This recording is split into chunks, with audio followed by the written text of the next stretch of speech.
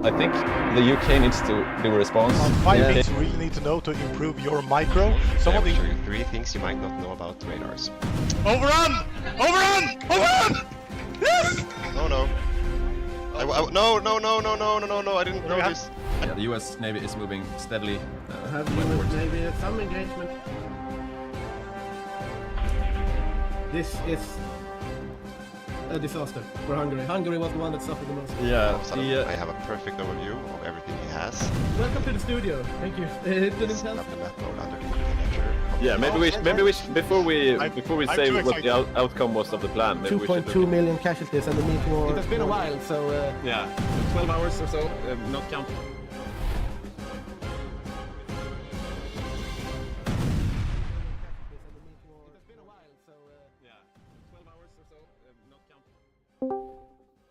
Hello?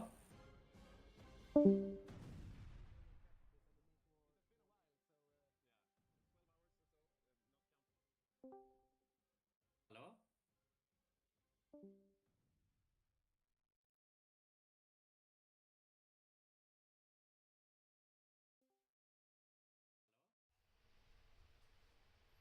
hello, and welcome to a sly Karelian Fox, our grand game here on the 5th of May. Starting at 10 CET sharp, but not today. We have had some delays. Not today. We have some delays here in the studio, but also the players are not ready to play. Yeah. So that's right. We are a community called Hygge Gaming, sometimes HOI4, and this is our 5th or 6th live stream. Yeah, something like that. We are starting to get the hang of this. Yes. We have joining me here today is Algot, which you have seen before some games ago, but we just realized that he wasn't here when we did the text feed, so some things are new even for him. Yes, I'm not as experienced in the studio as the two masters here, but I've been in the game while you've been here most times, so maybe I have some more recent insight in the I don't know. Yeah, I don't know the game meta. No, I guess you have. Yeah, but I think like you played Italy, right? Quite Rather recently, I played. yeah. Yeah. Did you break out of the Mediterranean? Yes, but I also died in other ways. Yeah, but I managed to get Gibraltar last time we played. Yeah. But I think we lost. We lost that game. Have you Sadly. managed to prove to Steam that you're not a robot? No, I have not. So we'll only have one observer at least in this first session. But the first session is mostly, of course, build up and stuff like that. So we'll be fine, I think.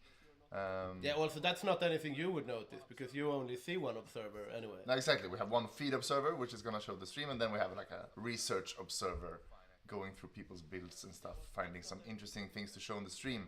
Right now, we don't have much interesting to show on the stream because we have not started the game. But if we could go through the lobby, go through the players. Right now, we have 25 players in lobby. Indeed. I think we're gonna be a bit more.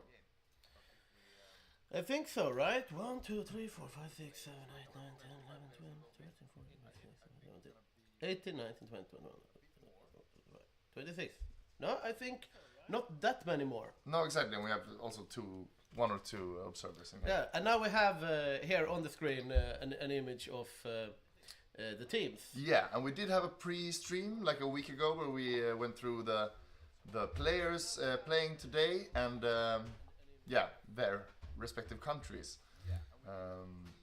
But we have had some changes now, so we have done some shuffling around. For example, as you see here, we have a co-op South Africa, and then you might wonder why do you have a co-op South Africa, because that is a task that is perfectly fit for one player. But that is because Kevin will do the build, and then Francis will execute it. Yeah, so there's been they lost a player, and we scrambled to find another player for South Africa yesterday, and we couldn't find one that could be here the whole day, so we found two, one for the build and one for the execution. Will probably go quite well. So we're 3 people here in the studio right now in picture. It's me and Victor, and we are in the tech booth right now is Petter, studio lead technician and manager. We have a title, I think, somewhere, but yeah, we even got player cards now for the casters, so that's nice. And except for 3 humans in the studio, we also have streamer cat Ulla. She is pregnant. might be visible.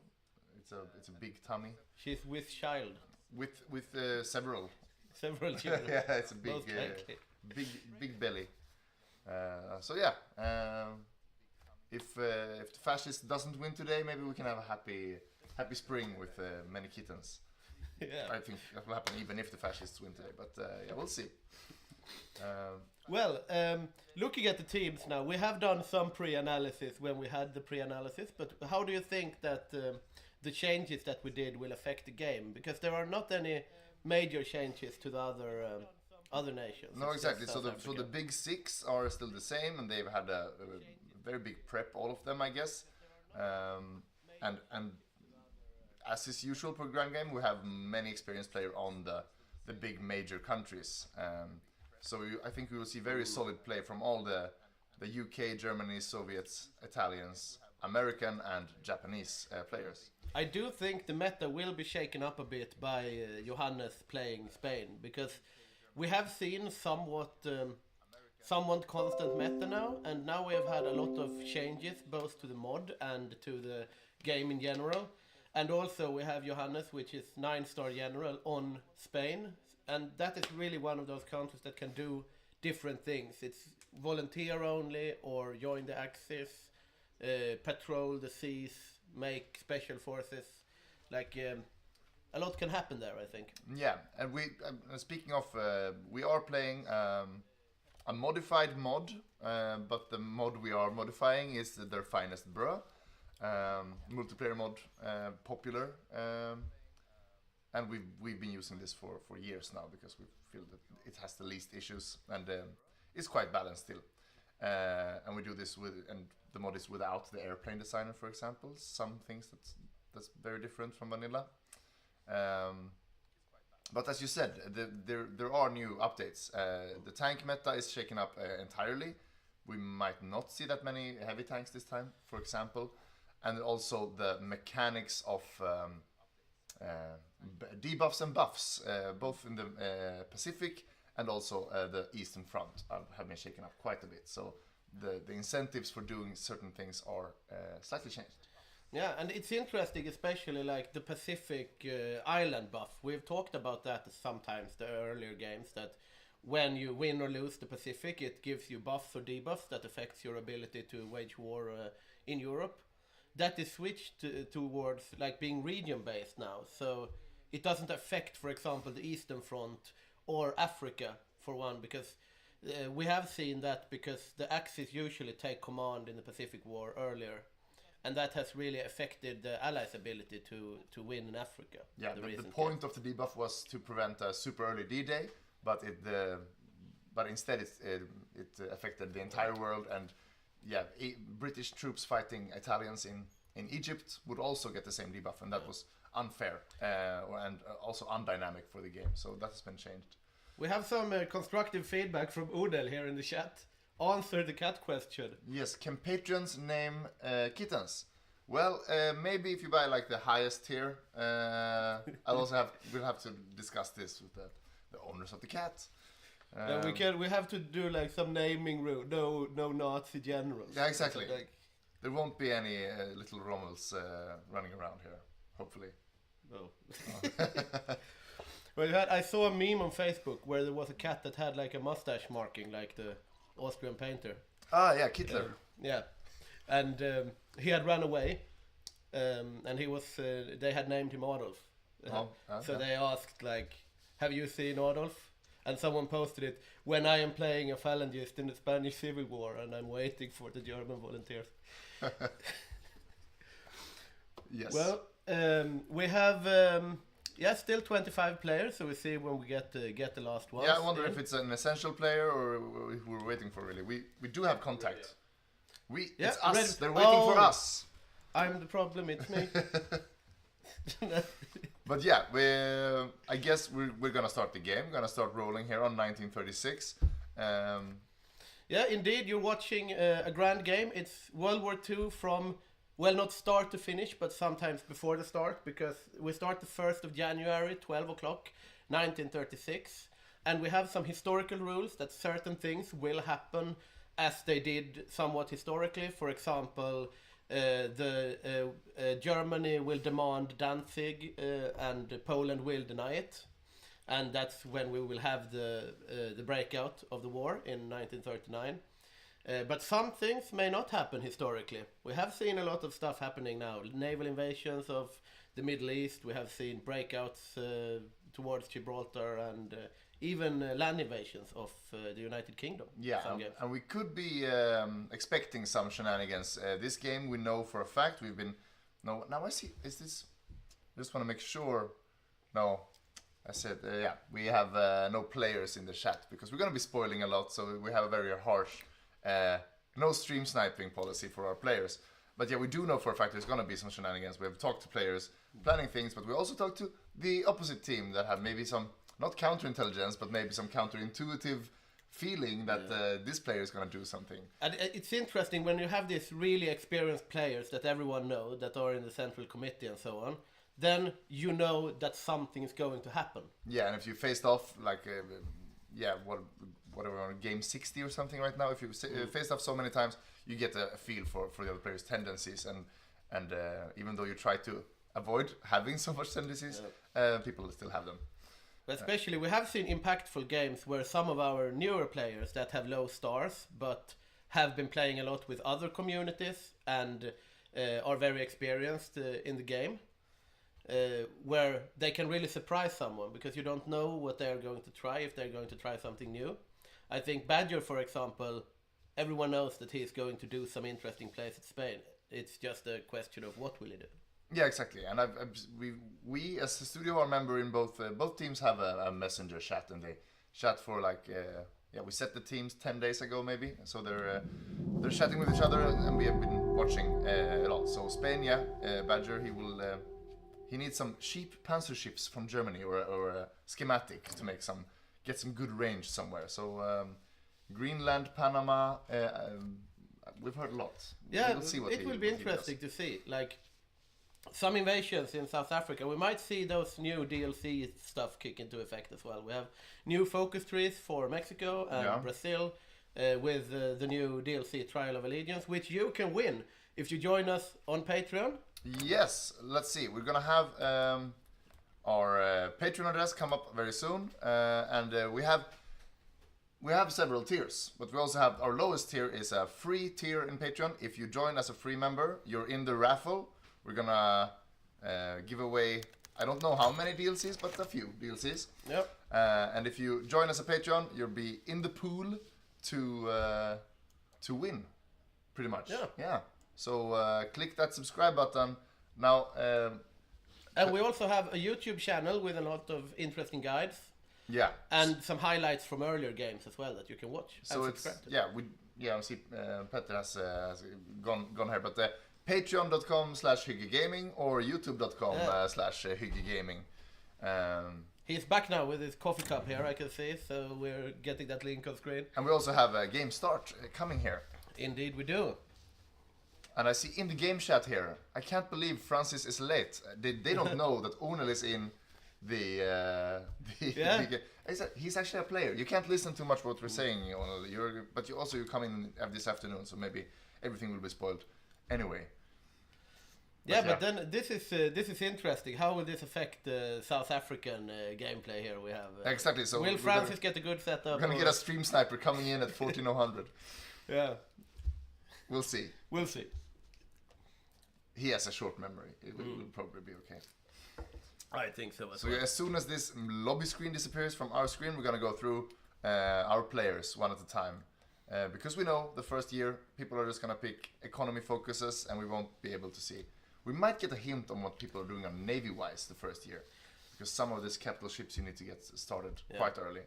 And also we'll see when like the naval treaties get resigned and those things. Yeah, exactly. And how you balance world tension as well is a big thing. Like as the Axis, generally you don't want the world tension to get too high, because that opens up a lot of avenues for the democratic countries to increase their. And it's the first challenge if you're to see if you're a noob Germany or not. Right now we have one of our most experienced players on Germany, Martin, and his first 6 months are gonna be about keeping it below 5%.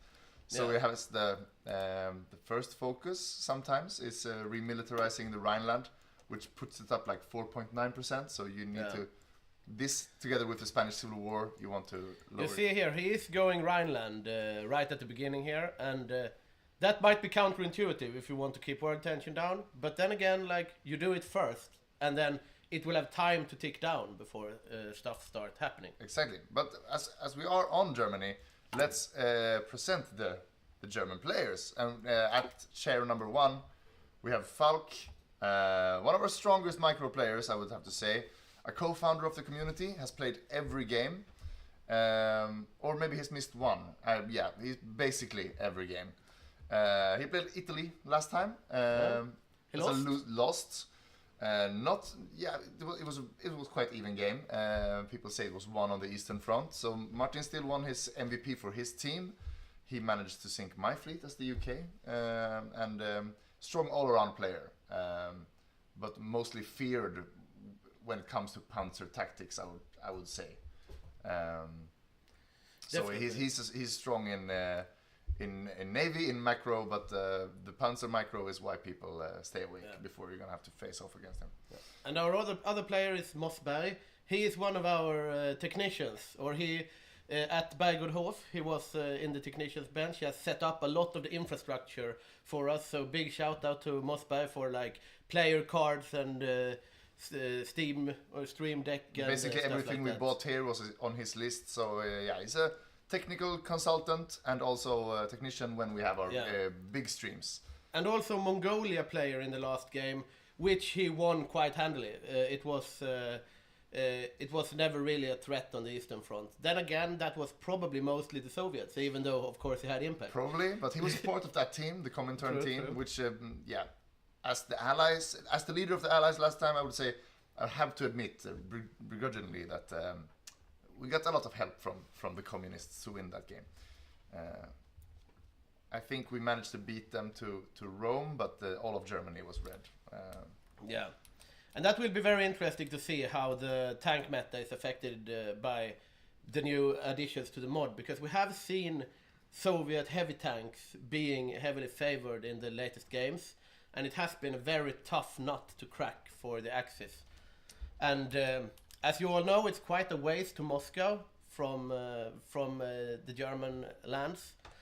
It is quite a ways, and mud and winter and all kinds of things that can. And we've also seen like quite late Barbarossas, not last time, but the games that have been lost by the Axis, we have seen an increase in Allied wins, and that's usually because the Axis lose initiative at some point. If you are the Axis, you really want to be controlling the game, and you decide where things happen, and the Allies have to react to that. But if you lose the initiative, that can really hurt you, because eventually the democratic countries' war machines will ramp up, like the United States and Canada, and those countries will start coming into effect the later you go.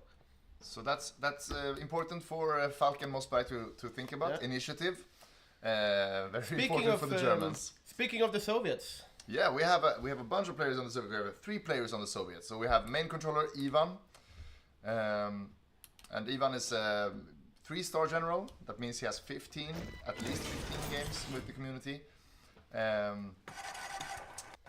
He's mature in his play style, I would say, over many games.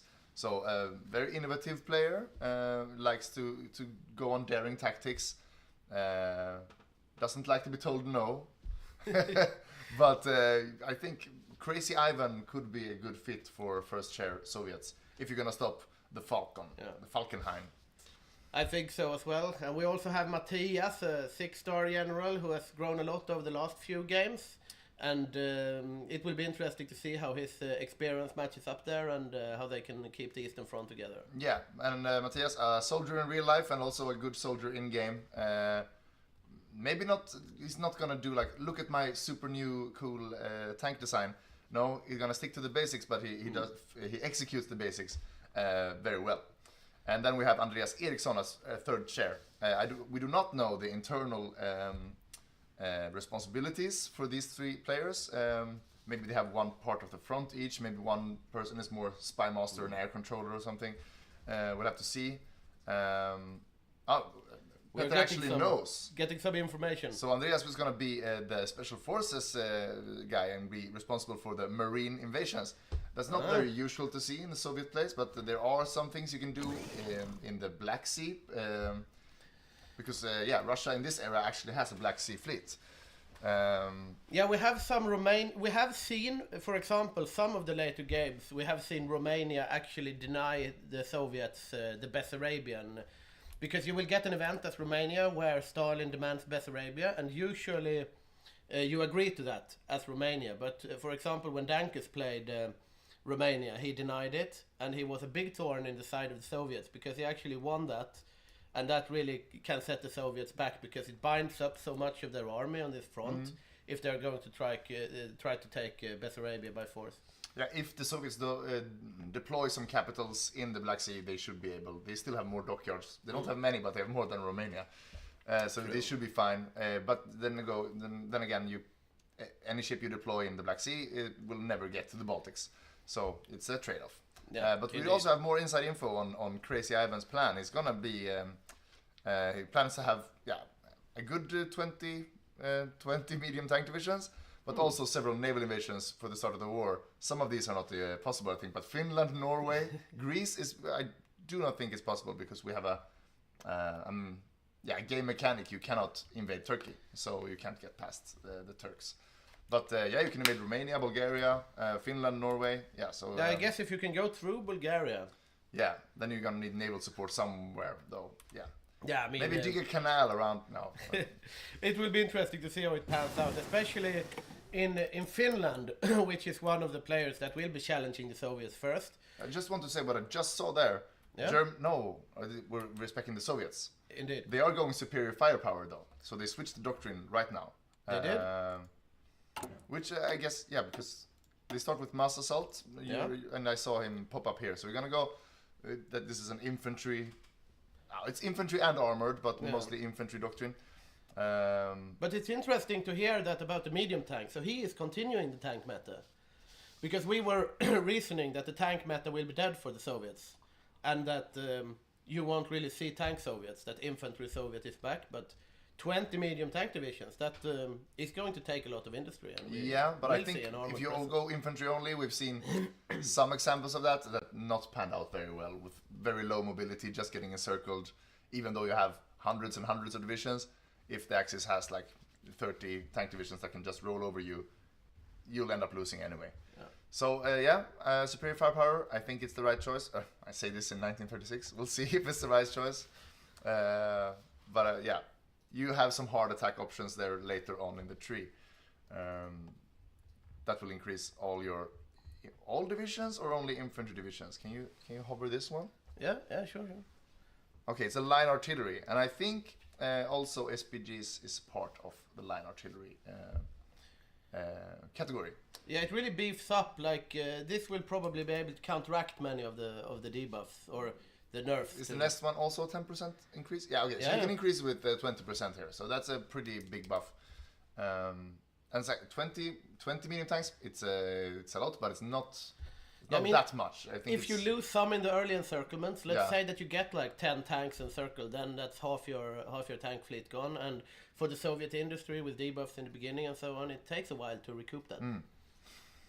Yeah, should we move on to another major country? Yes, indeed. We're in game, but we have still not started the clock, so people are still prepping their initial Let's builds. check out Italy. Yeah, let's check out Italy here. We have on Italy we call him Rosen simply.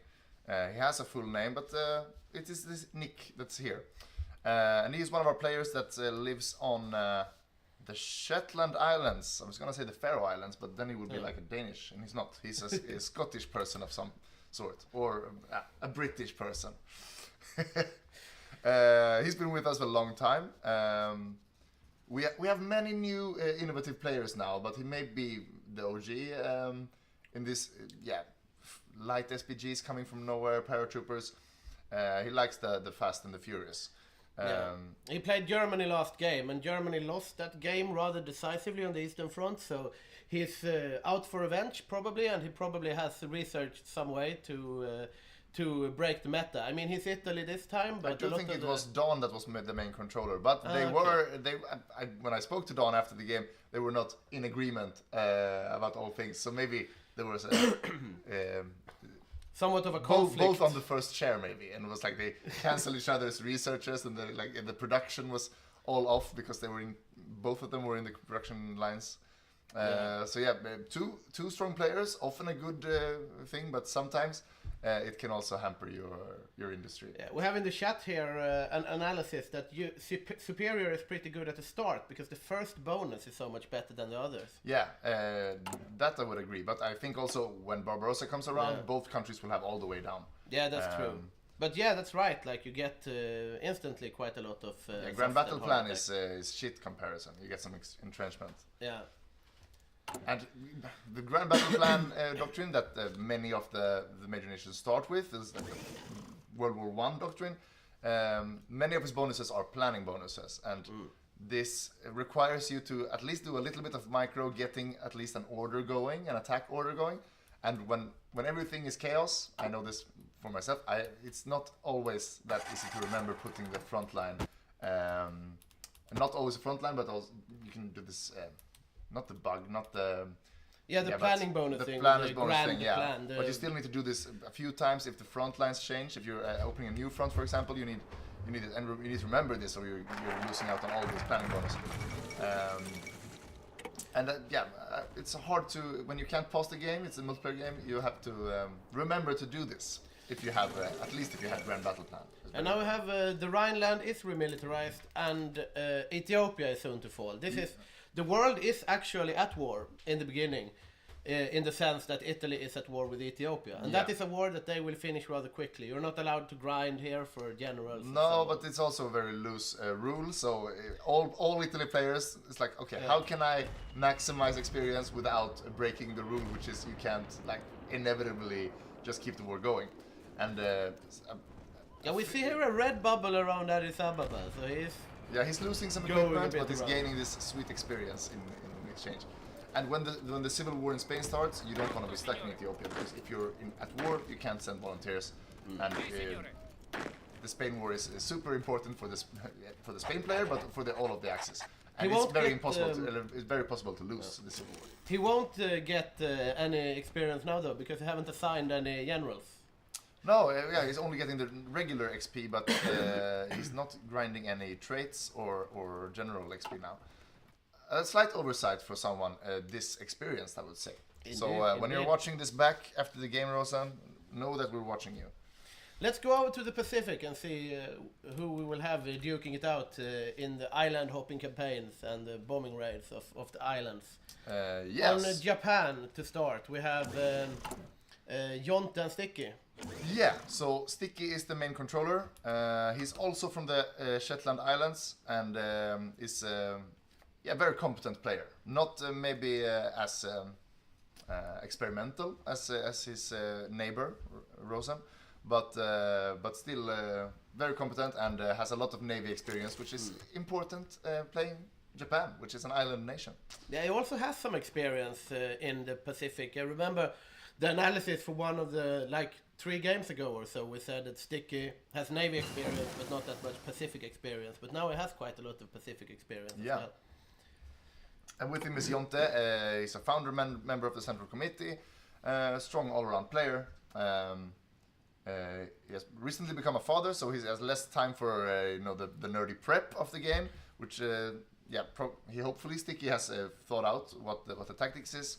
And he will get assigned some fleets and some divisions, I guess, to wreak havoc on the allies in the Pacific. Indeed, and meeting them on the other game, on the other side of the Pacific, more likely, we have the United States, played by Hygge and Kalle. Yeah, and this is a strong combo. Never played before together, I think. So Hygge is a 4-star general. Yeah, and he played the US twice before, and he has also played Japan, so he has a lot of experience with the Pacific theater. And it's always interesting to see what the US is going to do for fleet meta, because they have the most dockyards by far of any country. So you should be able to outproduce any opponent. And of course, historically, it's the carrier focus, but we've seen a lot of battleship USAs lately. Indeed, we have. And joining him is Kalle, a 7-star general, Norwegian microing beast, who usually plays the second chair in major countries. And he has had great results there, because the second chair can really have a big impact if you have good coordination with the first chair, because you can take responsibility for like the micro things, moving specific divisions around and getting breakthrough in the lines and stuff like that, and that will play a heavy role in the United States, because it's a coordination heavy country. You need to make sure that the naval invasions happen, that the navy is in the right place. You can really lose out a lot if you don't micro correctly as the United States in the navy game. Yeah, when 1940-41 rolls around, yeah, you almost must be 2 players on the USA, because right now there's not a lot to do, of course, but only the lend leasing is basically a single player game. Just getting all this equipment to all your allies, it takes a lot of micro. So it's good that there are 2 and 2 experienced players, and yeah, they will probably do well. We'll see. Indeed we will. And joining Japan in the China War and further on is Remmerfors on Manchukuo. Yeah. And he has played. Has he played Manchu before? I don't think so. We've had him at various countries, and he has 4 stars. But I can say all those 4 stars is from very recently. So we started this community in 2016. Remmerfors came around in 2021, and he has already surpassed many of our old veterans in attendance, because he's been almost perfect attendance since 2021. Played Poland last game, and he was involved in almost every major fight on the war. We saw Polish soldiers on a lot of different fronts. We have seen a lot of... I mean, Poland is one of those countries that punches above its weight, so... Yeah, unfortunately, we have no Poland today. We're a bit fewer players. So we're going to see a few of our more meme countries, which Poland might be, but still game impact. He had like 40 submarines or something. Yeah. And he could, they stayed alive till the end of the game. Yeah, we have seen some interesting Poland stuff, like invasion of Narvik and so on, that has happened. So that's interesting. Yeah, then it's again, fun. talking about Manchu, that's more of a high impact country. They can really play a big role here, especially if you go big Manchu. You can go either small Manchu or big Manchu. That depends on how much of China that you choose to give to Manchu as Japan, and that can really affect the war down with the Raj and the expansion of the Pacific Front, so to speak. So the pure meta answer is almost probably... It's often good to have the small Manchu, because Japan can utilize the industry better with a much more advanced technology. But I think it's time for a big Manchu sometime. It was a long while since we saw it. Yeah, it has. We've seen games where Big Manchu has had a great impact as well, but we'll see where they land on that this time. And that's the majors. But on the Raj, speaking of, we have Joachim. Biggest of the smallest. Indeed. Speaking of manpower, it might even be bigger than some of the biggest, because it is a manpower powerhouse. The Raj. It's a country that can really churn out a lot of army, but you have some debuffs in the beginning. For example, you have the agrarian society, you have a lot of stuff that you need to get rid of in order to really... famine and stuff like that. Yeah, not good. Not good. But the Raj is... when we get to the Pacific War, you're going to have mostly grind in the Burma Mountains and the jungles here. That is usually the responsibility of the Indian player. But before that, you're going to see some attendance in Africa, I would think, helping out there before the Japanese come. Yeah, and Joachim has not played that many games over the last couple of years, but this game he will bear a big responsibility as the Rush, but he has a lot of potential as well. We have seen some of the later games where the Rush actually has pushed up through China. Like last game, for example, we had Indian troops capturing big parts of China after a breakthrough in the front here, because as you see the front here, Raj usually gives up this strip of land and this salient down in Siam and defends here, and you have a lot of defensive lines. You have river and mountains here with an airfield close to the front. You have another river with mountains, and you could go back to the mountain range. You have the river here. Yeah, as long as you don't collapse entirely, you have a lot of fight in you. Keep retreating until your allies can help you. Hopefully, if they are not dead in Africa, all of them. So we'll see. There's a lot of things. But yeah. Speaking of Africa, one country that will have a big impact in Africa, or usually does, is the Canadians. Yeah. And on Canada, we have Mako. Mako, yeah.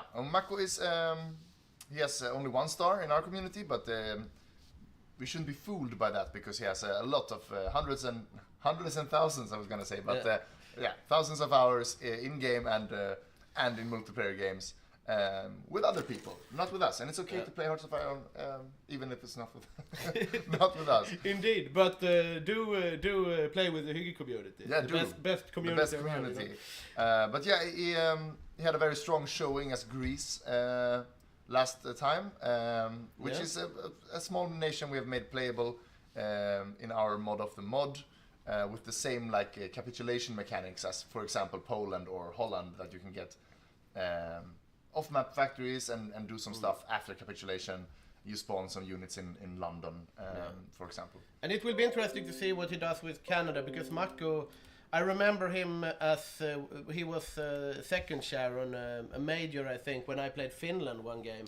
And he really knows a lot of the different focus trees and can really guide people around, like, oh, pick this and build this, and that can really help if you coordinate it well. And Canada is one of those countries that is very high impact, especially as the game goes on, because you're rather safe on this side of the Pacific, and you can produce quite a lot once you get into the game.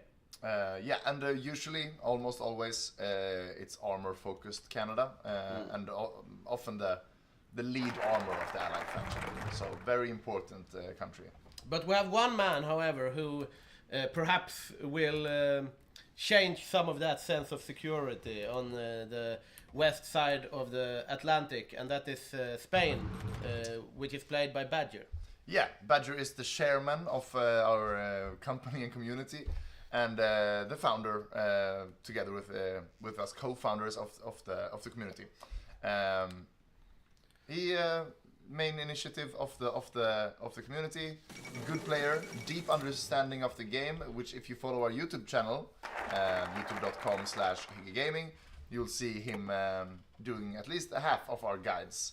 And it's lately been focused a lot on the nitty-gritty details of close air support, air superiority, air support versus ground support, escort missions, sub hunting, raiding.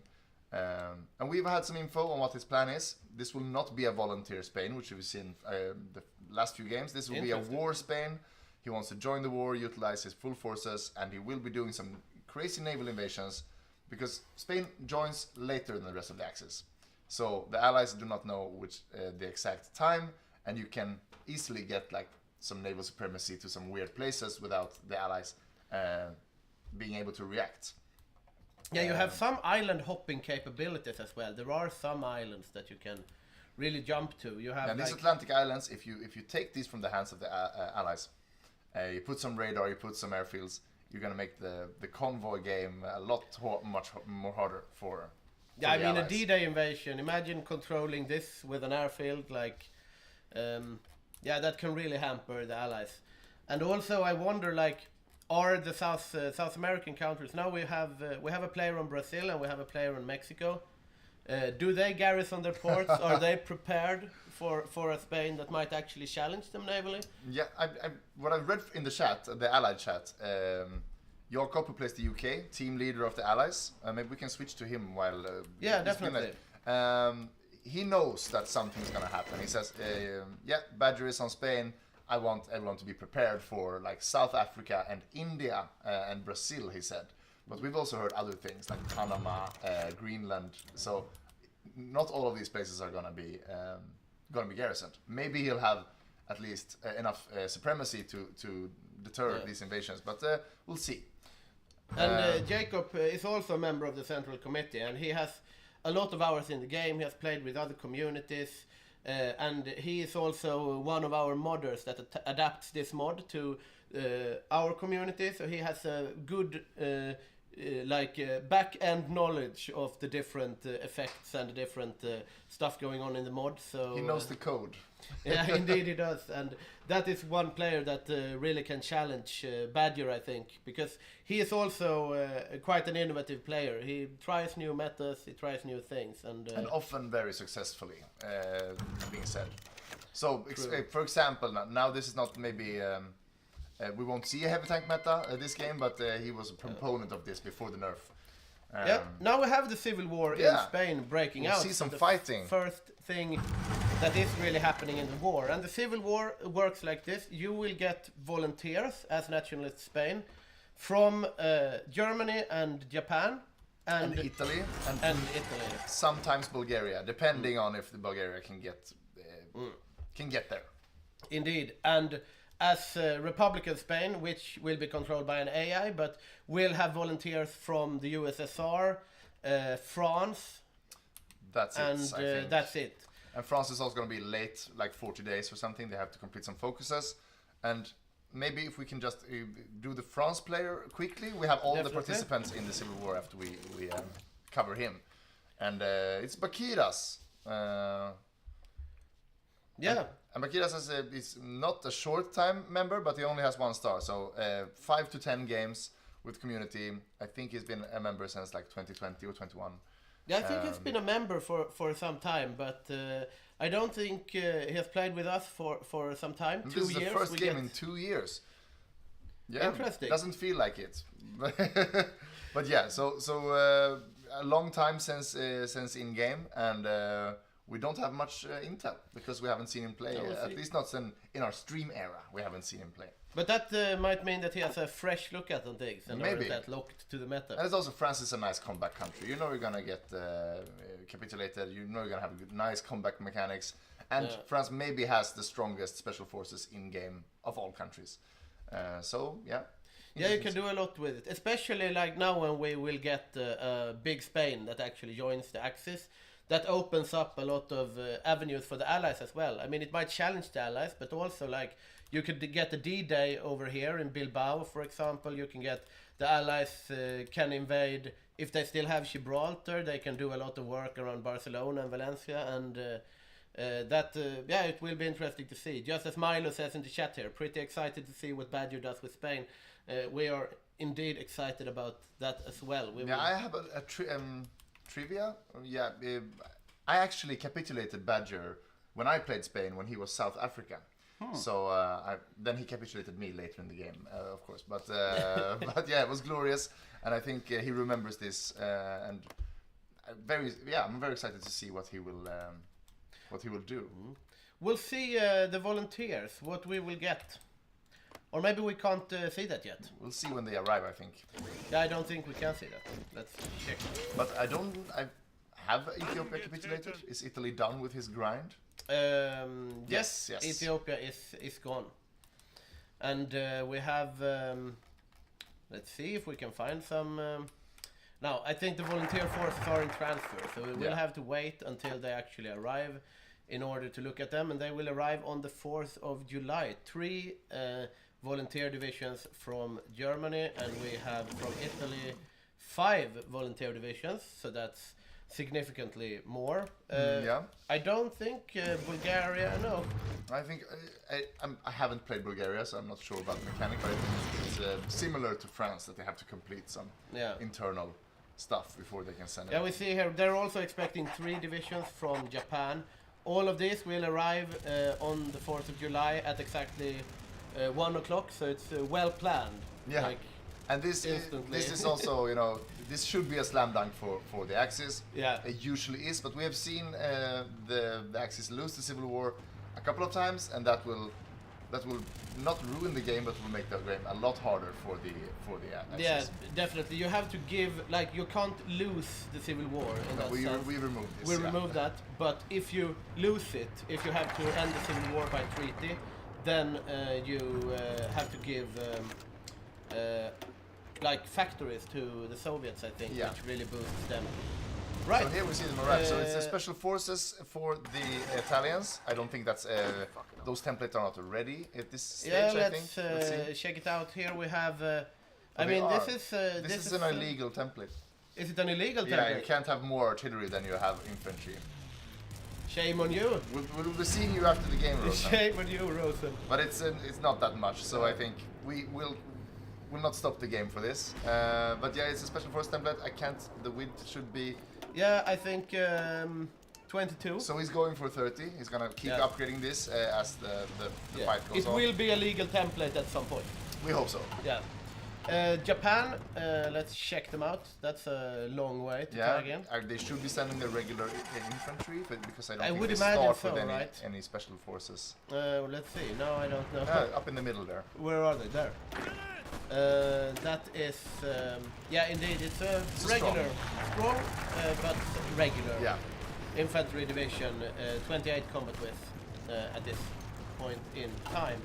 And last but not least, for the Axis volunteers, we have, of course, the Germans, and they are sending infantry as well. We have. Yeah, it's a standard. Standard. It's gonna be 30 width. We're gonna keep upgrading this. Yeah, we have Falk controlling Civil War volunteers. He's gonna do it himself. He's gonna leave the industry to his minions and go to Spain. Not the usual thing for the first seat, I think, to do the volunteers, but he likes to see it done. And with this micro intensity, 4 players versus like 1.5, because you got the Soviets, but then you got the French guys. And then the AI on Republican Spain. We should see an Axis victory. But the Soviets can still get a lot of XP. They can still maybe encircle a unit or two. And anything they kill off Spain or the volunteers here is a win, because that's one less fascist they have to fight later on in the Eastern Front. Indeed, and I mean, this is a big division from This is the a big Soviets. division. They also put in a motorized infantry there. Yeah, interesting pick here, but that's already up to 30 combat width, so the Soviet volunteers are punching a bit harder at this. And this is also before the beginning purge, moment. so they're regular, not debuffed at all. So we'll see. Yeah, we see here that the Soviets are making a little push here, and this is, I mean, the Spanish Civil War, you shouldn't overstate its impact for the later stages of the game, but we have seen in the last games that some forces have been encircled. Yeah. For example, France lost like 4 experienced divisions in the Civil War last time, and that hampers their ability to withstand German assault later on. And also the Soviets, for example, if you get good experienced mountaineers, those can really make a difference in the Winter War, for example. Absolutely. So, and also getting experience is super important for all these countries, but I would say for the Soviets extra so, because you don't get any more wars until it's time to actually fight. And also, like, the Finns with the new buffs are super strong. Like, when you get the maximum Sisu and you have Mannerheim and you build the lines, like, it's very hard to break through. I remember I won my first Finnish Winter War because Magnus forgot to press a button, but since then I have actually won legitimately, and that was with the new buffs, because I mean, it was just so hard for the Soviets to break through. Yeah, especially when they're purged and debuffed all around. Yeah. Then they made a mistake though, and full push failed, so they lost Orga and I could take Leningrad, so that was an oversight. That will probably not happen, but we will see how that works out when it starts. It's working for the Axis right now, but we see the Soviet troops. It's quite dangerous for them pushing above Madrid here, because, or did I say? Yeah, we can which one is see, the Republican side? We're specking. Yeah, now we're specking the nationalist Yeah, exactly. side, so The yellow is the Republican. And you see the Soviets are in the middle of here, so I think they're making a plan. You see the Italians coming here. It's a big pocket. I think they're planning to kill all the Soviets. That's what they want to do. Yeah, I think so. Like, the Soviets here are trying to push up, but we see the Germans as well are... We also see the Spanish regulars. So, I mean, I think the Axis players in voice chat right now are debating on how do we kill all these Soviets. Because the Soviets are not really noticing, I think, the pocket closing. Yeah, I mean, this can be dangerous. Like, Madrid, they are north of Madrid, and do we have... There's not that many volunteers down here, though, that can push, but as nationalist Spain, you get this Franco North Africa Corps divisions as well, and these are good divisions... Compared to... Yeah, compared to, like, the militia. So this can actually push, but the militia can't.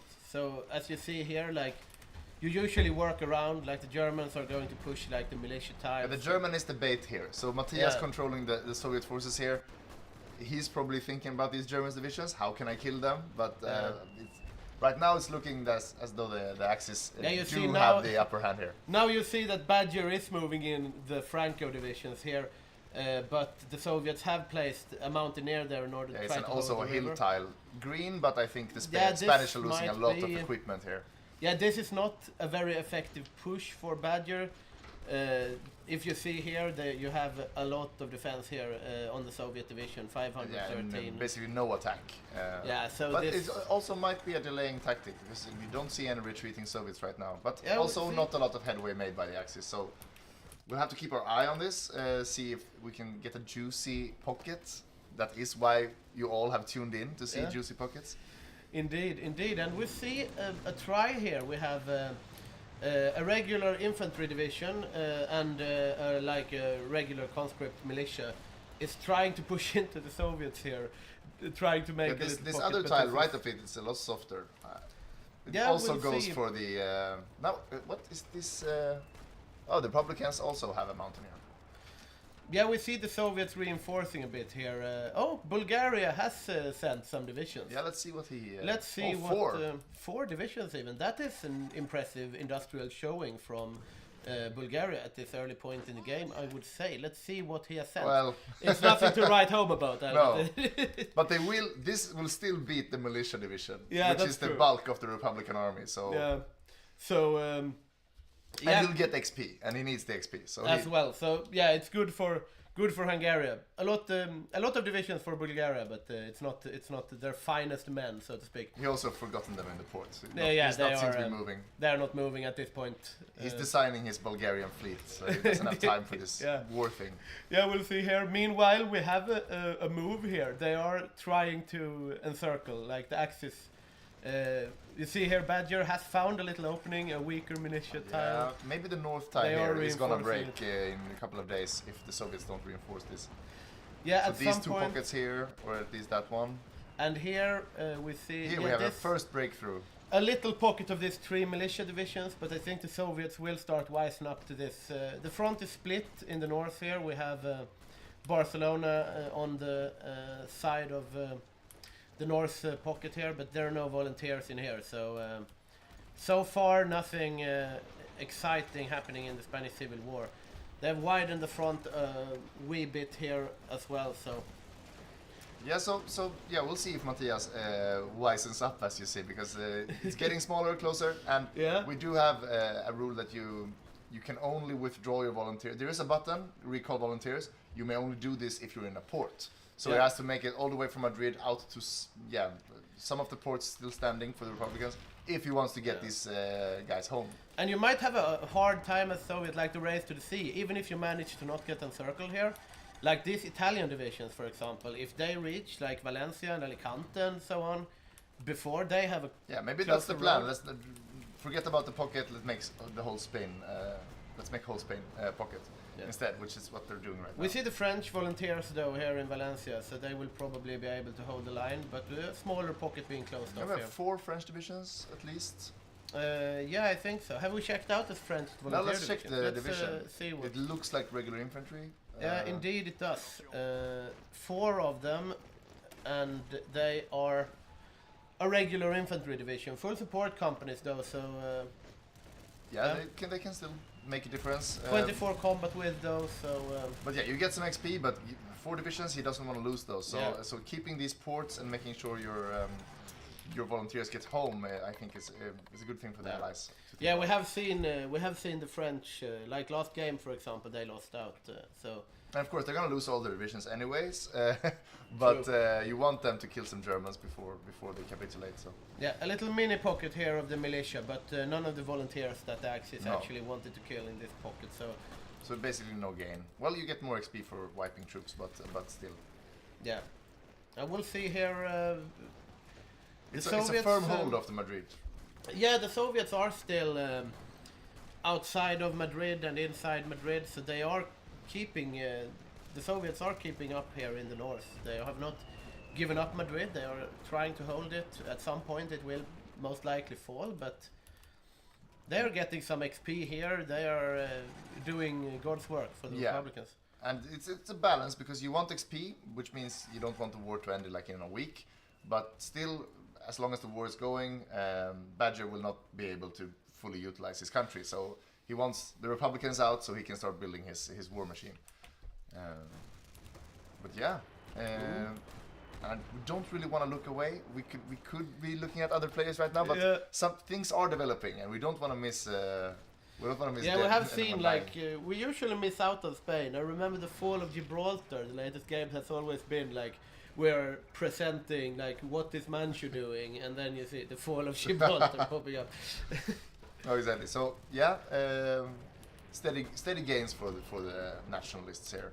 Yeah, this, no surprises so far. Yeah, this is a regular civil war here. There is no extraordinary things happening here. And yeah, I agree. So we might be able to get away with looking at one other player, and let's just often look at Spain so we don't miss anything.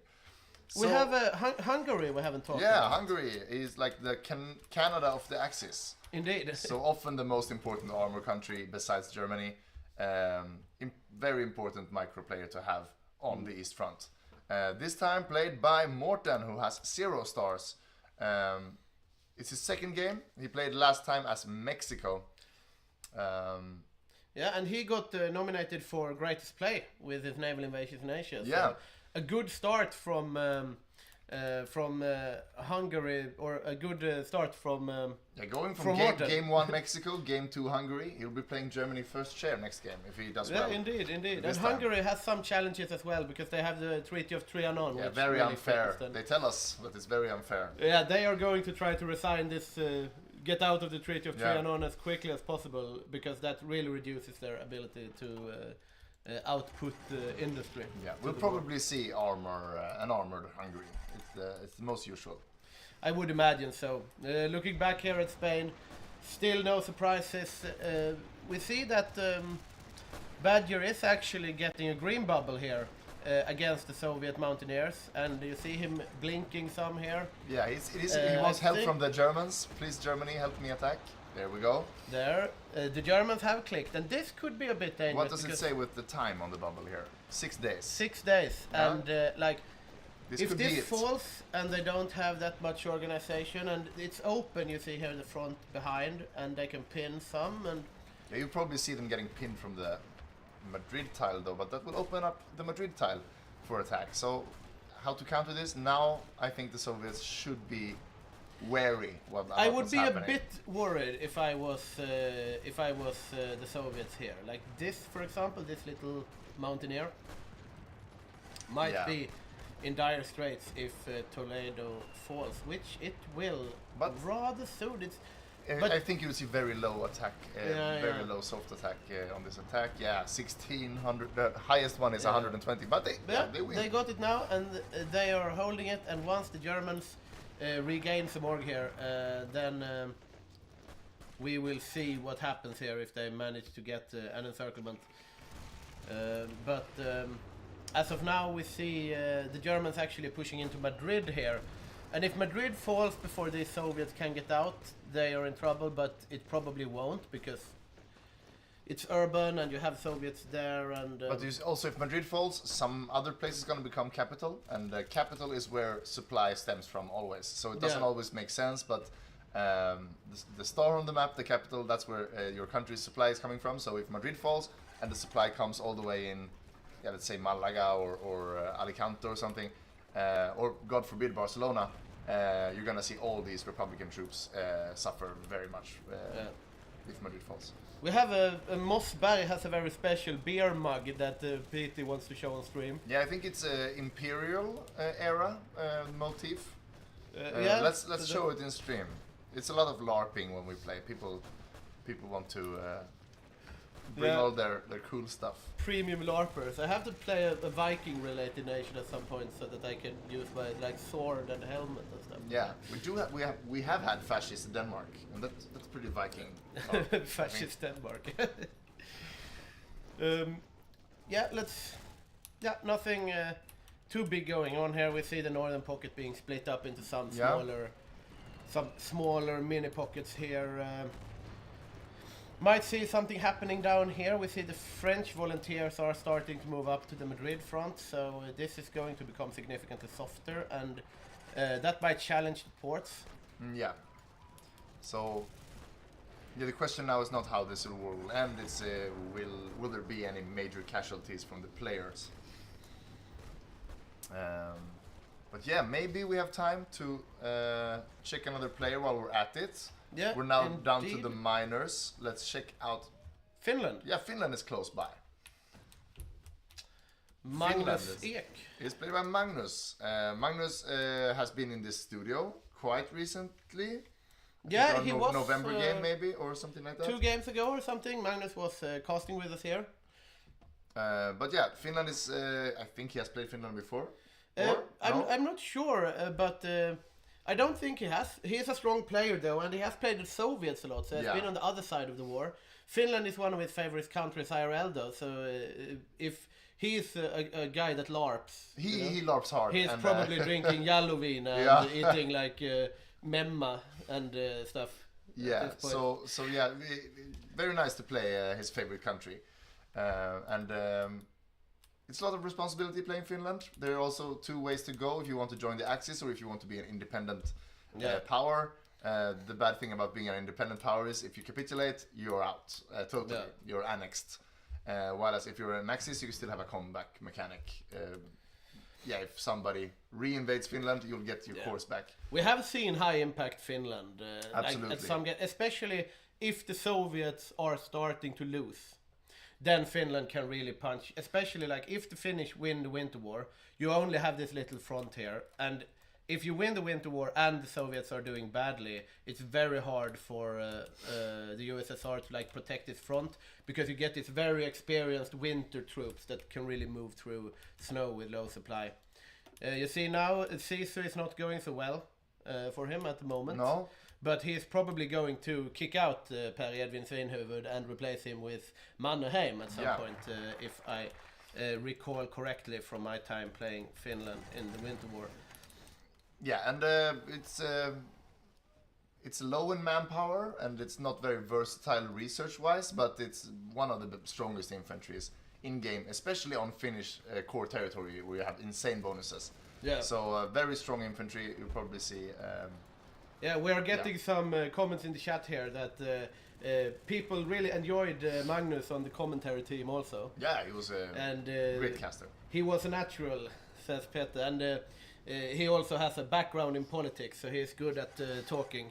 Talking about as much as possible about a little... Yeah, exactly. Yeah. You always want to give the impression that you know what you're talking about. Yeah. We know. We know this. And yeah, it is up among... Yeah. 10-hour stream, so we will not always have lots of things to talk about, but we'll find things to talk about. There's a lot to go through. Yeah, indeed. That's the caster secret. Yeah.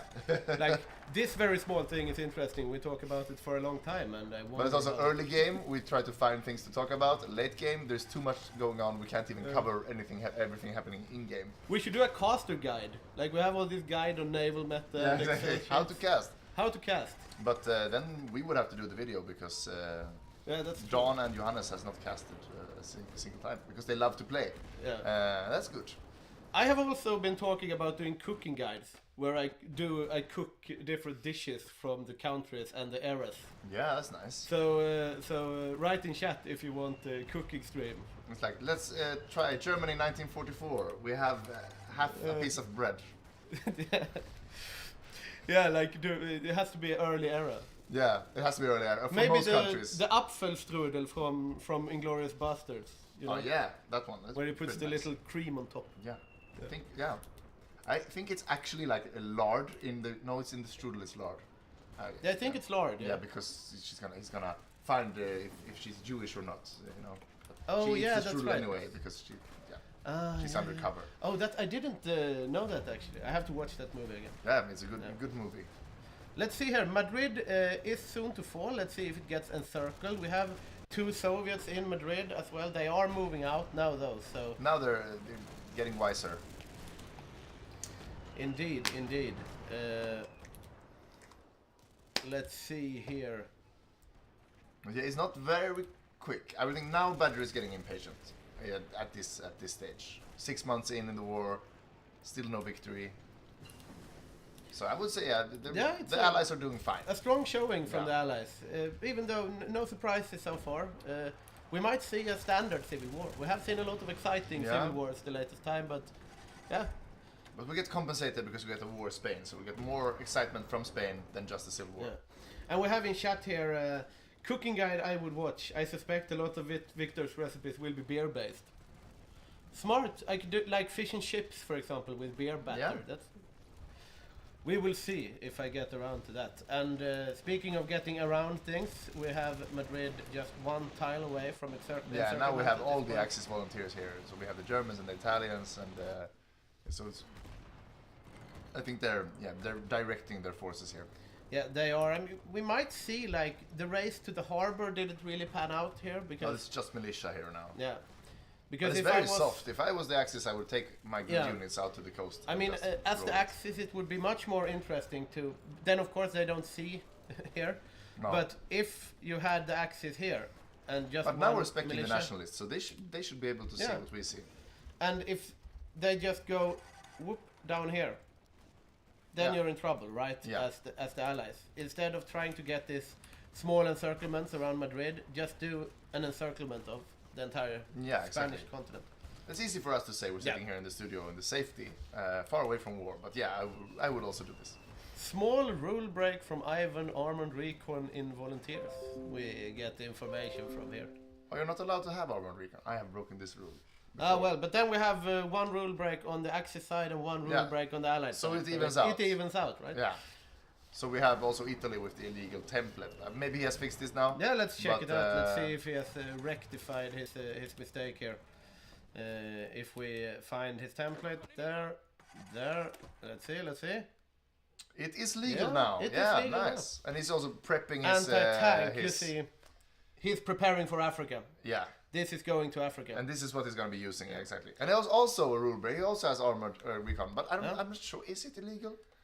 Yeah, you can't have armored line companies at least. No, you cannot not have armor or mobile troops at all. But these small light tanks, I don't know. Yeah, but of course, it makes a difference. And but if Soviets has it and the Italians has it, it should be even each other. And this really emphasizes the impact that the Spanish Civil War can have, because imagine if he gets this encircled and it dies in Spain, then you lose so much anti-tank capabilities for North Africa. Yeah, and also six full divisions. That's a lot for Italy, even. Yeah, but that is not looking like it will happen this game. Because they have things under control here. They have things under control. Both the Allied and the Axis have things under control at this point. I would say there are. Yeah, we're coming up on. We're in 1937 now. Maybe we can get some clues what's happening navy-wise. Yeah, at indeed. Least let's look at Italy, for example. We see him building. All these are those yeah, 5. This is the starter, early heavy ship. Yeah, and those 5 are newly produced, probably. No, Yeah, these are newly produced. So 2 heavy ships and 3 cruisers. We get some information here that the Axis plan is to build surface fleets until 1940 and then go heavy on the subs. A pretty standard plan, I would say, because the 1940 submarine, the submarine 3. That's the real game changer from the submarine 2. So it's a very strong submarine. So you can take the time now, build some surface fleets, and then try to avoid major engagements, and then go with the raiding after that. Yeah, and he has some submarine fleet here that he has compiled from the starting ones, I think. Destroyers. That is his starting fleet, basically. Yeah, and he's repairing some of his Trento class early cruisers here. He's doing. But can we see in the production if he has started any new capitals and if it's something crazy? Let's see here. He has. He's building the screens first. So he's finishing up. Littorio class is what you begin with. It's a very strong 1936 ship, basically already made in the game, so you don't have to design it that much. And then some light cruiser screens here. Interesting. Let's check out what he will be facing off against on the high seas. We have the United Kingdom in production at the moment. We have destroyers. Yeah, he is A lot of destroyers. refitting. He's refitting a lot of destroyers. Very Early refit. very big fleet of destroyers. Yeah, here. what is? Can we look at this boat? What is he refitting? Yeah, let's check this boat out. Probably have to go in and look at it. The where do I VW do class 2. So yes, How do I check let's check boats? here. There, And we check this one. this one. Here. No, this one there. This is what he's building. It's a sub hunter. Sub hunter. So he has sonar 2, he has depth charge 2. This one is enough to kill any submarine 2, Yeah, and like probably many of the submarine 3s the as well. earlier submarines will have trouble going Yeah, up they will against this. lose instantly against this. It's And, a good design. Yeah, definitely. So And, UK is going heavy on anti-sub. Maybe he has listened to the stream, knowing the Axis is going to build submarines, or he just knows that Axis build submarines every game. He's So- not building any dockyards though. It is civilian factories and some lighter infrastructure going out. Meanwhile, if we look back at Italy, we have construction of naval dockyards. So, Yeah, so he is taking the production fight, and yeah, that might be. Yeah, and we are playing their finest bird. There is a naval cap for every task force, so you can't just doom stack all your 500 ships into one stack and beat any smaller navy automatically. So you have to maximize, min-max your best, say 50. this 60 is ships. interesting. We have actually a Mongolian volunteer here Oh, that might actually die. I'm going to check out what the Mongolians have sent. yeah. Let's present the Mongolian player while Yeah, we're at definitely. it. Let's see where he is. It's Thomas, and I think Thomas has played with us a few times, but not enough to gain his first star. So he's quite new in the community, but we're always happy to have new players. Yeah, welcome to the community and good luck on Mongolia here. We have this is a really Genghis Khan division. Yeah, that's a. He is grinding some kind of. Yeah, he already has cavalry leader, and I think he wants to grind this guy up to be even better. So you'll see him mechanized probably in the late game, because that's the bonus you get, 7% here. Yeah, this will be interesting to see. Then again, if he gets encircled with this, like, then it won't be much grinding. No. But he did not. He managed to get out of this pocket here. And So he wants to fight a little bit. Yeah. And he played with it once before. He played the Netherlands last game. Did a good job with the submarines, and also managed to hold on to a lot of his territory in Asia. The Netherlands is an interesting country when it comes to submarines, because you get very good submarine general, and you can get a lot of submarine power. I remember I sunk a lot of submarines on Barbarossa when I played Netherlands once, but then again, like, you usually just get out constructed. Japanese doesn't care that much if you think a lot of convoys. If the other allied nations does it as well, though, it can have a lot of impact. No, exactly. And now I see my sheet is not updated. We do have a Holland player today. Okay, we do. Yeah, it's Alexander Sjökrona, and I don't have his merits, his number of stars. But he's been with us. Yeah, at he has least been with us a few some years. time. Yeah, 3 stars. Yeah, at least 15 games. So he has a 3-star general. And yeah, Holland will capitulate, obviously, but you get to keep your entire fleet, and you get to keep your territories in Asia. So it's an important minor. Yeah, You can do a indeed. lot. And also you escape, like, that's one of the countries Now where... we saw actually, sorry, the nationalist actually lost some units there, I think, because that's an empty pocket. Ah, Interesting to see what that was. Probably some militia. Just yeah, but I still, don't think it was any volunteers, but we'll see here. The Germans, 3, Italy, 6. I think it was only some Yeah. some Spanish militia, but still not good. A little loss, at Yeah. least, for the Axis. And now we're starting to see, like, the race to the harbor here. They followed our advice. They are stream Yeah. sniping. They are listening to us. They are, but the thing is, like, the Soviets have moved down to Malaga here, and that is a port that will be hard to take. But if Malaga falls, the Soviets might be in trouble. They only have this small wave away from Almeria here. It will not be sufficient there. So we're seeing the end of the war coming up here, and a little respite before the Japanese start their war, because that's coming up as well very soon here. Definitely. Yeah, we are starting to see that The volunteers, the French, are placed here in the harbor, so they are just going to get out. Probably. I think that's what they're planning to do. I don't think they're going to try to defend Murcia. They are probably just escaping. We see some pinning moves going on here because the Soviets are not on the harbor tile. No, and They we have a are- zero org. Yeah, Oh, this is going. This can be bad for the Soviets if the Bulgarian volunteers manage to get Malaga, but now they are counter-pushed by the Republicans. And now we have the stream cat coming back here. Yeah, we're gonna get the stream cat in picture as well. Ulla is been here every stream, perfect attendance, and usually stays put. But today she's wandering about a lot. So we have to put some candy here on her place to there she goes. Yeah. There she goes. And we see here that the French actually didn't go away from the harbor, so now they are getting pushed out of Murcia. That So might another be an this is oversight. their last chance, their last Yeah. harbor is Ionameya. All the Soviets and all the French units are. You can just stand there and press a button. That's all they need to do. Yeah. But there we go. Yeah, They that's survived. the capitulation. And Lucky for the Soviets and French, the capitulation came in and all their troops get to go home. yeah, and no losses here from either side. No. Or, well, no losses if we look at we can't look at that No, now. we can't but even look. we have Spanish losses, of course, Yeah, of but course. like No division wipes from any volunteer. So yeah, pretty unexciting you could say, but also kind of exciting because it doesn't happen that often. yeah, we're looking up. See here that we got quite a good progress on Trickster Yeah, yeah. here.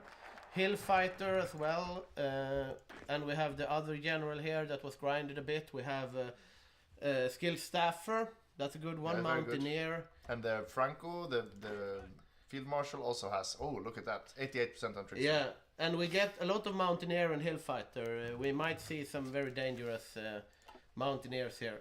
And yeah, we'll see here. Switch of a ruling party. And we have seen Franco taking over Spain here. So Badger is going to start building up Big Spain for Yeah, the he later. still has some debuffs because civil war is not good for national unity and industrial power, but he'll be back. Indeed, he will. And the next thing that will happen is the Sino-Japanese war, I think. Yeah, and this is a war against the AI. The Chinese Republic is completely AI controlled, but it has some extra mechanics making it harder for the players to beat them. Reinforcement waves of millions of men coming at 3 separate occasions, and also the Soviets are not allowed to send land volunteers, but they are allowed to send air volunteers, and that will make it, you can't just stomp all over China because you still have lots of meat to go through, and also Soviet And that's planes. also good for the Soviets, because one of the things we have new for this mod is that the Soviets have to build some air. So now they can do that. And we have the volunteers here from Japan coming home, and they have gotten some experience. They are now seasoned, and they are fully equipped, and these are good divisions. These are good divisions. I need to log into Discord in order to do an interview, but my screen is on the stream. So if you could just switch to like cat cam or something, I can hop in.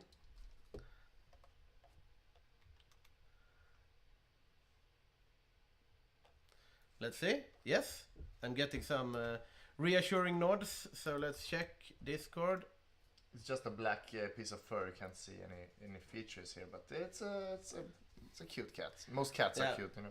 We don't have any player in Discord as well, but we will prepare the interview room here. I forgot to log on to Discord, so I will just do that now. There was an update, of course.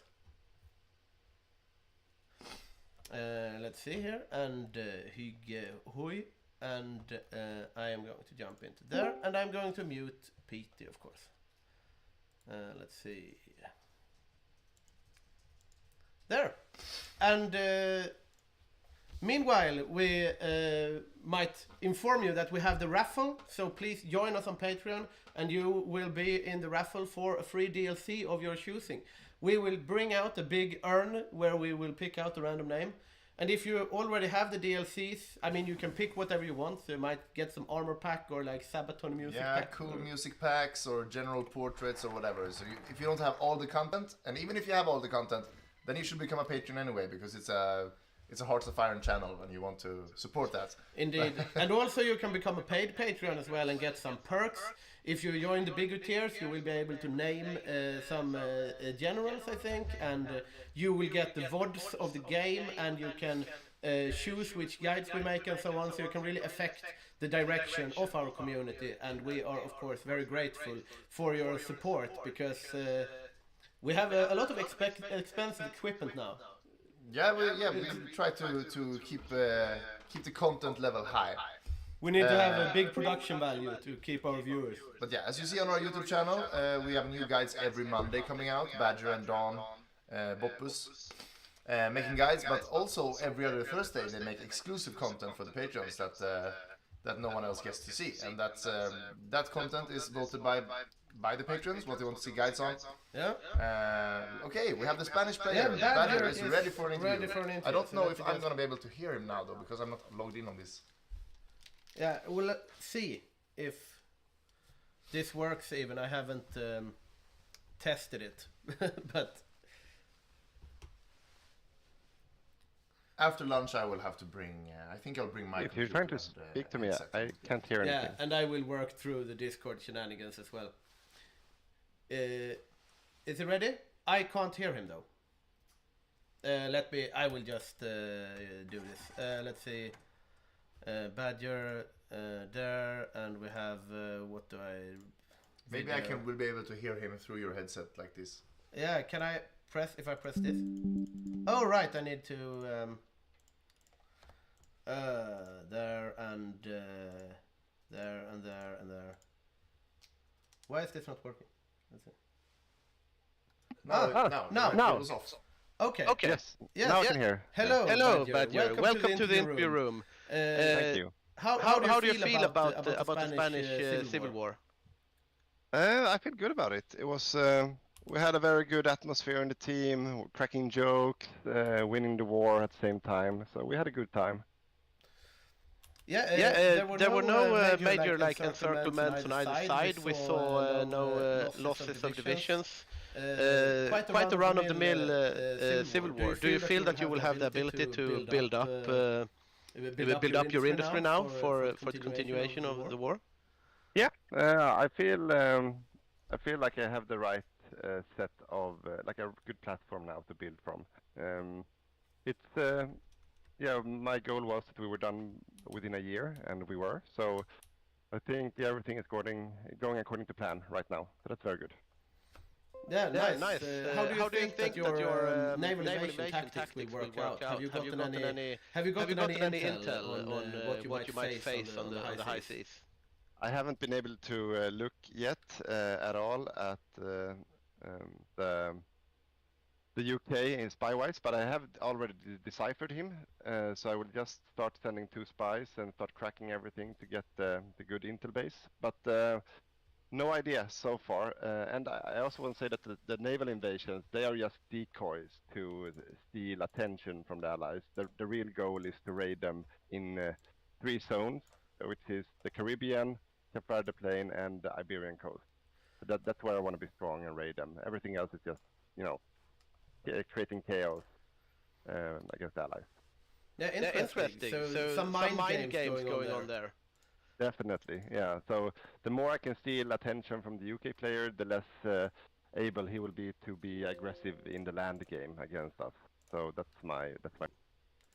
And how do you feel about the grinding? Did you manage to get any traits that you wanted on your generals?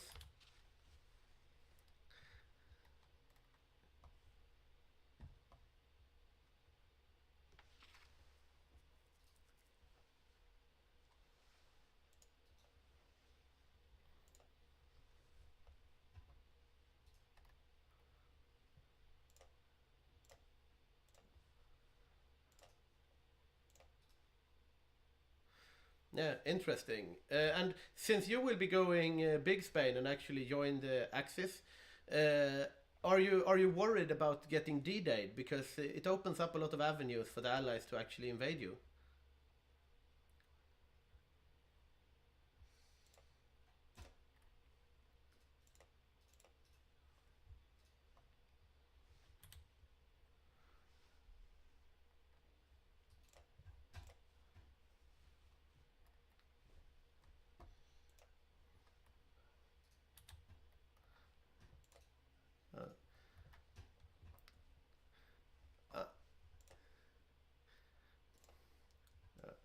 We get information from the chat here that we cannot hear the Discord anymore. So if Peter can get on that, then I will ask the same question again.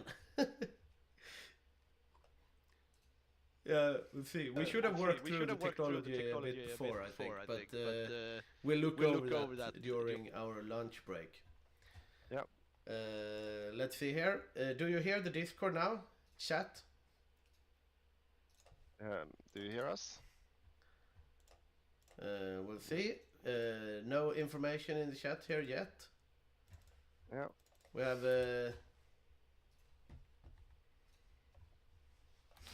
let's see. Yes, yeah. But when we hear Discord, we also hear you double. Haha. Okay. That's probably the best of the two options, and we'll fix it later. But once again, how do you feel about the D-Day or the dangers that you put yourself up to now when you are going Big Spain? Yeah, so my strategy is to go for an all-in naval build. First, the surface fleet until I get the sub 3 version, the 1940 tech, and then I will swap everything to building sub. The plan is that everyone in the Axis will do the same thing, so hopefully we will throw the UK off, where he will think we all go for surface fleets, and then everyone swaps to submarines. That's like the first mind game. Then my plan is basically to raid the UK in 3 zones. So Cape Verde Plain, Caribbean Sea, and Iberian Coast, basically choking the UK and Canada from the Atlantic to Africa. Okay. That's the plan. And then I will try to do a lot of naval invasions just to throw them off as well. So me joining the war is a high risk, high reward thing. Either I can stop the Allies in their tracks at sea, or I will just be a perfect D-Day landing spot for them to invade Europe. So, because I won't have a big army, I will have a very small army. So let's see how that works out. It will be interesting to see if it works out. Thank you so much for the interview, and good luck in the game. It will be very interesting to see what you manage to do with Spain. Thank you so much. Thank you.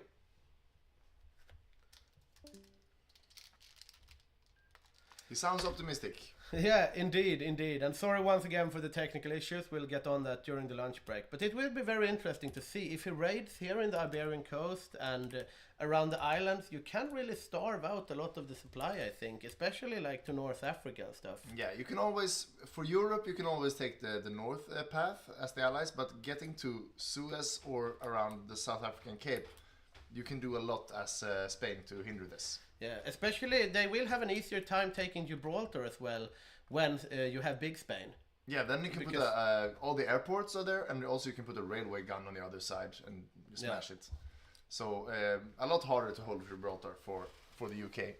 Indeed. Compared to a volunteer Spain. I have been checking out Japan's preparations for the China war, and they are a bit lacking. See, if I press F4 here, yeah. If we zoom in a bit on the front line, here, and I press F4 here, supply map mode, he is totally overstacked along all these. He needs to build more railways. He started, but these guys are right now suffering attrition in peacetime.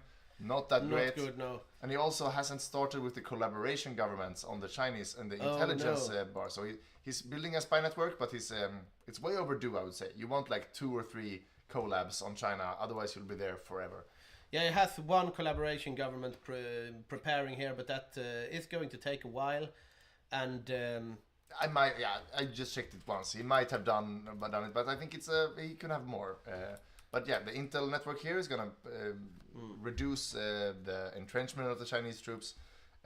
It's gonna be a slaughter. Let's just see if it takes like 2 years for him, or if he can finish it up quicker than that. And that's interesting as well with the collaboration governments. For these very big countries with vast inland space and victory points, you really want the collaboration government so you don't have to walk that far. For example, the Soviets, that's the case. If you don't have the collaboration governments, you pretty much have to cross the Urals as the axis in order to capitulate them. But if you have the collaboration governments, then Moscow and Stalingrad is usually the fine. big 3 should be able to capitulate the Soviets, depending on how good your intel game has been. Indeed. And that's a bit RNG as well, because you might get spies arrested, you might get spies killed, and we'll see how that pans out. But as of now, they've made all the national focuses for the Marco Polo Bridge incident, which takes 7 days, but I think he's not really ready. He hasn't prepped any naval invasions. So he's doing some industry now while he waits. Yeah. But he is ready to go whenever. And that's a 7-day focus. So once he starts the Marco Polo Bridge incident, then war will break out rather quickly. And we'll see Japan usually prepare some naval invasions towards like Qingdao and Nanjing and those places, because you want to grind out the naval invader trait on at least one general. Yeah, and you also, spreading out the Chinese army is also a nice thing to do. But yeah, we will see. He's not ready yet for that. We have some more players we haven't gone through. Indeed we do. We have... let's go to Australia. Australia, indeed. An important player in the Pacific. We have seen high impact Australia players from the last games actually doing quite impressive showings around the globe. Yeah, you are lacking in manpower, but you basically have most other things. You have decent industry, you have good tech, and advisors that are quite nice. You have a genius advisor for special forces, I think, or if it's infantry. But yeah, Australia is played by Hasleberg. He has been a long-time member of the community. Maybe not like all the games in a row, because he only has 2 stars, but he has been around since almost the start, 2017. Good all-around player and a solid teammate. I had him as a co-op on Italy when we played the last HOI4, and we managed to win that game. And it was he's a good, stable player, present in voice comms. Yeah, it's good. I remember last by Good Hof. That was an incredibly exciting game. If you want to watch the highlights from that one, we have both our highlights on YouTube, but also Paradox actually did highlights for us as well, because that was a high tier Frontlines event. Also shout out to Paradox for making us a Frontline event for this time as well. But our physical launch by Good Hof is 1 tier higher in the Frontline, so we usually get support from Paradox, like full stream support on the Steam page and so on, and we couldn't have asked for a better game there. We had very exciting armored pushes going on, the Try Again army from Hungary making inroads in Europe, and it was indeed an exciting time. We have Ivan is ready for an interview if we want to hear from the Soviets, so let's do that. And I'll try to keep the questions brief in order to not have as much echo. And let's hope the Discord sound makes it to stream. Indeed. Hello. Hello. Do we have Ivan in the chat? Hello. Hello.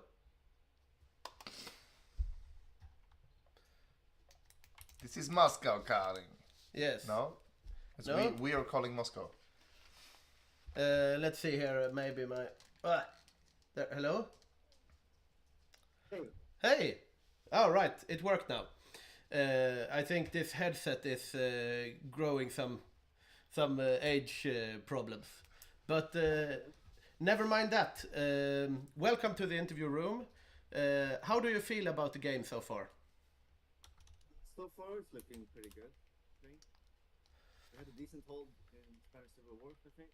I can say so myself. Yes, was micro in there. Overall, it's been like some big changes to Soviet macro, and it's made it more difficult, I believe. Since now with the command power debuffs, you cannot really change around in your production as much as you could before. So it's even more important to have like a really planned out build of what you're gonna produce, like several years in advance. I've had some time to prepare, but not as long as I like, to be honest. We only had like, I think it was 8 days from when the teams were announced to the game was going to be played. So yeah, but I've had plenty of time to prepare still. So yeah, we'll see. And it's kind of. We'll see how that pans out for you. How do you feel like this changes where you, for example, have to build air and the tank meta? Has that switched up your plan somewhat? I heard that you're going medium tanks, for example.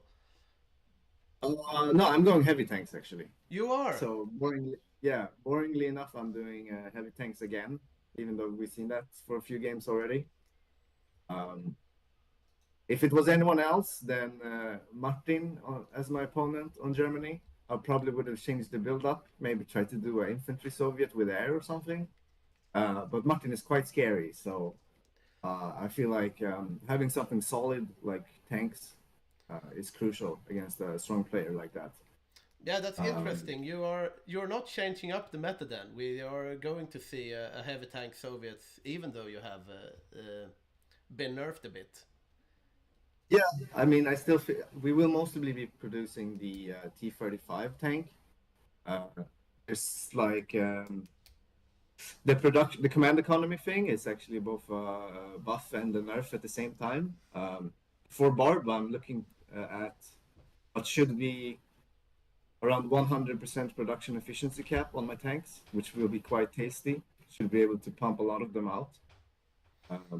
Yeah, that sounds interesting. Yeah. What do you think about the Winter War?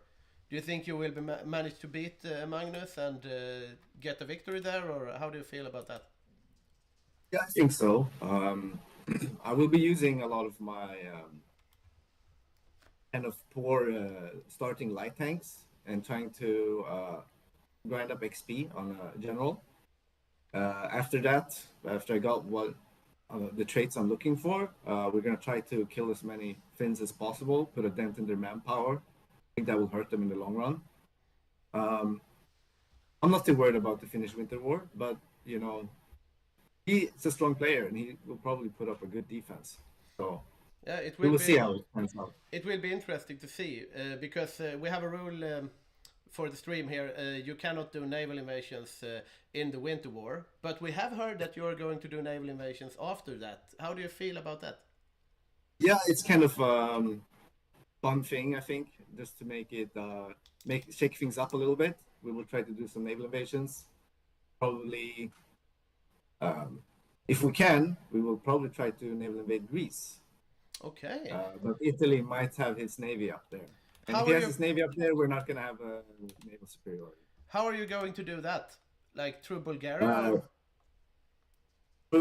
So a couple of patches ago, they allowed Soviet ships to pass through the Bosphorus. Okay. Yes. Interesting. It will be fun to see. A bit of a switch up there in the Soviet plan. So I think like not a lot of Axis players are aware that is possible. So I think it would be really fun to surprise them with that. Yeah, we'll see if you manage. And good luck further in the game. And we'll see how your plans pan out and how the meta shifts affect you. Yeah. Thank you so much for the interview and good luck. Thank you so much. I did not hear him. But what did he say about naval invading in the Mediterranean? Yeah, he said that a couple of patches ago they actually allowed Soviet ships to pass through the Bosphorus. And Hover on these two? here? No, this one and this one. Yeah. No? Neutral. Well, it says it can't. But it also says that it's friend. Permission type friend. Maybe they So can do it some. does says yes. If they Armies, can do navies. some diplomacy here, yeah, or permission type friend. Yeah, it current. does says friend. So this is, I did not know this. Yeah. I still think any landing outside the Bosporus will be, I don't think he will be surviving with those troops. But it will still be very difficult. But then again, like if it is possible, and we didn't know it, the Axis might not know it I either. don't think the Axis knows about it, no. So yeah, he can land in Greece, but when he lands, then what? Yeah. But if he can keep the supplies up, yeah, he can open up another front using the mountains in Greece to his advantage. Absolutely. Yeah, interesting. It will be very interesting to see. He has experienced mountaineers as well to place there. So Yeah. and we are paused at the moment, or we are not anymore, but we were paused due to Brasilia crashing, and now we also have Kalle joining us as second chair on the USA. So the reinforcements have arrived for Hygge, and they can start double planning their war in the Pacific, which might actually be breaking out at some point here. If we switch over to Japan, we see that the battle lines are being drawn, some naval invasions are being planned, and let's check at their focus if it's close. Otherwise, we have a few more minutes before the war. We still have a few players to talk about. Let's see, in order of importance. Yeah, Romania, I guess. Romania, let's go over there.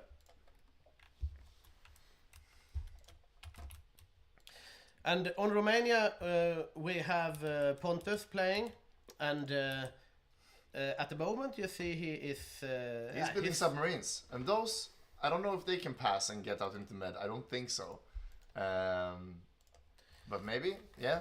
And Pontus is he's a stable player, but maybe famous in our community for his LARPing. He came to Bergårdhof in a full costume. Yeah. As he had a turban. It was like borderline cultural appropriation, but he was playing the Raj and he came in baggy Indian pants and a turban. Yeah.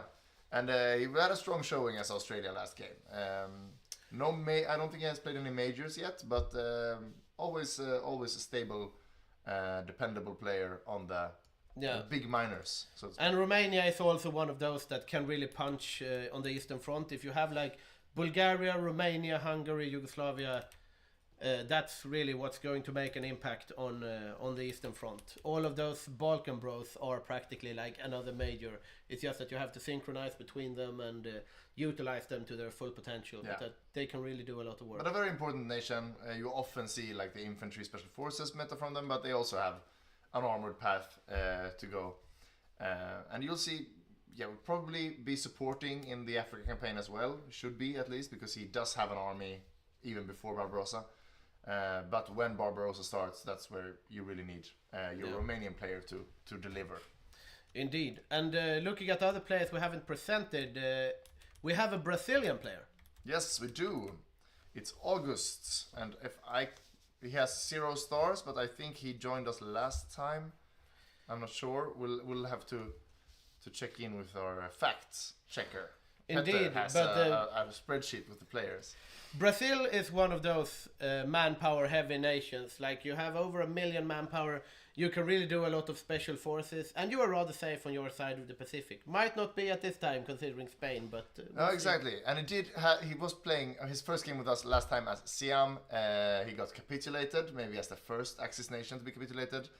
The thing that happened last time was the Axis offensive stalling somewhere after they won Suez, and all the allied players went to Asia and just gangbanged the Asia Axis completely. It was like, 11 players against 3 players, and it was pretty bloody, and Siam was the first one to go. But safer here in the Amazon rainforest. Yeah, probably. And also, like, Brazil is one of those minors that can stand to lose some divisions. Like, if you play South Africa, for example, and you, like, lose your tank divisions, then it takes a long time to get back. But as Brazil, you have the manpower to recover your lost and troops. basically your only path is infantry. So you can lose troops, just send them in there. Good for the war effort. Yeah, good to reinforce the lines for D-Day and so on. We have a question in the chat here. Do we got vibes of early start for the Grand War? I think we unfortunately have our house rules are pretty strict in that regard, so I think we cannot go Danziger War before June 39. And we also have the mod has also modified the Japan entry, so I think the earliest is January 41 for the Japan. So a little bit more, the allies have a little bit more, they know what's going to happen more than usual. Yeah, indeed, they probably do. And here in South America, or in North America rather, but South North America, we have a Mexican player as well that we will present perhaps after analyzing the outbreak of the Sino-Japanese War, because now the Marco Polo Bridge incident has fired and the Japanese troops are moving into Beijing here. They are. And they have not kicked off their naval invasions quite yet. but they will do that rather soon, I think, in order to get those naval invasion traits on the generals. Let's see if their supply situation has become better since we checked last time. Yes, Indeed, it is it better. has. Yeah. They have managed to. We were a bit worried there for the preparation, but they have managed to get back there, improve supply, and that is good. Yeah, it's like red on a few tiles, but overall the front is looking good. Yeah, once they take Beijing as well, they get an important supply hub, and when you get to like this front, stuff should improve for the Japanese. It's just when you get down here and stuff, then Yeah. you're in trouble again. So basically, it's hopping from supply hub to supply hub. That's Yeah. the big strategy in the China war. You just need to grind them down, kill as many Chinese as you can, without dying on the way, I guess. Indeed, we have naval invasions taking place here by Qingdao. Let's see if they are going to. They need to get that harbor real quick, but if they're going to stay here or if they're going to jump back, because we have seen a lot of times that the Japanese do jumping naval invasion. So they go in, naval invade, give it back to China, go back, naval invade again in order to grind out those traits. As we see here, the general, this guy here is the one that they will try to get the invader trait on. And we have the invasion forces, regular infantry here. Very regular line infantry. But is this the just landed army? This is another army, right? Yeah, this I This think blue is... one. So it might be this guy they're trying to, because he also has the commando trait already. Yeah, that's true. That's probably the case. Let's see if he has anything other. Then you have regular fighting divisions. These yeah. are larger divisions, indeed. So this is probably the general they are going to try to grind up. And they look like they're going to stick around in Qingdao. Nothing going back and retreating. And we have no naval invasions along the rest of the coast. No, we'll probably see that develop as it goes on. But you can also, at least my experience from you see some aggressive pinging here. He wants to make a push down through the mountains. I don't know.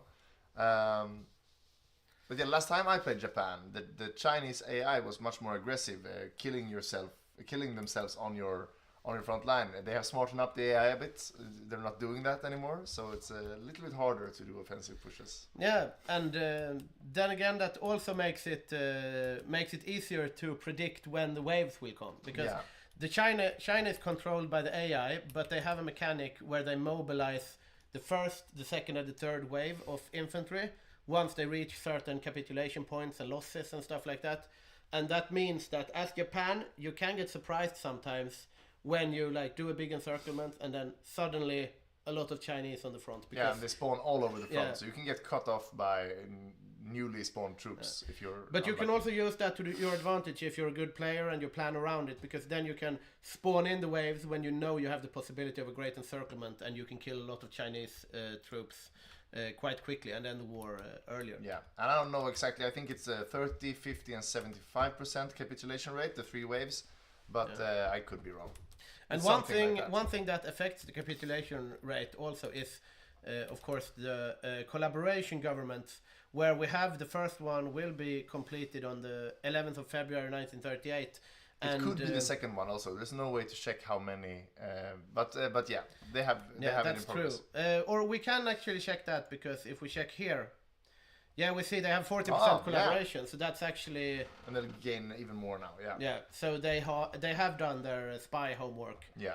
We were dissing I'm Japan sorry for dissing before, dissing them. but this seems like it's quite a run-of-the-mill Japan build here. Stuff is working out great for them so far, and they are making inroads to China. We saw a rather slow Sino-Japanese war the last game. I don't think we'll do that this game. No, and now they also know that they have time. There is no surprise element going to war in 1940, so sure, it's better to be done quickly, just to have more downtime. You can build up your army more, but there's no extreme consequences for having a late, or at least semi-late, China war. We see the Japanese fleet here patrolling around a bit. Some converted battleships and the starting ones, I would say. Yeah, I think the converted ones are also starting carriers. Yeah. But it's interesting to see what. I don't think they have done any. Looking Okay, so at they the are production- building carriers, which is, it is not stupid, because the Tora buff, which you get from the Pearl Harbor event, gives you extremely good buffs on your carriers. So you're basically invincible for the first 100 days of the Yeah. wars, which allows you to do anything you want on the seas, because the US are probably not going to engage you. So if you want to invade Australia, if you want to invade anywhere, this buff allows you to do it. Yeah, it will be interesting to see that. And early carriers, 1936 carriers.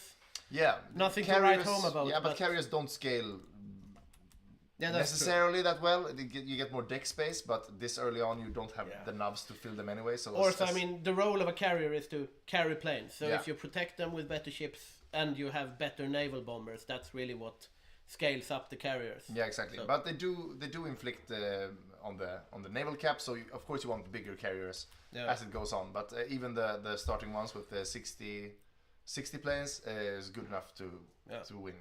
Here we see the AI China waves just popped up a little information. Yeah, it was not screen. what I said. I said 30, 50, 75. It's 15, 30, and 60. Yeah. Or casualties. And here, for the first and second waves, you need surrender progress and the casualties as well.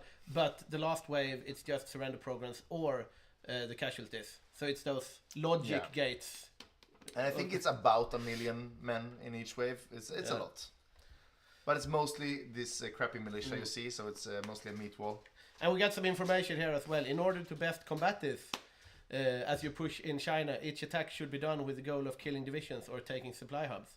Yeah. And I think that is indeed what the Japanese are trying to do, because you see some encirclements here, you see some encirclements there, and you see the major supply hubs have fallen, and soon the Japanese situation at the front will improve. And Japan is such an interesting country because you get so much experience here. All your divisions, they are fully equipped already, and that means that all the experience they get to keep. You're gonna have like 40, 50 seasoned divisions and full doctrine when you start fighting the allies, which will have nothing even close to it. So Japan is really the strong land power when the war starts. But of course, if you don't manage to capture all the resources you need, you're gonna get withered down by the American fleet and the allies pushing you back. So it's a super, and historical, it's a supernova. You have to gain as much ground as possible early. And also, you really need this. You need to control the seas, because since you're an island nation, all your supply emanates from Tokyo. So the only way to supply the land front is through convoys. So if you lose out the naval game, if the island hopping campaign of the United States succeeds and they keep Guam and those places, for example, you will have a hard time supplying your land troops. Yeah, the last ditch effort usually is to cancel all sea zones and just go through Korea with air support. But that will make you very static on the mainland, and you cannot operate outside the mainland at all, which will be very helpful for the allies. So yeah, bringing the Japanese fleet down early is a priority for the allies. I would guess. Yeah, definitely it is. And we see here the pushes are moving on. We got Anslers now, so we are up to 28% world tension. Getting close to the US. I think they need 30 for some. I think it's the Axis and that it's also need, the war support 30 for war economy. Yeah.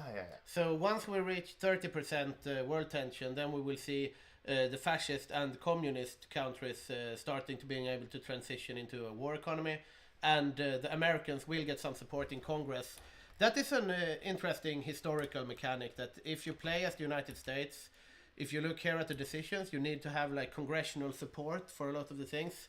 That's the twin-edged sword of democracy. Yeah, exactly. So every decision you make, you get opposition to it, and people leave your party, and you have special ways to but you also don't have much political power as the US, so you have to balance it all. But you need all this to get all the juicy things, like all these big legislations of the Training Act and the Ocean Navy Act. All these cost support. So it's and as we said, you're kind of starved for the political power, because you have the slow recovery, which reduces it, but also you need to use your political power in order to gain support in the Senate and the House, which also hampers your ability to use that political power for. But he won the presidential election, at least very handedly. Yeah, indeed. We have Roosevelt here. It's a Democratic sweep here. We have it's only the Democratic Party. Yeah, but in the Electoral College, if you look at the political view here, the Republicans won a few votes, but Yeah. no, yeah, An interesting electoral map. yeah, very. Yeah. Looking back at Japan here, we see soon I think we'll have the first wave if it's not already mobilized. Yes, it is. First wave is mobilized, and There are a lot of Chinese on that front line. Yeah, indeed, and we are going to see the second wave at some point. We have 17% capitulation and a lot of casualties. So once they reach that 30% threshold, we will get the second wave. And we have the capital of China is now in Nanjing, I think. Yeah, I think indeed it is Nanjing. And yeah, if we're gonna follow history, there's gonna be a naval invasion there soon. He doesn't have any naval invasions planned at the moment. Yeah, interesting choice here as Japan. They are winning quite handily in the land war, and they did do good preparation. But if I was Japan, I would like to see some naval invasions in order to prepare that invader traits and get experience on your especially special now when forces. you have the first wave, you want to trigger the second also, you know. And also, I mean, if you go early carriers, if you build up a strong punching early fleet, then you really want to follow that up with good naval invasions and marines. Okay, so he has gone the right side here. He has gone battle fleet instead of carrier warfare. But of course, yeah, because this gives sure doctrine bonus, but also carrier models, and that's not worth that much because you only have 2 more models and they're not that big of an upgrade either. So maybe just getting, I'll fix the doctrine anyway if he's going base strike, I don't know, and you want nicer battleships instead. So you can still go carriers and still go this way in the. Now we have world tension reaching 30%, so we will see the dictatorships transitioning into war economy, which will give them a boon in production and factory output and their ability to punch on the front lines. I'm actually going to unplug this very warm light here. I think so. We have the sun with us. Yeah. No? Okay, I will not unplug this. We got from the technicians, but we have an old theater light that is emanating a lot of heat. Yeah, it's a light bulb instead of LED lights, so it's very hot. Yeah. But it's very old school though, as well. Yeah. It's for the era. It's for the era, yeah. And if you're just joining us, this is the Hygge Grand Game. There are about 10 of those for a year, and we do this studio every time following the game. We have 2 teams. Today we're 26 players. We're averaging around 30, 35. A little worse attendance today, but still we've stacked all the important countries. And we're looking for a good showdown. And we won't stop streaming until one side has capitulated. Indeed, and what has happened so far is we have seen Ethiopia fall to the Italians, no surprise there, and we have seen the Spanish Civil War won by nationalists, also no surprises there. Surprise. And also quite an uneventful Spanish Civil War, no encirclements, no volunteers lost, and a somewhat run-of-the-mill But we have seen Sino-Japanese some, war so far as well. So. Yeah, the wars have been very standard. We do see some interesting things in the builds. We see an Italy building dockyards from day one, for example. So I think we'll have an interesting naval game coming up. And for those of us joining us that are not that experienced in Hearts of Iron, this is a grand strategy World War II game. So we are streaming from the 1st of January 1936 until the end of the war. Some things will happen somewhat historically, for example, the invasion of Poland in 1939, and we will follow our different players on the Axis and the Allies teams during this whole day and see who wins the Second World War this time. Yeah. And usually very exciting. Yeah, we have seen Allied wins a lot lately. We have twice in a row, but you could also call them Comintern wins. That it has been the Soviets carrying the team in both situations. But before that, we've seen like many Axis wins. Yeah, we've had. So it's in the balance. We've had a lot of Axis. I mean, the Axis was really dominating before. We've made some changes. We are always trying to balance it, both the players and the mod, around having exciting, balanced games that drag on for long. So it's not esports, it's more Hygge, you know. Yeah, but even if it is kind of esports also, Yeah. and you want an even game. Indeed. And that means we're drafting the teams. We're making sure that we have even skill levels in both teams on countries that face off against each other. For example, Germany and Soviet Union, they need to be evenly matched. Otherwise, we won't have a game. USA and Japan is similarly there. So yeah, we're having... and it's shaping up to be a very interesting game. We know about some secret plans to naval invade from the Spanish player, going even to Panama maybe, and cutting the American fleet in two. Yeah, that might be very interesting. I mean, if the Spanish player, like if Badger takes Panama, Yeah. then it's a long way around for the yeah, Americans. exactly. But I think it's quite hard to take Panama. So, Yeah, yeah. so our rules on naval invasions is a fleet can only project power in 3 sea zones. So he will have to have the Azores or Madeira or something in the Atlantic first as a staging ground to go to Panama. Yeah. And then he has to be lucky that no allied ships are patrolling this area. And that's also, I mean, one of the things when you block off sea zones is that you open up the enemy to more raiding. For example, if you, as the Axis, take the Suez Canal, the allies need to go around the Cape, and they go around here, and you can raid them. But if you block off Panama, you don't open up that much raiding options, because you will still have the ships coming up here. Yeah, what you do is you prevent the American fleet from coming to Europe. That's so true. if the Italian fleet would be successful in damaging or even wiping out the British fleet, it's going to take a very long time for the Americans to get to Europe. Yeah. And they won't...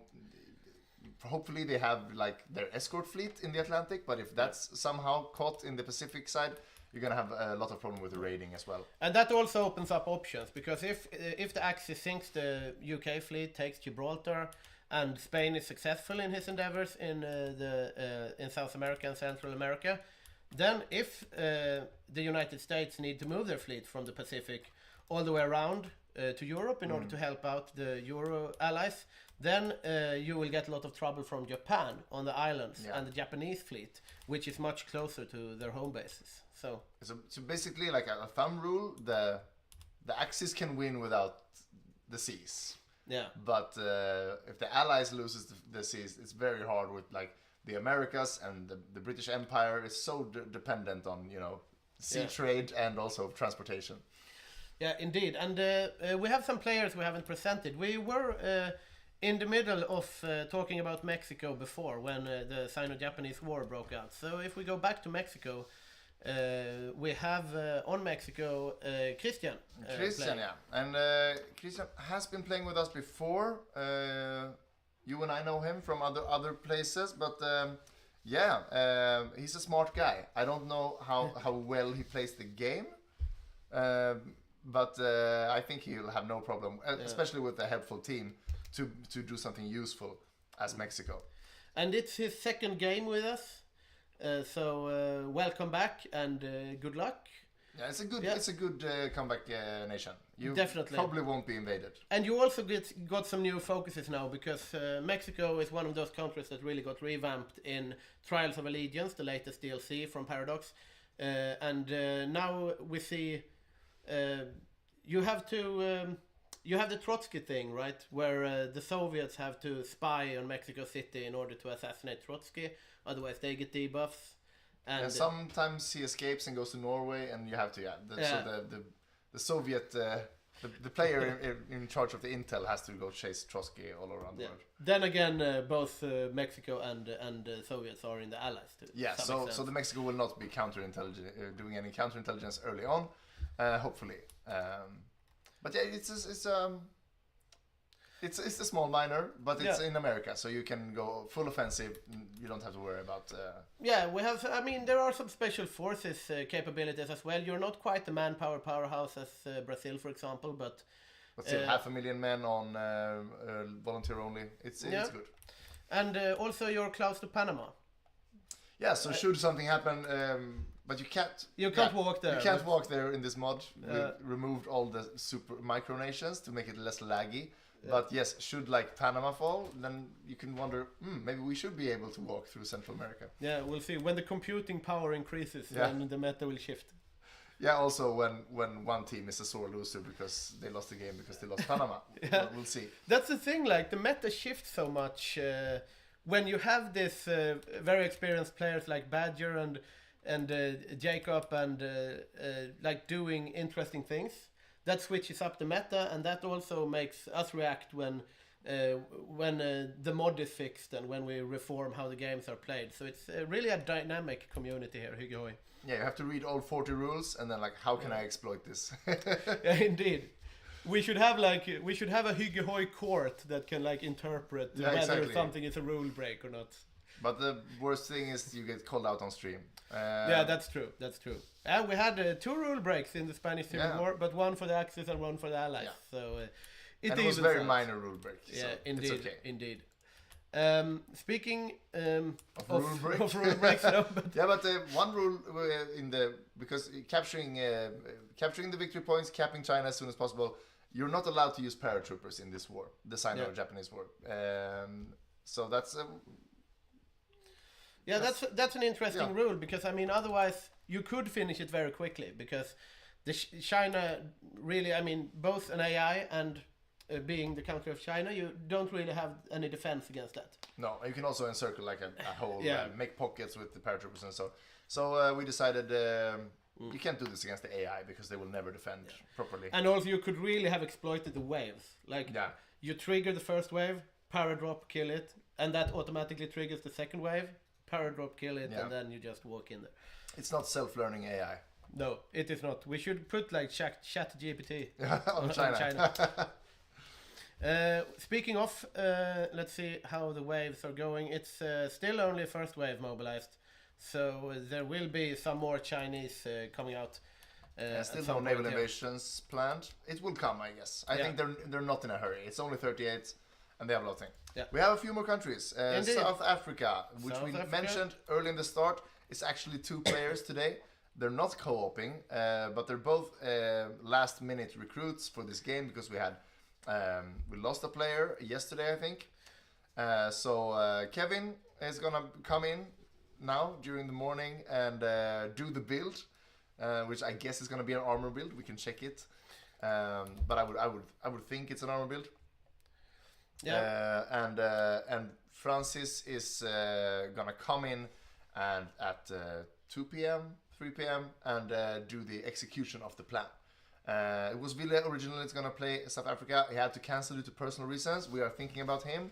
But perhaps Francis can do something good with this build made by another player and with no planning. So yeah, it's an interesting thing there. I mean, you will get the setup from one player and one player executing it, but one country that is probably quite good for this is indeed South Africa, because you have a somewhat strict meta on what you do. You are going to build heavy tanks, so when Francis arrives, he will have some divisions to play with. And and you're not in direct line of fire, but you are still vulnerable for invasions, both from the west, from the Spanish player, and from the east, from the Japanese player, if things would go bad in like Singapore, India area. So some garrisons, not always that stupid. And also Italy has Ethiopia to start, so you could theoretically invade South Africa as Italy as well. Speaking of Africa, perhaps we should check out how the setup is going in around El Alamein. It's not a single division. Nothing so far. Nothing so far. Hopefully there will be. One Italian garrison. So yeah, they outnumber the British at least. We have a player on New Zealand as well. I don't think our our sheet is wrong, but we have. Let's see. We have also an interview ready with Hygge. He is sitting in a bathtub. Maybe that's why his naval invasions are so slow, because he's in the bathtub. Yeah. Hot tub stream. Hot tub stream. Let's go. Let's see here. Let's see our subscriber count just. Yeah. Indeed. Write in chat if you want hot tub stream from Hygge. Let's see here. Let's tag over to him. So is it like with the mouse and the keyboard? I don't know. Is that safe? Yeah, I'm not sure. As long as the bathtub is not filled with water, I think. I think it should be. Yeah. It's also. I'm not gonna talk about Japanese culture. I don't know that much, but I think bathtubs feels very Japanese. Yeah, I mean they have the toilets that are very high tech. Yeah. Well, are you with us, Hygge? Do you hear me? He does not. I need to fix. It's this mic is Hello. Hello. Do you hear me? Yes, I can hear you. I'm here at the warm beaches of Hawaii, Oh, drinking my tropical drink and taking my well-deserved vacation. yeah. Well, that's good to hear. How do you feel? How do you feel about your ability to vacation on Hawaii in the long run? Because you will be facing off against a Japanese fleet at some point. No, that's just Axis propaganda. They don't have the fleet to beat us with. Our fleet is indestructible. Yeah. Well, that sounds. It's a confident United States. And what are your plans now for the war? How are you planning out your naval shenanigans and the defense of the home country should it be needed? Yes, our plan at the moment is to collaborate together with the British fleet if needed, and to try to do strikes together. And since he's going carriers, I'm going super heavy battleships. So we're kind of complementing each other on that. Okay. And yeah, so the plan is to crush Japan and be home before Christmas. Awesome. And so no carriers from you then? Not except the ones I start with. An interesting choice. And how do you think about the game so far? Have you seen anything in Europe? How do you feel about like Spanish Civil War and the intel you have on your enemies? Yes, war was quite well done by the Axis. They did beat them very fast, and but I don't see any problem because as soon as I come in, things are gonna get a lot different. Yeah, I can imagine. Plans never survive contact with the enemy, right? I was thinking, one thing is that United States is in the faction from the beginning now, so are you using your civs to build up like defense and infrastructure, or has that changed the way you think? Yeah, we have started building up some infrastructure within Canada to help them with resources. Mm. But we're also going to build up India to be a fortress, as well as build a lot of air bases in El Alamein, as well as in the UK, so help them defend themselves before we can join. Yeah, that's interesting. The American industry helping out around the world. Yeah, that's the only thing we can do. We can't build the fucking military factories.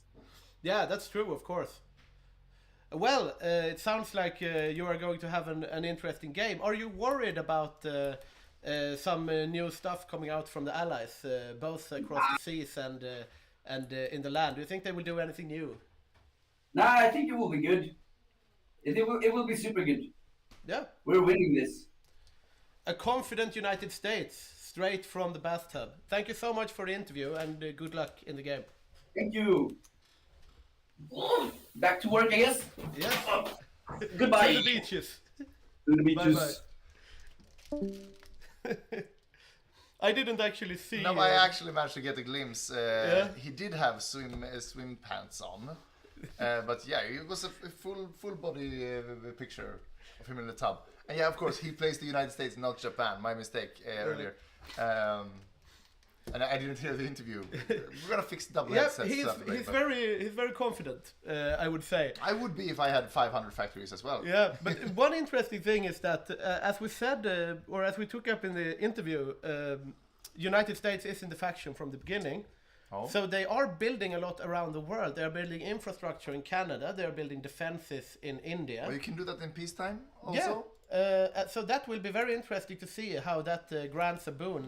The next one, yeah. Because you see... Right now it's now it's mostly only domestic, but yeah. Yeah, it will. Now we have some infrastructure... Yeah, that's Canada. Yeah, that's Canada. Yeah. So he's helping out. Ontario and St. Lawrence. This is also new because they were outside the faction earlier. But this is good news for the allies. And see, even if he's not, let's see, how is his economy law doing? He has 35% more support. That means he is on it's isolation instead still, of undisturbed. So he's gone up one at least. Yeah. But he has what was that? It's like 90 civs still he can use. So yeah, he's getting there. Yeah, he is going up to slow recovery. Is going to be replaced by slow economic growth at some point.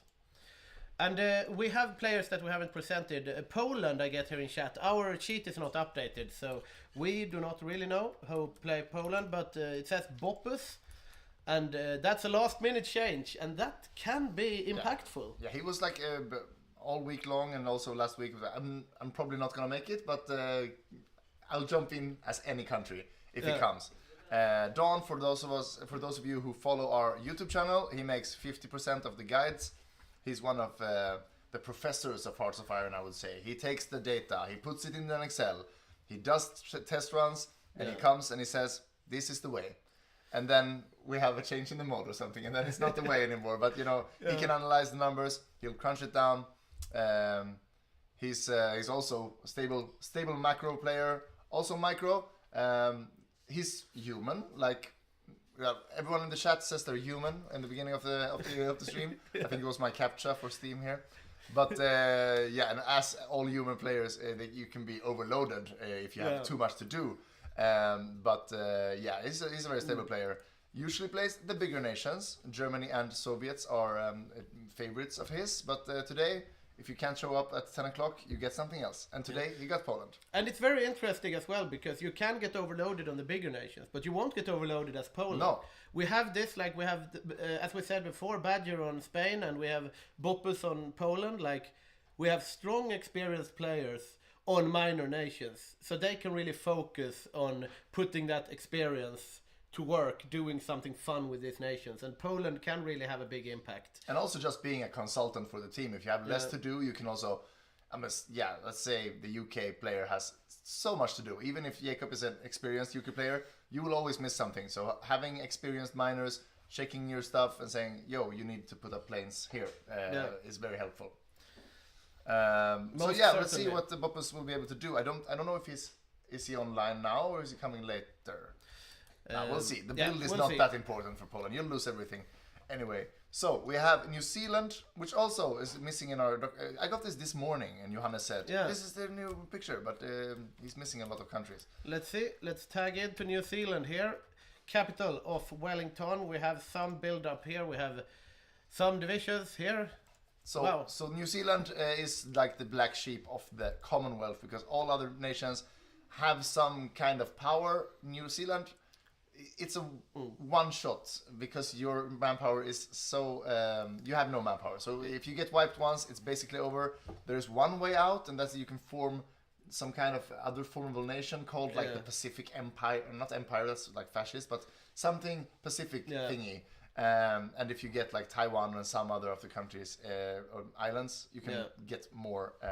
I mean, you see manpower. here you have 3k manpower, and I mean, if you manage to form, we have seen.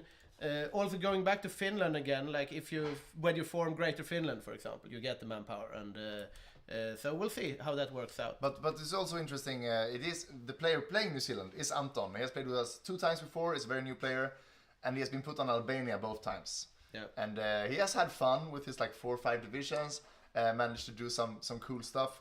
But yeah, as Petter is writing in our notes, compared to Albania, New Zealand is basically a major. So yeah, now he has factories. I see he's doing an Air Force focus, so maybe he'll be supportive in the air, which is if you play the UK, it's always helpful if you have miners actually contributing to this. Yeah, we have some. We can see. So yeah, close air support 1, that's viable the whole game. Fighter 1 will be viable like entire of 1940. Yeah. This bomber, not that viable. Yeah, interwar bomber is unviable.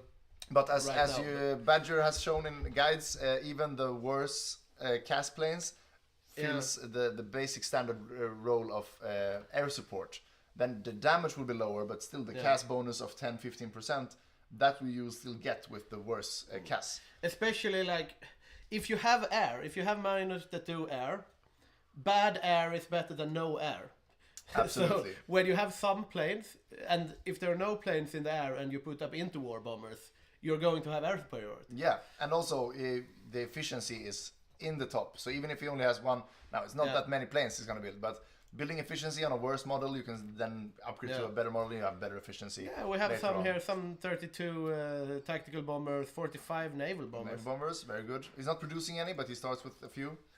So yeah, maybe he will be able to do some support, and it also has his dockyards going. So finishing New Zealand, up some ships. Don't sleep on New Zealand, guys. Yeah, we will see how it pans out. We'll see. Yeah. We'll see. Bulgaria, have we presented Bulgaria? No, we have not. And Bulgaria is one of our also newer players, Adam. I think this is his 3rd or 4th time with us. So soon getting his first star, this very elusive star. And Adam, he joined us the first time not as a player, but as a correspondent-ish from Paradox Interactive at our last physical LAN. And we didn't scare him away, so he decided next game I want to join. So this... Yeah, very nice to have Paradox people playing with us. And also, again, every crash we like, Adam, what the fuck? Now he's like, I think he's in... what do you call it? The community part of Paradox. So I don't think he's responsible for our crashes. But still, it's nice to have someone to blame. And Adam also again, shout out to Paradox for doing God's work with the community work, because the Frontlines thing that they have done have really helped our community grow. Yeah, for every independent community like ours, like some streamers out there, having this hub for events to like tell all the people who love Hearts of Iron know where all the live events are. That's great. Definitely. So more people can watch more streams from more people. And coming up this autumn, we will have Bergod Hov again. Yeah, actually have a date. Yeah, as a top tier, but higher tier. Higher tier than this Frontline event. I think that the toppest of the tiers, I think, is only Paradox themselves to get. But we should send a delegation to the Grandest LAN. I saw the highlights from there. It seemed to be super fun. But they play like many different games. They play like 3 or 4 games, which is also cool. But I would love to see World War II with an Allied victory, and then you go like next day, you just go Cold War. But a hot Cold War. Yeah, that would be interesting. We have the templates here from Bulgaria also. Bulgarian boys, exclamation mark. It's a lot of motorized trucks. infantry. A lot of trucks. So we'll probably see mechanized, some kind of mechanized thing from Bulgaria. We have one last country to go through, and this is Vichy France. We can't tag Vichy France because they do not exist. I don't think the player is even in the lobby. Sometimes they co-op as Germany in the beginning and then they switch. But yeah, it's Alexander. Björnsrud is a Norwegian player. One of 2, I think, we have. I think so as well. And he's gotten his first star, working for his second. I think this is not the first time he plays Vichy. I think he's a bit of a Vichy veteran. But played smaller nation often. He played Spain as a volunteer Spain last time. Vichy has some similarities to Spain, but it is, I think, the worst nation of all. Yeah, I mean, it's sorry, not sorry, but I mean, you have on paper you have higher possibility of impact than, for example, like New Zealand, but you are also like in the middle of the fray in Europe, where you will have trouble. You might get invaded, and and the most important thing is that you don't come into existence until 1940. So you have like the only tech you have is what Free France has chosen to take for you. And you have no doctrines and nothing, basically no experience to get those doctrines. So you're basically very useless until you can get some combat experience, and maybe you can, start getting an army. But I've only played Vichy once. It did not go well. I came into existence, I built up a small army, and then as soon as I got my third doctrine, we got invaded, I got wiped, we lost. Yeah. We'll see. He might surprise us with Vichy France. Yeah. It's still a nice low effort nation, and you can still do damage. You get the majority of the French fleet, so you have like a naval presence. Building submarines is a classic as Vichy, and of course you still have. You're still a modern nation. You have industry, you have manpower, you have some guns, but getting that doctrine and your shit generals to do something good, that's the challenge. That is indeed the hard part. And speaking of hard things, China is mobilized the second wave now, and we are going to get the third wave coming up rather soon, I think. We see the capitulation limit eking towards that elusive 60%, Yeah, which will and this I would mobilize. say is good progress for the Japanese. So still Yeah. 38. Well, if it goes a year and they're not much further, I'm start to say it's not good progress. But now it's good progress. They're not taking much casualties. They are inflicting a lot. Getting that invader trait soon, maybe they actually have marine divisions we will now. see here. Invader, 21% done, and we see they are doing some coastal hopping here. Yeah, let's look with at the naval marine invasions along the coast. marine template here. See if it's Let's see what Japan has brought to the table here. it's a full division. It's indeed a full marine template. This is somewhat good one. Standard 30 combat width. And they're gonna wreak havoc when the strike the west comes. It's very hard to defend against because they have all avenues on all sea tiles. So defending against the Japanese invasion as Australia and as the Brits and the Americans, it's very hard. We have a question in the chat. What time is lunch break going to be? That's a good question. Well, it's always Danziger War actually, so we don't have a fixed time. It's a Danziger War, pause button, and then it's like 40 or 35 minutes. We want to keep it. We're also a little bit delayed today. The game start was like 40 minutes late. We had one crash, one pause. We were extra late today. So it will be probably a short lunch break, but lunch will, Danziger War. That's the answer. Yeah. We had. I was perhaps. I thought we had gained enough experience to do the setup a lot quicker, but it is a baseline time. But I think also there were players late, so True. not only the studio's fault. Indeed. We see the Sino-Japanese war still working here. Nothing too exciting happening. Let's check out North Africa again, see if anything has happened here.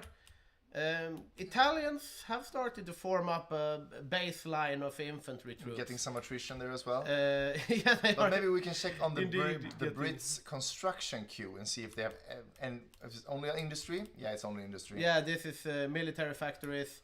They still have time, but in a year's time or so, they need to build radar stations, they need to build airports, they need to build a coastal fortress, stuff like that. Yeah, we see South Africa has one division that is in training here. I think they are...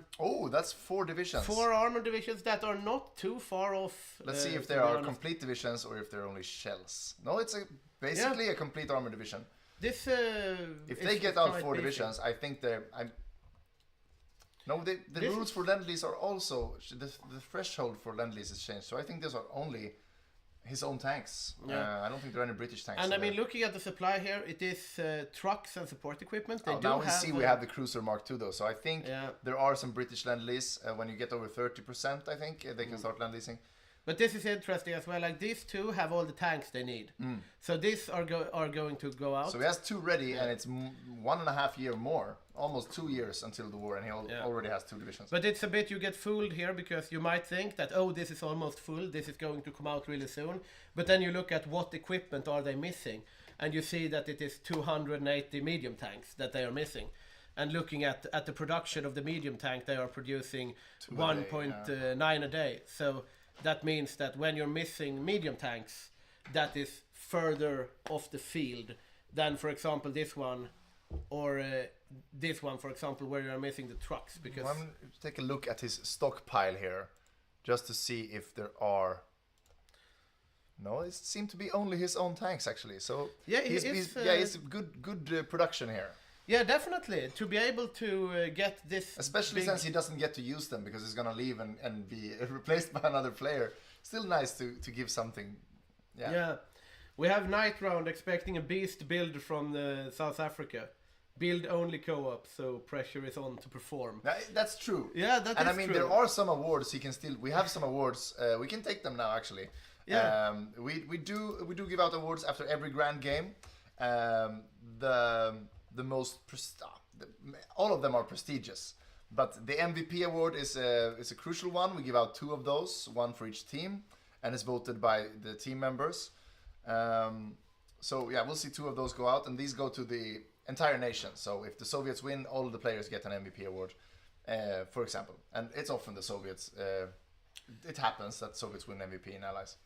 And then we have, might be the most prestigious award, the greatest play, the Rommel Award. And it's presented together with another award on the screen, right? It's Rommel and...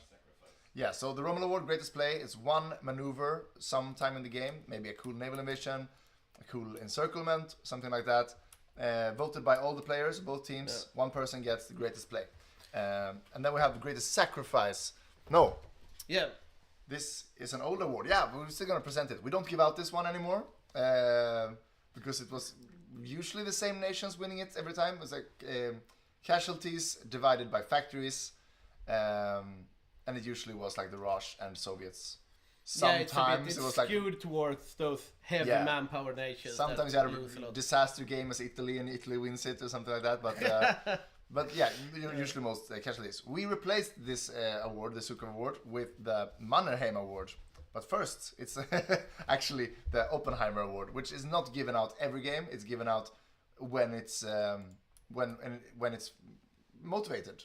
Yeah. And this is given out by the central committee, not voted by, and it's if something changes the meta, basically. Like, okay, he used the carrier raiders or used like...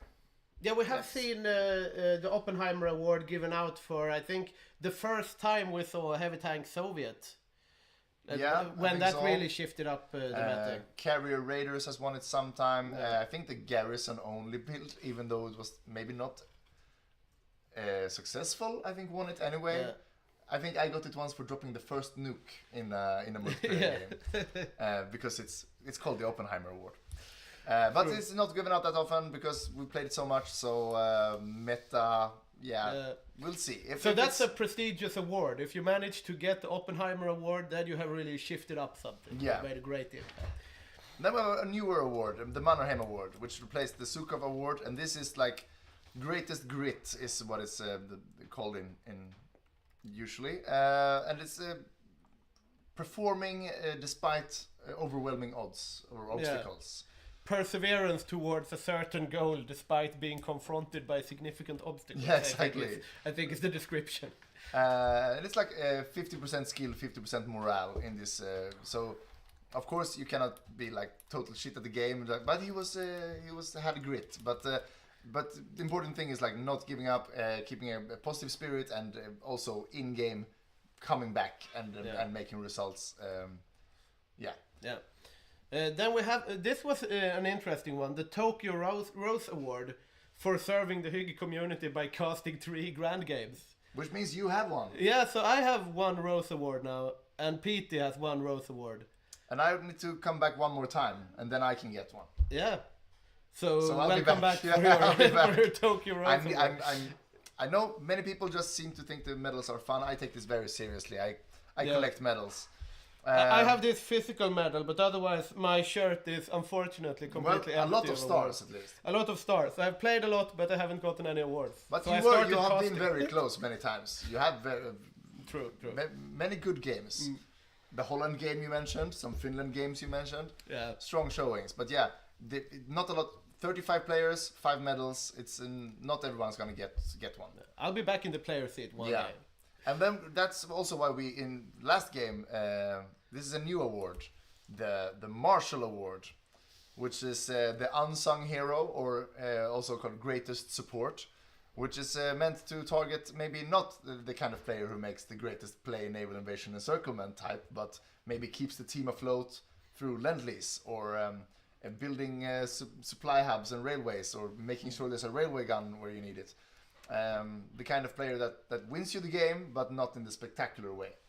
Yeah, and those are very important as well. We have seen games where you see like a Soviet really struggling on the Eastern Front, and then you see the US with like 40,000 surplus infantry equipment. Yeah. And you're like, you need to coordinate the Lend-Leases and help each other out, and that's really what... and whereas before the US player would say, I need this to win greatest play, now I can send those 40k guns and win the Marshall Award. Yeah. So it's a good incentive to be a good team player, we think. Indeed it is. I'm looking here at China, see if the third wave is mobilized. It has not, but It will rather soon, and this China is not long for Yeah, this. this is a good steady advance. I would say so. They have managed to keep casualties quite low as well. 77,000 Japanese casualties to 3 million Chinese ones. Yeah, 500k more and the third wave pops, or what is it, 10% on Yeah, I think it will pop at 60%. 60 or 3.5 losses, right? Yeah. Oh, that is, Yeah, it should pop. 60. Maybe it's like some Yeah. top of the month thing or something. Maybe. But yeah, they have it under control here, the Japanese players. Definitely. And also Manchuria is there with 6 Yeah, divisions. let's check out the Manchurian division, see what they are fielding. Yeah, is it These gonna are- be an armored Manchuria or is it gonna be? Yeah, this is a regular type infantry build. We can check his doctrine. That will tip us off because he needs to start taking doctrine because he is in war. And we see it is Grand Battle Plan. So probably no armor. Far down, so no tanks from Manchuria. Is this a tell that it's gonna be Big Manchu? I don't know. Maybe we will see if we look. There are no divisions in training as of now, and looking at the production queue, it is. Can we check his tech tree and see is he even going into armor? Well, we have some unpicked slots here. Let's see what we have. He's gone far down the No armor so far. This is looking like This an is looking infantry- big Manchu actually. With all that Definitely. manpower, he has cores on all of China, so he'll be able to get. Yeah, he'll have more manpower than he can spend, to say the least.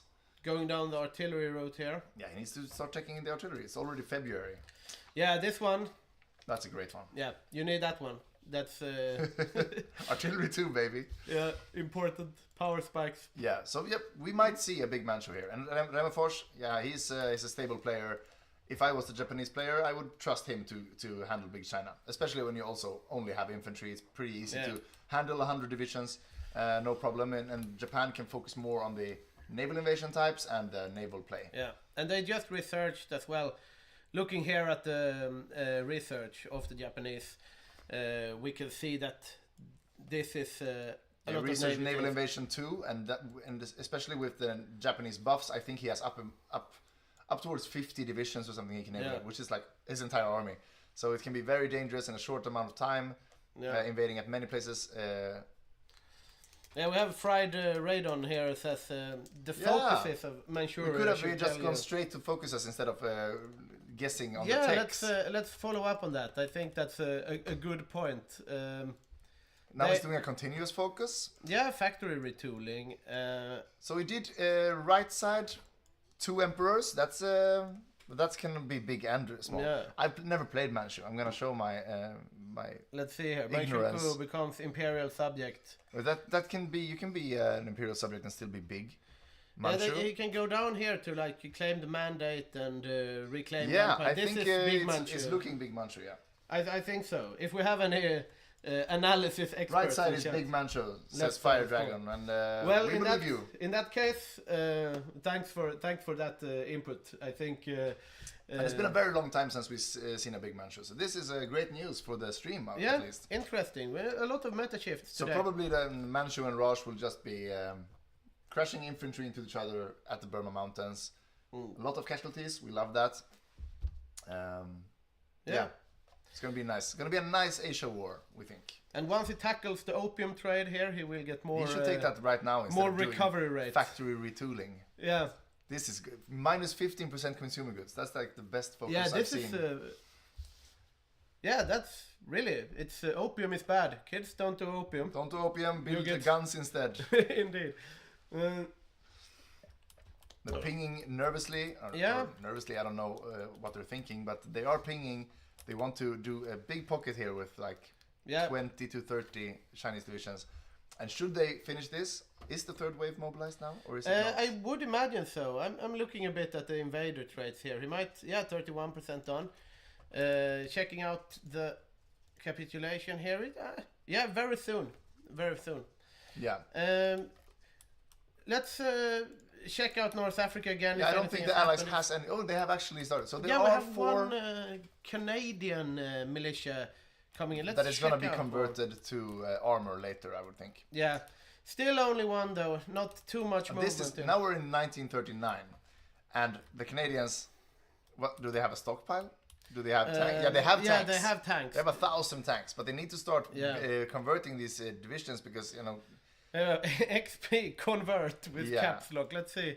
So this, it's not So converted he has not. yet, but He has 660 military experience. yeah. That's good. But yeah, the war can come in 3 months, so it's time to start converting now. Yeah, we have Fried Radon in the chat saying, does it says fired right? No, Fried Radon. I'm going to Fried say radon. Okay. The focus removes that bonus, and people usually ride the consumer goods reduction for economy. Combat stats won't matter to Manchu unless maybe war with the Allies. Interesting. Yeah. insights. So you're saving for the combat stats, but Yeah. still 15% consumer goods. Yeah, that's true. Yeah, we'll see. Yeah, we'll see. So we start seeing the allies coming in here. The South Africans will have tanks. The Canadians, they have 1,000 tanks, but they need to start converting those divisions because we are in 1939. So we're gonna do a little vote here. All you viewers, we're gonna vote who will win North Africa, Axis versus Allies, and I guess it's capturing the Suez Canal. I think is. Yeah, I would say so as well. So we will see here. We have this Menti thing feature from that we started last game. So Menti code 32. Oh, now it's a lot of numbers. Yeah, I think it's on screen. Yeah, we but will it's, get it on screen, I think. Yeah. So menti.com and vote on this Indeed. code. Go in and vote. Who do you think will win in North Africa? As of now, we do not have too much data on the subject, but at some point we will see. Yeah, we could check out how is it going with like the German production. Let's see, do they have any tank divisions yet? Looking at Germany, we have under. Fallschirmjäger. Yeah, this is paratroopers. We have some. They might be used in North Africa. Yeah, they also might be used in France. So they're small width, which means they won't be able to beat anything. But if it's unprotected, they can still capture railways, supply hubs, airfields. Yeah. And also, if they go through the doctrine, the Special Forces doctrine. Let's check it out. The Special Forces doctrine, right side, the second to the right, this one, reduces organization of all units in the same state. So you can use this to make a breakthrough, pushing down the organization by 10-20%. Can be very useful. But we don't know his plans as of yet. Paratroopers as Germany, I think, is necessary. There are some Germanys that don't go for Norway. I think you should always go for Norway. And paratroopers are very important if you want to get to Narvik first before the Allies. We'll see how that pans out. Meanwhile, we have some... Panzer out. Indeed. We have assault guns, light assault guns, and motorized infantry. So not the beefiest tank division, but this is going to shred through any infantry. Absolutely. So we'll see how well the French have defended. I see the French have actually built a railway gun in the Maginot. I haven't actually seen that before. Yeah, indeed, they have. Up in the north of the Maginot there. Yeah, there we have a French railway gun. Yeah. So this Maginot will be hard to break. And it's a lot of infantry here. Mixed regular and garrisons. This is a big meat wall. And if he has some anti-tank guns here, those assault guns might not be as effective as you would like. You might need some medium armor here as well. Let's check out the French regulars. I mean, these are... Garrisons here, yeah? These are garrisons. Very small. Very small. But pumped with the support company here. Yeah. And I don't know how wise that is made. That's a lot of support equipment going into very vulnerable divisions. I would cancel the recon company straight away. And also maybe the headquarters as well. Yeah, he has. I mean, this is the meta he's going for, like a meat wall with very weak garrison divisions, but decked out. But still expensive garrison. Especially like this anti-air. Yeah. I mean, all of these divisions with support anti-air. Yeah, and you see he's missing equipment as well. If you press this army, you can see all these are 75% strength. Yeah. And what is he missing? I would bet that radios. Radios and support. Support equipment. Of course. So he should probably cancel those recon companies, and he will gain like thousands of support equipment. And I mean this anti-air. If you have support anti-air in every little garrison division, you get this like a production deficit for 1,600 days. That will not do. But hopefully, one of his allies will see this and tell him, because he will get the run over. But let's look at his regular infantry, the let's see, the rifles, and here. also these. So the regular infantry, this is the same. No anti-tank, and how about the rifles? Do they have anti-tank? We have. Ah. Yeah, this is going to be able to withstand the assault guns. Yeah, the small No assault problem. guns will get stopped by these. Yeah, definitely. This is a lot of anti-tank for. Can we see if Germany has any medium tanks right now? I don't think they had. Let's check it out. Those are the flame tanks. Let's check out the German army overview here. No, it's only No, it's only 6 the light assault guns, yeah. 11 paratroops, and 71 infantry divisions. Yeah. So the Battle of France might be more even than we thought. We're gonna take a look at the air as well before we hit September. Here, we need to see what the state of play is. Looking at Germany here, if we look at like the air overview, we have about 1,000 fighters, 700 tactical bombers, 100 transport planes for those paratroopers, and 199 CAS, which is probably the starter ones. And looking over at the Brits. the Brits will be the main opponent in the air for the Axis, and that's the Navy here. Oh, look at that. This is a lot of fighters, but nothing else. Nothing else, but still, if he puts out that up over northern France with those anti-tank divisions, definitely. we might see a tough time to break through here. Yeah, this can be hard. And you often overlook the Battle of France because we're gonna roll through it anyways. But this is a very committed defense. Definitely. And these small paratroopers, I don't think they will make any difference in this. And you see also that he is prepared for the tank push because looking at historically, you will get the tank push through the Ardennes, right? And he has placed his anti-tank divisions along the Ardennes and has fallback lines for them. Meanwhile, the Maginot is the Maginot. Yeah, and if he gets the British air support here, this will be tough not to crack. This looks like a good hold. We have a result for the North Africa vote. We might get it up on screen now. And you, most of you, or all of you, believe the Axis will win North Africa. And looking at the state of play, I wouldn't disagree. But with the air that the Brits already are leading, but yeah, the lack of if the Canada doesn't convert in time, I also think Axis. Yeah, I mean it's looking. I wouldn't say 100% Axis because we lack so much data at this point.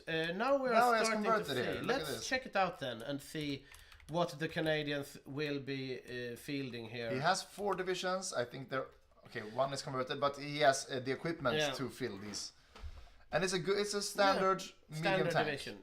Headquarters, pioneers, medium tanks, and you'll see some more support companies coming in, I think, and you'll see his template also being better in the future. But I mean, also as of now, like I'm also doubting the Axis a bit here because if you look at Germany, for example, the assault guns, if they run into trouble in France, but even when they're done with France, and they come down here. I mean, they are going to get shredded by medium they're tanks. going to need some medium tanks to beat the medium tanks. And we also have 4 medium tanks on the South Africans. And now we see the Australians coming in. Yeah, the because they Australians know they're not going to get hit until 1941 over in Asia. So the entire Australian army, the entire Indian army can come and help in Africa. So I'm not sure. But the thing is, we also want to look more at Italy, I think, because... earlier, Italy couldn't join straight away in the French war, but now they can if they want to. And we see that French defense is mostly toward the Benelux and the Maginot. But if Italy would join, you could squeeze him pretty easily. That would be interesting to see. We'll check that out. I'm just looking quickly at the South African armor. Those are 4 with full strength. That's very good. They managed to get all of them out. I think there has been some land lease going on here because it looked rather low on the medium tanks before, but this is quite an impressive setup for I would South say Africa. so at 39 to have if Mako as Canada can also convert his 4 divisions, you have 8 allied tanks, and that's very good for El Alamein, I would say. Here we see the Roche moving in as well. We see the troops they're all coming. It's June now, which means Danzig War could happen at any moment according to our rules. We're gonna check the German focuses as well. I would like to have a quick peek at Italy to see if he has anything other than infantry. He has 2 of 2 Marines with pack. This is a very good special forces Yeah. division, but only 2 of them. He's gonna need more. Then we have regular infantry with pack arty though. Yeah, I think he's gonna So- go heavy into pack arty. It's cheaper, not as effective, but it still fills out the width, Yeah. and you can field more troops. And here we have pack arty with anti-tank as well. And this might be good on the front line because as we saw, we have a lot of medium tanks. We have South Africa doing a strong showing in the economy game, and we have Canada probably will have time to convert there. So this And anti-tank... we did see Germany have also 700 bombers. Yeah. I mean, if you have anti-tank guns and you have some naval invasions, you can win without your Yeah. own medium tanks. It's just harder. But they Yeah. can do it. But the Italians have prepared for some heavier tanks on the Yeah. side of the Allies, which I think they will sorely need considering Germany has gun assault guns. And then we also have like the regular infantry here, 28 divisions with also 2 anti-tank. So a and very full support. weak armored axis for Danziger War, at least. We'll hope Yeah. to have more tanks for Barbarossa later, but There is not much Axis armor at all, no. No. I mean, if we look at the minors, for example, Hungary here has no time to do anything. no I think, time no. now, but some motorized out and Romania has 21 divisions, though. I wonder if any of them are combat worthy. 3 Marines, 2 railway Yeah. guns. I think they're. this a veteran mountaineer. Yeah, I think that's a national. I mean, focus tree. Yeah, guy. yeah. But yeah, very good unit. Indeed, regular infantry 20 pack with, arty. yeah. So he has a couple of 20 with holding the line, and then he has 3 Marines and 1 elite. And I'm Mountaineer. looking at this is a plan I see here. There is Very early Barbarossa plan here. gear, the gears in his head is grinding here. This is this And is yeah, it's not a interesting. great place to land because you're far away from home and all that. Yeah. But if you manage to catch this is all the Soviet oil Yeah. is in this region here. So if you can catch this region Walk and to keep Baku. it, walk to Baku, then you get the oil and you make the life of the Soviets very hard. We'll have to see. This is But hours away. Is he yeah, prepared for the Soviets though? Because the Soviets are going naval invasions now. We heard that before in our interview. That They'll pass Soviets- each other on the way. Yeah, they and will. invade each other. The Romanian and the Soviet fleet will meet on the Black Sea. Yeah, Interesting. yeah. Let's check the national focus for Germany and see how Yeah, far definitely. off the war we are. We are getting hungry here in the studio. We have, as of now, we have a synthetic oil expansion, but they are ready for Danzig. Yeah, they have made all the political focuses necessary, so they only have 1 focus left. We'll probably see a September war here. He's just biding his time, building some oil. Yeah, He's gonna need the oil. yeah, definitely. And the resources in the Pacific is getting more important now since the last changes. Yeah, the rubber refineries have been nerfed. Yeah, So you can't just put the USA on building rubber and you'll be fine. You also need to keep the region. Singapore and the Borneo and the Java island also has some rubber, I Yeah. think. But that's basically all the world's rubber. There are a little bit in Brazil, but it's not enough to build the Royal Air Force. here we see some Chinese meeting their doom in this large pocket, and if not already, Yeah. third wave. And now we So- see not much on the front yeah. lines. So after they clean up this pocket, take Nanjing, we should be able to see an end of this war quite soon. Yeah, I think. But still only 46%. But yeah. that's also Nanjing, I think, is like 15% or something. Yeah, I think once this is dead, you can pretty much walk. And this, I'm not gonna shame too much, but when you encircle the capital like this, Yeah. the rest of the Chinese army and the West here goes out of supply, basically. So Yeah. it's not great. If you look at like the Chinese supply here, you see everything is cut off here. So. But yeah, so good progress from the Japanese. We'll see, I think it's gonna be a dangerous Japan. Yeah, I think so as well. Looking at the navy, for example, we do see some fleets have started to form. Yeah, we have three stacks here, I think. Carrier. Looking at the production here, they are churning out submarines, destroyers, heavy ships. Basically everything, and they have loads of dockyards. Let's do a dockyard comparison. Yeah, let's this do is a good that. We time. have 58 here. 58 dockyards on Japan and on the United Should States. see close to 100 here, I think. I would imagine so, yes. No. Oh, 65. Ooh, That's they're- not a lot. No, that's not a lot. And also changes in the mod need Yeah. to be addressed. Dockyards now count toward consumer goods. So you can't, as earlier, just spam dockyards as the USA and get to use them all some of them will go into making, I don't know, civilian ships or whatever. But you see super heavy battleships here. Yeah, that's interesting. In the interview before from the bathtub, we heard that they are going to go super heavy battleships and like battle fleet and coordinate with the UK instead of going into carriers.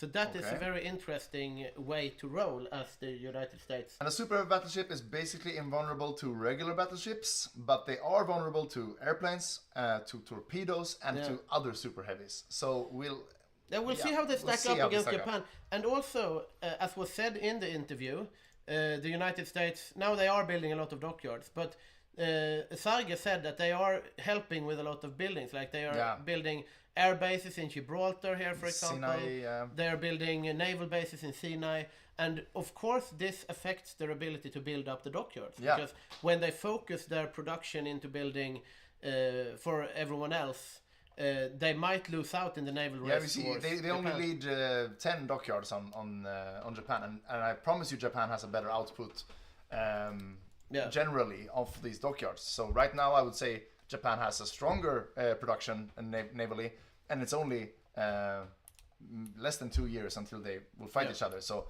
yeah, the Japanese Navy is dangerous, but the super heavies might be what they need to not get to not get fucked. Definitely. Let's check out the dockyard situation in Europe. We have 61. Oh, that's a lot. That's more than Japan. And the cruisers are just getting churned out. Can we check the design here on this one? 36 cruisers, that's the name. Let's check it out. 36. It's this one. This one. 4,000 IC. It's an expensive one. It's a torpedo build. Yeah, this is. This is a battleship killer right here. Yeah, this is going to hurt on the seas, especially this many dockyards. Italy can really. I can just see in front of me now Rosen laughing to himself, like, "Oh, I'm gonna kill them so bad." Yeah, this might be somewhat of an impactful Italian fleet here, definitely. And if we look over at the UK, for example, here we have 54 dockyards. So yeah, the Allies are being outproduced right now, and now the UK are going super heavy carriers. This is so interesting game. Everyone is averting expectations here. So the super heavy carriers in the UK, super strong. They're gonna have battleships screening them, but enough torpedoes, it won't matter. And these torpedo boats also has quite strong anti-air. So this will be a very interesting matchup. The bad thing about naval battles is it's very easy to miss them on stream. So we hope we're gonna catch one, see how it plays out. I really want to see like how the light attack and torpedoes counter, this super heavy build. So yeah, it's very interesting. I think that this Italian Navy could really pose quite a challenge to the UK Navy, seeing as they are going so heavy into carriers. But we will see how the battle of the high seas. Very interesting. We see a lot of Axis investment in the Navy. And super heavy carriers, the strongest ship maybe, but also you need to fill them with navs that takes from your military factories, so you actually lose some capability militarily by pushing it to the Navy side. And before the outbreak of the war, one more time I would like to address that we have a DLC raffle, so please join us on Patreon. It's enough to become a free Patreon in order to be in the raffle for a free DLC of our choosing, and we will pick a name from the urn after the lunch break. And the lunch break will commence after Danziger War focus is finished. Which should be 1st of September if it's historically, but they're late. Yeah, a little late, but it comes here, it 4 is days. coming in 4 days. And once we pause, we are going to do an interview with Falk, who is playing Germany. So we'll see what he says when we say he has weak armor. Maybe he has another plan, or he doesn't agree with us. We will see. Nothing too much have happened here. More assault guns. But it's not... Falk is a quite conventional player, but this doesn't look that conventional. With the paratroopers, well, it's conventional for Germany, I guess, but let's see what they are producing. That it doesn't have medium tanks, that's what surprised me the most, because I would say that Falk is a medium tank every time. Yeah, we see some. This is the light one. That's the light one. He has 1,200 of those. No, that's the light one. No, that's the light one. Does he have 1,200 mediums? Yeah, that's a medium tank, right? Is it the Panzer II What's that? This one, yeah. I Yeah, think this this is a one. medium chassis. But he has a better chassis already. Yeah, no, it's a light tank. It's a light tank. Okay, so he has loads of light tanks. He might He might be them, converting yeah. those into the assault guns, yeah. We will see. We will hear from him soon, and we will be able to get his insight on this.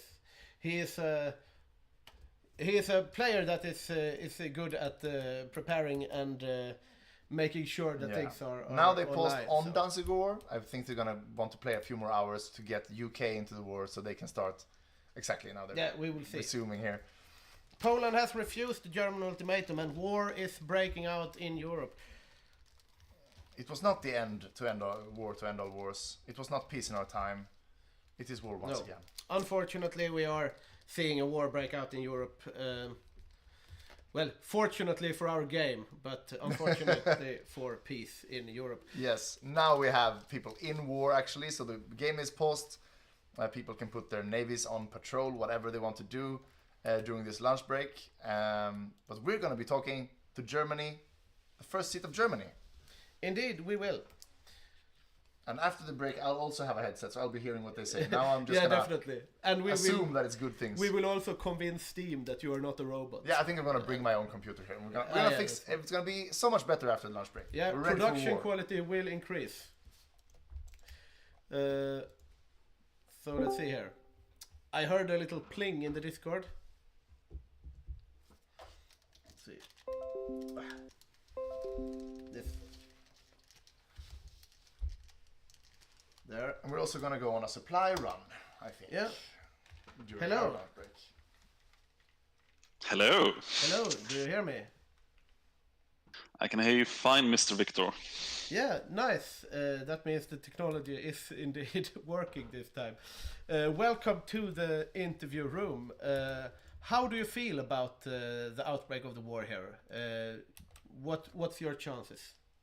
Well, first of all, I want to say that it's dreadful that it came to this. Like, we did not want war. We on the Axis side have been fighting for a peaceful solution, but this has been stopped by the Allies at every turn, and we have had no choice but to respond to their aggression. Well, let's see how Danzig fares to your Yeah, the invasion. people here. of Danzig wants to join you. I've heard from. It's not an invasion per se. It's more of a helpful parade with humanitarian bullets. We'll Very see how good. that works out for you. Speaking of bullets, we have noticed that you are going assault guns primarily. How do you think, is that part of your tactic here, that you're going more of a soft anti-infantry focused build? Or what are your plans? Basically, these are the cheap light assault guns being converted from the stockpiles that Germany has before the war, and it's a cheap way to get a lot of mobile units on the field, which can do damage to pretty much anything the Allies can feel at this point in the war. They're not a long-term solution, but they will be able to fight anything they can put up at this stage.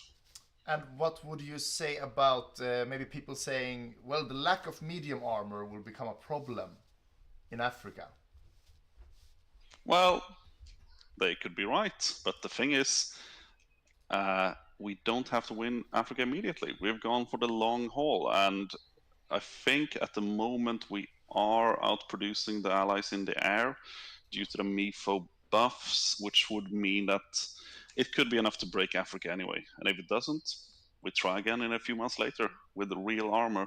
Yeah, we're gonna be careful not to spoil any of the Allied plans here, but we have heard intel about your plans that it's a little bit of a civ greed, late peak Germany. Is this correct? Well, I like my long games. It's not necessarily the most meta Axis strategy to go for the long haul, but it's fun, and fun is a big part of the game. It is a very big part of the game. Yeah, indeed it is.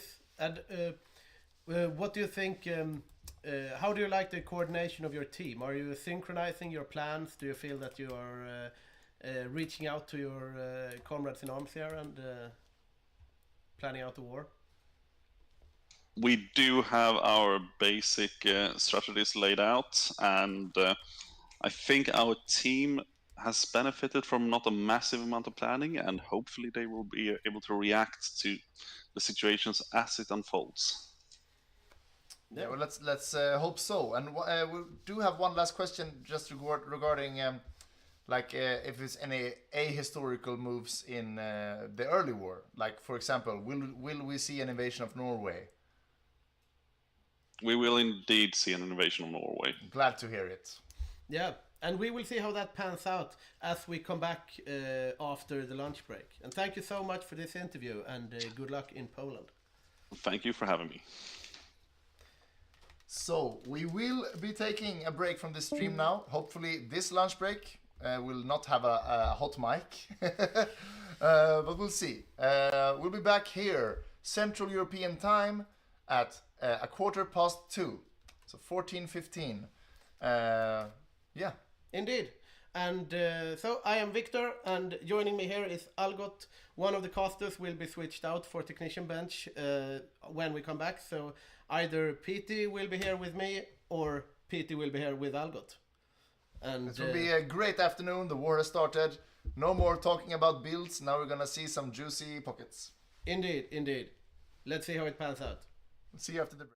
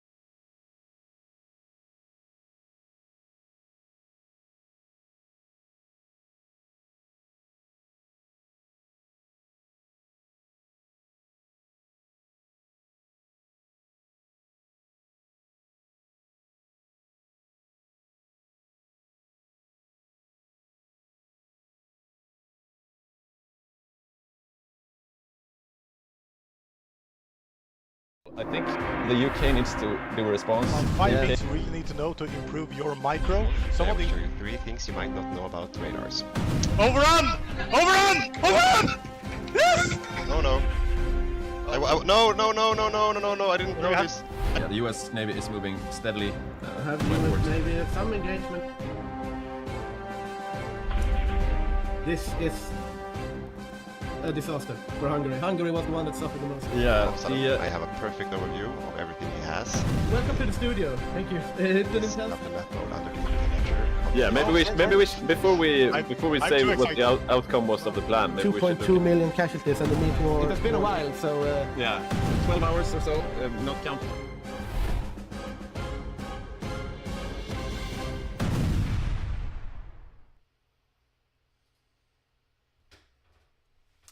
Welcome back to this Hygge HOI Grand Game, the Sly Karelian Fox, the 5th of May. We've just had our lunch break, which we do customarily at the outbreak of the war, and the war has indeed broken out. We are still paused right now. We're waiting for people to return from their lunches. Some people are running late. Rumors say Magnus Ek on Finland is the culprit this time. I am PD. I've been sitting in the technician's chair, and with me here is Snistan. And right now in the technician's chair we have Victor, as you saw earlier on the stream.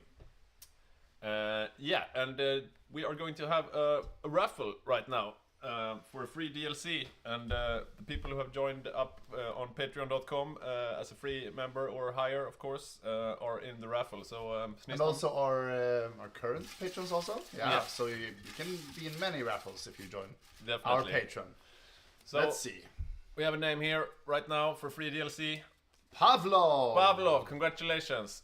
Now you can buy some dog food. You will get an email.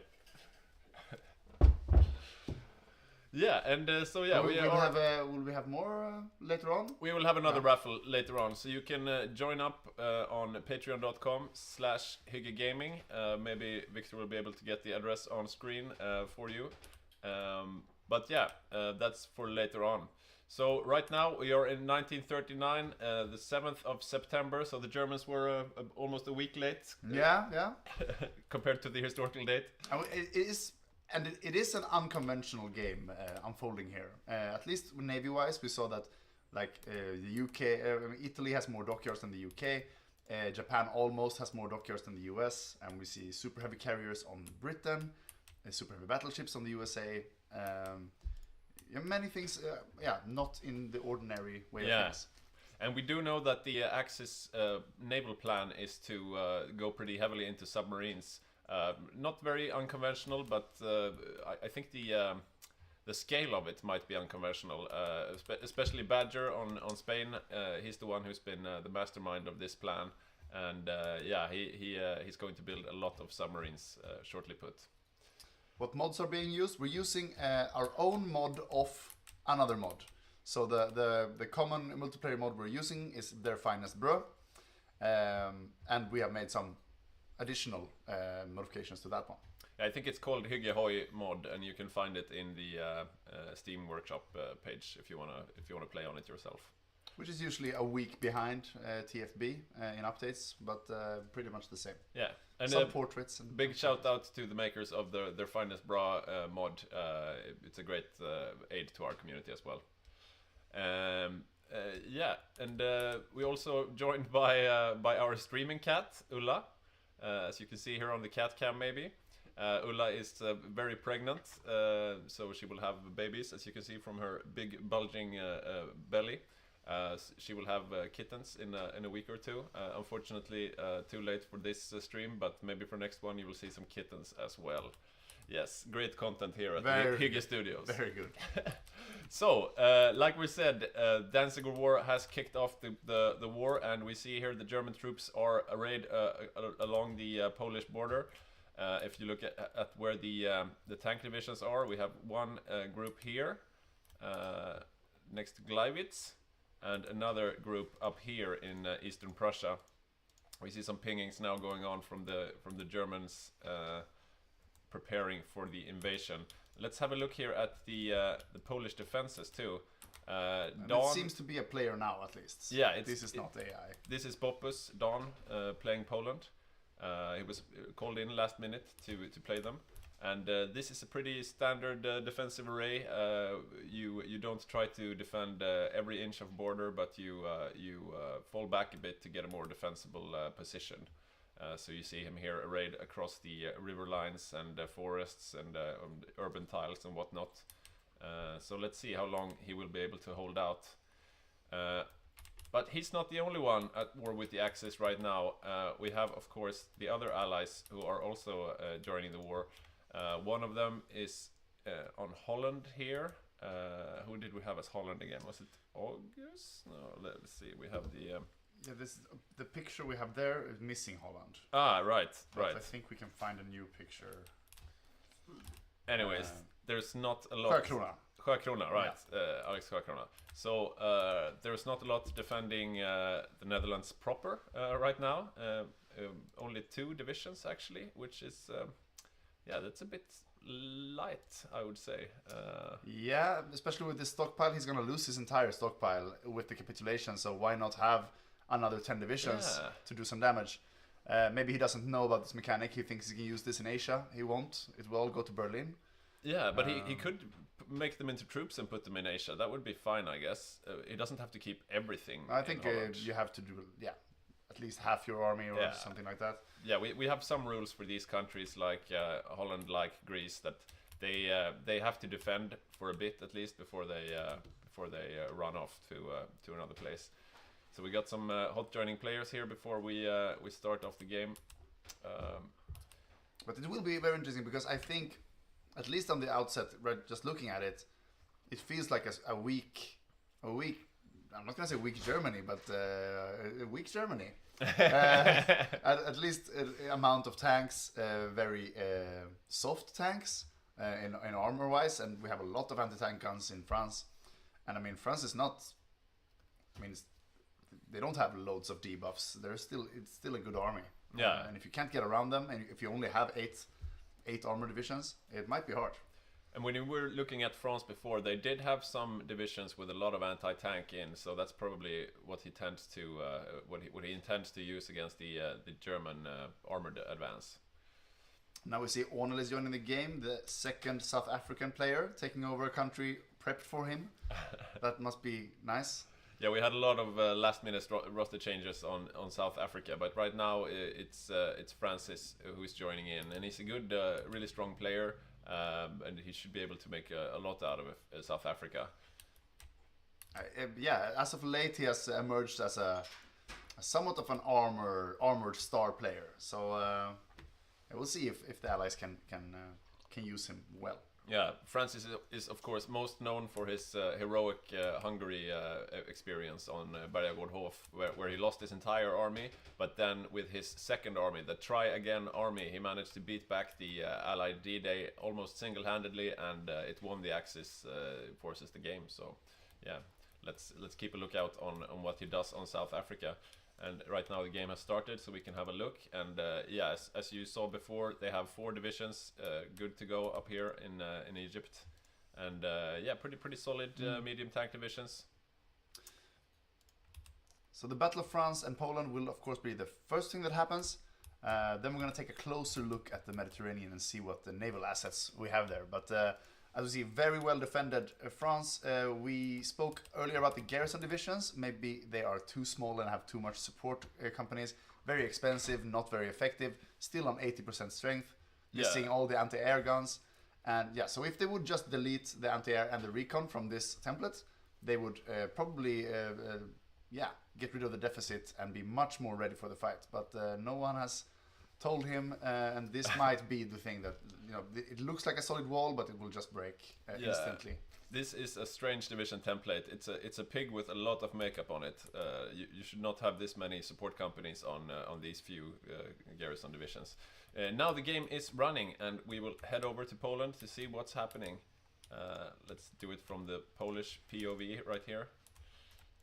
Right now the Germans are just feeling out the lines. Oh, we see a try here from Don Boppus. He's trying to do a counter attack on the Germans. It's not faring very well, but at least he's keeping the Germans on their toes. And also, any equipment lost here will not go to the Germans, so it's better to attack and lose almost than it is to just stand. Yeah, very true, very true. So far, though, the German tanks don't seem to have much issue going through the Polish defenses. Up here in the north, though, they are holding, at least temporarily, but down here in the middle, close to Lodz, which just fell, the Germans are just making mincemeat out of the Polish lines. And Romanians trying to help. Here we see the Romanians, coming in. And it's, of course, Pontus playing Romania. He wants a piece of the pie. He's going for infantry, like we saw earlier. A bunch of 30 width. No, these are just 18 width. Okay, so a bit smaller. Maybe they are intended for defense. He's got a few Marines here on the naval invasion order. Planning for Barb, while there's still 2 years of war against other people than Barb. He's also got some light tanks, though, so yeah, we won't see a pure infantry Romania, it looks like. Quite versatile. It's interesting. Okay, back to the action in Poland. Let's have a look at the air map mode, and of course it's completely Axis all the way. Over in the Benelux, and oh, there we go. Poland has capitulated. That was fast. As we saw before the outbreak of the war, UK had around 2,000 fighters, Germany had around 1,000. But in the interview with Martin playing Germany, he was quite confident that we are now outproducing the Allies. But still, in this early stage, having twice as many planes, it might be a hard nut to crack the Benelux and the French, the line there. Yeah. But 700 bombers as well. So we'll see how the air forces match up with each other. They seem, though, to be going for Scandinavia before they go for France here. Yeah, you can see the paratroopers here lining up their attack on Oslo.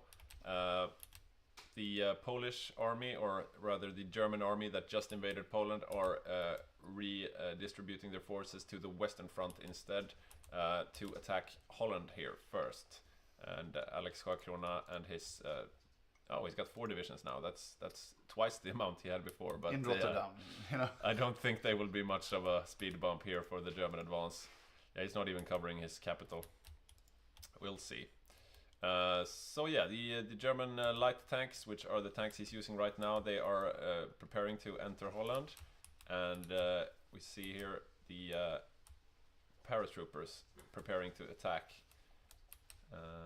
Right now, before Denmark is capped, it's open for the Brits to go into the Baltic Sea here, but you generally don't want to do that because you could get stuck. But that is the way. You see there the British capitals are moving.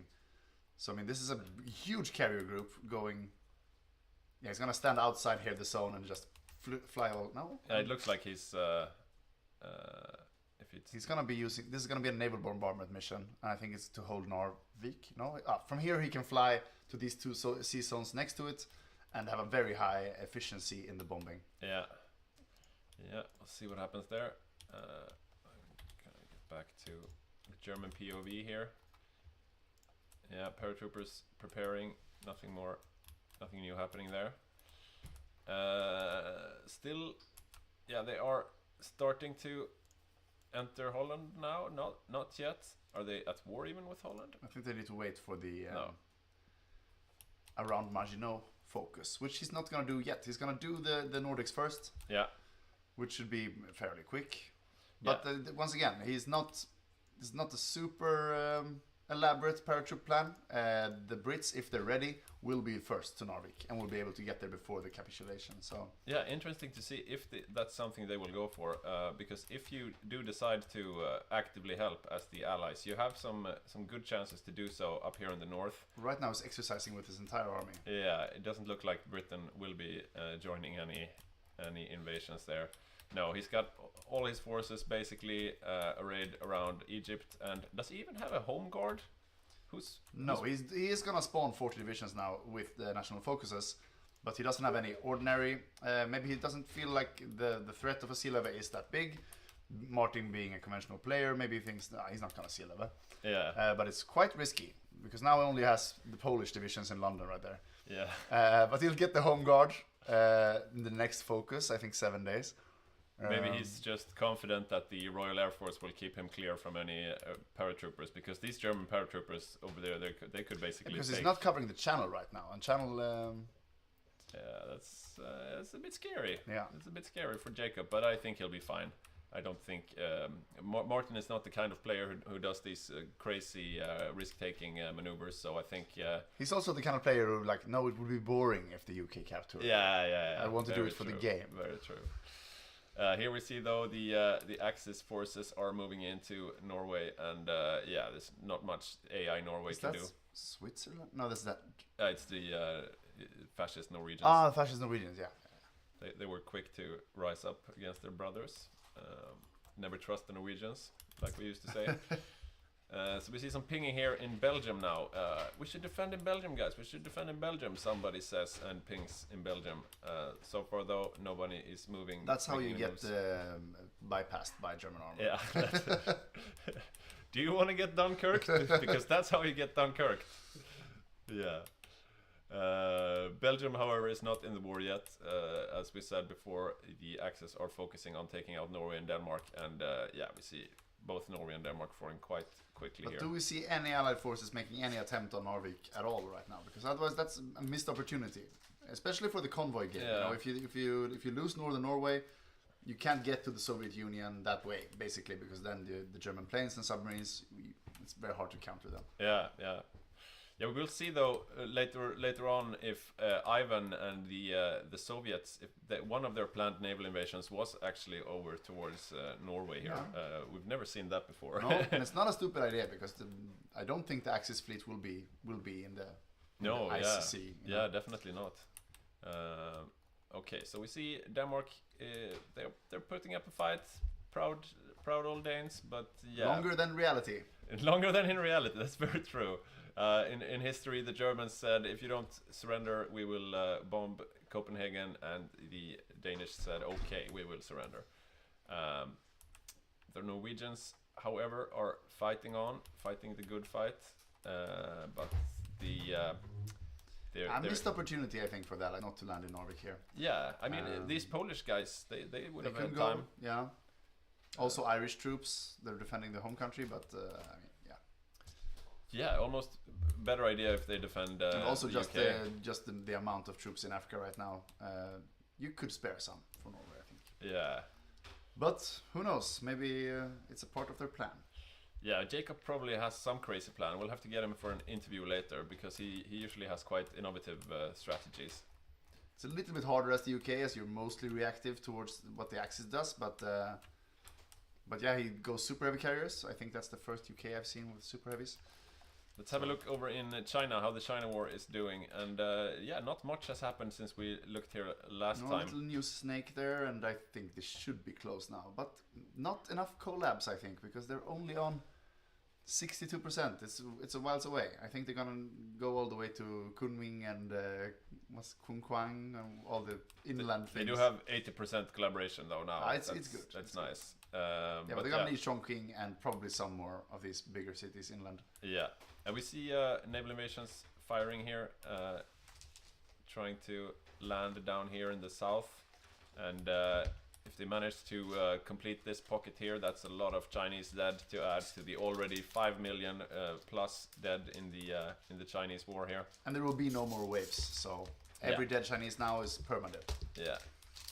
Having a look here, they still have some men in the field, but almost all of them are at half strength or worse. So yeah, China shouldn't hold for very long at this moment, and that means Japan will get the better part of a year to prepare for the fight with the Allies, which is good. Now we have a pause. Is it a tactical pause? We don't allow tactical pauses, but. Yeah, maybe Victor will see something in the planning chat, but right now we have no information on why the pause is here. Unsure if someone has maybe. But we are very excited about the Battle of France here because, except for this not very well made garrison templates, it is a sturdy defense. Yeah, he does have these anti-tank divisions that we talked about earlier. Let's have a look at their stats. They have a piercing of 27. That's not a huge amount, but on the other hand, the Germans are so far only using their light assault guns. let's see, armor 8.4. No, exactly. So it's a bit of an overkill, but it's still good divisions with anti-tank will do twice the damage against these. Yeah. And the more piercing you have compared to the armor, the more your chances are of critical hits and so on. So yeah, it's good with an overkill on that stat, I think. So yeah, we're still paused. Brazil crashed. So and now we see they can't get to Sjælland, so they have to do a naval invasion of Sjælland in particular. So they got stuck against Denmark. That's unfortunate. Why can't they get to Denmark? Can't they just walk over? I think they can just walk over. Or they want, I don't know.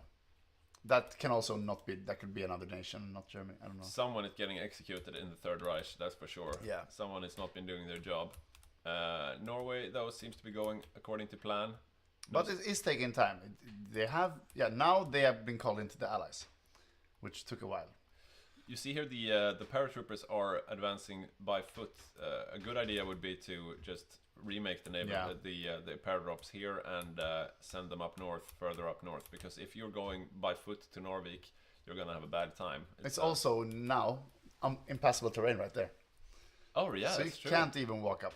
So they have to do a naval invasion or a paradrop, and the sooner the better. Or if they make the capitulation and there are no Allied troops, they're gonna get the north. But that's why you should have Allied troops. Yeah, and this means it's still open for the Allies to send over some troops. They are free to do so, and these guys here seem like ideal candidates. It's even a mountaineer for what happened to them? I think they gave it to Poland. But they got deleted. Oh, is that like a special focus thingy? No, I think if you... then he should be still in England. Maybe he just deleted them. He didn't want to I think disloyal. if you delete them...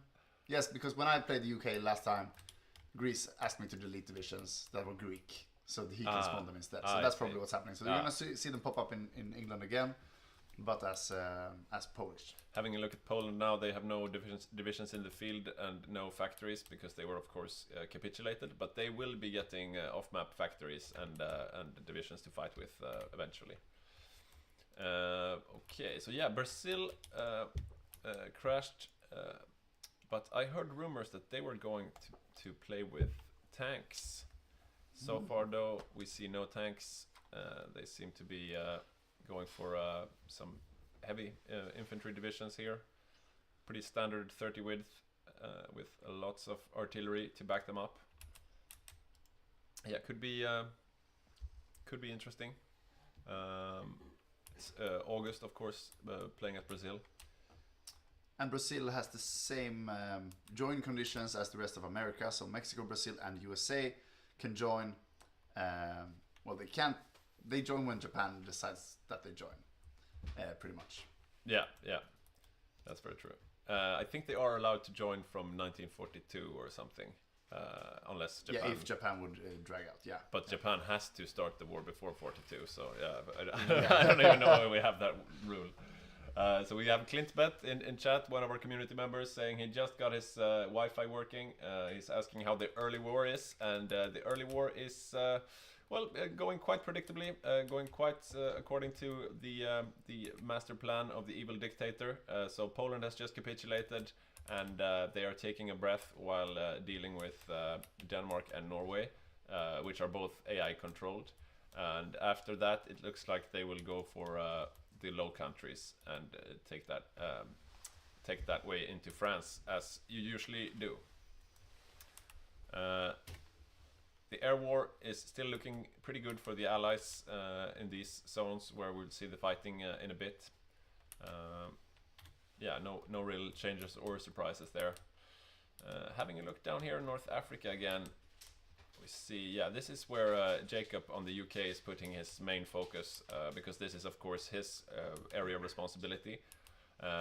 We see the Canadians here with 5 divisions, only 4 of them so far converted into tanks, and the South Africans with 4 divisions of their own. So quite a standard setup here in Egypt. Yeah, but still a lot of divisions. 8 medium armor against 8 light armor on the Germans. I mean, it will be hard to break through Alamein. But Martin also said we're playing the long game. We don't need to win right away. We'll build up some medium tanks and we'll get them later. And that might be true. We'll see. But first he needs to get France.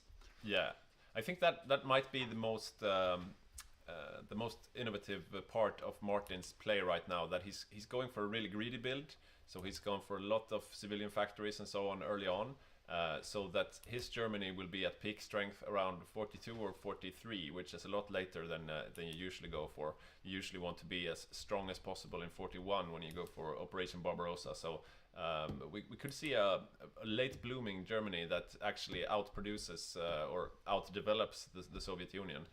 Which is quite interesting, I think. It can be very dangerous, especially when you think time is on your side as the Allies, but it's actually not. Yeah. I mean, that's... and I don't know how well the Allies' intel are, if they know this civ count, if they've noticed it. So it's interesting to see if we'll see a counter here. Maybe put some time pressure on the Allies to make some developments.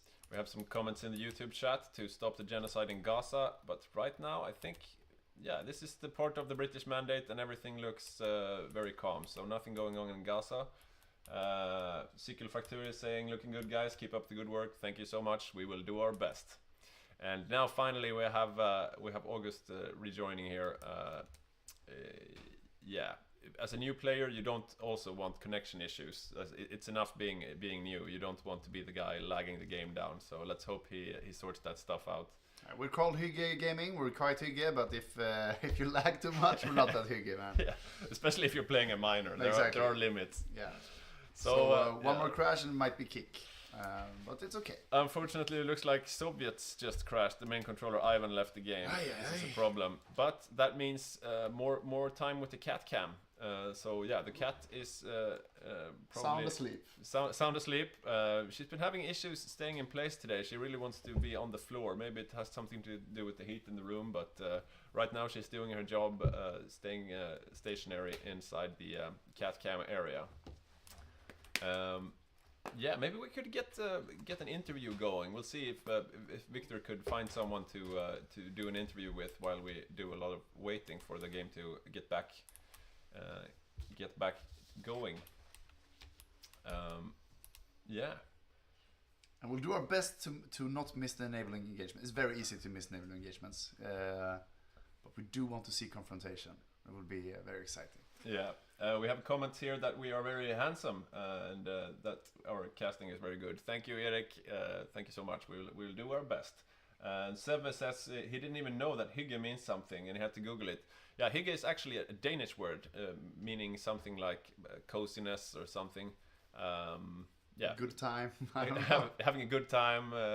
Yeah, Hygge, something like that. Something like that. And it's a very good fit for our community because that's what we're all about. So the game is back up, but like I said, I think that we had... No, I think we are all players in the game, so we're just about to get started again. But we're no longer in the multiplayer lobby, so we can click around and look around a bit. Let's see what Rosen on Italy is doing. He has a lot of divisions. It's good. LVD, what does that mean? I think it seems like a defense army, yeah. Yeah. So... Low value dudes? Low value dudes, yeah, maybe. And then he has a lot of small armies here. 6 Marines, some smaller... Yeah, these seem to be his elite units, and they are planning to invade Malta. Good first step, I suppose. Yeah, you need to get past Malta sometime. And other than that, it's smaller armies, yeah. Mostly defensive stuff. These are quite versatile. I think they have 2 anti-tank, exactly. So yeah. They'll be useful in offensive operations as well. Here we have the Winter War. The Winter War is kicking off. Okay, this is exciting. So this is Magnus' time to shine. Like we said before, he really loves Finland. He can just walk into Leningrad. Yeah, he can. Have they actually left it? No, it's just a line of sight thing. Okay. Okay, so I think their plan was in the beginning to start pushing with their mountaineers up in the north, and that's exactly what's happening. I think Andreas Eriksson on the 3rd chair is the one who's controlling the mountaineers. We see here the light tank divisions are following closely by, but now they've reached the finish line and are unable to break through, at least at first. But this is an interesting defensive line from Magnus. It's quite far back. Using the lakes, land of 1,000 lakes to his advantage. Yeah, and with the bonuses and the forts here, they're gonna need to bring some heavier firepower to punch through these Finnish lines. Yeah, so far he seems to be holding the areas that he wants to be holding. Both down here in Leningrad, they are trying to push through with tanks. It's a green bubble, but I mean, he's gonna lose a lot of tanks here as well. It might turn red any moment. Look at those defensive stats on the Finns here. And the highest attack value is under 100. Yeah, Finland has probably the strongest infantry in the game, arguably, with all their crazy buffs. So yeah, translation of Hygge, yeah, cozy court, basically, yeah. So in other news, Denmark just capitulated, not very surprisingly, and we Holland see the invasion of Holland has begun. And how is the defense going? Romania just ceded Bessarabia. We won't see a mini war there. Look at this, Norway are such chads. They are down in Holland helping others defend when they can't even defend themselves. Priorities. Just having a look back here at the Finnish winter war. It is breaking the southern tile there, but look in the north as well. But is it breaking fast enough? Can he reinforce that? Yeah, green bubble again. And the southern tile, I think it's like 20 days or something should be that bubble. It's reinforcing. If you hover the bubble, 4 days. Okay, that's pretty soon. And it's coming with more reinforcements. Does he have any more reinforcements to get though? They are all Half low on strength organization, and up here in the north he is being pushed back. He's gonna lose one there. But it's a big country. He has some room to retreat at least. We saw there on the pop-up that they are evacuating their children, and this is good. This is no place for children. Come to Sweden. Come to Sweden. Have a nice time. Have a nice war. Have some welfare. Finish line or finish line? Yeah, that's a good question, Erik. Very good question. For Andreas controlling the Soviet army right now, I think it's both. Yeah, the finish line is the finish line. Now he chooses to attack the 6 divisions in a fort, instead of the 1 division outside a fort here. Yeah, that's an interesting choice. Yeah, but it also Russian military command, so you know. Yeah, you should cut them some slack. Yeah. Yeah, we see him here being pushed back tile by tile. The Finnish... there we go. The peace is signed. And it seems to be a Finnish victory. No, just kidding. He must have lost enough troops, so he pushed the capitulate button before he lost any more troops. A wise choice. Yeah, this is probably a wise choice, because the Finnish Winter War isn't decisive unless Finland loses a lot of troops, because those are troops he will never regain. So instead of losing divisions, he just signed that peace deal and gave away parts of Karelia. Which is also part of the name of the game today, the Sly Karelian Fox. And all our grand game names allude to some World War II operation. It's our sneaky General Secretary Badger who comes up with these names. So if you know what operation it alludes to, write in the chat and maybe you'll win something. And yeah, Magnus still has 22 big divisions left, and he has 2 more years before Barb to build up even more. So Finland will be a threat. Looking here, it seems like Bakidas on France, he has moved up into Belgium to defend the German against the Germans there. Leaving his forts. No, he still has troops on the forts. He just want to make it a little bit harder to take Belgium, which is not that stupid, because the German army is a late bloomer this game, and they don't have many tanks. So yeah, and even though the Belgian army is crap, it's better to use them than to just let them die alone, I guess. So it's still an org wall. Yeah, and you have a lot of forest tiles here as well. And as long as you keep troops on every tile, even if Belgium capitulates, which they will after Brussels falls, you'll still keep these tiles after capitulation. So far, though, the French are defending Brussels, and it looks like they are holding for now. Where are the German tanks? They should be here, right? They seems like a place for German tanks to be. They are not yet there. They had to deal with the Danish first. And I think they have a Frontline set somewhere, so they keep going up to Denmark all the time. They keep running around here. I mean, Martin, you have thousands of hours in the game. You need to delete your Frontlines, man. Yeah, Martin is of course joined by Johan Mossberg, who is his co-op. Here we see the German tanks have finally gotten their orders straight, heading straight towards the gap here, where they will try to break into France proper.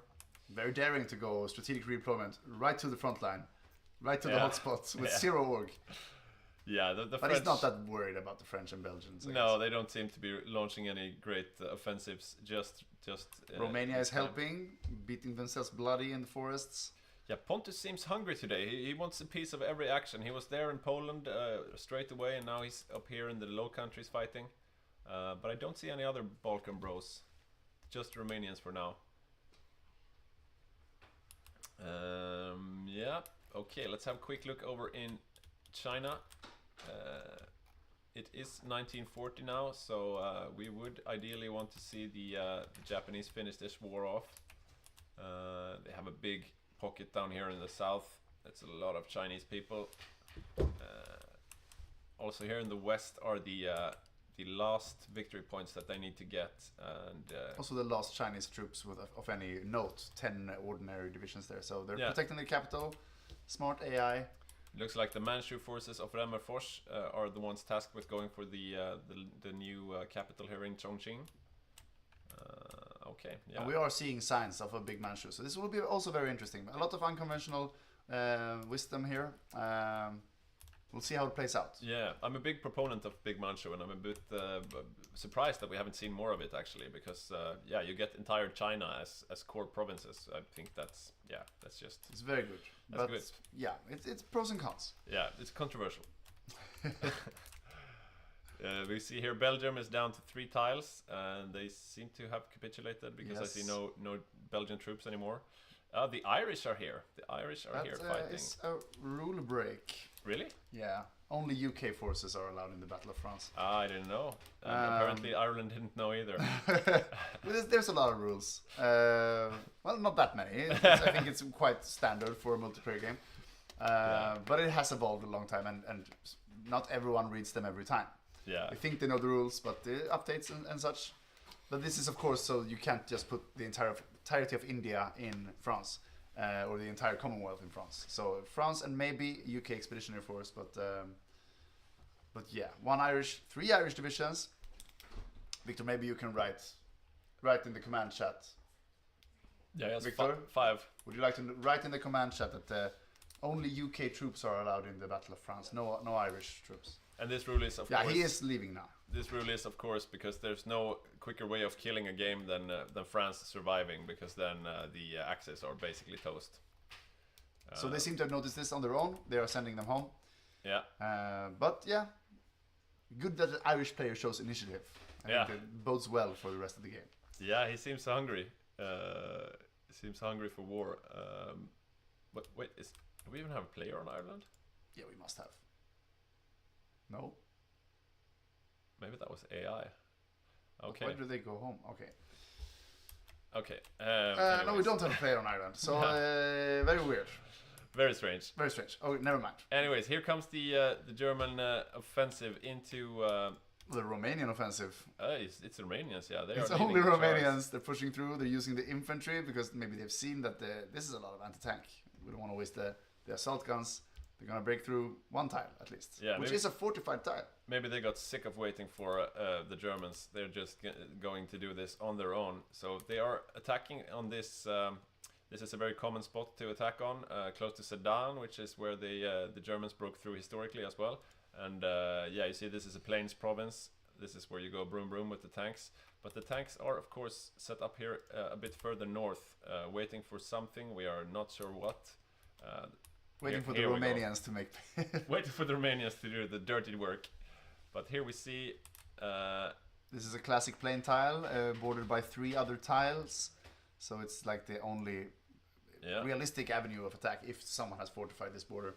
All German tank divisions are focused on this 1 tile. Bakiras on France is trying to reinforce, but it looks... no. The Germans broke through the first tile, and where will they go now? They are moving towards the west there, towards an empty tile. Now it's snaking time maybe. But they are getting counterattacked, but not very convincingly. Yeah, There we have it. He's trying to do 10 some holding. shit garrison divisions on that radar tile there. Also a railway crossing, so very important tile supply-wise if Yeah. you take that one. We see the classic... Yeah, this is, he rolls it up. They are good. We were doubting these light assault guns, but they are doing the work. Yeah, they're doing the classic race towards the coast. He also has no of the anti-tank Okay, we're speccing Germany now, so the icons are wrong. Ah, that's true. Let's have a look where he's keeping his anti-tank Oh, here. yes, some, but yeah, they're not in Calais right now, at least. No, they are not where the tanks are, and this is the problem. And also the anti-tank divisions are having very much trouble with the regular German infantry, so it's like rock, paper, scissors, you know, he's trying to use the scissors against the rock right now. Yeah. We see a lot of French troops here stuck in this pocket. Maybe they will be able to evacuate through Dunkirk or Calais. But I think they will wipe at capitulation anyway, so... Yeah. Just try to bring as many Germans with them as possible. Yeah, it's still... they are holding. I mean, it's not the quickest invasion of France we've ever seen, but Martin likes to do things methodically and securely. Tanks right now are out of supply, so yeah, he is evacuating and going back into Dieppe. Yeah, that's not a bad idea. Nah. I mean, use them as long as you can. But still, he has holding out since the Belgians fell. It's been like 1-2 months now, so already I would say it's a passing grade French hold. Yeah, and I like that he went into Belgium to fight. That slowed the Germans down a bit. Not a bad idea at all. It's not a fast advance. He has not rolled up the entire defenses. This is still a line. Yeah, it looks like Pontus is moving up north to support the German advance more. We see some pinging here from the French. They think they broke through, but there's an entire new French line. And it's green for the Allies. That seems like mostly French planes, though. Do we have any British planes here as well? Yeah. Let's see. Yeah, there's definitely British planes here. Yeah. Mostly British planes, and only German planes against them. But yeah, about twice the number of Allied planes to the Axis amount, so they will have to fight without air superiority. This is a quite costly French campaign, I would say, for the Germans. Yeah. Already 40k. Yeah, pretty good. Pretty good, yeah. We'll see. Yeah, Romania not making any moves right now. They're just preparing, it looks like. And the longer he can hold out without capitulating, the more he can use his old focus tree, because the minute he capitulates, he gets Free France in Exile focus tree. But there are some good buffs further down in the regular French focus tree, so as long as he can hold out, he can get these good things to use later in the game. Look at this. Italy has joined the war, and that means we might see developments in the Med. He's already attacking something. Cyprus? He already took Malta, and now he's attacking Cyprus. The Italians down here were out of supply though over at the defensive line, so he moved back a bit. So the big defensive line here is open right now. But now we see Canada alone against Italian. No, he has some support in the back. But still, you could say that the British fleet is not engaging, leaving the Med open, which, yeah, if you lose Cyprus, you all of a sudden have an Axis air advantage in the area, because then you have too many Axis airfields compared to the Allied ones. So, yeah, I would rather see an engagement of the fleet, but it's too late now. He's going to lose too many airports. Like you said, we have Mako here on Canada. He's doing his own thing right now. He noticed that the Italians were completely out of supply and low org, so they are basically free food if he manages to surround them. And just up until the border between Libya and Egypt is Allied air zone, probably still. So he can but it's Allied air. Yeah, he's still under Allied air. That's true. So he can walk around there, but if he goes too far, it might be very dangerous. Let's see if Rosen manages to get these guys back to the defensive line. Mako seems to have slowed down for now, which is probably the right move. You just want to show who's boss. Yeah, just want to establish dominance and go back. Cyprus falls to the Italian Marines. And how is France going then? Yeah, very good question. Oh, it is basically holding. So Bakiras, he hasn't played for a long time, but he still got it, it looks like. And Italy has joined the war now. I don't think the Italian border is very well guarded, so it is well guarded. And look at this. I would say this is a good France. It's the Bulgarians having to protect Italy right now because they are scared of Bakiras' France. He is holding. Here we see though the Romanians once again the tip of the spear. Moving, they've struck a wedge between the French lines here, So the Maginot defenses are shut out on one side and the rest on the other side. And they're pushing everything they have into this right now. Seve says everybody knows of the Romanian occupation of Paris. Very true. That it's a historic event taught in Romanian and French schools every year. Yeah. So Looks yeah, like this will end in a French capitulation, but I would say it's a very good defense. But at what cost? Exactly. And what will they have left? I mean, the Africa campaign, it will. I think they will have to wait until they have their medium tanks ready. China has capitulated.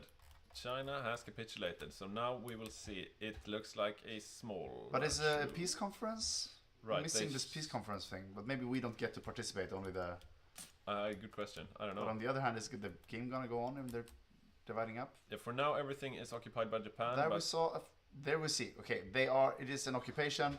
They're giving away states here. We see it in real time. And we can see the Manchu name getting bigger and bigger. Is this a big Manchu? I would think like Japan could take some of the dockyard states maybe along the coasts, but it seems like all the inland goes to Manchu. Yeah, so we will see a beast on Remmerfors Manchukuo. He will have millions of men in the field probably later on. It's just the factories that are a bottleneck for him because the manpower is basically unlimited when you go big Manchu. You can see here, 2.9 million already. Okay, back to Maginot France. is now it's basically over here. We have an open wound straight into the heartland here.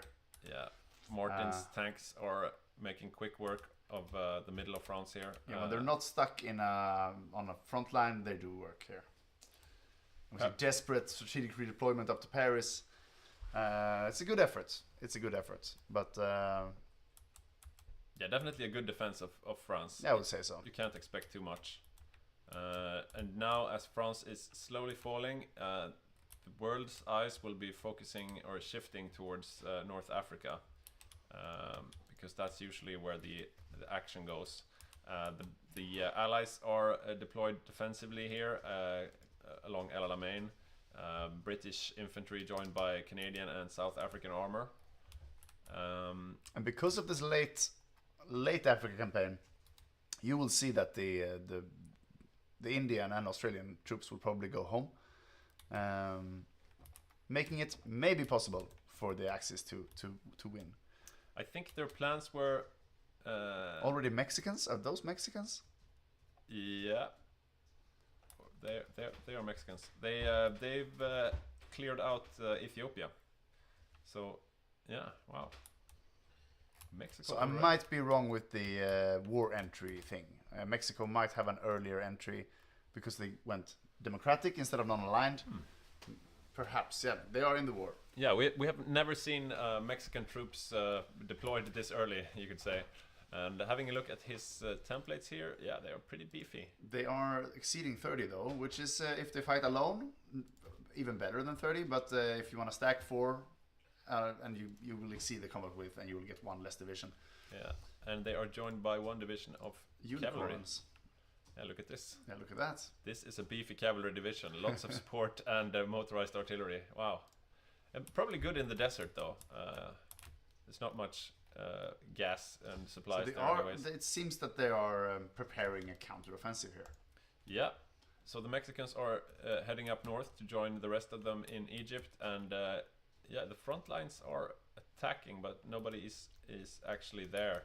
But I would also be hesitant when they lost Cyprus. They have no British Navy right now in the Med. They are really taking their time with France here. And they actually are winning some skirmishes here.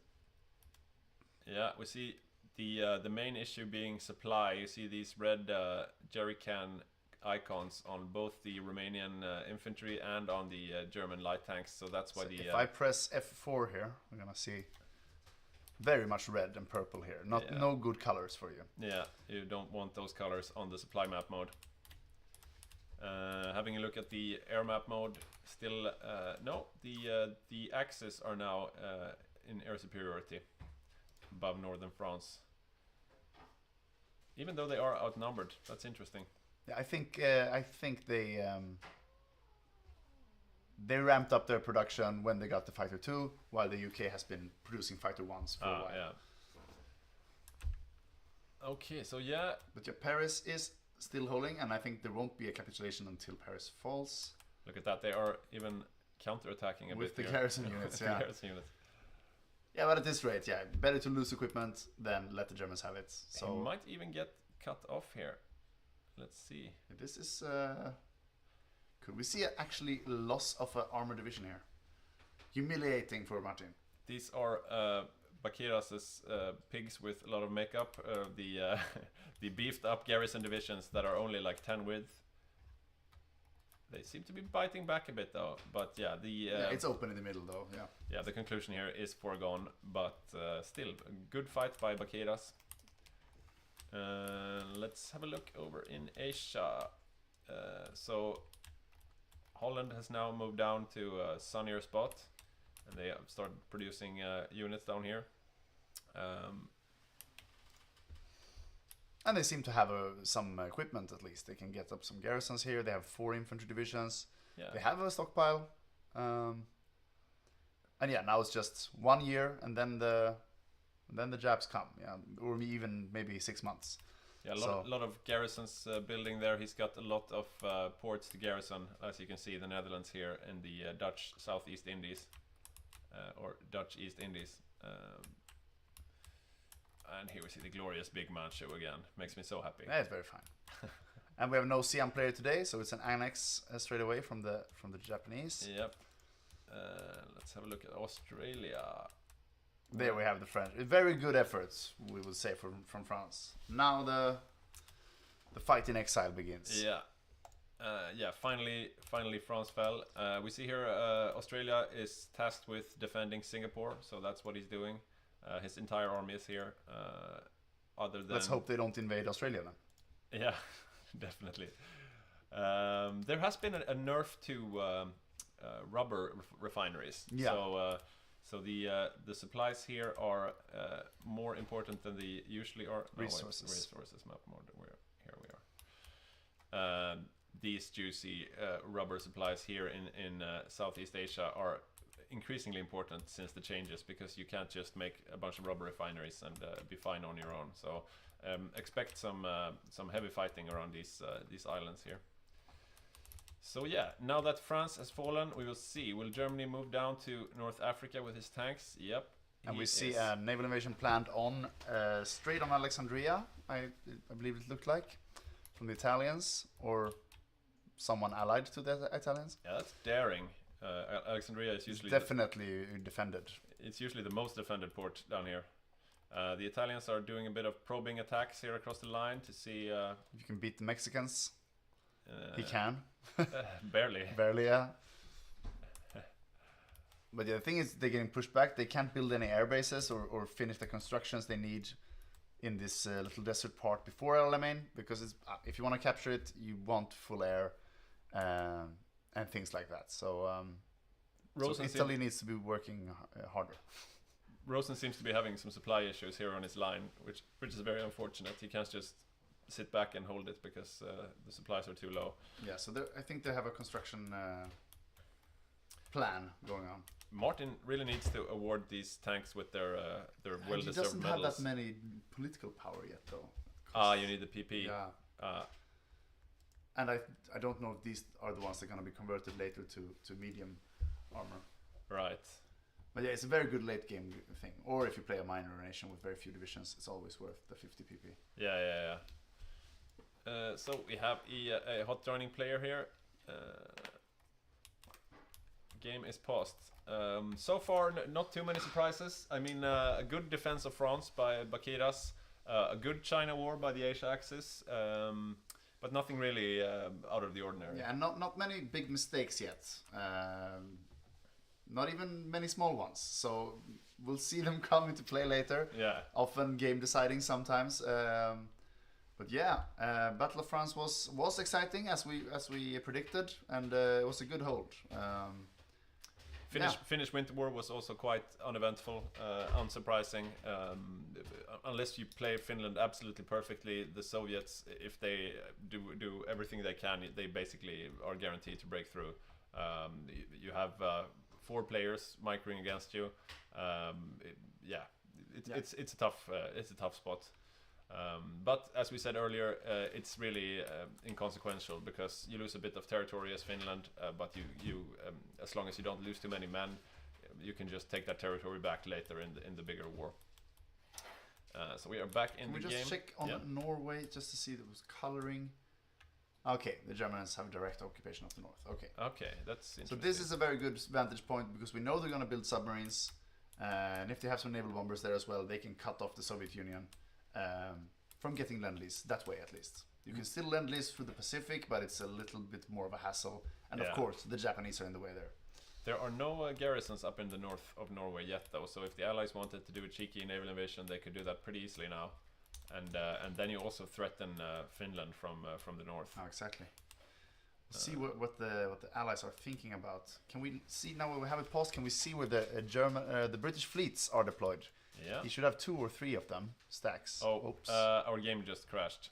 Studio crash. Studio crashed. So we will Please let them know we crashed. Yeah, unfortunately, this is what happens sometimes. Game is already running. We will see if we can get it. It's not though. There we are.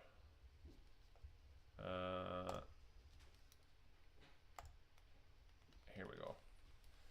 So let us just restart the game and rejoin, and we should be right back to it. Not sure what causes these crashes. This is the second crash we've had today. Sometimes it's that people don't have all the DLCs installed, but I think we should have on this computer. Sometimes someone has some armor pack or something. So our general game rule, and which all of you should use if you're doing an in-house game, everyone has all the DLCs. You can also use the subscription service for this if you don't want to pay for all of them, if you're a new player or something. And also no cosmetics, or everyone has the same cosmetics. So basically we activate all the DLCs and we deactivate everything else. And it runs more smooth. I say this right after we crash, but generally since we did this super strict rule for everyone playing, we have a lot, mostly desyncs. We have no desyncs. Yeah. I jinxed it. Yeah, we've had a good run the last few grand games. In the past, our grand games usually ran until 10, 11 p.m. in the evenings, but recently or lately we've been done by 7 p.m. usually almost every time. Activate observer mode. Let's see. Just need to ready up. Yeah, so it's definitely been running more smoothly, and this is usually the case with Paradox games. Like in the beginning, they're quite prone to crashes, but after a few years of updates and stability fixes, they usually run quite great. Yeah, and it's not. They also said when they released the game that it's a soft cap on 32, and we exceeded this almost every time. So, and it has worked. We've I think we've had 42 players on Barbarossa. Only a few crashes. And for those of you who don't know, Barbarossa is our live multiplayer event where we have the Axis sitting in one team and the Allies sitting in another house, and we have the studio there live on site. Yeah, it's quite the happening. And this year it will happen on the 1st of September. So make sure you tune in then. But there will be more information across all our channels. If you want regular updates on what we're doing, you can join our Patreon as a free member, and you get regular updates on games and guides that we do. If you become a Patreon on a paying level, you get a bunch of other perks. You get extra episodes, you get highlight videos from our multiplayer games, and much more. So yeah, check out patreon.com/Hygge Gaming. And youtube.com/Hygge Gaming. Yeah. We are back in the game. We're back in the game. And now we see initiative changing. Well, Axis has initiative. If they can get these tanky boys across the Med, which they should. We were going to look at the UK fleet quickly. Right. That was what we were doing when it crashed. Yeah, Let's hope that's not what made it crash. Navy map mode. Okay, so it has a few stacks here. So it has 3 battle stacks, what I can see from here. So he has the blue one there. That one is active right now with convoy raiding. Is that the convoy raiding symbol? I think it is. Strike Force. Strike Force. It's the same symbol as convoy raiding. And then he has a home This guy, fleet who's not on mission right now. that's the carrier. So he has a home fleet on Strike Force around the home islands to keep supremacy high. And then he has one idle fleet, and then he has one training fleet. So he has nothing in the med, right? If you want to place that 44... What about this? Oh, this is also at home. That's for training 44 stack. Is it? Oh, I thought we were gonna... That's a sub stack. Okay, so he has nothing in the med. That's a bit odd, isn't it? Training the subs or No, not having any. leaving the med. Yeah, I think also he thinks it's dangerous. He has read it out and it's like, Yeah. I don't want to deal with Axis airplanes. Also, he's a carrier build, so if he gets red air, he's dead. So maybe he's just, let's leave it. We get supply through from the south anyway. The Italians are pushing across the border, even if they are in low supply and taking heavy attrition. The Mexicans are honorably retreating. The other allies are probably saying, come on, guy, you have to get back. Come on, guy. You have to get back into a defensible position. No Very more... much air battle. At least the graphics are telling us there's air battle happening over Egypt. Yeah, let's have a look at the air battle. It's It is yellow. yellow. So Very much fight. Look being at this. contested. All the planes are here now. So 1,600 fighters from the German Reich and 1,200 from the UK, but it's yellow. Can we so see if they built any like static AA or radar here in Egypt? we The probably- radar I can see that they built at least one station there. Yeah, Static let's AA is a have little look. bit more harder to see. Nothing there. Yeah. A little bit. 3 out of, and a bit here in Alamein Okay, as so well. they'll be shooting down some planes with that. The radar is also good because the Italians have no radar of their own yet. That's why you want to take this Sidi Barini and Marsa Matru early, so you can build radars and new airports as the Axis. Now Very they'll have true. to wait. If they can't break through, they'll wait. They'll bring some railway guns, I guess, and they'll make another push. I have a hard time seeing though how the Axis can actually push through here, because just now with the Italians being the only ones here on the front, they are very low on supplies, and very soon they will be joined by these German tanky boys right here. Yeah, they're gonna need a new port, a new railway. They're gonna need to address this situation, Yeah. or there won't be any breakthrough. Yeah, we see here Martin is stopping a bit. He's like, where are the supplies? And no supplies are coming, so he's stopping for now. But if they work together and they build one level railway each and one level port each, like the 4 biggest nations in the Axis, they can have it up and running in a month, maybe. Yeah, these are still level 1 railways. This is not enough supplies to be able to do anything of value, really. The big Italian naval invasion on Alexandria is being planned. I would say Palestine is a better landing ground because you're further away and you can make more damage over there. But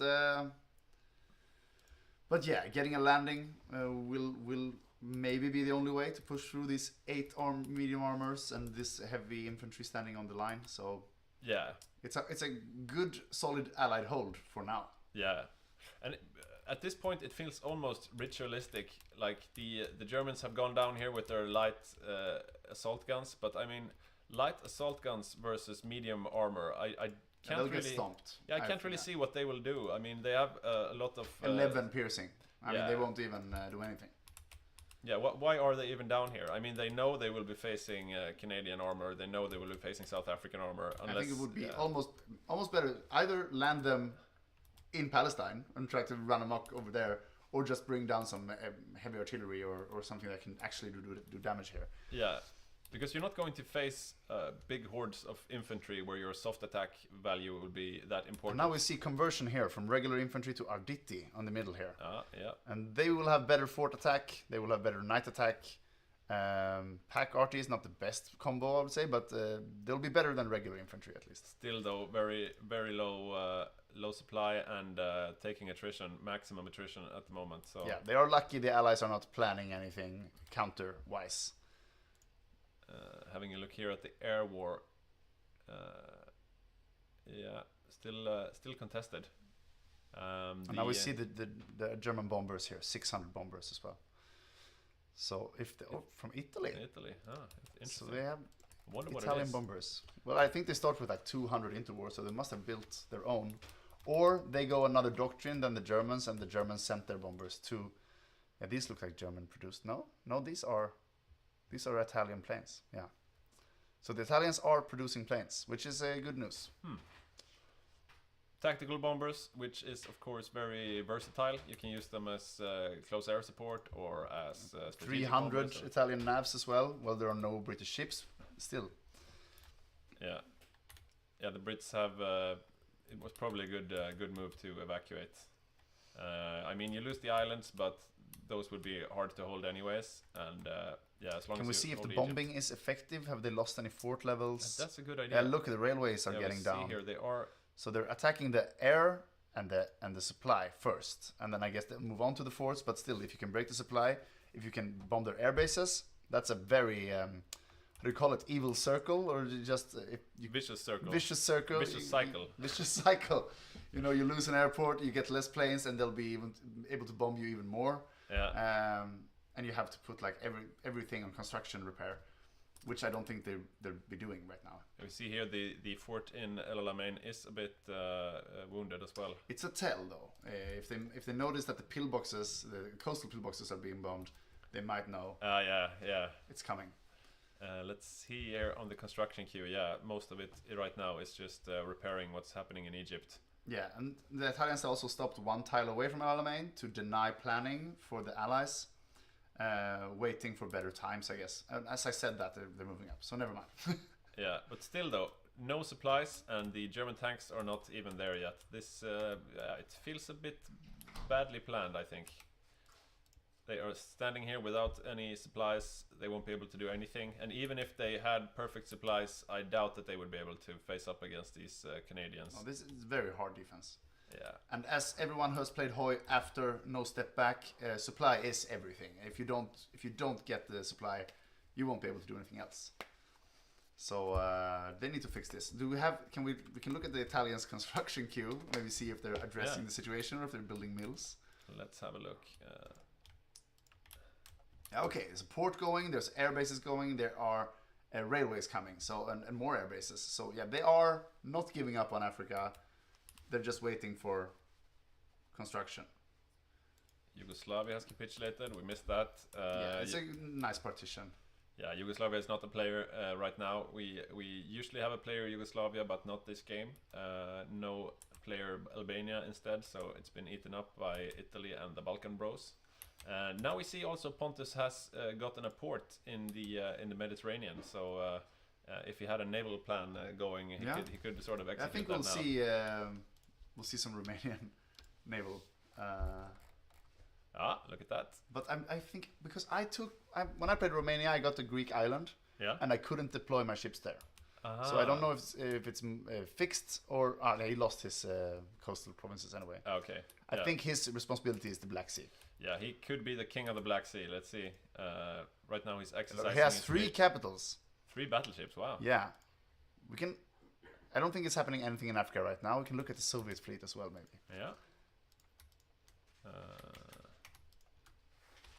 There is no Soviet fleets in the Black Sea. There are three evenly matched. This can be a very interesting. And these are cruisers, though. Yeah, they're gonna get stomped. Yeah, we haven't checked the template, but even a level 1 battleship has more armor than a heavy cruiser has piercing. So he does have 16 subs here, though. It might be quite an even battle in the Black Sea. That's exciting. It'll be nice to see. The exciting naval battle of the Black Sea. You don't see that every day. Okay, so yeah, not much happening here. The Italians and Germans are trying to solve their supply issues. Yeah, it's orange instead of red now. That's good. A good sign. It's a step forward. These are new templates. Yeah, this looks like the Japanese one. Oh, these are Arditi. Yeah. So still pack arty. It's fine, but yeah, they won't be able to do much against the tanks, though. No, I feel when you have these great units in the Arditi, you want to complement them with the best possible RT and anti-tank. Yeah. Maybe it will come. I wonder if they even could defend, if the Allies decide to do an all-out invasion, if the Axis are actually in a position to defend, because the Arditi, like we said, they have no anti-tank. Martin's German tanks here, they are just light assault guns, so they are not good anti-tank at all. So No, I think you're right. The Allied armor could steamroll this. That would open them up for a counter invasion or something like that. Maybe that's why they're not doing. They also maybe not. Maybe they don't know the weakness here. But yeah, look at this. This is like an easy click. Easy click. Look at those big stacks. They're like less than 24 hours, and they have deorged 10 divisions right here. Yeah, it doesn't look like he's following. He was just saying, "Look at this. I can beat you anytime." So South Africa beat them there. Canada beats them there. They're feeling happy about themselves now. Yeah, they just sent them running. They feel really confident here right now, the Allies. But yeah, no anti-tank on that front line. So yeah, I know he has loads of anti-tank in his other templates and in his stockpile. So maybe not in his stockpile. Yeah, 700. So he has it. So he just needs to. If he redesigns those templates, maybe the results will be at least a little bit different. It looks like the Axis are preparing to invade Greece. Greece right now is an AI, so that should be quite easy.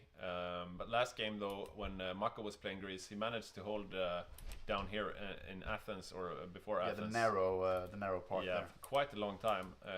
You have very defensible territory as Greece, both at the main front line up here in the north, but also down here. Like, it's basically you see though the 3 Romanian. Oh, is it Romania? Oh, there's nothing in the port, but yeah, landing there on Peloponnesos. Yeah. Is the way to victory, especially against the AI. It will be quick and swift, and this will also further make if they want to make a push into Egypt later, having Crete, the airbase on Crete, maybe a radar station there, can make a lot of difference, especially when they're facing such staunch defense. We have German paratroopers down here. Standing on the airbase, yes. Are they preparing a naval invasion? No. But they are standing on an airbase tile, so it could be.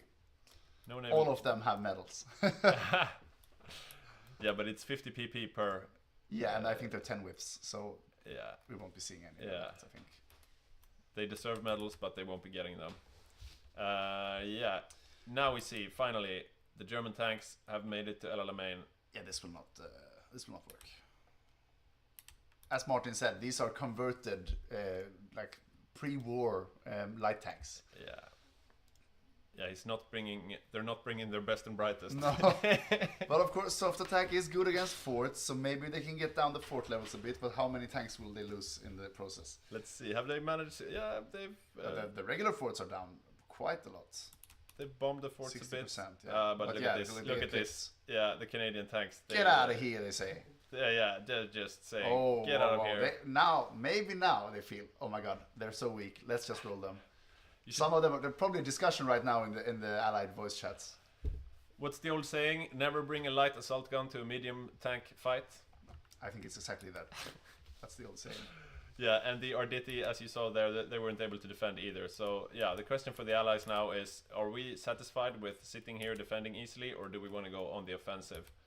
Right now, they are content just sitting back and enjoying their advantage. The screen is full of airplanes right now. Yeah, the real battle is going on in the air. And right now the Axis have the edge. Yeah. And I think those 1,000 bombers are helping. So extremely good range. They can fly from very far away, and they use the closer airports for their shorter range fighters. And the Allies, as we checked before war, has no bombers. It's like only fighters. And now might be the time to like start putting them on intercept instead of air superiority. Maybe focus even more than just Britain. Maybe all countries need to repair and build more anti-air and stuff.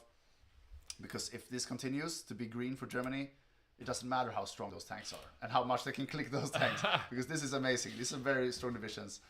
But if they don't re-attack or change something on the ground, in the long game, the Axis theoretically has this. But they also need to break this line. Yeah. Yeah, I mean, even if they had completely green air now, I mean, they're just outmatched. Martin clicked the extra supplies button to get some more gas just to bring himself to the front to make a second try, but yeah, there was nothing they could do. The assault guns could go home. They are not. But now we see Romanian railway gun coming. Allies do not have a railway gun. That's true. That's an advantage. Small edges. But still, you need to be able to pierce the tanks. Still. You need to be able to pierce the tanks.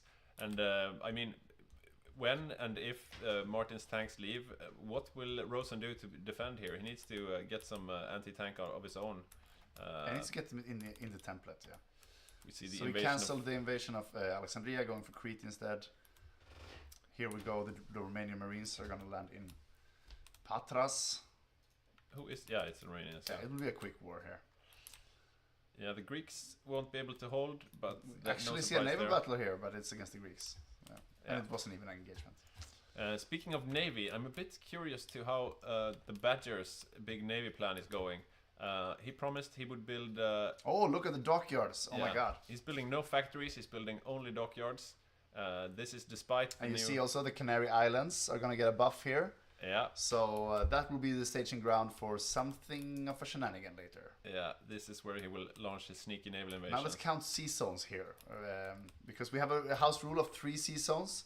So African coast, he can get to Brazil, I guess, but he cannot get to Panama from the Canary Islands. He needs to have like, what is it called, Madeira or? Yeah, but I know one of his plans is to take Bermuda up here. So it's also too far. Is it? But he will get Madeira later on. Yeah, the allies have a button. If they click it before Portugal caps, UK gets that island. Ah, okay. But being the UK, it's 1,000 things to think about, and Yeah. the war in Portugal will go really fast as well, so he might not have time. Yeah, we'll see. And let's have a look at his navies now. Yeah. This is surface fleet. Level 1 level subs. 2 But subs. he should be able to have some level 3 at this point, right? There we have There them. they are. Can we look at them? They probably have the... I'm a proponent of the radar instead of the snorkel. He has the snorkel. That's fine. What radar is is the better. what's It's the visibility versus detection. So these are harder to spot, but the ones with the radar will find any convoy. You know, they're super. So yeah, you can have both, but I think radar is. And you can even see the navally themed icons here. He's got the crab and the shark fin. And now he's sending some volunteers to the war because he's not allowed to join the war until later. So he's sending his volunteer forces. Let's see. But they're stuck in mainland Europe, and I don't think they can go by boat. Ah, no, that's true. So here they are, 30 width, pretty strong infantry divisions. He could have helped with Greece, but it's over now. Yeah, Greece has capitulated. No big surprises there. Romania got some islands there. That's nice. We still have Greek in Samos there in the Aegean Islands, and Italy needs those to be able to form the Roman Empire later on. Yeah. But he also needs Alexandria. So yeah, and he's not getting Alexandria. No, he's not getting that one.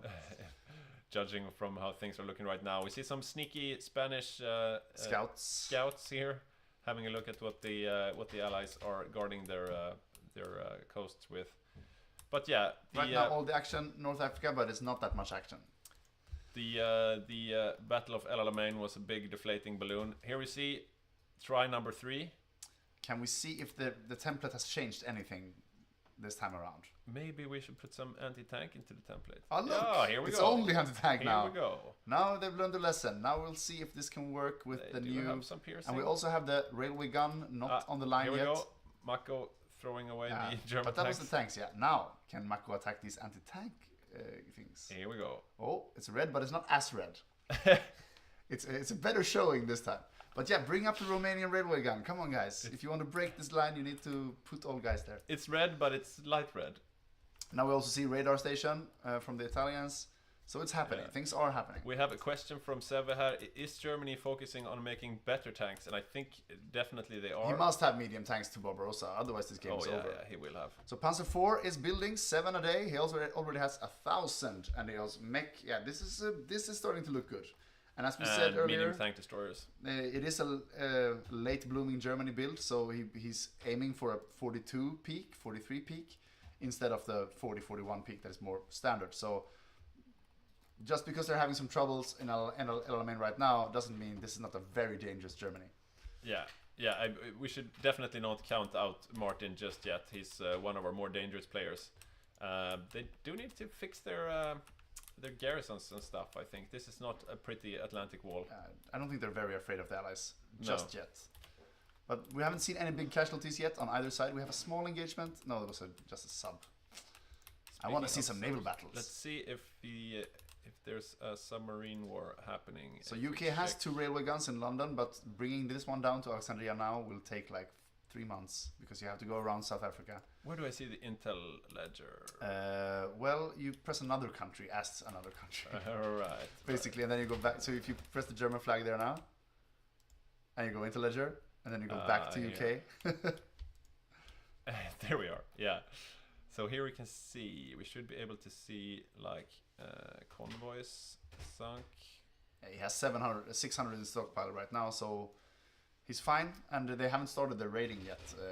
Then we would have seen a lot more notifications in the Atlantic. Yeah. But yeah, they already have the Spitfire. Spitefuls should be coming out anytime. So yeah, but the Germans have more factories on air right now, and they are winning over Egypt. Look how bombed it is. It was red. Okay, so not that bombed, but if you took the Alexandria state, yeah, there we have anti-air damage, air-based damage as hell. Look at that, that's 7 levels. That's 700 less fighters the UK can put up. Yeah. Still holding yellow air, still 1900 planes. So yeah, every British plane is basically in Egypt now, and so both factions, entire air forces are there. So they're gearing up against a confrontation. The Brits are that cannot be a serious invasion plan. Is it the Belgians? I think it might be just the Belgians. Yeah, 3 divs. We have had a few games where like Belgian AI is like the MVP. Yeah, landing a DJ by himself. Yeah, opening up new fronts. The Mexicans are still in North Africa, which is adorable. It's their elite cavalry division. Still, these light assault guns are on the front line. They will not do anything. Let's have a look over in Asia. We see the British Raj are forming on now it's 41. Yeah. Can we look at the focus tree of the Japanese? See which way they have chosen. Let's see here. Long War Industry. That means historical. So December 7th, 1941. Is the latest, or I think the 31st maybe. It will be December, basically. Right. And yes, like I was saying, Raj has done his defensive line quite defensively. Usually you have it down here in Burma and down to Rangoon, using this river here as a defensive line. But now he's done it a bit more tight, which makes this line stronger, but it also opens you up to naval invasion, because then the Axis can use this harbor here in Rangoon. We've had a question about the American production. That's and we know they're building super heavy battleships. Yeah. But that was like 2 hours ago. So yeah, let's see railway guns, heavy cruisers. I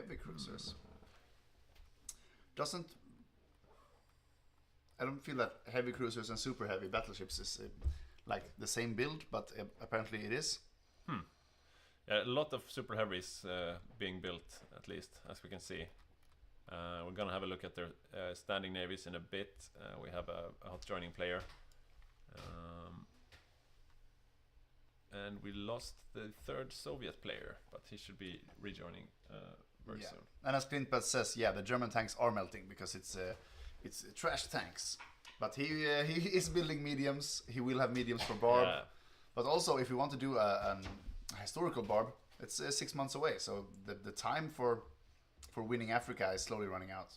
But it feels like we've seen this so many times, like Germany going for assault guns, like a heavy soft attack build early on with its tanks, and still they send down the tanks to North Africa to invade El Alamein, even though, like here, it was completely hopeless from the beginning. Just looking at what's facing you, if you don't have anything to penetrate the tanks, you won't be getting through. So I have a problem seeing the plan there. It seems like it's just a tradition. Like after France falls, you go down to North Africa. But yeah, depending if it's a 41 or 42 Barb, and also depending on if the Air Force can stay, the Luftwaffe can stay, you still have I would say, the time advantage for the Axis there to attrition down and grind down, but you don't have all the time in the world, and you still need something for that line. Yeah. So maybe if they can cut the supplies, maybe if they can land an invasion behind. But otherwise, it looks like an Allied hold right now, at least. Yeah, and I mean, even if they manage to do a naval landing, yeah, maybe those are Ditty, because they do have anti-tank now, but so far they haven't done too well. Also, if you land like in Palestine, that's a bit far off from, and now all the tanks are on the domain. You have to move some of the tanks, maybe making a weaker, softer target on the fort line there. Yeah. So we still have a hot joining player. T o'clock. Maybe we could get an interview going. Maybe if Victor could find someone to interview. If you have any requests, you people watching at home, who you would like to see us interview, just let us know and we will try to make it happen. We could also ask them custom questions straight from you. Maybe you're wondering, what the hell was Germany thinking? Why don't they have any anti-tank? That could be a question you're asking yourself. But we know they have over 1,000 mediums in stockpile, so if they wanted to, they could like create 4 or 5 divisions and just send them down. Martin is probably planning to use those in Barb, and yeah, it's not part of his perfect plan. And I don't think 42 Barb is not off the table. It could be, and you get another year to break Africa. Yeah, seeing though, as Martin, his plan is to play greedily and to peak around 42, 43. Maybe he does plan on making Barb later as well. Yeah, but also giving this extra year to the Soviets, just becoming stronger. It's also a gamble. Yeah, and you really want, as the Axis, you want a front to fight on while you're still stronger than the Allies, because as the game progresses, the allies with the US and the Soviets, they get stronger over time.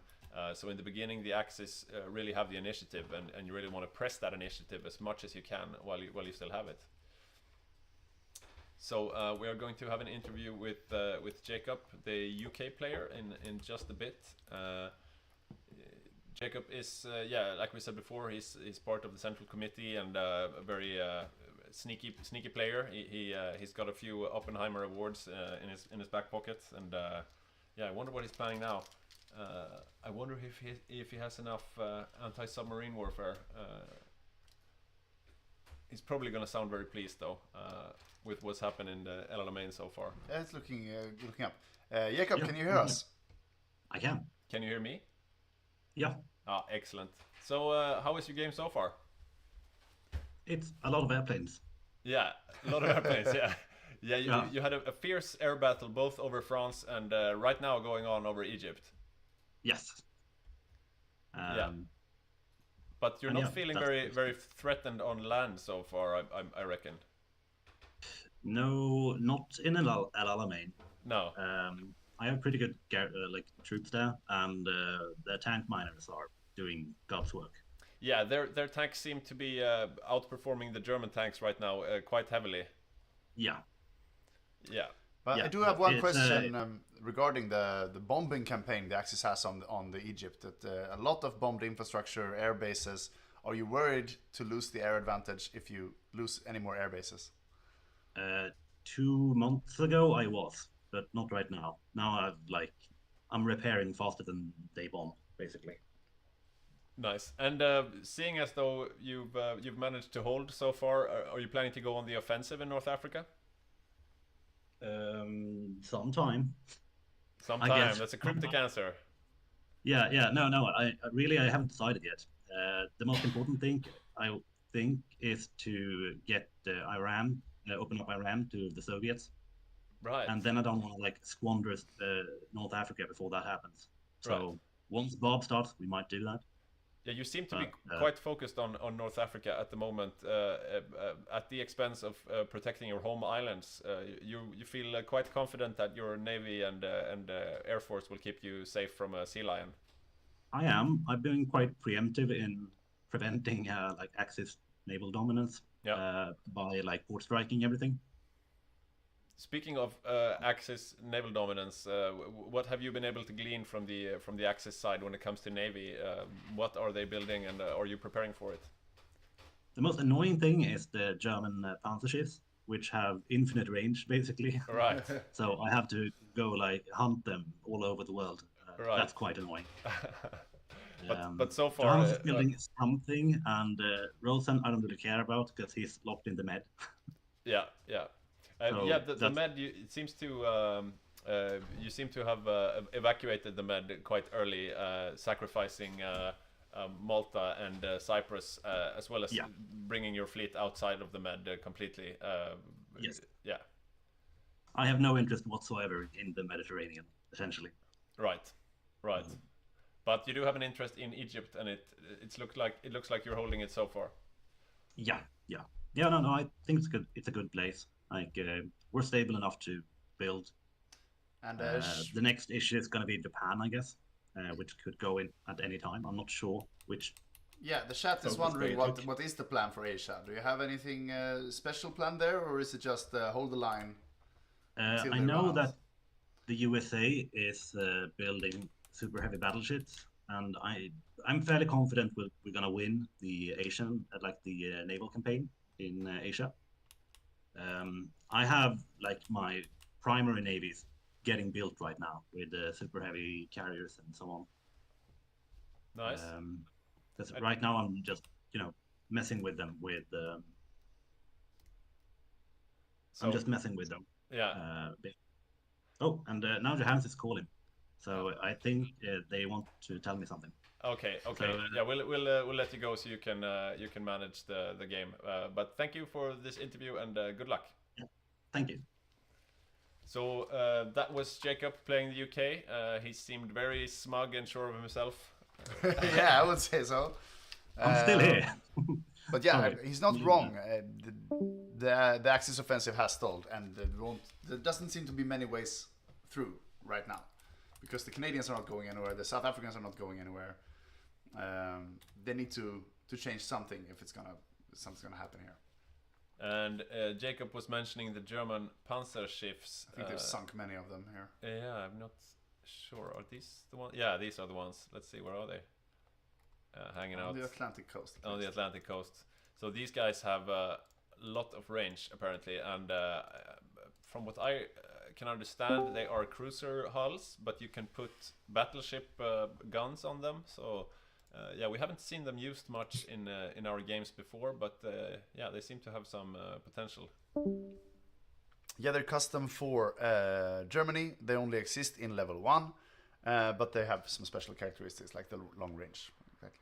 I think Badger on Spain was promised a Panzer ship or two as well. A bit curious if he received any. Yeah, there we have a Panzer ship. That was that. Venga boat. Venga boat. Yeah. So he wants to go somewhere from the Canary Islands, we know this. And it's also 41, so Spain can join when he wants, I guess. I think... Or is 42? I think it's 42. I think, yeah. We need to something tells me it's know 42. the rules. Yeah, we should know the rules here in the studio, but yeah, you know. I'm actually in Discord, I can check the rules here. We have some comments here in the chat. Co-op South Africa can't be stopped. No, that's very true. Right now, though, I think it's only Francis, since Kevin did the build-up. So they're sharing this great burden.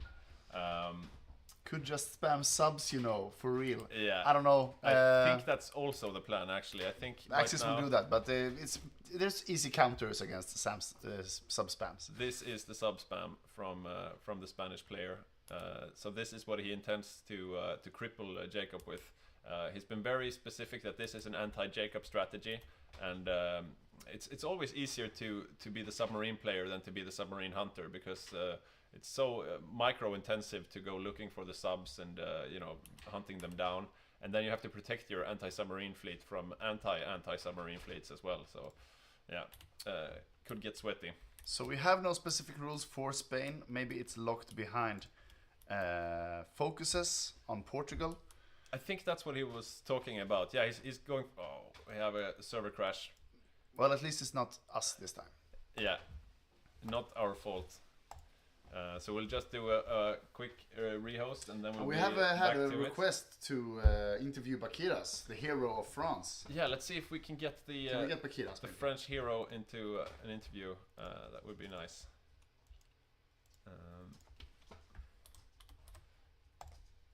And after his almost successful defense of France. He is now playing as the Free French, and I'm not sure what he's going for troop-wise.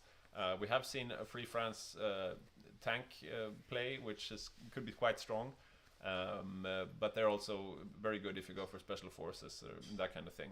I think they have the strongest special forces in game, and you can also choose like jungle. Is like a mutual exclusive focus, which makes you better in some ways. Yeah. And yeah, and seeing as the Allied are pretty strong on armor already with Canada and South Africa, a safe bet would be special forces. Probably, yeah. Yeah, we will see. We are trying to rejoin the game right now, but there seems to be no game up. Might be the old lobby. Might be, yeah. We'll see. So, if you're just joining us, this is Hygge Gaming's grand game, Sly Karelian Fox, on the 5th of May. And we are in the middle of World War II right now, Hearts of Iron 4. And so far, no huge developments. Japan has managed to occupy China in a quite timely fashion. The Allies have been able to hold the Axis forces in North Africa. And yeah, so far even Steven, no surprises. But also, well, yeah, we have a Civ Greed Germany build, so it's a later bloom than usual. So that might also affect what we're seeing now, and we shouldn't be too fooled by what we see now, that the Germans' peak is yet to come. Yeah, unfortunately, Bakiras is a bit incommunicado.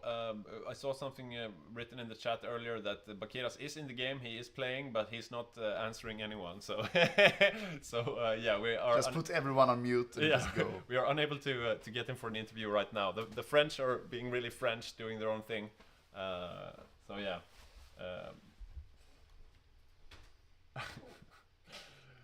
Yeah, Gary, I had to specify that we're in World War II in Hearts of Iron 4. Sometimes people join us and they have no idea what we're even doing or talking about. So, and everyone is welcome to the Hygge community streams. You can be a complete noob, or you can be a thousands of hours player. Yeah. It's still colors and units. It can be fun to watch. Yeah. You don't need to know what soft attack is. Yeah. Just watching the world map being painted in different colors, it's yeah. If that's your thing, then you come to the right place. So yeah, you probably see Ulla, the stream cat, on in the picture right now. She is very pregnant, so we'll have kittens in a week or two. She's been very reluctant to sit in her streaming cat position today. She's preferred the floor. Even though she's really enjoyed hanging out with us here in the studio. Oh, and she's got a beautiful little hat as well, so that's great. Eric is drinking wine. Cheers, Eric. We're quite non-alcoholic today. A bit unusual for a Hygge studio cast. We usually it's the Swedish alcohol monopoly. It's closest 3 on Saturdays, and yeah, we didn't manage. Yeah, but I will salute you with my coffee instead. Cheers. Well, while we're at the pause, maybe I should refill my coffee as well. Maybe be right back, stream. Maybe you could get me a glass of water. I can fix. Do you have no? I'll fix. So, I have one as well. so yeah, we are waiting for the players to rejoin the game.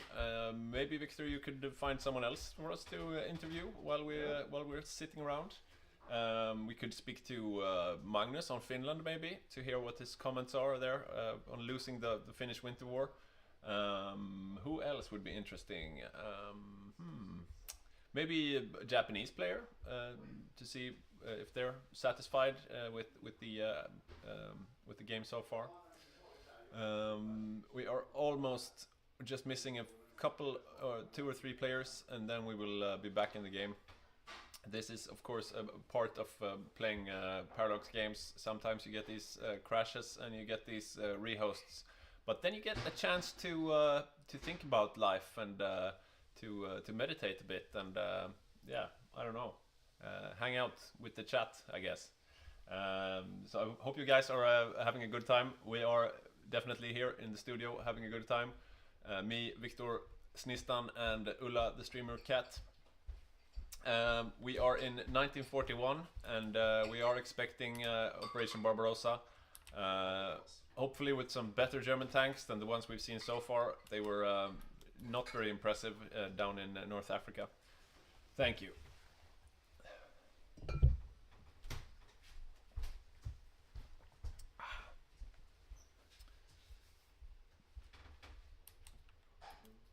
What is Japan's Navy. Oh. Yeah, Japan. I wonder. I think they're going for carriers. We haven't really had a close look at the Japanese Navy yet, but we will do that once we get back into the game. Speaking of which, I need to get ready. There we go. Right. I think we're just missing one player or so now, and then we will start the game.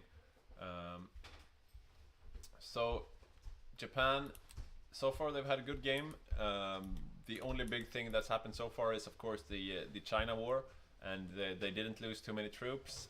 They were done before 1941. Yeah, quite a bit earlier. Maybe halfway through 1940. So they've had some time to prepare now for the next phase. What does Ulla think about Dawn's no civ strategy? Well, I think that before the patch, she was maybe didn't know what she thinks, but now she thinks it's probably not very viable. No. So Dan Boppus, who is now playing Poland, he is a very strong proponent of not building civilian factories. He thinks you should only build military factories because he's got a big Excel spreadsheet that says so. But yeah, it's controversial to say the least. Personally, I always enjoy building a bunch of civs, no matter which country I'm playing. It just feels good to be doing the macro part, if you know what I mean. And also now with the latest change to the mod, it is less viable to go straight to mills. Yeah. There have also been some other changes which are quite interesting in the mod. There's one mechanic in this mod where the number of Pacific islands held by either Japan or the US, it affects the entire war basically. So before, if Japan held the majority of these special islands like Midway, Okinawa, Pearl Harbor, etc., like the Pacific Islands, if Japan held the majority, then the Axis would get a flat bonus to attack and defense when fighting the Allies anywhere basically. This mechanic has now been changed a bit because the results of this mechanic was that the Axis were in principle overpowered in North Africa, where they in the beginning of the war, Japan holds quite a lot of these islands, so the Axis were quite advantaged. But now instead, if the Axis hold the majority of the islands, then they have a defense bonus in Europe. So a D-Day is much harder unless you have the Pacific Islands, but the Axis won't get any special bonuses when fighting in Africa or so. So I think that's a good change. More towards the intention. Does Italy have a player? Yes, we have a player on Italy. It's Rosen. I don't know if that's like a underhanded insult, but yeah, Rosen is one of our stronger players. But he might not be as pleased yet. I don't think he's satisfied with Malta and Cyprus. No, definitely not.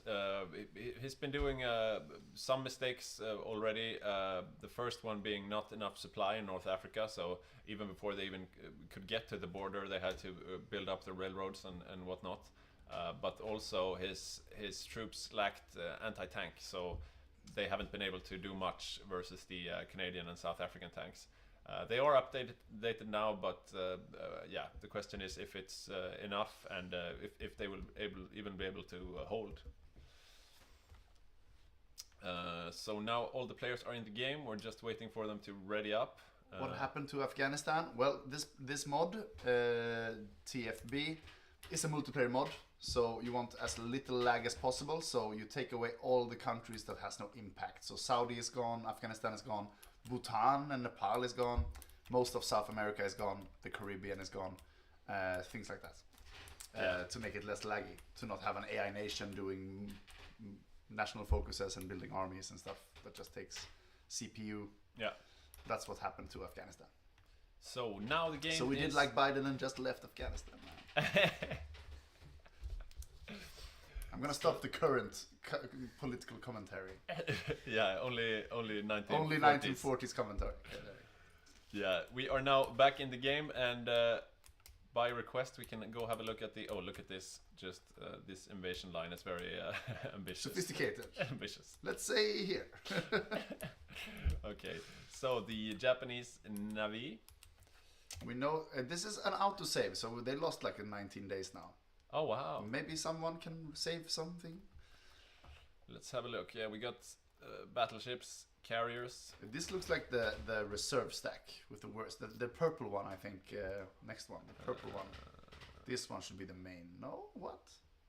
Oh, we got a bunch of carriers in this one. Heavy cruisers. These are new heavy cruisers. Do they have any torpedoes on them? These heavy cruisers, because if they, then they could be viable still against the super heavy battleships. Because even though a super heavy battleship is very strong, it can only target one ship at a time. So if you come at them with a lot of torpedo boats, you can get them down. Here's another battle fleet with battleships and carriers mixed up. And of course, since our game rules with max 3 sea zones per fleet, as when Tora starts, you want like 4 or 5 stacks to be able to spread out your tentacles of this Japanese monster all over Southeast Asia. Now it's 1940 commentary. Yeah, so that's keep great. it less racist. So we have a comment, Ulla using nicotine when preggers, such a baddie. Yeah, we missed that, but I'm guessing Victor gave snooze to the stream cat. No good, yeah. She should definitely stay off the snooze. A bunch of addicted kittens. Yeah. No, snooze, please. Like crack babies, but snooze kittens. Yeah. Okay, so yeah, the game is running again, and yeah, just from what I could see from the Japanese fleet there, I'm not sure they can hold up against American super heavies, but we'll have to see. But the super heavies might be late out of the production as well, so yeah. Late war, we don't know. It does say, if we check the focus tree, I think it says exact date, the earliest exact date on the long war planning. Where is that? Strike the West. If you hold this one. This one? December 1st is the earliest possible war. Okay. Okay, yeah, so they're going for a later war. So yeah, in December they will be joining. Let's have a look in North Africa to see if anything has changed. And there are no Axis troops on the front line. And it looks like the air war is done.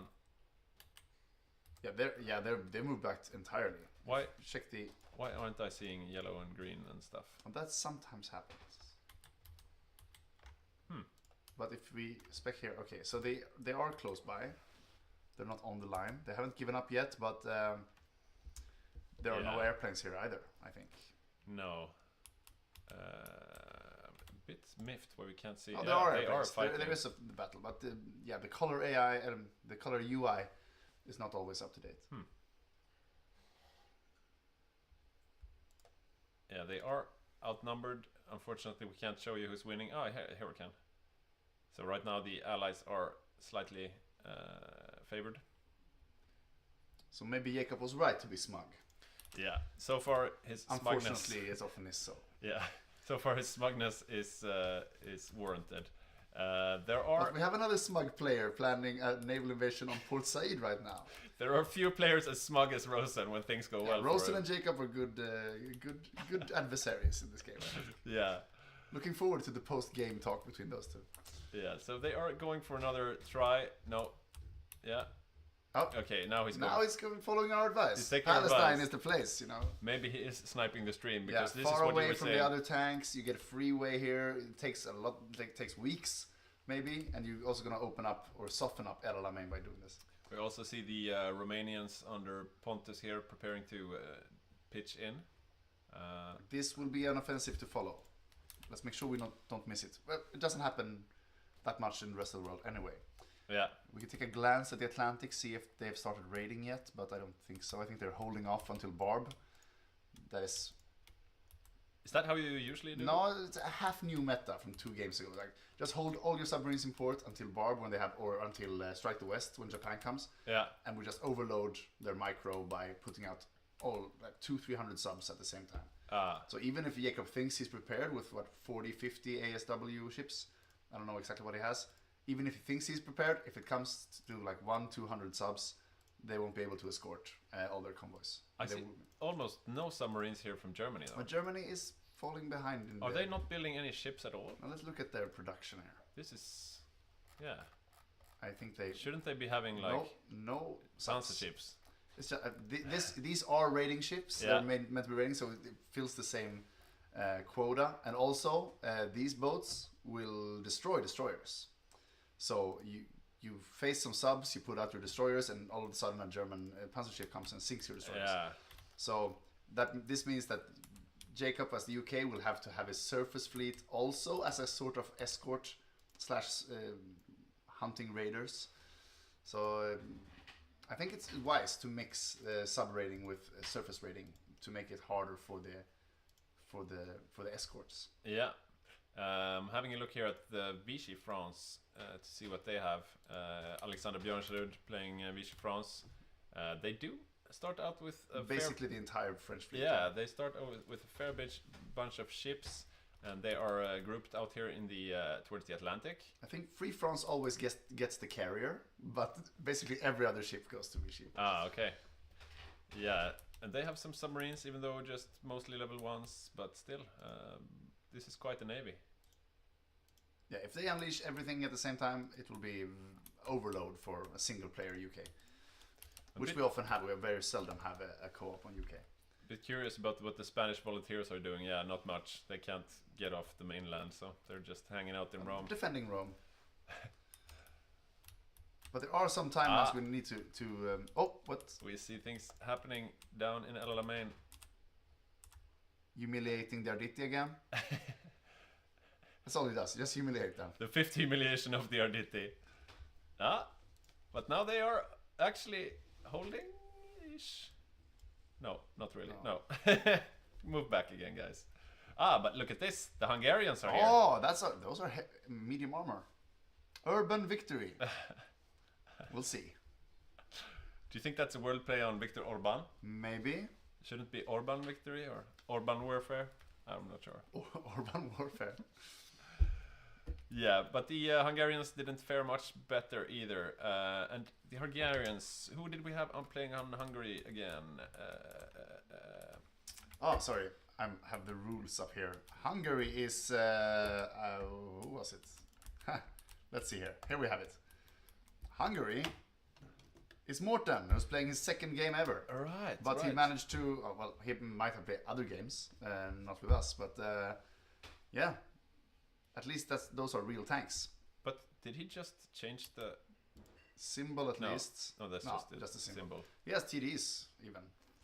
Not enough to break one of those tiles, and they should just reorg. Don't push this until you've executed the naval thingy. It's my advice, but they're not listening. Yeah, look at Mako and Don. Francis here on Canada and South Africa, just having a field day. As soon as the axes go up to the border, they just click them and they are forced to retreat straight away. Yeah, we'll see if a marine invasion can do anything about this. But now the axes have lost the air. Look at this. They are committing. So you see brave Romania, scared Italy. Yeah, we see. I'm a proponent of invading beside the ports. I know you are. How many Marines did you lose last game? Well, last game was not a good game. I lost a lot of Marines. So Pontus here on Romania, he drew the shortest straw, and that means he gets to land next to the port instead of on the port, while Italy and Rosen will attack straight on Tel Aviv. And a question from Urban Banner. What made us decide? Well, it's not our mod about the extra equipment in the mod, like squad weapons, horse equipment. There are so long ago I played vanilla, so I don't really know what's vanilla and what's not. Yeah, but yeah, it is variety. It's not our decision; it's the modders' decision. But making it more variable, and also you have varieties in infantry types. So we have militia and garrison, except for just normal infantry. And also, I think military factories overall are a little devalued, so you have more of them. You can split them up on more different things. Yeah. I think it's a flavor thing. But also because, horse equipment, that's supply, and you have 2 types of infantry equipment, and then you can switch out your horses for... horses are vanilla though, right? I'm actually unsure, but unsure. I suppose the extra equipment allows for more specialization and so on. I guess. Yeah, but we don't have an answer on why. But this is how we play it now, so we're gonna do it like this. Yeah. So we're still waiting for the invasion to actually kick off. We still don't get any colors here on the UI, which is weird. If anyone knows a big fix for that, let us know. At least we're not an air controller. It sucks if you're the air controller and this UI bug happens. But the naval map mode is a bit irritating because I think we can't really. We can still see the colors there. That's good. But yes, we're not unsure who's winning the air war. We can have a look. Now Axis. No. Right now the Axis is. We are specking the allies now. So yeah, and no, this. Oh yeah, you're completely right. Yeah. Yeah, so the allies are winning slightly in the air. Where do you see the losses? Is it here? Enemy fighters lost 59, ours fighters lost 62. So they're trading very evenly. Yeah.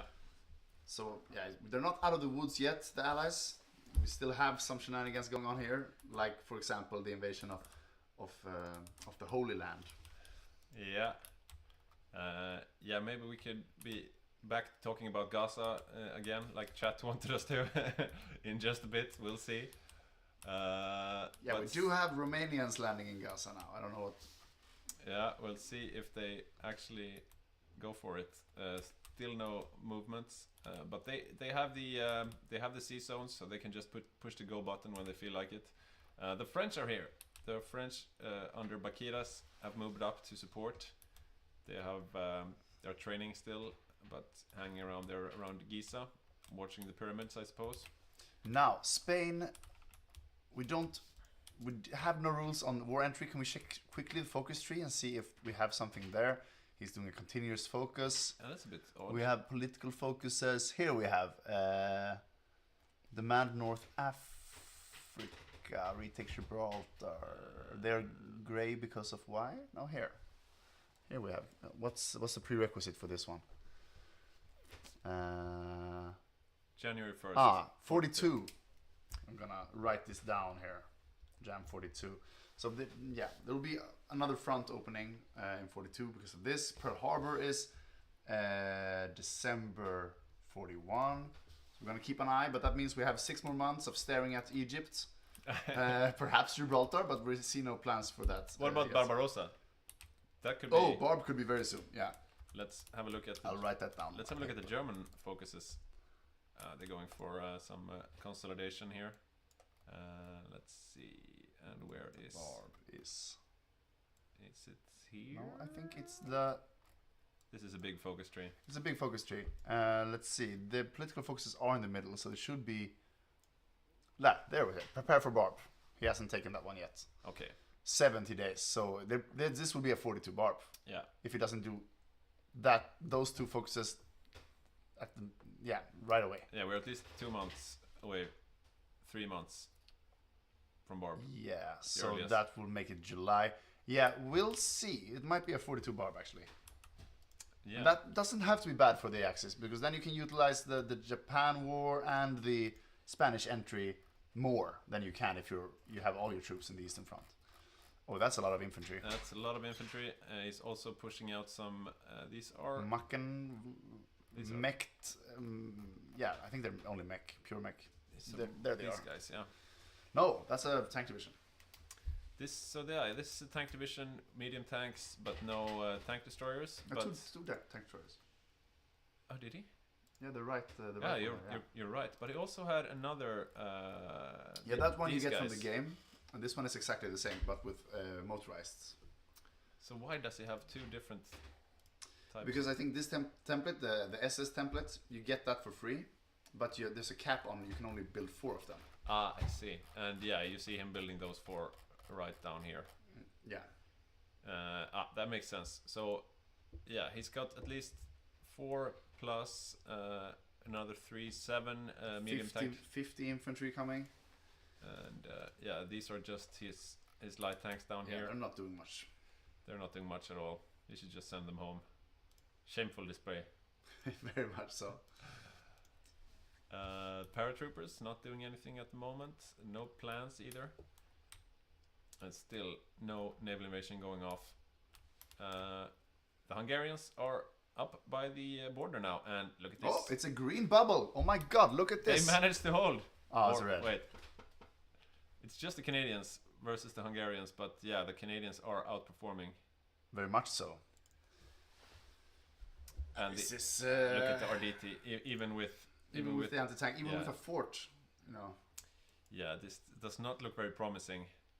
As soon as Jacob says, "Okay, guys, do whatever you want," these guys, they're gonna roll it. they will just roll over North Africa here. Can't really see what the Axis can do to stop them. And they bring in the new guy, Morten. He actually has done more than, Yeah. than the Germans and Italians on this front. Yeah, they're like, "New guy, come here, we need help." But he's doing what he can, but on his own, it doesn't seem to be enough. There's still greenhorns, maybe that plays a role, but yeah, it seems to be just better equipment and templates on the Canadian Yeah, they're side. getting clicked. Look at this. Less than a day. Still great defense. No, that was the Canadians. So great attack value. Yeah, this is just free XP for the Allied tanks here. Yeah, and now the South Africans were wanting to go in there, but were probably told off. Now they're attacking actually Syria and Oh, Lebanon wow. instead of this one is actually going, and he has left the port. Yeah. We will see a landing in Syria. I don't know why that's not Vichy. I guess he pressed the decision and got back Syria, and it's entirely empty. So This now we'll is have an interesting. actual Axis landing on the other side of El Alamein, on the other side of Suez. Yeah. This might be the game changer right here. And they are Because if they can land here but still, they might get pushed out by the Allied armor, but still, they will have to make a weaker line on El Alamein. This might be it. This might be enough. Yeah, the Allied armor isn't moving yet. We see the Brits are moving some troops up to support here. The Romanians need to trigger their invasion They straight away. definitely need to. Right now, it's a one-man show. Rosen coming here, saving the day. We have these two It's a party in Damascus. infantry divisions from Britain. Will they be enough to hold if they manage to reinforce? We will see here. Very close to falling right the now. Italians has lost no org so far, so I don't think it will make that much. I see no. They can hold off for a while though. I don't see why Pontus is not doing Yeah, this. he needs a trigger. Because now they are holding. Now there's the red. This- Now it triggers. I think it's too late. I think it's too little, and they only seems to have convoys for one of the invasions. They Or is will it die. two different armies? They will die. If they land now, they are all alone. He needs to cancel this invasion. This squandered opportunity. That looks so close. Definitely. If they had triggered the Romanians at the same time, that would have been a win, because then you would also pinned the reinforcements. Yeah. So that alone would have been enough. Yeah. Yeah, it was very close to falling. It was they will 98. probably try again. I think maybe they'll switch. I would switch to Palestine right now. But now the jig is up. The Allies know what's coming. But they don't have that many troops to go around, so No. we'll see. But the true. French will defend their homeland. Yeah, it looks like Bakiras moved all his troops down in Egypt up here, so he's consolidating up His homeland being Syria and, and and Lebanon. yeah, other places. There's a lot of Brits in Africa. And a lot of French. You don't some usually French see divisions as well. Don't Just usually see free Britain. France. I think this is that he's scared of the Badger. Yeah. He does not want the Badger naval invading. Badger, of course, being the Spanish player. He is scared that the Badger will be naval invading. Also, Brazil also Brazil scared. is also protecting his ports. I think it's a good idea because they have read his plans correctly. He is actually planning to naval invade. Have a look at this. Brazil is going for Amtracs. Amtracs are really good in this mod. Let's have a look at the templates. So he's got a mix of Amtracs and Marines to begin with, and then he will Motorized rocket artillery. Yeah, Yeah, these bad boys should be able to do some damage if he gets them running. I don't know about the legality of the template though, with the Marines being a foot division and the motorized artillery being a mobile division. Yeah, I'm unsure. I am actually unsure because I think we've seen this before. Maybe we have too many rules because everyone is breaking them all. Yeah. But yeah, of course, Amtrak's being a special forces battalion as well. Yeah, I don't know. Because it's the rule we have is so you can't make Space Marine divisions where you have infantry and you put one heavier tank in there just to give them a bunch of armor. Maybe we can write to the allies though and ask, is Brazil's template legal? And we'll just give them a small reminder that we're watching them. Yeah, we'll see. And the integrity of the game, super important. Let's have a look up here. The air war is still raging, but other than that... This is a solid allied hold. Look at this, all these troops. Even Canadian infantry here now. Yeah, I think those are his like pre-converts. Yeah. Let's have a look. How much does he have in his stockpile? Is he ready to... These guys are just training now. Probably just straight up, yeah. These will be converted into tanks eventually when he gets the... yeah, he has a few tanks, a few mechs. He hasn't lost anything. This point in the war, not usually, but many times you have a wounded ally, so you lost all the armor and have to rebuild. But this is an intact allies. I would be very scared to leave them like this and go to Barb. I would like to see some more develop. If I was Axis, I would have to have more development here before I could feel safe. Looking here, Mako could make one more tank division right now. If Missing some mech. Yeah, just... he could also... destroyers. Yeah, okay. But he almost has one more. So almost 6 divisions on front. Now they're picking up... Now the raiding has begun, I think. Yeah. Italians have... the Italian subs. Tired of waiting. They're losing a lot of convoys now. And now they have to get their ASW down there. But there are probably some German panzer ships waiting. See how this works. I think the Navy war is always so hard to keep track of. Yeah, blink and you miss it. So Italy is raiding down here. Very big stacks of subs. Pros and cons. The con is you can't target as many convoys. Pro is you can't be sunk by 4 destroyers. You'll kill 4 destroyers. And most escort stacks in the current meta is like 4 or 5. So this is a counter meta to that. So it's very interesting to see. Yeah, and look at them. They are all level 3, 1940. Snorkel or radar though? Snorkel or radar? That's the question. Let's see. How do I get the... just press the symbol of the... there we go. Snorkel. Snorkel. It's okay. You seem to be outvoted. Yeah, probably. And these are meta players, so maybe they're the right. Here we see the convoys and stuff being sunk. Only by navs, and these are navs going from a carrier. So Jacob has parked his super heavy somewhere close and are just flying, somewhere. So he's standing somewhere here. There, he's standing in the middle of the zone with some carriers, just bombing the shit out of these. Yeah, these would probably hold up against the panzer ships, though. Yeah, so probably. If you want the submarine hunter, that's not too vulnerable. But this is quite a good stack to cover a lot of area. So there are both panzer ships and subs right here. And the thing with going on naval wish, he actually sunk a panzer ship with the planes. Going from a carrier, the air wings are smaller. There are wings of 10 planes each, instead of 100 planes, which if you fly from land.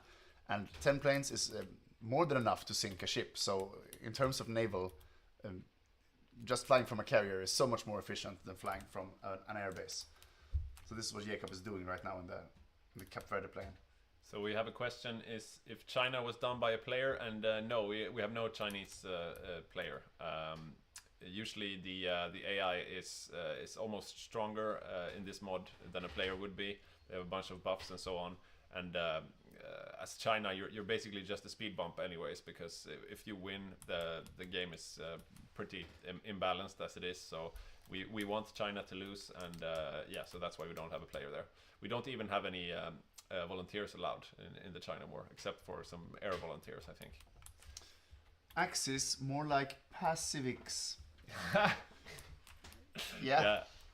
Yeah, quite passive right now. Yeah, we can only agree. But now, new plan for the Holy Land with both Untermenschen, I guess that's a paratrooper. Oh, wow. Yeah, we'll have to let them know that we can see their division names. And here they go. Yeah, here they go. So I guess they want to wait until they're just, but they won't be able to trigger that. Well, they have fighters on Cyprus. If they have fighters on Cyprus, they might be able to get supremacy over the Levant, because that is not a prio for the allies right now. So if you check the Levant air zone. Yeah, here. Yeah, we have 200 allied. No? 200 allied fighters. There might not be a paradrop, but the naval invasion is coming here. One on Port Said, which is definitely garrisoned. One on Tel Aviv that is not that well garrisoned. And if they get the airbase in Jerusalem, they did wrong way around. If they would put the Italians there and the Romanians there, almost could have. It's a story of North Africa. It's a story of what ifs. Yeah. And now their supply is fucked again. Yeah, they're just sitting back here bleeding. Pacifics. And this is even after the German tanks have left. They still don't have enough supply here. It's my Freudian slip. Unternehmen is German for operation. I didn't say Untermenschen. No, my bad. I just assume the worst of our players all the time. Yeah, it's a great thing with German. Even innocuous words can sound really really bad, like driving license, Führerschein. Führerschein. Yeah. Okay, so yeah, we are not seeing the Axis break into North Africa. It seems now the Germans have left, and that usually means that the Axis have given up, and these naval invasions are not going anywhere. I mean, 6 Marines. Last game we saw the 19, I think it was. Yeah, or even more. I think 20 or something. So now I think the Axis are focusing on but Operation I think Barb. Barb will not happen 41. Yeah, we can actually see this in the focus tree right now. Yeah, and they don't. There are no troops placed, and if they miss August, exactly, they're building battleships now, or dockyards. So yeah, there will be a 42 Barb, which is interesting. We haven't had too many 42 Barbs in our games, at least. So probably the war in the east will begin before the Operation Barbarossa begins. We'll probably see both Pearl Harbor and the Spain entry before Barbarossa. Yeah, and that might unlock something for the Axis. They might be able to get something out of it at least. And the Chinese, there are many Chinese divisions now. Yeah, these seem to be their favorite divisions. Remefors on Manchu, now known as the Great Qing. These are their main divisions, it looks like. Yeah, and these are standard 30 width infantry, and they have a lot of veterancy since the China War. They should have. Do they have any special forces? Some mountaineers. Yeah, 3 mountaineers. I hope he's gonna help with the naval invasions, because that can really help to have an extra invasion somewhere, just to overwhelm the allies in the area. Because they have a very limited time window. Because as the UK has said, as we've heard in interviews, the time will be on the US side in this theater. So to make the most out of the 3 months you have, Tora, gain as much land as you can. Maybe even threaten Australia or threaten capitulation of some of the players. And usually at this time you see the Japanese octopus spreading its tentacles everywhere with the naval invasions, but he doesn't have any planned at the moment. But that will probably change. Yeah, he's got a few months. We see he's defending his local sea zones. How well is Singapore defended now? Let's have a look. So we have a lot of Australian boys. Australian player Hasleberg, tasked with defending Singapore. Let's see. Is that Irish or Mexicans and Dutch on the islands? Mexico is fully committed to Asia here. You can see. This is nice. And I wonder what the a bit low on supply though. What is the Mexican Eagle division there? Yeah, let's have a look. I'm just gonna tag over to Mexico. Is that the okay, rocket artillery? These are pretty decent. They have 3 types of artillery. That's nice. Yeah. So the different types of artillery have some different pros and cons. The regular artillery is of course the cheapest one, and it's got slightly. Pack is cheaper. Oh right, that's true. Slightly worse. Pack artillery is slightly worse in soft attack, but also takes less supply. And also has less terrain debuffs. So sometimes if you have Marines for the initial invasion battle, pack can be better. Yeah. Especially if you're invading into hills or mountains. Yeah. And rocket artillery has higher soft attack, basically, but is more expensive than regular artillery. So yeah, interesting divisions. They're quite strong, but they are all greenhorns, though. He needs to practice. Now he has spare PP, so you can give that guy a medal. Yeah, he should. He should. Why not? Give the guy a medal. But yeah, right now Australia is, if Japan wanted to, they could invade the Australian mainland and cap them.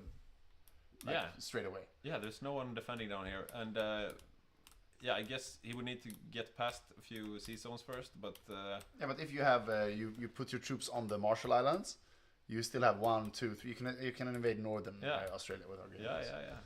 So yeah, that's dangerous. Let's see if Dangerous Japan's plans are are that ambitious. Yeah, so far he seems content to go for nearer objectives. Let's have a look back in North Africa to see if anything there is happening. Front on the same place. My bet is no. Let's spec the axis and see if... Oh, there we have the Naval Bomber 3 being ready for the Brits. Ah, that's interesting. Or maybe it's the 2. The Blackburn, I don't know.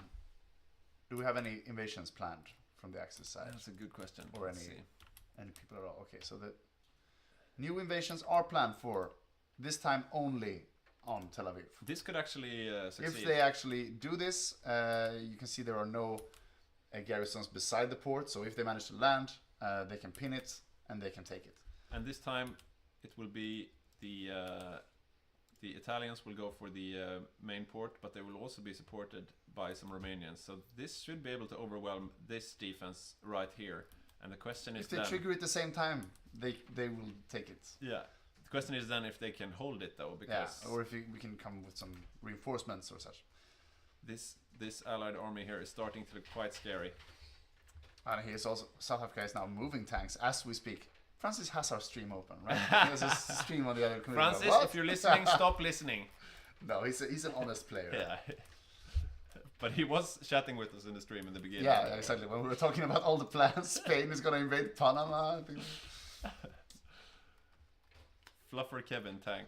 He's even named them individually. Yeah. Fluffer Kevin tank 1, 2, and 3. He was the fluffer and then he left. Yeah, Kevin was the fluffer because he did the build-up as South Africa, and now Francis is the one playing it. And so far, these guys have done absolutely great. But they haven't. I think if you press the Canadian army, we have to spec camp. Let's go all the way to camp. Let's do that. Because they have actually done some fighting. I wonder if their experiences now is basically plus minus 0. Yeah, they haven't gotten too much XP. One of them has even lost a little bit. Still haven't converted their infantry divisions, but they should probably do. One of them will be converted soon, I think. He has all the things he needs. He could do it if he wanted to. But yeah, very static right now. Very static. I'm a bit surprised that there are no more crazy plans from the Axis. Oh, they can't be happy with this. No. I mean, Martin is probably... He's like, yeah, just wait until 42, 43. I will do magic with my tanks, but we're not seeing any magic now, Martin. No, we're not. Chop. Maybe they're waiting for the salvation of the Spain or maybe Japan. Let's see if we could get maybe an interview of a player. Oh well, wait, the invasions are going. Oh, it's happening. It's finally happening. So Romania's gonna land first with the risk of being. These are going on the side. Yeah. They won't be wiped by two garrisons. No. But here we have the French are moving, and we have the side. Yeah, this is gonna go. They will. Oh, it's still red though. Pontus, the Romanian player, is flanking. Yeah, here we come another flank coming in right now. This one is dangerous though because they're gonna be pinned from the south. Yeah. So they need to get that port soon. And I don't think they don't have anything with anti-tank here, so the South African tanks will just roll this up. Yeah. But at least if they get the port, they can go home again. But yeah, here comes. You can just they're gonna be wiped right now. The Romanians here, or are they? Yeah, 1, 2. No, they got the port. They got the tile. They got the tile. Will it matter though? these two South African tanks will just bulldoze it, I think. Yeah. Getting pinned here. Yeah. But this means they're gonna let go of the airport. They get the airport, but they're gonna lose the port. And again, you have to ask, what was the plan? It's not like they didn't know that there were South African tanks. No, this is a win for the Allies. Yeah. Quite handily so. The Romanians got out. He left his Italian brethren. No, he lost at least one Marine, one infantry division, and one Italian Marine. I think 2 Italian Marines were lost. Yes, sometime here. Well, they're not doing Barb, so they have nowhere else to be. But look at this simultaneously. Not making progress. I think there was some attempt of some sort. We see also Martin has actually his real tanks here now. Yeah, these are the bits of supply issues. These are the proper divisions. He's training them now, though. They haven't been spotted, so. Yeah, that's true. That's true. They are behind the front line, and they are. Let's see. They have five Germans and then 4 Hungarians. That would actually put them in the lead tank-wise. But from what we've seen so far, the Hungarians did not measure up to the Canadians, so I'm still not impressed. But at least now we see some commitment here. Oh my God, what is the Italian player doing? Well, in a stalemate, it's easy to get frustrated and maybe hotter heads prevail and you do something that's not very good. Maybe we could get an interview with Rose and the Italian player to ask him to his face. What are you doing? Chat wants to know. Our viewers demand answers. But yeah, we have a solo player on Italy, so and the game is going, so I don't think maybe he won't be that interested. Yeah. Maybe if we have a game crash or something, we'll talk with Rosa. Or maybe we could get the co-op to Germany, Mossberry or someone. I think it feels like it was. Now we see an offensive here, though. Well, it was a beginning of one. And we see the same thing happening. This will not work. Same thing happening again. Well, at least they're holding. At least they're holding. Wow. No, they're not. Come on, guys. Are they even penetrating? These Canadian tanks. Ouch. Monsters.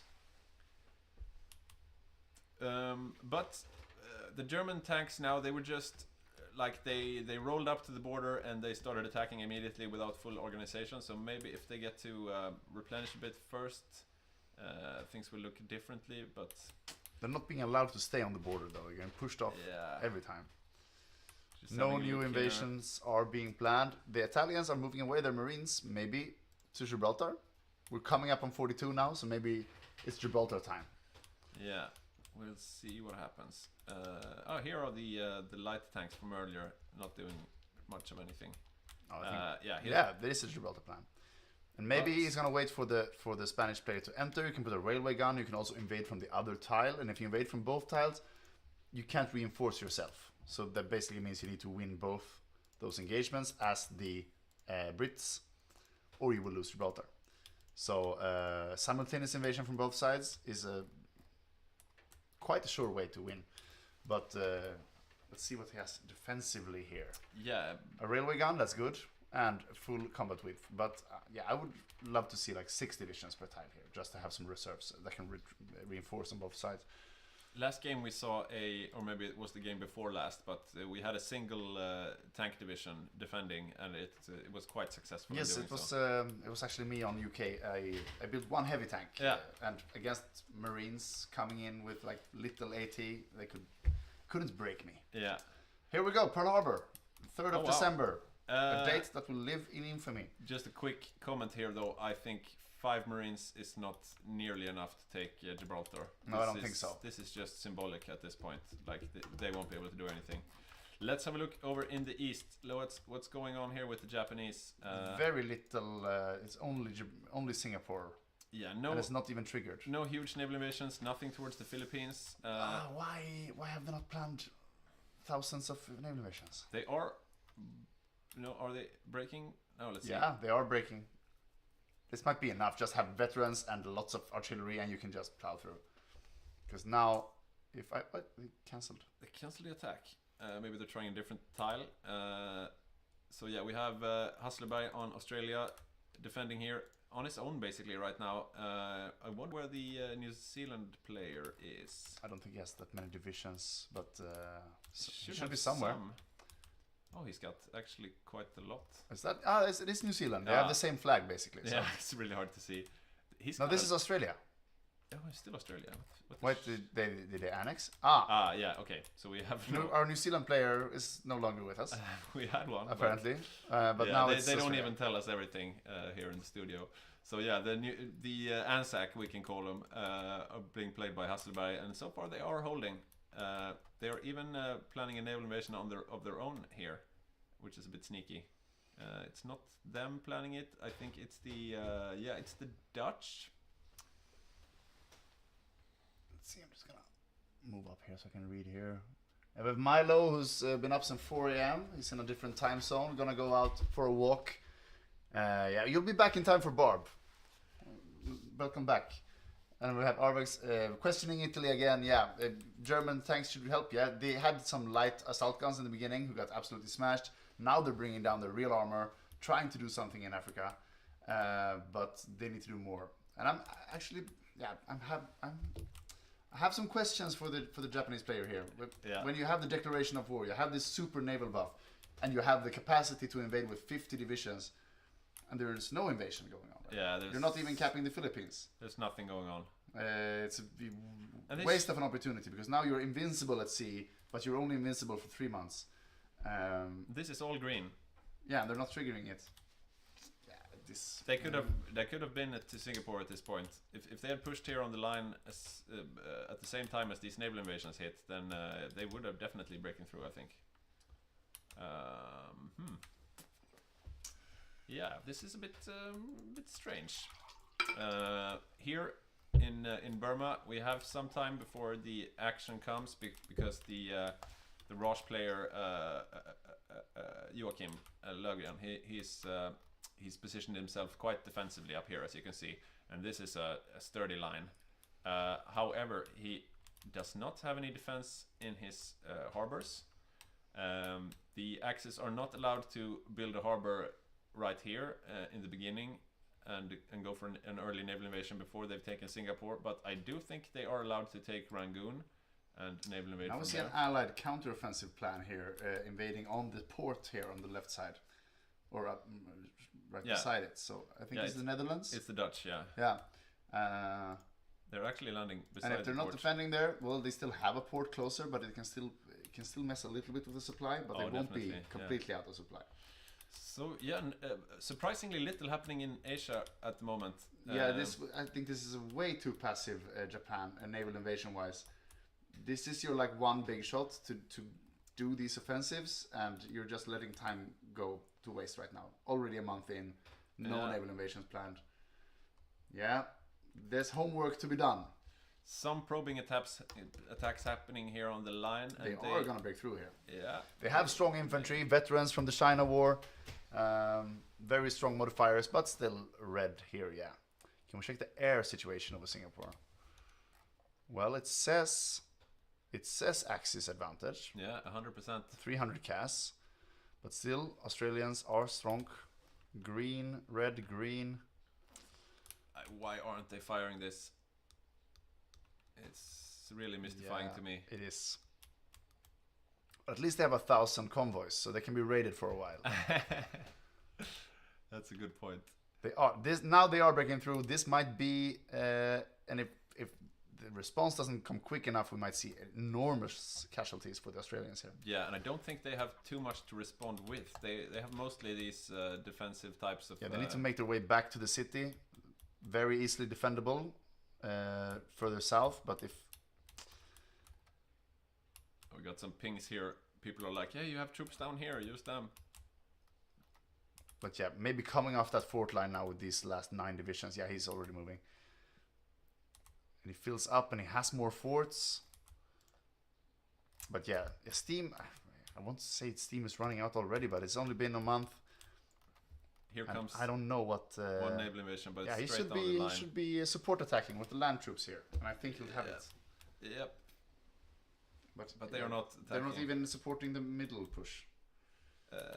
It's easy to sit in the studio and have opinions and everything. It's much more stressful to actually play the game. But when you're at peace and you have all the time in the world to plan, you should have at least have come up with a few.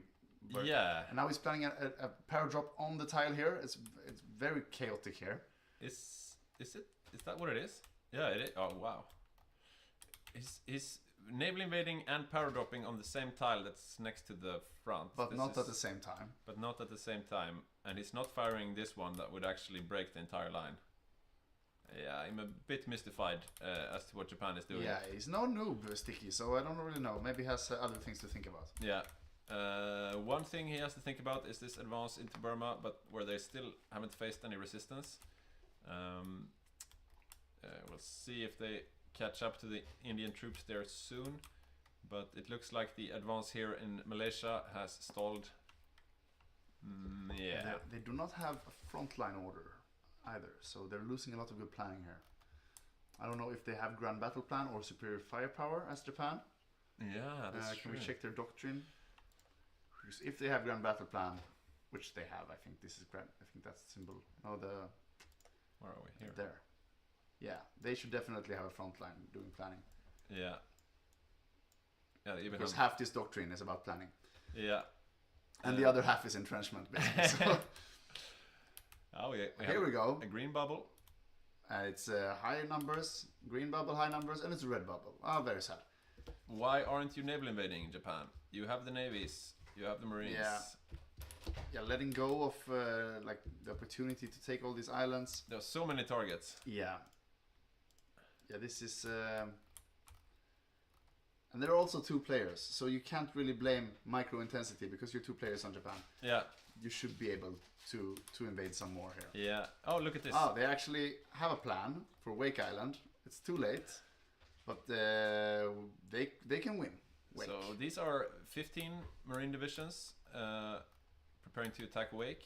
We can't really see the American defenses yet, but we will have a look-see. Yeah, Wake is all planes, so it will be hard to hold, no matter what he has there really against those. Yeah, he has 4 divisions. And they are out of supply, badly out of supply. And a railway gun as well. I think they're gonna die, all of them. Yeah. And this could be the break that the Japanese have been waiting for. Seeing some convoys, very nice. Yeah, I'm not rooting for either team. I just want to see some more progress for the Japanese in at this point. We want action, and we want big pockets and surrounds everywhere. We want huge losses on all sides. USA Navy dead? No, probably not. Yeah. But they are probably staying away during the time of the Tora buff, which the Japanese gets after the entry of the war, which lasts for 3 to 6 months or something like that, during which they have 100% buff to all carrier stats, making them extremely dangerous to face. So he's got 2 larger navies protecting the UK right now, and that's a submarine. This is another big one. Reserves. So it's the 3rd fleet in the Atlantic. So he has no. Yeah, the 3rd fleet is not assigned yet, so they don't have any. But he has no big fleet in the Pacific. In the Pacific at all. But they talked about switching up and taking each other's responsibilities. So maybe if you check the UK fleet, they will be in Asia right now. This is interesting. This is interesting. Let's see. We have lost some ships here. Okay, I'm seeing. Oh, they're all home. Yeah, or home or in West Africa. So there are no allied ships at all in Asia, but still you see this very passive approach from the Japanese. This is something. Yeah. Okay, why? No, it's both sides being passive when no one needs to be passive. Okay, let's see this invasion trigger here. Come on, Sticky. Does he have the? No longer gets the effect for the Emperor. He has the. He has all the green, the green he needs. Green seas all the way. Oh, look at this. Some yellow here. Is he planning something sneaky down to the Solomons? And now, right now, is the French capital in Caledonia right now? If you zoom in, no, it's not. Never mind. Sometimes it's in Caledonia. Then you get super much supply problems. Oh, if the Japanese gets all there. the supplies go. No, okay, it's in Africa. This is better. Let's see. They still haven't reached the Raj Frontlines, and Malaysia this is the only fighting going on in the world. It seems like the Malaysian front, which is very bloody. The Japanese let's attack the three only tiles that are fortified in the entire eastern hemisphere. No, I'm not gonna be too critical. There might be other reasons, but this looks like a wasted opportunity right here. Yeah, we seem to have issues. Even if we win Singapore right now, it's still a wasted opportunity. We seem to have issues getting the players to join in for interviews. Maybe they are ashamed. The shame is stopping them from being interviewed. Now we see a double invasion plan for Gibraltar. There might be enough divisions this time. Let's 6 plus. No, what is it? 5 plus. Look at the arrows. So this is the Italians. 9 divs plus 5 divs. That's 14. I don't know what kind of 9 these are. There they are. The red one in the first army. The red 9 over there. They're gonna be invading. So 9 basic 30 widths with heavy anti-tank. There are no tanks in Gibraltar, but still. And then 5 marine divisions. Yeah. But we also have, it's March 42. Can we look at the Spanish focus tree, see how they're doing? Because this entry, they're planning, formalize Axis Alliance. Right, this means they've already taken, Unite Iberia. So we're less than 2 months away from Spain entering the war. And that will at least open up some new avenues of conflict for the Axis. Railway gun in place. So this, when they enter, I would assume Italy triggers right away. And we get the first attempt on Gibraltar. Yeah. But Spain should be planning from the west side as well, because that would be maybe checkmate. I'm getting told to move in the camera in the picture like this. Very cozy. We see the preparations here for Operation Barbarossa. The Germans are arraying their troops along the border, and the Balkan Bros here in the south. Quite a lot of Romanian infantry, supported by some Bulgarians, better Bulgarian boys. It was Adam playing Bulgaria, right? Yes. Yeah. So Adam, this is his 5th game, so we will get a star after this game. Ah, nice. Adam from Paradox. He's playing Bulgaria, and he's doing mechanized. With the rocket arty, yeah, that's nice. Well, unless you can, you'll get stumped by tanks, but yeah, they will be facing some Soviet heavy tanks, but we'll see. And look at this. The Romanians are planning a naval invasion, and look at the Soviets here on the other side. They're gonna pass it. Yeah, look, they're going out the Bosporus here. So wow. we'll see a naval engagement on day 1 probably between the Romanian and Soviet fleet in the Black Sea. Very interesting to see how that ends. And we have never seen this in any of our games. Like, we didn't even know it was possible for naval invasions to go through the Bosphorus we were here. pretty So sure this that was is impossible. This is something that will take the Axis completely by surprise as well. Yeah. So then we'll see how much damage they can do while there. But because the Aegean Sea is Axis territory, so they'll probably shut that down very fast. Yeah. So they will be out of supply before you know it. But we'll have to see who wins the Battle of the Black Sea, because that will decide who gets to attack. The great naval battle in the Black Sea. This will be a game within the Romania game. now has 4 capitals, and the Soviets who has... Yeah, let's have a look. Soviets have... In here, they have... loads of subs, and the same amount of capitals here. 2 cruisers and 1 battleship. Yeah, I don't know. I don't know how that's gonna end. Could be an even fight. Maybe if someone manages to get some naval bombers in there, that will settle it. They're already triggering it, and they already have their fleets on order, just to make sure that it goes on day 1 of the war. I don't know if the Romanians have it on order, because if both have it, we will see an engagement right away. We could probably check the Romanians. No, they're exercising, so they have fewer ships. Yeah, it will be a very even battle. They're on strike force. Okay, they're just exercising with a single one. boat. So we're gonna see a naval battle here on day 1 probably. Yeah, the thing with the Romanians is they need to also spot. So we have a question from the chat. What server we are playing in? This is a Hygge community game, so no particular server. We arrange games within our community about once a month, and we have a studio commentating like you see right now. And we are preparing for Operation Barbarossa after a very uneventful North African campaign and still a very uneventful East Asia. I'm very disappointed in the East Asia theater. Look at the single invasion here. But they are triggering it, and we also need to keep an eye on Spain coming soon. But let's look at these invasions here. And did they take? Yeah, they took. They took Midway. Wake. They took Wake Island. And they're moving to another place with these Marines. Probably have new plans for them. Now they're behaving more like they should have done from day one. Yeah, this is what you want to see. Yeah. Divisions moving across the Pacific. Just worried it's a little bit too late because they could have captured so much by this time. Yeah, they could definitely have taken Singapore. Yeah, I think so. I mean, just one of these naval invasions in the back would have been enough. They are having some supply issues here. They have no. They don't really have air support. At least they didn't at the beginning of the campaign. We see Japanese having new naval bombers coming into production. Yeah, it's only. No, it's allies. Now it's only allies. The Japanese planes are somewhere else. But did we see a triggered invasion? No, they stopped. Yeah, nothing going on there. The Philippines are, the Philippines. and that should be a walkover here. It's only AI Filipino troops. And though the US is forbidden to pre-place, they've had 2 months. They could have moved troops to the Philippines. They have some troops built up. The question is where... look at this.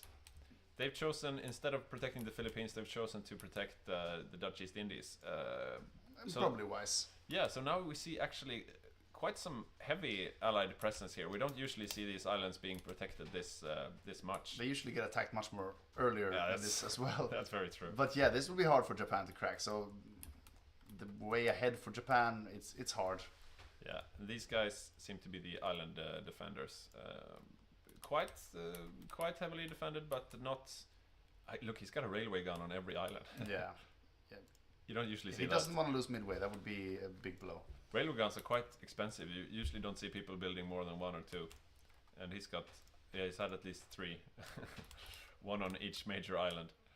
Probably a better bet. But at least an edge that your attacker can't have because you can't naval invade with a railway gun. So, and here we have railway gun. So the Spanish should be attacking any day now. Yeah, let's have a look. Look at this. Look at the octopus. This is how Japan should look. This is the plan of the Badger. Look at this. But yeah, that's also probably a Isn't it grand? Rule break. What is? The amount of sea zones, I think, to come to the Caribbean. Because you're only allowed to protect 3.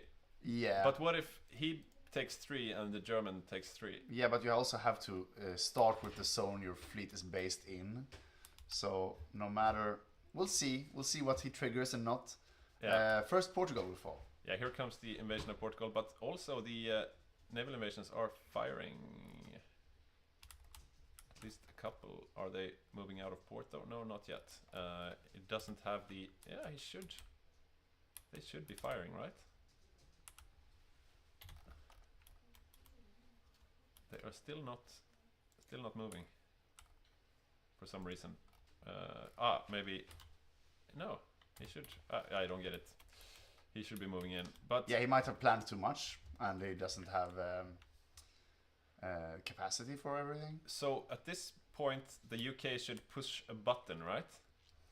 Yeah. And if he does not, No, he has it. He has it, but still he has no troops there, so this first invasion, if it triggers... Do you see any troops on the seas? No, don't seem to be moving.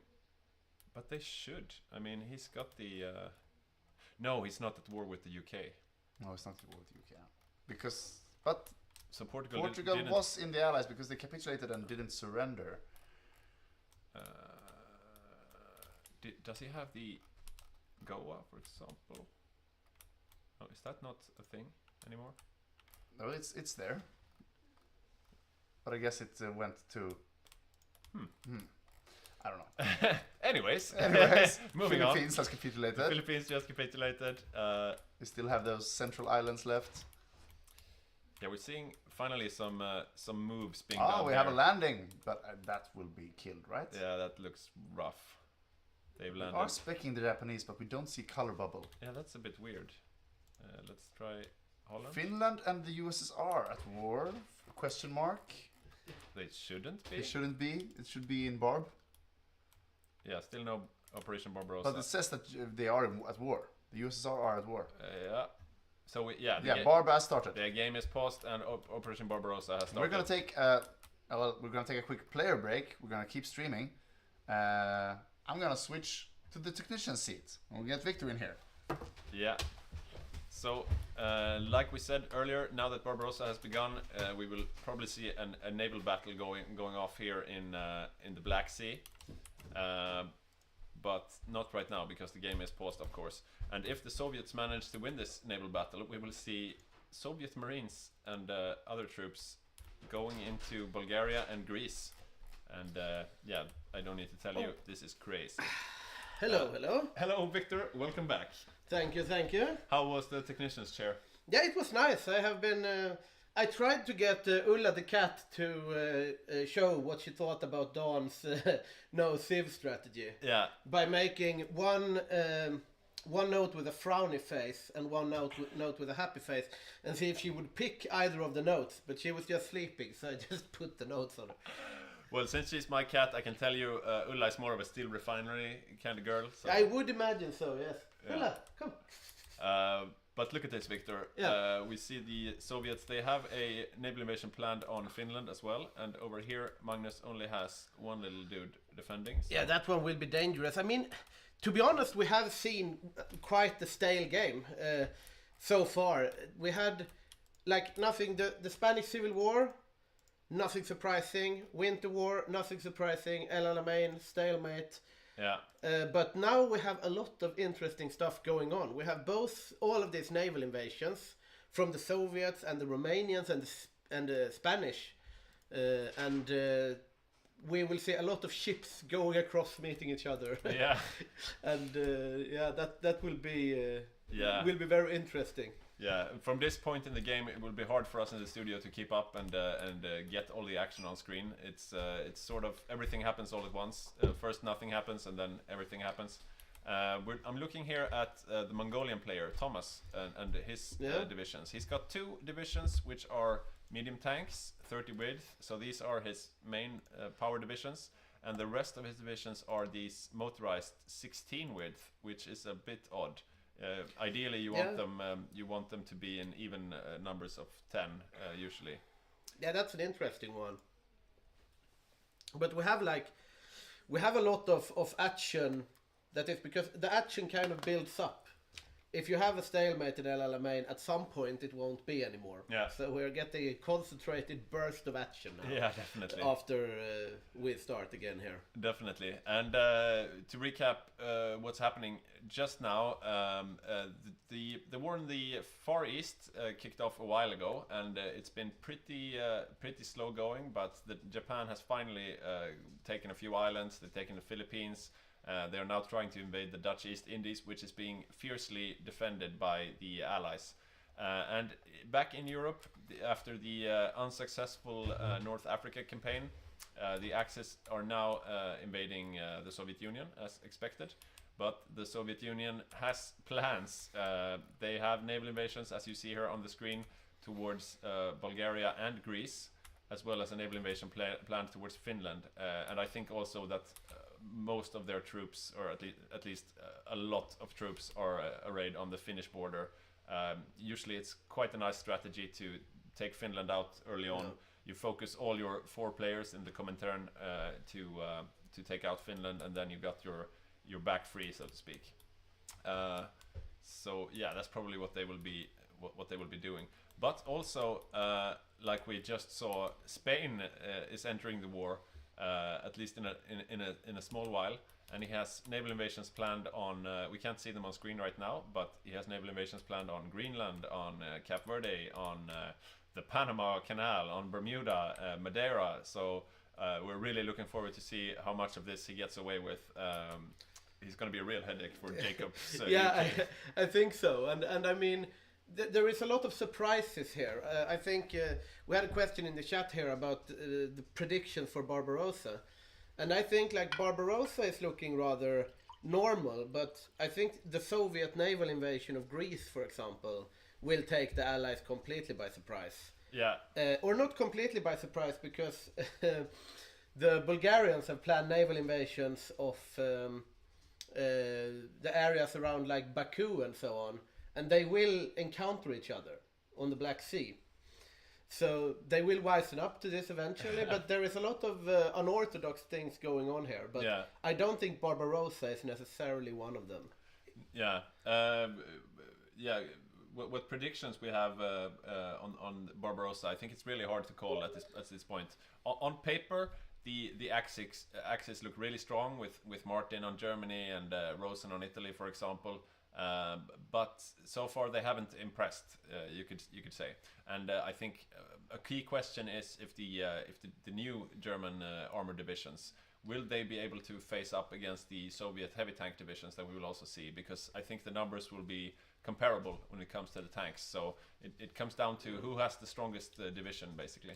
But I mean, the Commonwealth have been super strong. Like South Africa and Canada and the UK have really held El Alamein and North Africa. Yeah. But they will not come into play on the Eastern Front. So a lot of the qualities that the Allies have shown so far is not necessarily something that translates to the Eastern Front. Yeah, exactly. So it will be very interesting to see if the Soviet can hold their own as well as the Commonwealth is doing, because in that case then the Axis will be in dire straits, but we'll see.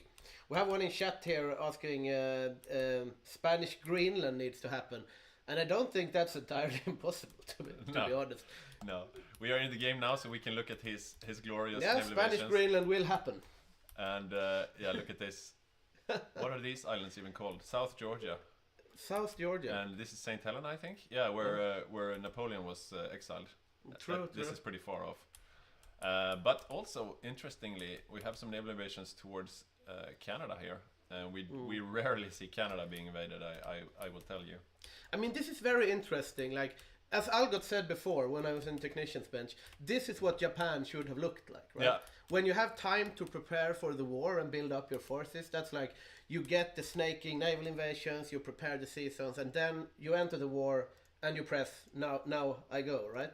Because that's the advantage you get as the Axis, that you are the ones that instigate war, right? Yeah, So you can plan ahead, and when you feel ready, you do it. Yeah. But in Japan, we didn't really see that. We saw they declared war, and then they planned 2 half naval invasions, and now they are starting to island hop after the buffs are gone, and that might be a fatal error. But we will see once the American fleet reaches the Pacific.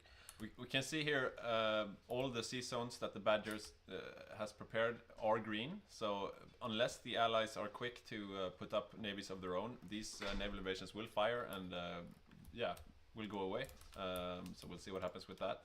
Let's have a look at the Asia theater. Let's see, where are the Marines right now? That's not the Marines. Let's see here. There. Here we go. So all 15 of them are preparing to attack Borneo. Yeah, it's Borneo and Dutch East Indies in general. Yeah, they made an invasion here, but as you can see, this is not going to end well for those 2 divisions there. Looking from the Allied perspective here, you can see that the Dutch East Indies are really getting stacked up. We got ANZAC troops and American troops all arrayed here to defend the Spice Islands, also known as. But over here in the eastern South Pacific, you can see that there are no defenses from the Allies here and no defenses from the Allies on either New Zealand or Australia. So if the Japanese wise up to this and launch an invasion like from around here, things could get really iffy really fast for the Allies. Definitely. We have a question in chat here. So will Finland fall?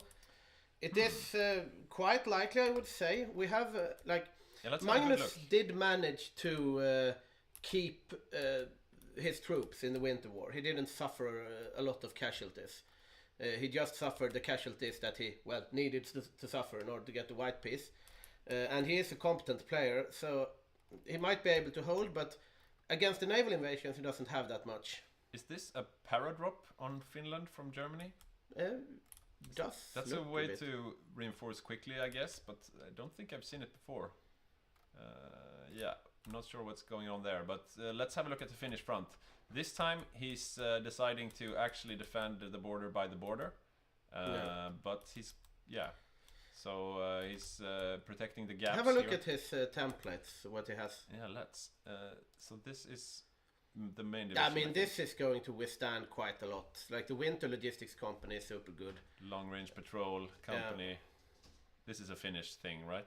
Yeah, it is. And I mean, this is hard divisions. I remember when I won that Winter War in the Blitz, I had like one anti-tank and all the winter support companies, because it's very hard to break through with light tanks. And have a look at the name. We got some bad manners here. Dö Andreas, which means die Andreas, and Andreas is the third seat for the Soviets. So the glove has been thrown. Andreas, he is the guy on the Soviets who is he's responsible for controlling the naval invasions, among other things. And we see here up by the Finnish border the Soviets.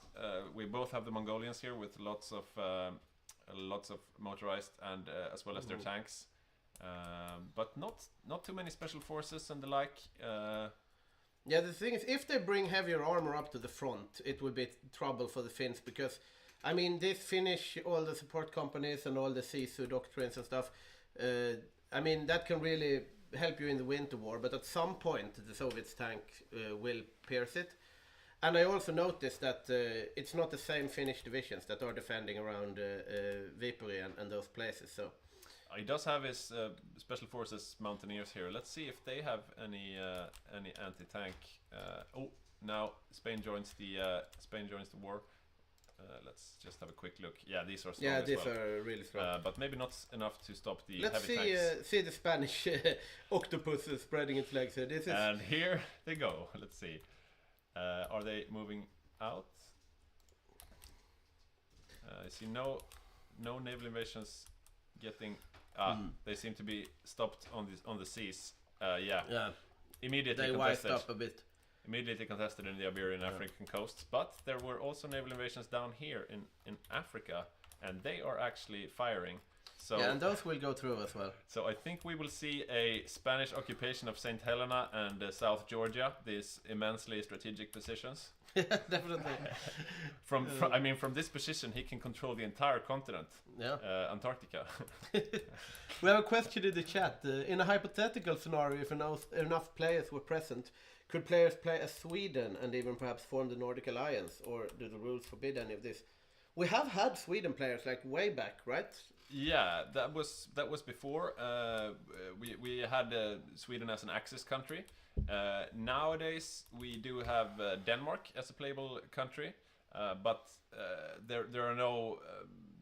There will be no third faction or anything. Like we keep our games Axis versus Allies and Comintern, of course. So you have to choose one team or the other. But I suppose it's not impossible that we would make a player Sweden or Norway if we needed more playable nations. Definitely a possibility. For this game, though, we had several vacant nations like Greece and Albania, Yugoslavia, Siam. So yeah, we would have a few more countries we would fill before bringing in a Sweden, I think. And here we see the successful invasion of St. Helena. There's a lot going on in the Iberian coast, of course. Definitely, like these naval battles. Look at this. Yeah. This is the Spanish surface navy sinking the anti-submarine warfare, and this is one of the Badger's strategies. Like when the British ships come out to hunt his submarines, then his fleet comes out to hunt the hunters, and the hunted becomes the hunted. Yeah, we see here some blows being struck on either side. Let's see. We have a request to see air comparisons, the Axis versus the Allies. Let's have a look. Or Axis versus USSR, rather. So on the let's see. Go to the air route mode, right? This is the Spanish. Oh, I thought. Wow, my God, what's going on? Yeah. So here you see the Germans. That's a lot of fighters. 3.5k. That's a sizable amount. Let's have a look at the Soviets. Probably a lot less. They're not that much less. Still, I mean, this is a very strong Soviet. 2.3k. And this is a change to the mod. In the latest version, the Soviets are forced basically to build air, because if they don't, they get a bunch of debuffs. Look at this. The Soviets are going on an offensive, and they're actually doing quite well. The Balkan Bros are having real issues down here, and this is almost the entire Bulgarian army. If this gets encircled, then you lose out a lot of punching capabilities from Romania. They are out of supply. And here we see the big battle going on in the Black Sea. The Battle of the Black Sea. They are retreated. The Romanians are on the retreat. But this is really bad for the Axis. Look at this in the middle as well. Yeah, it looks scary. It looks really scary. Do they manage to get it? No, he's getting out. No, they are not. No? These guys are not getting out. No, they are not. They are encircled already. Okay. Boom. And that's most of. Yeah, that's most of the Adams motorized. They're trying to re-aggress, but they don't have enough anti-tank to break through the Soviets' heavy tanks. This is the same story we've seen so many times. The Soviets build heavy tanks, and the Axis are like, "What? I never knew." Deserve to be encircled if you push the tanks across the river. Yeah, they are breaking through with impunity at any point in the line. Let's have a look. Finland is not doing too rosy either. Ouch. Yeah, this is a bad day. Bad day for the Axis. So we see some Germans are up here, mostly infantry though, and they have like Helsinki is not garrisoned either, so it's very vulnerable to like naval invasions, and or maybe we're looking from the wrong perspective here, but I think this is the Soviet perspective, so it looks like their naval invasion never took off. Yeah, the Germans are in naval supremacy in the Baltic, of course. Yeah, this is going bad for the Finns. How is the Spanish naval invasions going? Yeah, let's have a look-see. They've taken St. Helena and South Georgia, and now planning to take the Falklands. But there's some island hopping going on, but yeah, none of the the main invasions have stalled. Yeah, they can't get through the UK fleet. But the real action is here, where the game might be decided. Oh, look at that! That's a sneaky invasion arrow.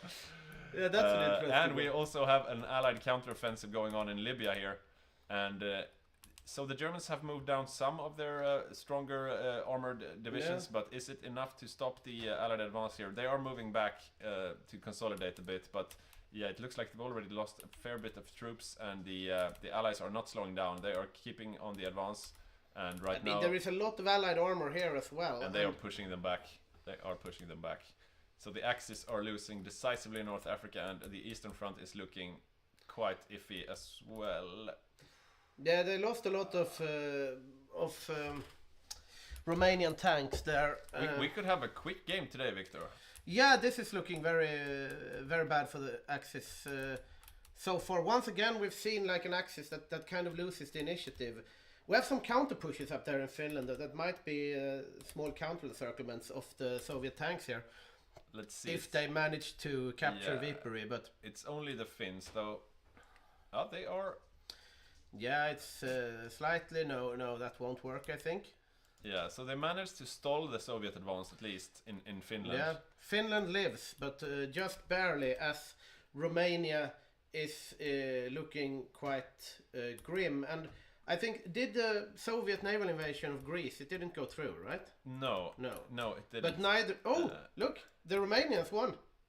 Okay, so what the hell? So the Romanians won the battle of the Black Sea, and they managed to send off their naval invasion, but then they got invaded in their home country.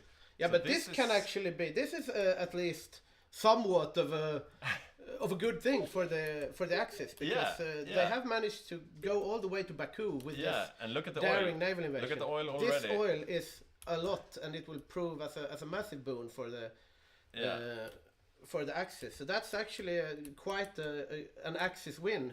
Yeah, they may be losing on several fronts, but at least they have oil. And that also explains why the Romanian lines collapsed, right? Yeah. Because all the troops are in Baku, right? Yeah, and it looks like they managed to regain some territory. The Soviet tanks are completely out of supply, and they have to be careful. This push is why here. This is. They have to be careful. Yeah, they do not have they can't cover the lines when the Soviet... Oh, this is very This good though is for the dangerous. Romanians. This is very dangerous for the Soviets. These are It's the a German- lot it's of the Germans. Soviet tanks. That's the Germans coming right in here, making a decisive impact if they manage to kill the Soviet tanks. They are desperately trying to free their 8 heavy tanks here. 13 heavy tanks. 13 heavy tanks. If this falls, it is a disaster for the Soviet Union. Yeah, this could be a turning point in the game. It most definitely can, but I think they will be able to break them out. North, unless If they manage to reinforce here, they are pinning. This is... And we are paused, so the suspense will Yeah. have to wait even longer. Yeah, this is... Pivotal moment. Definitely. If they manage to... We are running see again. here. Let's see what happens. So this We are indeed tile, running again. They are... This tile is about to be opened by the Soviets, but on the other hand, we have German troops or Romanian troops down here. Yeah, the Romanian troops are retreating in. We see the German tanks here trying to... They're pinned.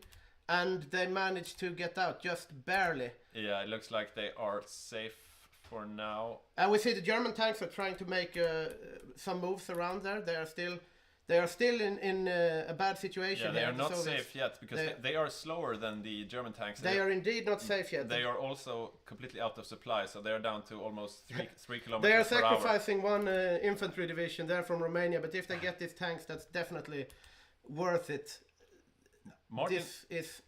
Martin is doing a lot with his just 4 tanks right here versus these 13 Soviet heavy tanks. The Soviets are coming in with tank reinforcements here though, and it looks like they might be able to survive here, but they lose out on equipment. The line is even. I mean, that was a good Axis punchback, but had they managed to get those tanks, that could have been a game-defining moment. Definitely. That would have opened up so much. Now the Soviets will be able to retreat with those tanks and use them for great impact later. We have seen before how we had how the Soviet heavy tanks are hard to counter, and they getting out of that is Nitron did say though that it was awful micro that the Soviets walked straight into that, and that might be it. Yeah. Look at this. What is this? The Spanish took half of the Falkland Islands, and they said the other half we don't need, and then they are moving on, and now they're taking Pitcairn Island. So the Spanish are just island hopping towards the Pacific. Yeah. Will we see the Spanish fleet in the Pacific? Madagascar. This is very interesting. Spanish Madagascar. I mean, there is really no saying, like, how will this game go? We have absolutely no idea, because so much is happening that we've never seen before. Yeah, it is definitely not decided. It looks like the Japanese are trying something. They are landing in several places, both on the Malaya Peninsula, where they have landed, but... Yeah, they have a harbor here, right? Yeah, they are standing in a harbor. That's not a harbor. No, it's not. They don't have a harbor yet. That's a dockyard, yeah. And there's a lot of allied troops around. They need to click this. They need to click Cotabaru, otherwise they just die, right? It's dangerous, but it looks like they will probably be able to link that up, yeah. Getting through. And they have also landed here in Borneo, like I said, and with a lot of Marines here. The Japanese are actually coming in now. We were talking about their being passive earlier, but they have really came back into the game and done some naval invasions now. Seems like they felt content after taking Wake, so they won't be island hopping on towards Midway and so on, but now they are striking the south instead. Let's see what happens over in Barbarossa. I'm still very excited for how if the Romanians actually manage to link up the front. Look at this! Look at this! No, they managed. They are desperately trying to get this pocket. The Soviets are still in maybe some tanks. I can't imagine them getting out with all the tanks. They will lose some here. Yeah, they are so low on supply, so they are so really slow on moving back. It's really hard to see how much is being lost right now, but... Ooh! Yeah, he didn't click. If they pin there, they could really... Yeah, heavy fighting right now going on the Eastern Front. And also, I mean, the Romanians are just working their way up here. Yeah. If they take like Crimea, Rostov and the Dnieper, and you link this up, then you basically get Stalingrad for free, right? Yeah. Looking in North Africa, though, it's all allies. It looks like the Axis have even, they've evacuated. Rosen is planning a return invasion, but right now the allies are reigning supreme in Egypt and North Africa. Yeah. We have a question in the chat here. How do you organize these games? How can someone join? Well, we don't really have. What do you say? We don't really accept players at the moment. But if you want to play with us, send us an email and we'll see. We want to keep the community socially very compatible and nice. So we're quite restrictive with admitting players. So we accept applications, but no promises. There was an overrun there. I saw the overrun screen coming up. Was that against the Soviets or? I don't know who got overrun. It might just have been an infantry division. But because now we're in the Soviets' perspective and they have managed to get out of the encirclement. Yeah. We see here some troops dying in Kiev. The situation is very fluid. These are some Axis troops. Even more Bulgarians getting hosed. I wonder if Adam even has any troops left. Yeah, he's got 10 left, but it's only infantry. He's lost all of his fancy motorized. They were so close to He's building some more. This is a bit optimistic. Yeah. Check the Soviet oil reserves, considering the Romanian occupation of Baku. Oh, look at the fuel! Oh, wow. Oh, 0 fuel. That's ouch. That's the Romanian MVP. The fall of Baku has really saved the Axis Eastern Front. That's really sneaky. We saw the Soviets before really attacking across the front with impunity, but they are just stuck. That was the heavy tanks, and now the heavy tanks are out of gas. Well, that was the counter, but he's still able to surround and kill Axis troops. Let's have a look at the casualty numbers. So, I mean, this is the Soviet Union, only 350,000, not too bad. Germans are about at an equal level. Yeah, but you don't want to see that. That's the Germans. Yeah, the casualties right now are definitely not favoring the Axis. But the situation is very fluid. But I mean, still. at some point, their tanks will get encircled if they don't have fuel. Yeah. So far, though, it looks like they are the ones with fuel, and the Axis forces are out of supply here right now. Yeah, definitely, and we saw there they managed to keep hold of Kherson and the east side of the Dnipro River, and I mean they're still hard tanks to push. Finland though has punched back. And here we see an that's an encirclement of quite some Soviets. No tanks though, but let's have a look at the casualty numbers now. We're at they are 406, and look at those they numbers are ticking going up. They are indeed ticking up, and these Soviet troops are dead, and also some Mongolians. Yeah, that's.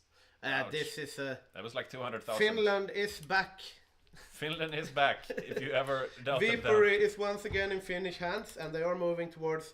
Like if they manage to get this supply hub, they can really broaden the front again. We see an Axis recovery in Finland that we didn't really expect a couple of days ago here, because it looked very grim for the Finns.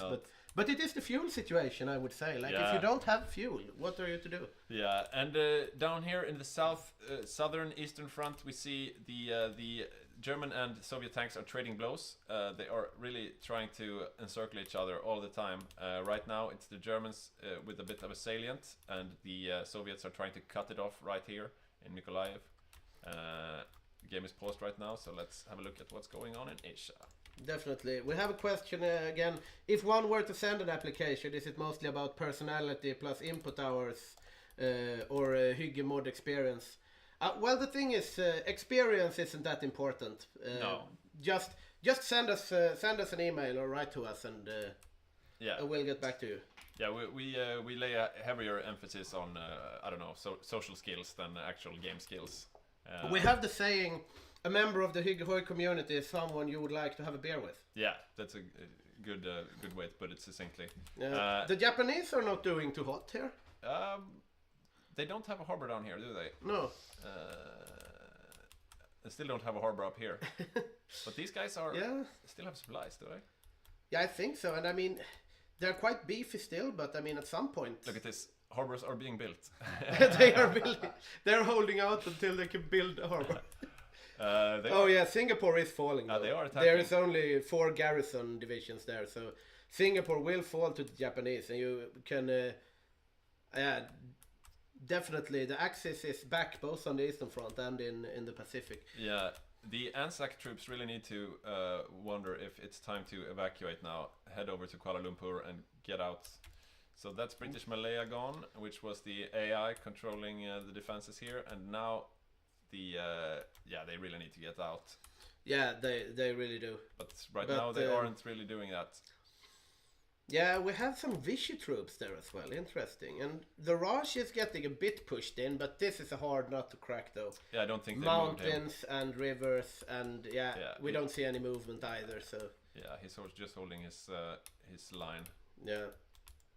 Should we check over at the Eastern Front again? We see a broadening of the line once again, but it has stalled somewhat around Ukraine there. But the Romanians are moving Stalingrad. I mean, can we check? Let me check the Soviets here.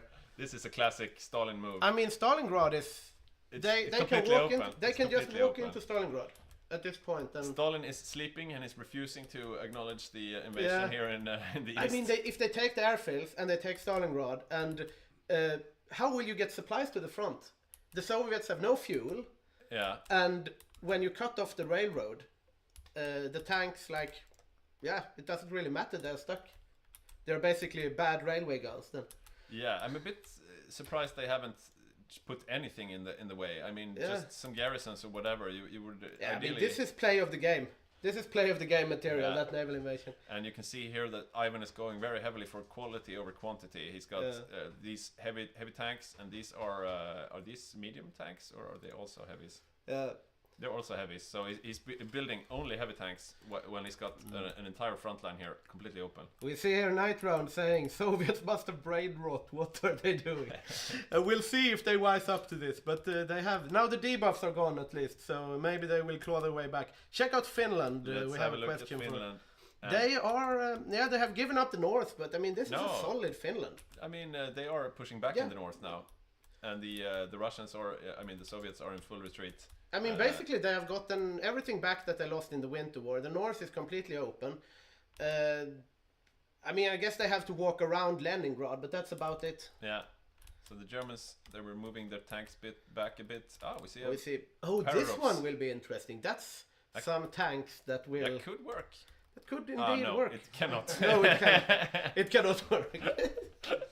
It cannot work. It could work. It could not. I will take a snooze from you, Algot. I don't even know if that's mine. Is it empty? Okay. Yeah, it was empty. Can I have my snooze? I think this is my snooze as well. Yeah, but that's my we saw an encirclement there of Soviet troops. Oh. I'm unsure of what was lost, but was it tanks? Let's have a look at the losses. Oh yeah, they've doubled since we last watched. So sorry, I was distracted by snooze. Yeah, you have to prioritize. Snooze comes first. Okay, so we have an Axis breakthrough here in the south. Yeah, the line is completely open here. I mean the north-south. The south-south has had a breakthrough for quite some while. Stalingrad has fallen. Once they link up here, I mean, yeah, the Romanian player has proven... I mean, we were dissing him before. We were like, this naval invasion, it's never going to work. They're going to lose in the Black Sea. Oh, they're getting pushed. Now they lost their entire army in that encirclement. But Pontus they fighting. Just made an incredibly big game impact. I mean, Crimea is... I mean, there can't be any supply to Crimea at this point. No, they're about to fall in Crimea. Okay, propaganda mission. Yeah, I mean, the Soviets are in a bit of a pickle at the moment. But on the other hand, the Allies are having a pretty good game. Yeah, they are making... Oh, the Italians are back. It will be interesting to see North Africa, but there is really... it has been a steady stream of Allied wins in North Africa, so we'll see if they manage to get back. But when we talked to Germany in the interview before, he said that, oh, I'm doing the greedy Germany, we will get back later into the game. And I remember I was a bit skeptical because, as we've said, like in the earlier games, when the Axis lose initiative and no longer like controls the flow of the game, it's very hard. But they have managed to... And Rosen, as Italy, is keeping the Allies busy in North Africa. I'm a bit curious where all the tanks are. We see the South African tanks, at least a few of them here. Let's have a look. So yeah, he's only got 4. Maybe he lost some there then, because he had 3. I mean, he had 4 before, and now he's only got 3. What about Mako on Canada? He's got 8. 10. Yeah, he's got most of his left, and they are fighting in Burma. Indeed they are, and they're just reaching the front now, it looks like. So I wonder if the Asia axis even have any anti-tank. I very much doubt it. Yeah, I would not imagine so. I mean, I wouldn't. I think we could be expecting a breakthrough here soon, because 8 of these guys. Yeah. I mean, if you're going up against a Raj, it's not like, let's build anti-tank, right? These guys are very entrenched, though. They are, and it's across a river and it's mountains, but still, like, if you have no anti-tank and those Canadian armor divisions come for you, it's quite a done deal. It's perhaps like mountains and rivers, but otherwise you can just drive.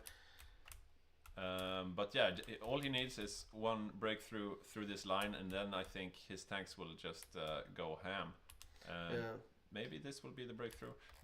We can't stay away from these for too long. Yeah, it's interesting that Stalingrad and Baku has fallen, but Kiev is still in Soviet hands. That's not something you see every day. A weird game. But still nothing here defending against the Pontus. They even encircled lonely division there. It's interesting. We have Night Round here saying Romania fighting no one, just walking into empty tiles MVP. And yeah, basically. But look at the fuel situation here. Yeah. This is... I mean, if you want to rotate troops from the front line, because... I mean, this also is kind of a trap for the Soviets, right? Because they have the front line so far into the west. Yeah. If the Germans had already pushed them back to like Kursk and Moscow and those lines, it would be much easier to reinforce the south.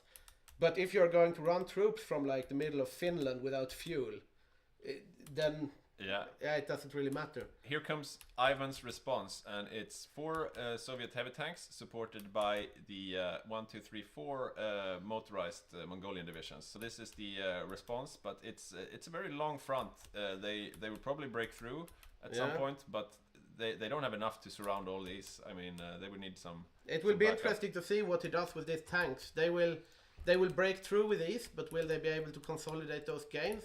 Doubtful. Yeah, I think. And the fronts are about to meet here. They will take Rostov though, quite handily. But here comes the rest of the axis from the west. I mean, they will. The front is empty, so they can just walk from there instead. Now they are pinning them as well. They might get encircled there. I love this vortex of a battle plan. I don't know what that is.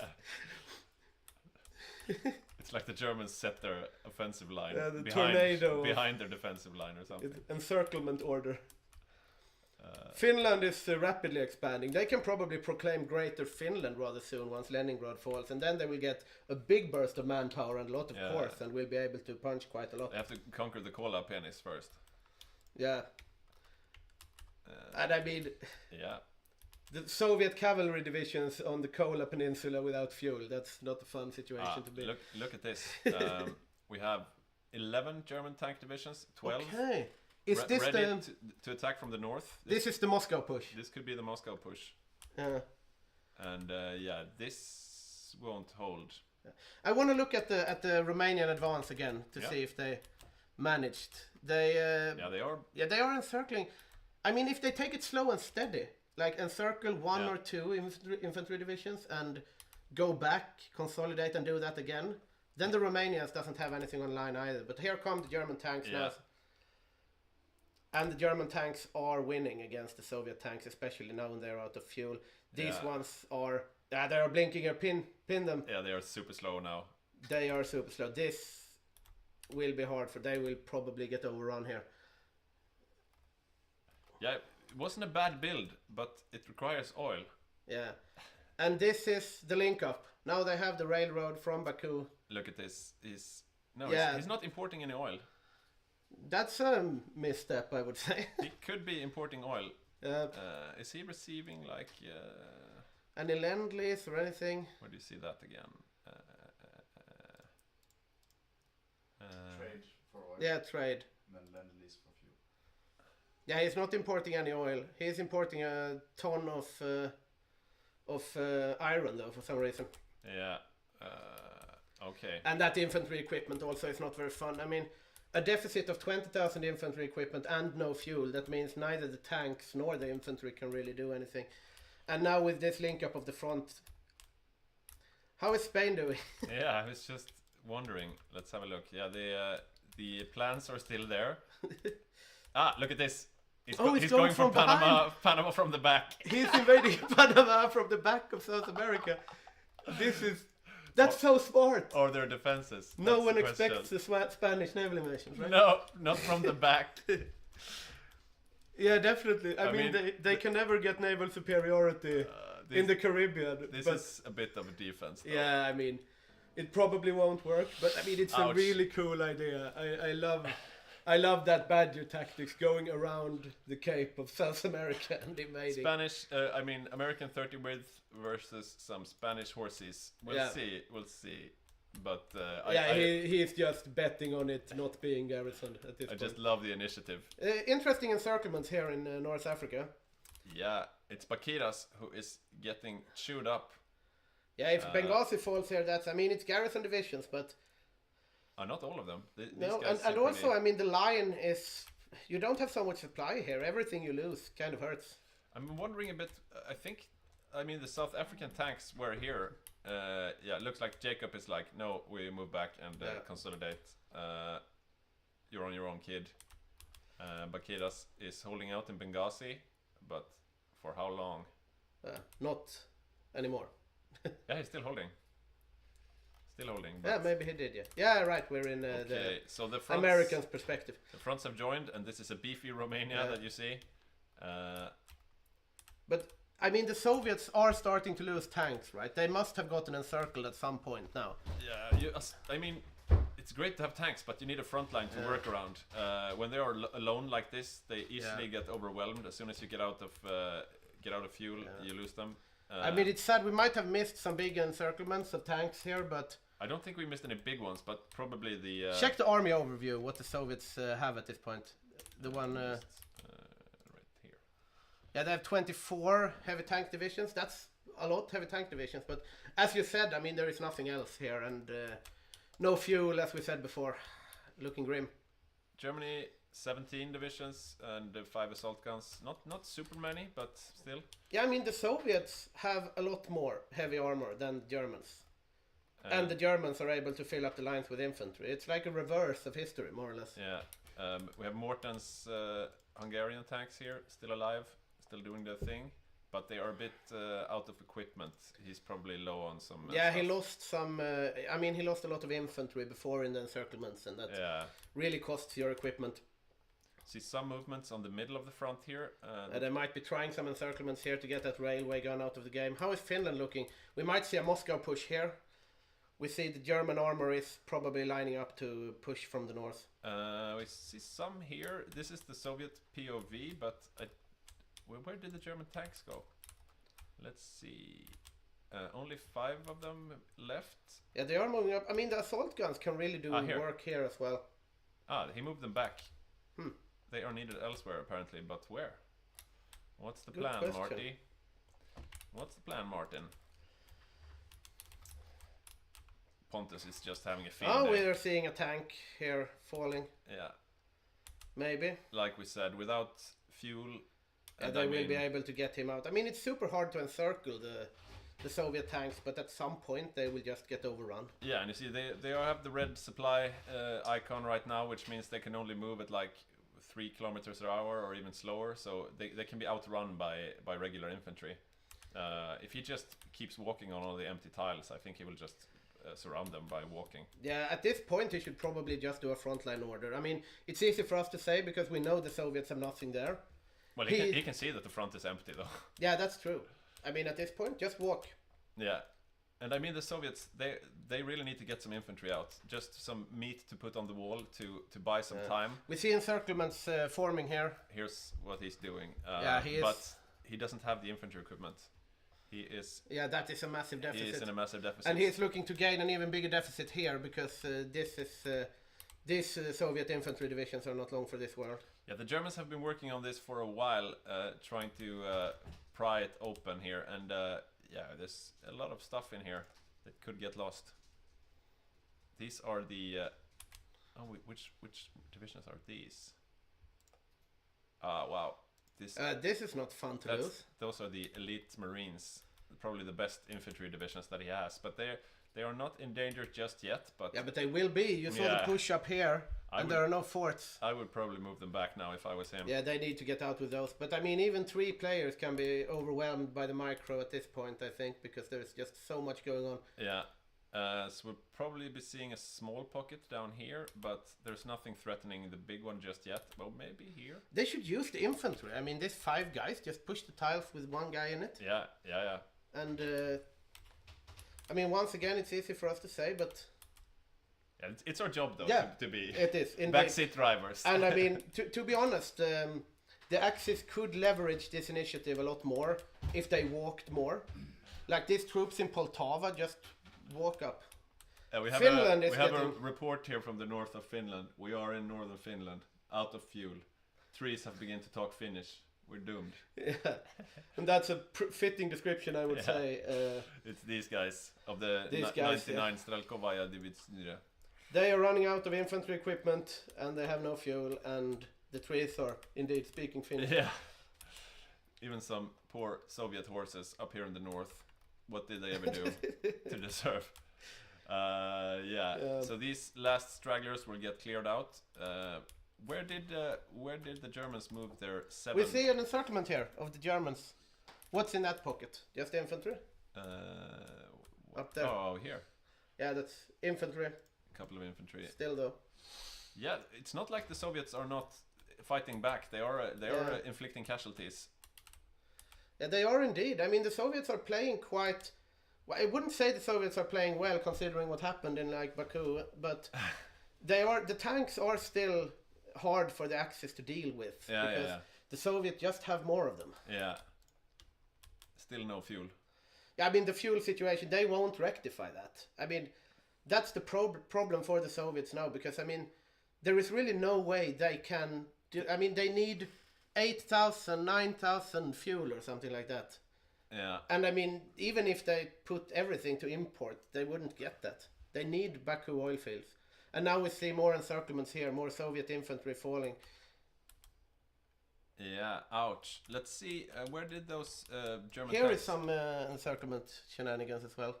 Oh, it's the... Yeah, the Germans just lost something there, or at least a tile. I'm a bit curious, though, where those German tanks that were in Finland, they are not in Finland anymore, so they're down on the front here somewhere. Yeah. The most heavy fighting is going on up here in the north, but look at this. I mean, that's the thing, the Axis can really just ignore the Soviet tanks at this point and just go for pockets of infantry, and they will never be able to fill that deficit.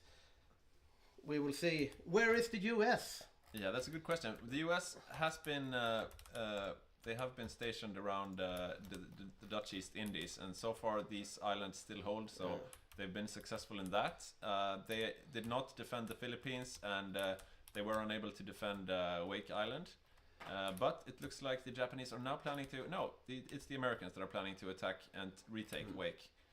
Retake Wake. Are they doing any lend-lease? Can they help the USSR? We have an interesting question in chat here about their ability to prevent the USSR collapse. Just a quick comment here. These are the US Amtrak division, so these guys are the ones who will try to take the islands back. They are dangerous. Sorry, what was the question? Are the US lend-leasing anything to the USSR, considering their deficit in infantry equipment? Right, where do you see diplomacy? If you click the... No. Diplo. Where? Diplo? Click another country into ledger diplomacy and then back to the US. Okay. Let's click it as the US. Okay, so like this. Into ledger. Yeah, but and then back to the US. Yeah, and then diplomacy. Here we go. You see, receives lend-lease, gives lend-lease. Doesn't seem like it. Well, it's not giving any lend-lease? Yeah, they have Poland. They're lend-leasing to Poland. This is odd, I would say. Lend-lease to the USSR rather than Poland. Look at it. These 14,000 guns would do a lot of work in the hands of Soviet infantry, but... If we have a look at their... it wouldn't even put a dent at this point. The deficit is only growing. Let's have a closer look at the front again. You see these bubbles. These are battles going on all across the front. Most of these are green, as you see now from the Soviet POV, meaning the Soviets are able to defend most of them, but it's a lot going on. And as you see, most of the front lines here are empty. We see a tank encircled over there. Yeah, that's a German tank. A German tank is dying. Maybe they aren't dying though. They might be able to get it out, but yeah, I mean, at this point, you don't want to lose the armor initiative. It's not like the Germans have won this. They can't get like important tanks encircled because they need them to be able to take Moscow, because the Soviets have these focuses, so they will get meat on the wall eventually. Yeah, and we see here at least they have something on the line now in most places. Now they have started to walk. Yeah. We see outside Kharkiv. We have encircled. Yeah, this is a heavy tank.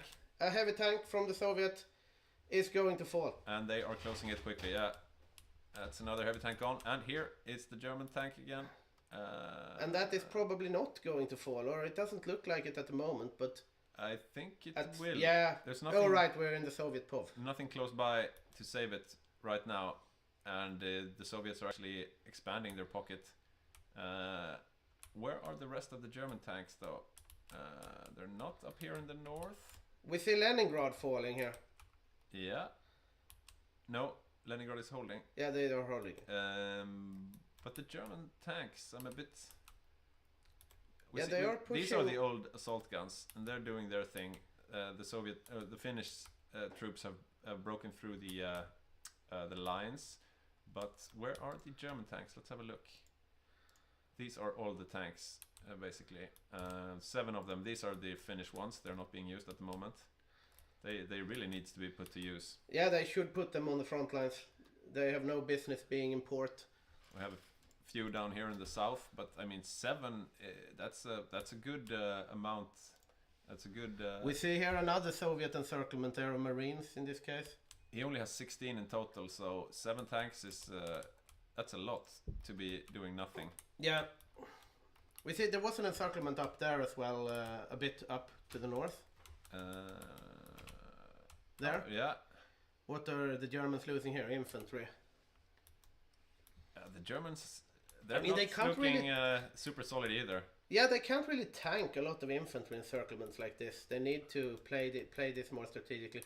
They might be able to get them out though with the push there, but...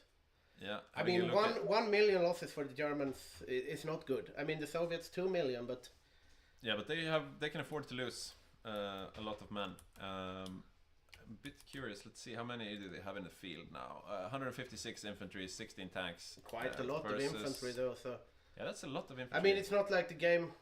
More infantry than the Soviets have. We see the Soviets are starting to lack in heavy tanks now as well. 18 divisions left. Yeah. If we look at the logistics, how are they doing on the supply of actual tanks? Yeah, they have a deficit of almost 1,000 heavy tanks. Yeah. So these divisions are going to be very sad in a while. Some encirclements down here in Romania. Can we check that out? See what it is. This is not good for the Germans. 3 heavy tanks. This is not How good did for the that Germans. even happen? There are no Russian tanks doing it. They just seem to have gotten lost. But will they be able to break through though? It looks like the Germans might get there. Yeah, they might get them out, but I mean they need to be careful. They can't. The Soviets are scrambling with their heavy tanks to get over there to close that pocket. They probably will be able to. I mean, they're defending for now. They're holding out. And I mean the fuel situation though is working. It's bad for the Soviets, but yeah, they will probably get them out, right? This tile seems to be falling, so yeah, that one is saved. Tank saved, and he will just move up, and the second tank is saved. We have a question: status in Africa. Yeah, that's a good question. I haven't looked for a while. Yeah, it has like stabilized. Italy has returned to the starting positions. Yeah. Back to square one, so to speak. Yeah. South Africa and France, as well as the UK, of course, are arrayed here to defend. South Africa, of course, being played by Francis, France being played by Bakiras, and the UK by Jacob. Yeah, and I mean also if you look there in North Africa, like there will not be any Axis armor here because all the Axis armor is being used on the Eastern Front. So at some point they will have to give that up. Gibraltar is still standing strong as well. So let's see, no. I wonder what's happened with the Spanish shenanigans since we last looked. It looked like he didn't manage Yeah, he to didn't take manage Madagascar. to take Madagascar, Or not Panama or either. Panama because it was defended by actual troops. Is this Spanish? Is this Spain? Yep. Yeah, it is. Okay, Spain has taken Samoa, so we have a Spain that is very invested in. And now he's taking the Fiji Islands. Very interesting. But he could take Australia because there's nothing here. That would be really fun. Yeah, we have a question in the chat. How was Italy able to regain Africa? It was in a disastrous situation. That's actually quite a good question. Why didn't the Allies just take North Africa? I think a key issue is that the Canadians had left, and they were the ones doing most of the heavy lifting before. But also the Arditi now have been equipped with heavy anti-tank, which makes them dangerous against. Let's see, are these the Arditi or not? These guys. Yeah. No. Yeah. Yeah, this is. So he's got the heavy anti-tank on them as well as rocket artillery for the soft attacks. So these are hard-hitting units. So that's probably why. Yeah, I mean that will be tough to pierce. And we see here he's actually. They were going to try something. Yeah, they're preparing a naval invasion on North Africa. So this front is very much alive. The Allies are trying to attack, but yeah, he's holding. And these are not even the Arditi guys. Do they even have anti-tank in them? They are getting pushed now, though. They have some heavy anti-tank as well. He's got a lot of heavy anti-tank. He's like, fool me once, shame on me. Shame on you. Checking the eastern front here, Romania has really expanded eastward. Yeah. Like they're almost at the Urals. And there's nothing on the front line over here. They've managed to kill all the Soviet troops on the front. And let's see if they get an encirclement down here. Where are even the Soviet forces? They must have gone back. Yeah, they're consolidating further back, I suppose. Let's have a look. Yeah, they need to defend Moscow at this point. Yeah, they are moving back. You see here the fallback line. Now it's all focused on protecting Moscow. So they're moving back, shortening their lines. They've realized that they're being... Oh, look at this though. They have to cover all this area. Yeah, I mean, at some point the Romanians can walk to Vladivostok. It will take a while, but... And also, since we did a late Barb, at some point the Japanese will enter the war with the Soviets on the Axis side. Yeah. And then you're in even more trouble as the Soviets. But from what it looks like now, the Soviets are not going to be able to take care of this on their own. So the clock is ticking now for the Allies. The Allies need to get off a successful D-Day invasion, or they lose the game, basically. Yeah, I would say so as well. There is nothing really looking up for the Soviets here. They did an impressive showing in the earlier days of Barbarossa, but... My prediction came through. Mako's tanks made mincemeat of the Asia axis. So, yeah, look at this. They've lost most of their frontline forces. Seems to be a lot of Japanese here that have retreated all the way from northern Burma, Bangladesh, and now, yeah, the Allies are having a real good time in Asia. Yeah, this might be the saving grace for the Allies, because if the Allies manage to like take back China and push Manchukuo, then it will be very hard for the Japanese to make an impact in entering the war with USSR. Yeah. So that might be another way to save the Soviets. But if the Soviets fall, it doesn't matter if they kill Japan. I mean, priority number one has to be to save the Soviet Union. Because, yeah, definitely. Like all of these are just side quests in the Pacific.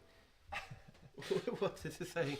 Hygge, do you know what pneumo ultramicroscopic silicovolcanoconiosis means? Not something with the lungs. Yeah, I'm saying it's probably a disease of the airways. Yeah, I would say so as well. Maybe Algot Googles it and we will have the correct answer. That's the correct pronunciation. Fuck yes. Awesome. Right. Famous for being one of the world's longest words. It means a lung disease caused by inhalation of very fine silica dust, usually found in volcanoes. Oh. Don't inhale volcanoes, kids. No. Oh, look at this. We have a bit of a make or break moment here. Yeah, this will be interesting. They will encircle those. Yeah. Remefors on Manchu is not having a good time right now. Maybe they didn't think that the Allies would actually bring armored divisions to... Probably not, no. Because I don't think they have any anti-tank. No. No anti-tank. No deficits in equipment, though. Let's check the NRA, eastern front. NRA remnant. Check the Eastern Front and see if they are closing in on Moscow. Yeah, and let's see if the Yeah, Soviets this have is managed. just falling apart at this point. Are they managing to make a consolidated line at all? You see, Somewhat, I would say. I mean, this will Yeah. not be that easy to break. because this is it's really decisive if the Soviets have time to dig in or not. If they are still on the move, so to speak, they're very easily unhorsed. And speaking of horses, how is Mongolia doing? Thomas on Mongolia. Oh, he's down to Yeah, just it's two dead, divisions. basically. Two divisions. One pretty good division, I think. Yeah, this is a tank division, but yeah, still only two divisions. Yeah, he's had a rough time. Yeah. But a lot of action on the Eastern Front. They've probably had a good time. Yeah, we have a question in the chat if we can show how the Soviets how close the Soviets are to capitulating. Yeah, that's a good question. Let's have a look. Quite close, actually. 83%. Because, I mean, since it's open, they might not even need to take Moscow, because they can just take all the other Yeah. victory points. It controls 39 victory points and will capitulate at 28. So just 11%. We have another question. What are our predictions now? Will the Allies be able to regain momentum? Ooh. Doubtful, I would say. I mean, they need a D-Day pronto. Yeah, they really needed it. Let's have a look at the US again. They were last time we looked. Their Amtraks were they're taking islands in the Pacific, and I mean that's their job. But they also really need to send some equipment to Yeah, peeps. but now they have a deficit as well. Yeah, they are. But that might be because they sent it. No, it's No, because it's because they are building infantry divisions. they're putting boots on the ground somewhere eventually. Indeed. And- But this won't be in time. It feels like. But the Spanish might come into play there, because it's really hard to do the D-Day. I mean, Spain might not be able to take Greenland, right? Yeah. But how will they manage to do a D-Day invasion with all these Spanish troops? The Spaniards can pretty much form the Atlantic Wall themselves. Look at the Navy overview for Spain so we can check the ships. Yeah. Let's have a look here. And the sunk ships. The skull with the thing. The skull. Right corner, right. Right. There. So they have sunk 1,226 ships and lost 214. So very good naval showing from Spain. I guess they mostly sunk convoys, but they haven't lost many themselves. Let's see if we can have a look at the Intel ledger and then the. Did we just crash? No. No. Ooh. Let's see. Civilian Intel. That's Germany. Yeah, that's Germany. Here. Civilian Intel. We're supposed to be able to see the convoys. Yeah, that's Navy probably. I think it's. Oh no, it's there. Click that one. Up. That one. Here. Yeah, so here we see the number of produced and lost convoys. And for a moment there, he lost more than he produced, but now he's. Yeah, he is in the green. He's in the green. But he needs to be in the green for a while in order to build up the deficit. But he's right? at 0. Yeah, so that's the thing. When he is at 0, he needs to be in the green for some time before he can use it. Otherwise, his supply will start to suffer. And this, if nothing else, means there won't be a D-Day coming from Britain at least. Yeah, definitely not. You can't do a D-Day without convoys. Look at the Eastern Front again to see how... Yeah, let's have a look what's going on. Okay. Yeah, Soviet lines unraveling. But they have managed to make a consolidated line outside Moscow. I wonder if it will matter at this point, though. They don't have any, huge gaps in their line like they did before. They managed to consolidate somewhat. I still think they have maybe a bit too many troops out here in the east, because once you lose the oil here, this is just dead space. You really need to hold this area. Yeah, we have a night round asking if the game is GG after the Soviets fail, and well, I would say basically GG. I don't know if they will capitulate. We usually have the games going on for longer than that. Yeah. But it will be very hard for the Allies to get back if the Soviets capitulate. Yeah. Maybe if they've just managed to capitulate Japan and they have a D-Day coming straight away, which they believe in, maybe then they won't capitulate. But I think usually the game is decided with the Soviets, so we'll keep an eye on that. We have a question on YouTube as well. There's no mod, is there? And yes, it is. We're playing with their finest bro, which is a multiplayer mod, and we have modified it somewhat to fit our community. So there is, it's a rather modded game, but not incredibly so. See the Germans here mopping up the last Soviet remnants in the north of Norway. Yeah, that's the ones that got out from Finland, and we see Greater Finland has now been proclaimed, which means that they will get a lot of manpower. Hitler is being really generous with the occupations here, I think. Yeah, Finland has gotten a lot of land. The continuation war has proven very good for Magnus on Finland. Let's have a quick look at the losses again. The Soviets are up to 3 million now, and Germany... Yeah, Germany's haven't increased. We had like 1 million, 1 million, then 1 million, 2 million, 1 million, 3 million, so the Soviets are really getting rolled now. But they are getting some infantry on the line, and they haven't capitulated yet, so we will see if they manage to hold out. But by the looks of things now, it's grim for the Soviets. Yeah, we see no major pushes of the Axis just now. It seems like they are consolidating, preparing for the final push towards Moscow. The Finns, though, have been advancing steadily, and here we see another small surround. But yeah, look at this. The Soviets are really trying to consolidate their Can we line. see the surrender limit again? Because with the collaboration governments, they might not even need to take Moscow. Let's see. Yeah, still a ways away, but not that much. Hasn't changed much. But yeah, the Soviets now have sort of a continuous defensive line for the first time since Romania attacked them in Baku, and this is what they needed sorely. They've had, I mean, their heavy tanks have been effective. They've killed a lot of Axis troops, but the main objective is always defense when you're playing the Soviet Union. Definitely. Look at the losses to see how much Finland has inflicted here. I'm interested to see. Yeah, Finland has done an impressive showing here. Yeah. No surprise to see Germany in the lead, but definitely impressive from the Finns. How much have they lost? Only 150k, so yeah. Great game by Magnus so far. Even though he lost most of Finland, he managed to conserve his troops, and that's the most important thing. Yeah, I mean, the comeback was impressive. He had, I mean, the Winter War was just standard, but it looked like he would capitulate there for quite some time, but that was probably when the front unraveled, so they had to take some land back. Some Axis encirclements here, some the front. Lights in the tunnel for the Soviets. I mean, there is not that many Romanians on the line, so... No, they're badly out of supply all across the line here. Yeah, I mean, the Soviets are more people. If they manage to get the oil back, then... Yeah, maybe. Stuff could change. The Axis are attacking, but very conservatively, carefully, just moving the front slowly closer towards Moscow. Yeah, but they are across the river with their heavy tanks. Yeah. So that will be hard for the Soviets to stop. Let's see if they are trying to encircle the whole city of Moscow. Yeah, let's have a look at Asia and see what's going on over there. Just looking at the map first.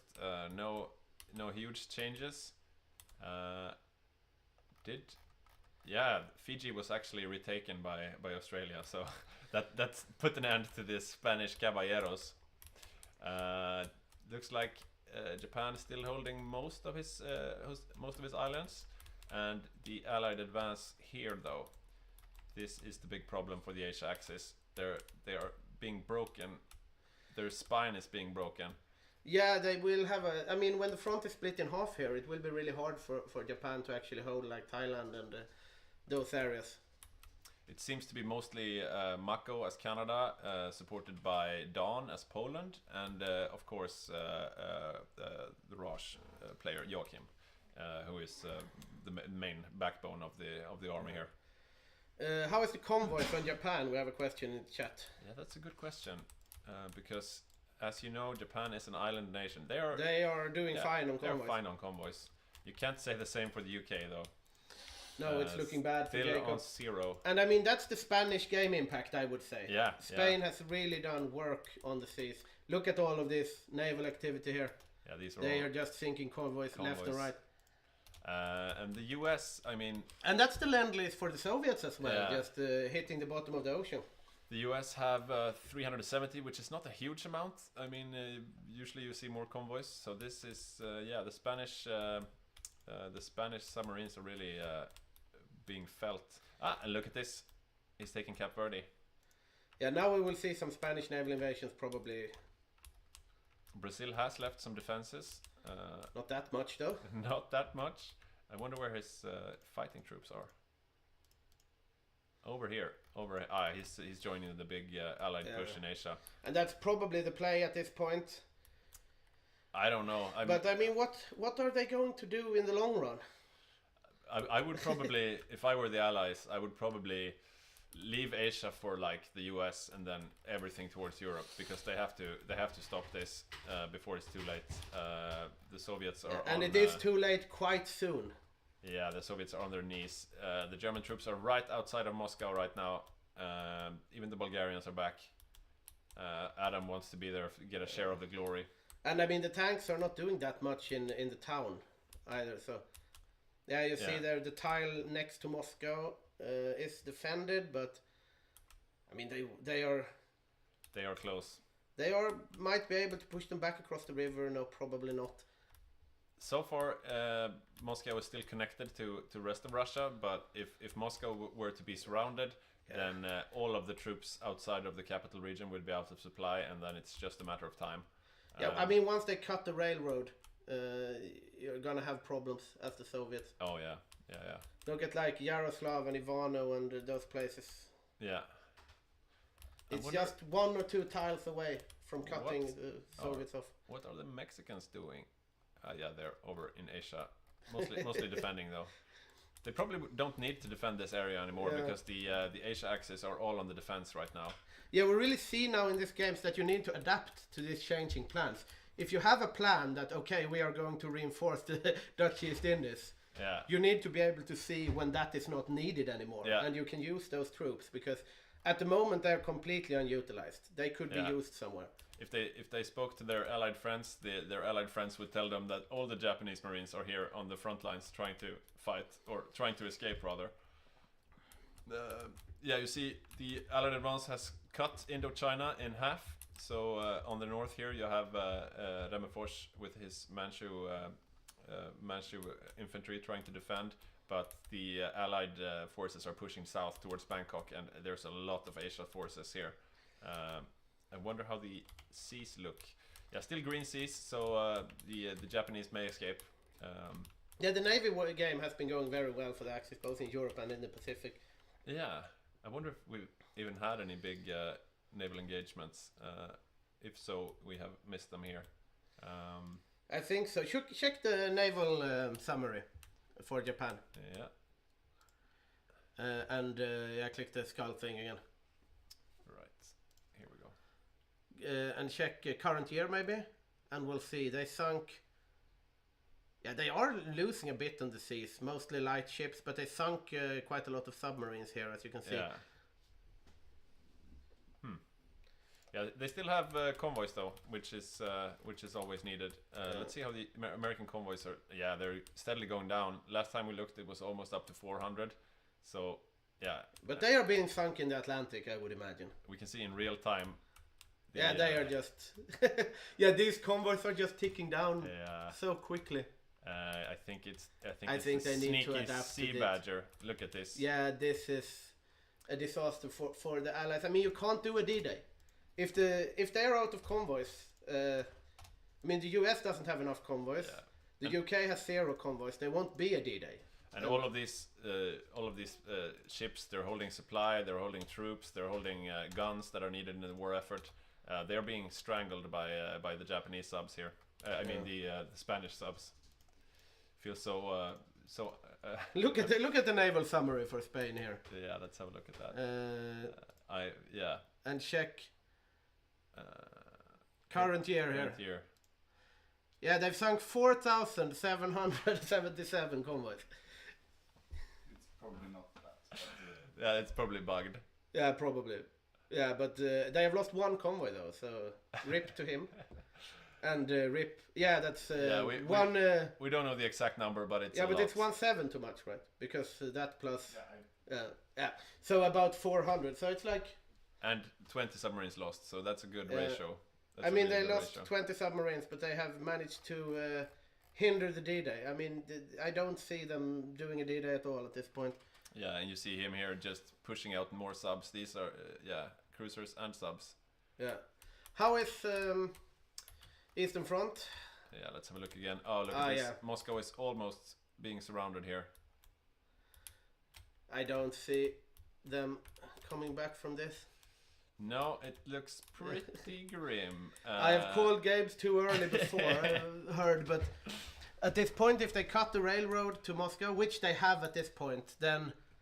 Yeah, you see all the troops down here are out of supply now. Railroad lines are being broken. And yeah, we see pinging here from the Axis that we just need to take these few tiles. And then Moscow will be surrounded, and yeah, that could be it. The Allies, though, are making a good run of it in Asia. Yeah, Japan is falling on the land. We'll see if they manage to get into Big Manchu, but Siam is back in Allied hands. The US are steadily taking some islands here in the Pacific, but they would need to take the home islands, and then they would need to haul ass to Europe very quickly. So yeah, it's looking rough. I think Moscow is... Moscow is soon to fall here. Yeah, the Soviets, I mean, the Comintern, they are fighting their little hearts out, but it doesn't seem to be enough right now. That was interesting, that the Romanian naval invasion of Azerbaijan was what would finally break the invincible Soviet heavy tank method. Yeah. But that's so smart, really. You don't fight the heavy tanks, you just take out the fuel, because they need so much fuel to function. Yeah. And you lose it, and then they're just sitting ducks. Yeah. I mean, the Soviet hasn't had fuel since like a month after the outbreak of Barbarossa. They do have a lot of convoys, though. That's right. So if the Soviets had won the naval battle at the Black Sea, we wouldn't have this game. If only there was some type of mechanics so the countries could trade resources with each other. So they could get maybe oil and infantry equipment, and they could send some convoys this way. If only. Look at this though. The UK has finally managed to get some convoys up again. Yeah, I think they were mainly producing battleships. So once they switched that, they are getting back. But yeah, they are slightly outproducing what they are losing. Slightly. I wonder how it looks like for Japan. We have a night round leaving us, thanking us for another excellent grand game, and thank you so much for watching, and thank you so much for your insightful comments in chat. Always nice seeing you around night round. You always have the best comments. Take care, man. Have a nice dinner. I'm having a look now at the Japanese convoys and stuff. Yeah, they are. We have a question here as well. I lived for some time. Did the Soviets fight back? And just as our technician said, Soviets still alive but barely. And I would say yes, indeed, they are alive but barely. And here we see the last tile before Moscow is surrounded. Yeah, we are about to see the surround of Moscow very, very soon here. Still holding. Still holding. They're giving everything they've got. But they are barely holding. Yeah, they are. They are losing. And that's it. That's it. Moscow is surrounded, which means all of the Soviet troops outside of the Moscow area will now get cut off from supply, and this should mean that the days are numbered for the Soviets. They're trying to do a desperate attack out from Moscow. Now they're trying to retreat from Moscow. I think it's just panic at this point. Even within the Moscow pocket, there's not enough. And looking at the surrender progress, what are we going to see the capitulation here with the fall of Moscow? They need 11% still, and I don't know how much is the capital province here. Where do I see that? That's what it takes in a peace deal. No, 50 points. So yeah, it's not percent. Yeah, we'll see. We'll see what happens. They haven't lost Moscow just yet, but they are very soon about to. Yeah. not looking great for the Allies. What about Jacob? Do you have some trick up your sleeve? Some secret... Yeah, there's some Iwo Jima shenanigans going on. Jacob is also focusing in Asia. This is bad news, I think. Yeah, I mean, it's bad news for the Soviets. Yeah. All the US is in Asia, Mexico is in Asia, Brazil is in Asia. Yeah. And I mean, they shouldn't be, but in another way they have to be, because you can't cross the Atlantic. Badger they have Egypt. They could potentially go for a strike towards the soft underbelly of Europe here. But yeah, they still not. have Gibraltar as well, and also since the Spaniards are actually in the Axis, they could do like D-days from North Africa to Valencia and Barcelona and something like that. And an attack anywhere here would force the Axis off the border with the Soviets. But this is of course an academic question at this point, as Moscow is completely surrounded, and we see you see all these divisions. Look at the casualty rate here. Just you can see the losses just piling up for the Soviets. Let's see, we can fit it on the screen. Yeah, we're having a look too at the surrender progress here. Moscow stands. Yeah, not for long, I'm afraid. They will be remembered for generations to come. We'll see. It looks like the attack stalled, so Moscow does stand for now. Yeah, they do, but yeah, they keep attacking. Yeah, they people just keep dying. cycling the attacks here. There's a lot of Soviet defenders, so it takes a while to break through. But you see, they are dying. On the rest of the line, though, they're just collecting kills right now. Looking at the battle for Moscow here, can see the Axis just cycling attacks to deorganize the Soviet troops. Yeah, these are the last brave defenders of the Soviet capital. Over in the east, the conquest of Indochina is almost complete. Yeah. So the Allies, they will have a place in the sun, but will they have a place in the world?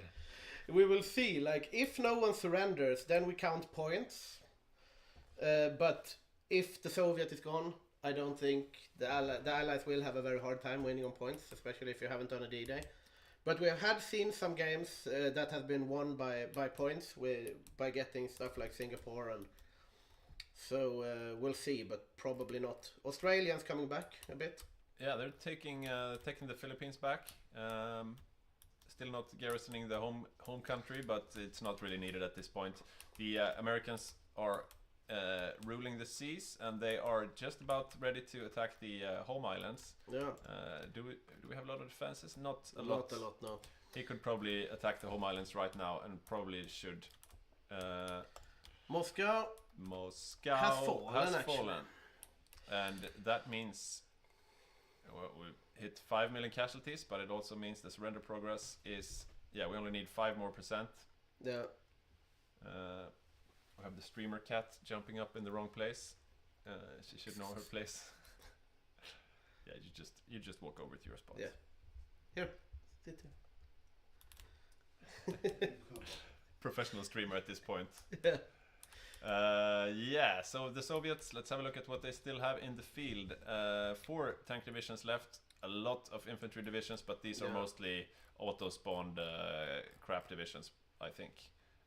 Even a few penal battalions, it won't save them. So I think the Axis now, they're just figuring out where are the next victory points that we need to take in order to capitulate the Soviets. The good thing with Moscow falling means that the Soviet capital is now over here in Chelyabinsk, and that means that the supplies can actually reach the Soviet fighters, but you see most of them still don't have enough supplies for some reason. Yeah, you see here the supply map mode. The supplies at the front are not good. They are boiling their boots to get something to eat.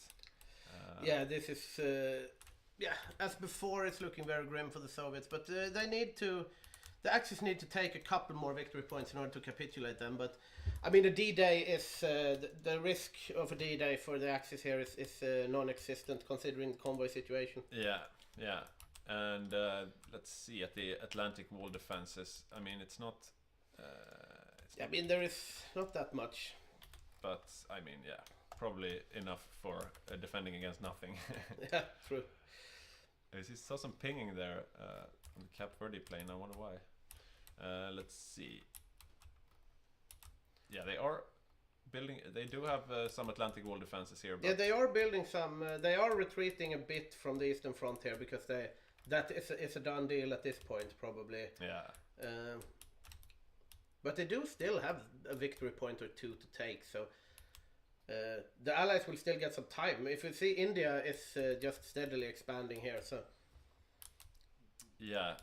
But I think these guys fighting in Indochina, they should just head for Europe straight away and let the US just finish off Japan, just go for the home islands and just leave all this. Maybe leave some Indian troops behind to hold the line and then just run for Europe, basically. yeah. We'll see here. Fall of Moscow, that was a bit Yeah, that was a while ago. late. Yeah, and we see the Bulgarians have not drawn new offensive lines yet. They're just standing around. Ceremonial troops around Moscow. Adam is really relishing the moment here of his victory. Yeah. And once Yaroslav and Ivanov falls, I think that's it. Yeah, we shouldn't be needing too many victory points now. Let's see. It controls 33. Okay, so 5% more. I think one of these is like 1%, I think. Yeah.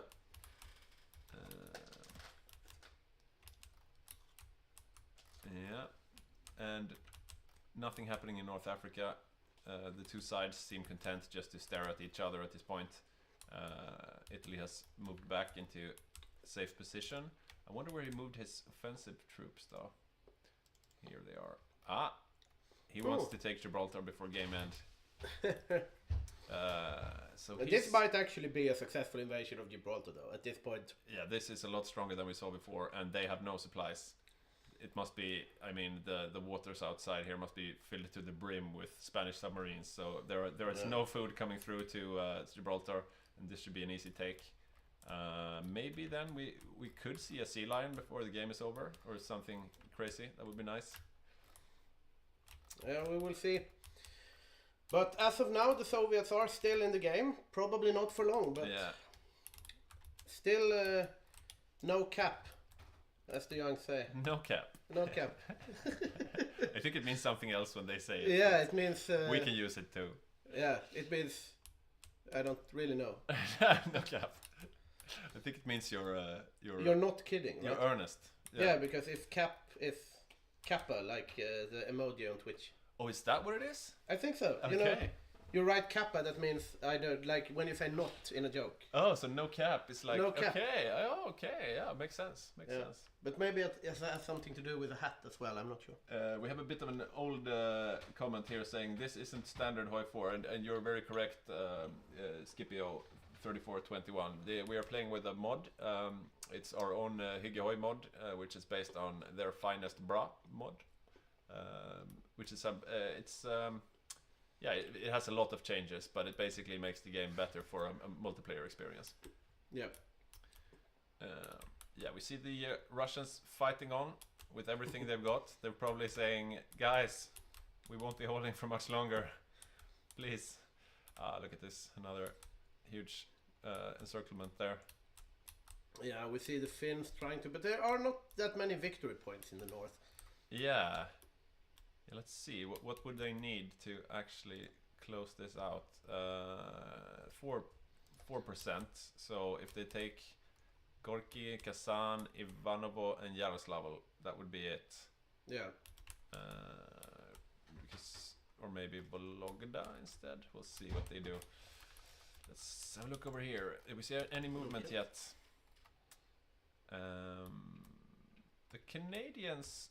Oh, no, they're still here as well. They really need to move to Europe, I think. Yeah.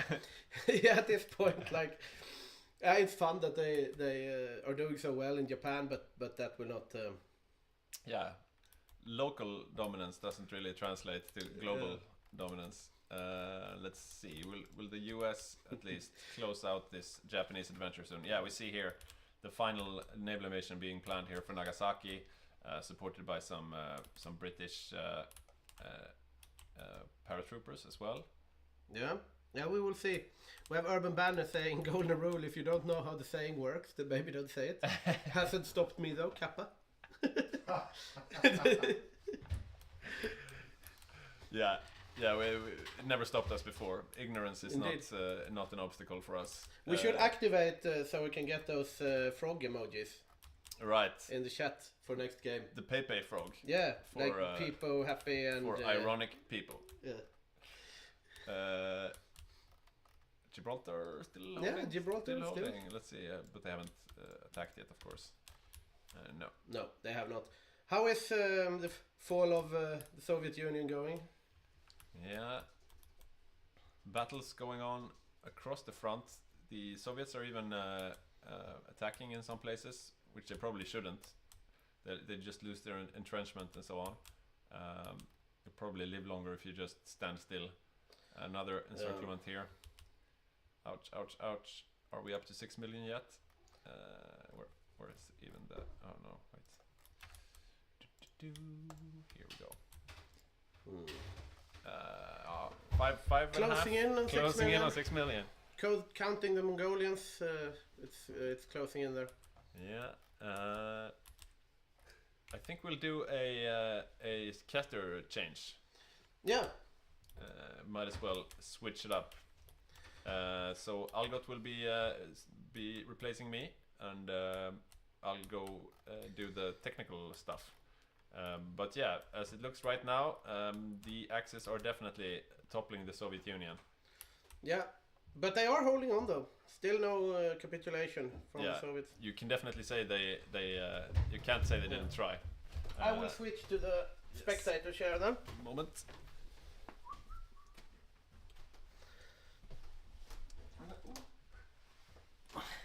Yeah, be careful so you don't step on the cat. She's in all the wrong places. The cat has jumped down to the floor again because it's so warm. It's quite warm in the caster share as well. It was much more cooler in the yeah, we have the light here. Yeah. Emanating heat. Well, let's check it out. Like, the Soviets are pushing up a bit. I think they've actually reduced their surrender progress here, but... yeah, they are throwing themselves at the line, but as long as they haven't capped, they haven't capped. There's still time. Yeah. But like 7 or 8 allied nations playing around in Asia right now, maybe not the most responsible thing to do. Yeah, to be honest, I think they've left the Soviets out to dry here. I realize that it's hard making a D-Day, but I mean, you have moves you can make, right? But even now, also in Asia, you know, they're pushing everything on Nagasaki, which will probably take like 1 or 2 months extra to cap them, instead of just all-out invasion all over the place, cap them quick. Because their entire army, well, they don't know that. We know that their entire army is in Siam. But I mean, look at like this. This could be invading here, for example, or invading here. You need something. You need to pull something out of the hat at this point, because it is looking dastardly grim for the Allied war effort at this point. Yeah, and there's not been a lot of Lend-Lease either. Now though, now they have landed. Actually, we see the United Kingdom. And they're probably landing in Nagasaki as well here, the Americans. Yeah, this might be. We might actually. Might be it, but then it's like a 3-month transit to Europe from here. But it would be interesting if we saw Japan capitulate before the Soviets. Yeah. This is. But this is when somebody asked, is Soviet capitulation GG? Well, it often happens that it's simultaneous with the Japanese capitulation, and in that case, the Allies usually is the first one with nukes, so they probably want to keep playing. Yeah. And everything devolves to like a grind in China and along the Nile, pretty much. But I mean, this could be interesting. I mean, the Soviets, the Allies, or the Axis is obviously winning like on the Eastern Front, but the Soviets are not capped yet. And if Japan caps and the United States claws their way back, how will the game actually end? And sure, the Allies are usually the first one with nukes, but it only differs maybe 6 months. So it depends on how many nukes can you get and what can you do with those nukes. Because even if they cap Japan first, I don't know how they can save the Soviets from capping. Yeah. Can we check if the Soviet has any fuel Or has the entire war gone? No, exactly. Yeah, they there have should have had been no an fuel. extreme influx of American fuel, I would say. So the Lend-Lease game, Yeah. maybe not as good as it could have been. They could have used more planes, more infantry equipment, more fuel. 94% towards Valiant capitulation. defense, but it's probably 2 or 3 victory points and then they're gone. Yeah, we still see encirclements happening here. Yaroslav Very is... good, getting closer and closer. Indeed, and that's 1 victory point soon in the hands of the Axis, and maybe another one over here. This is only defended by 1 unit, so that's 1% more over here, and that should probably be it. Maybe they need Gorky or Ivanovo as well. But then we might think that Japan is first to cap here because they only have what 10 divisions at home or something, and they're this is looking very grim for Japan. This is probably, and this means the Great King will also. That's true. They are a puppet. They are a puppet still, even though they're very big. So Big Manchu just disappears. So they get China for free. Yeah, they don't even have to beat them on the mainland. They just beat Japan at home, and that's a done deal. Yeah, and I mean this is this is done. Yeah, 97. 1 more victory point, pretty much. So they are going to cap any second now. The Soviets. They might need Hiroshima if they don't have anything in the There north. we go. There we go. And we'll have a little respite in the gameplay. Probably allies are going to be fighting over land right here. So the Allies won the Pacific. Yeah, finally. We had a decisive Allied win in the Pacific. Japan has fallen. Big Manchu will fall. Thailand is in the hands of the Allies. Dutch East Indies never fell. Australia was defended. So an impressive showing from the Allies. So now the Axis knows they have about 2 months to cap the Soviets, or help is gonna arrive. So this is a game against the clock for the Axis. If they cap Soviets, well then we're in an even game again. Maybe even advantage Axis. But the Allies have their chance now to save the Soviets. If they don't, it's probably advantage Axis. But we will not see a capitulation of either team. Yeah, this soon. will go on for longer. If Japan had been able to hold out in the Pacific, we would probably have seen an Allied capitulation after the fall of the Soviets. Probably. But at this point, like if Soviets can actually keep some of the victory points. Yeah, and now the problem they've had with convoy raiding and everything is probably a thing of the past, because now you can put like 30, 40 Allied carriers in the Atlantic just covering the thing in planes. Yeah. This is probably the end of the convoy raiding game as well. So you see even another advantage for the Allies. Yeah. We have a question for the interview to shame the Japanese player. Maybe he will commit Sudoku. Yeah, let's talk to Sticky. It was a valiant effort. Let's see what he has to say. Sticky is ready for an interview, so let me just get my headset on here and we'll see.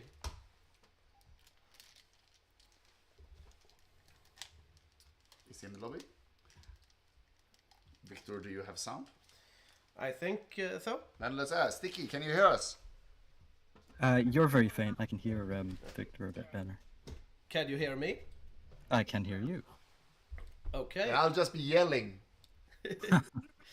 Yeah, I think you're quite low in my ears, but you might not be on the stream. So. No, I think it's our Discord sound.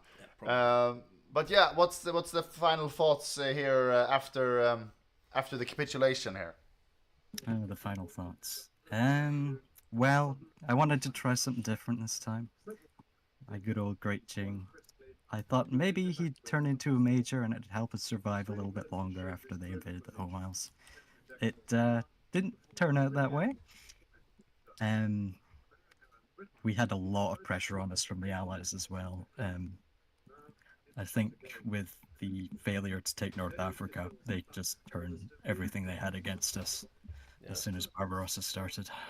That is a correct analysis, what we have seen at least.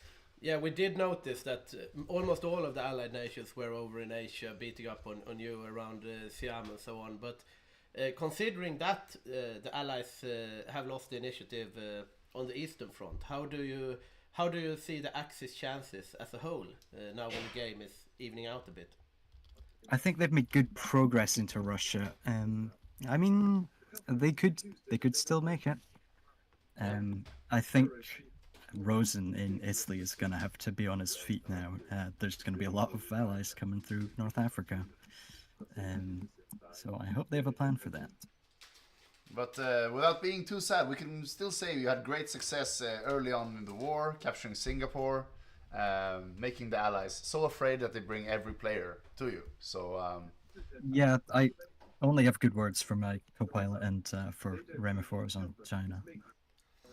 They fought well, and you know, we got that big win in Singapore, so there's that for the Emperor. yeah, valiant effort. Now a question: will you guys be heading toward the spectator booth, or will you guys be joining co-op on the other Axis countries?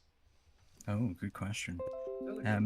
You know, I think I'll ask, see what they need. If there's no great urgency, then I might chill and spectate for a while. I think Rosen might need a co-op.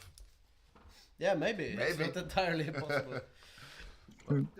But yeah, we'll wish you good luck and well played. Yeah, Yes, well played indeed. We have Atgard in the chat here as well saying, well played, Sticky. So a good showing from you and well played on Japan. Thank you very much. Thank you. So not that sad.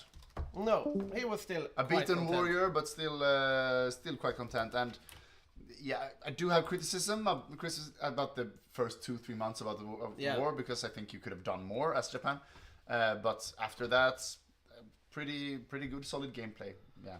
Yeah, definitely. I mean, they really came back from the earlier periods of inactivity and did a lot of jumping around on the islands and so on. But then eventually just got overwhelmed by Allied nations. So what's happening in the peace conference? I don't see anything moving in the peace conference. Is it because we're a spectator, or because we can't click anything? I am checking. I see no demands coming in there. Probably just asking what to do here. They're asking people to confirm an exit. Oh, and one of the people is not in voice chat. All right, which is not allowed. We could say everyone has to be in voice chat. But yeah, so someone that is not not on Discord is. Yeah, we can take another interview while we wait for the French player to emerge. We have Canada on Mako. Let's see if we can get him in the lobby. Mako, do you hear me? Nothing yet. Hello, Mako. Are you in the lobby?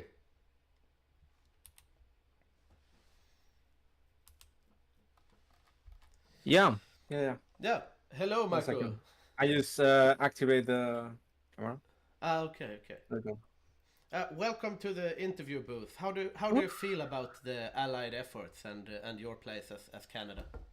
Man, we did pretty well on there you go, on Asia.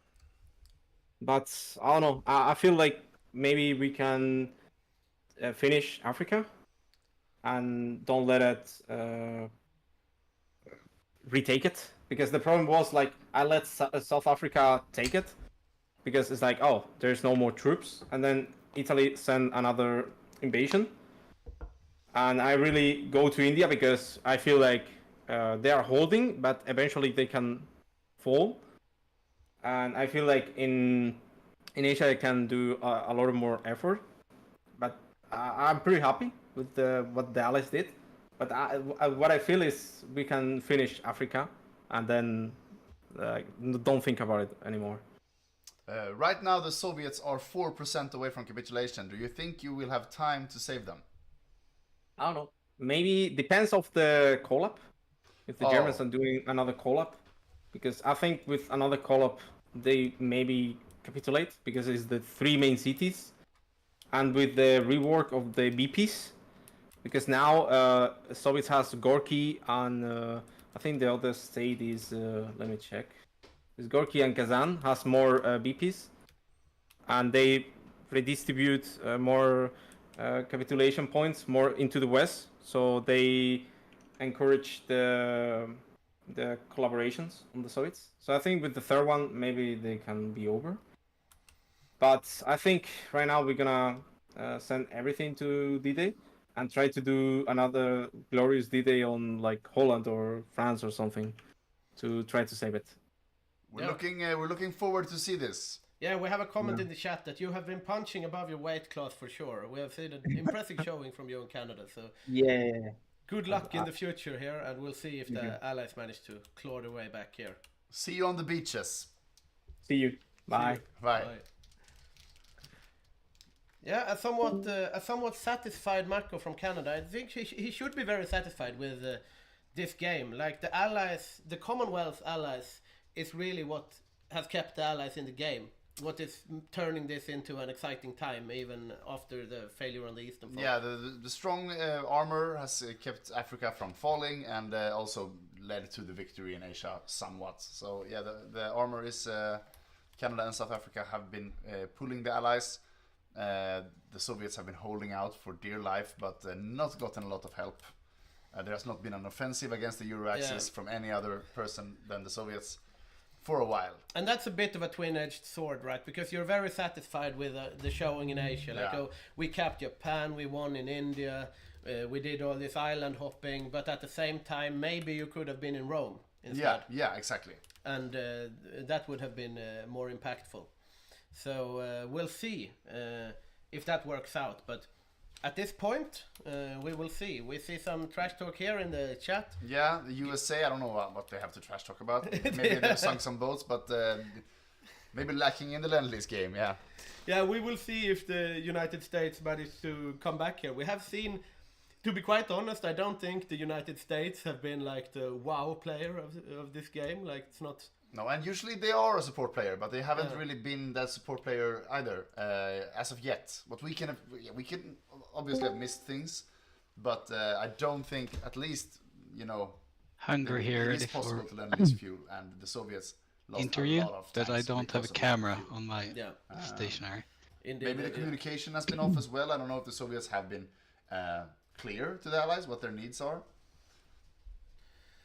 Yeah, okay, another interview. We're just doing them all. Yeah, let's do them. Yeah, we can do one more before the game starts, I think. And we have Hungary in the Discord. Morten, do you hear me? Yes, I hear you. Can you hear me? Yes, I can hear you. Welcome to the interview booth. How do you feel about your showing here as Hungary this game? Thank you, thank you. I think I did a pretty good job. I tried to tag along with the other players in Barbarossa, but yeah, I know that I lost 2 divisions of tanks, somewhere around 43, I think. Yeah, but this is your second game with us as a community. Do you feel that you have learned something from your last game that you have been able to use? Yeah, I guess just the flow of the game is something to get used to a bit before you can, like, yeah, get the feel for it, sort of. So the Soviet Union is 5% from capitulation. Do you think you have time to capitulate them before the Allies come home from Asia?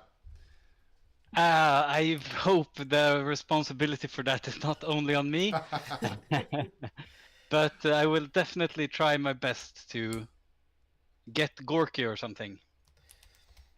Yeah, we see here that you are just you have some victory points quite close to the front. Yes. That you really need to get a hold of before the Allies come. I don't really know how close they are as well. Of course, that's what we're all thinking about. But I'm pretty sure that yeah, we have a good hold in Eastern Europe, and yeah, it's just a matter of time before we capitulate the Soviets.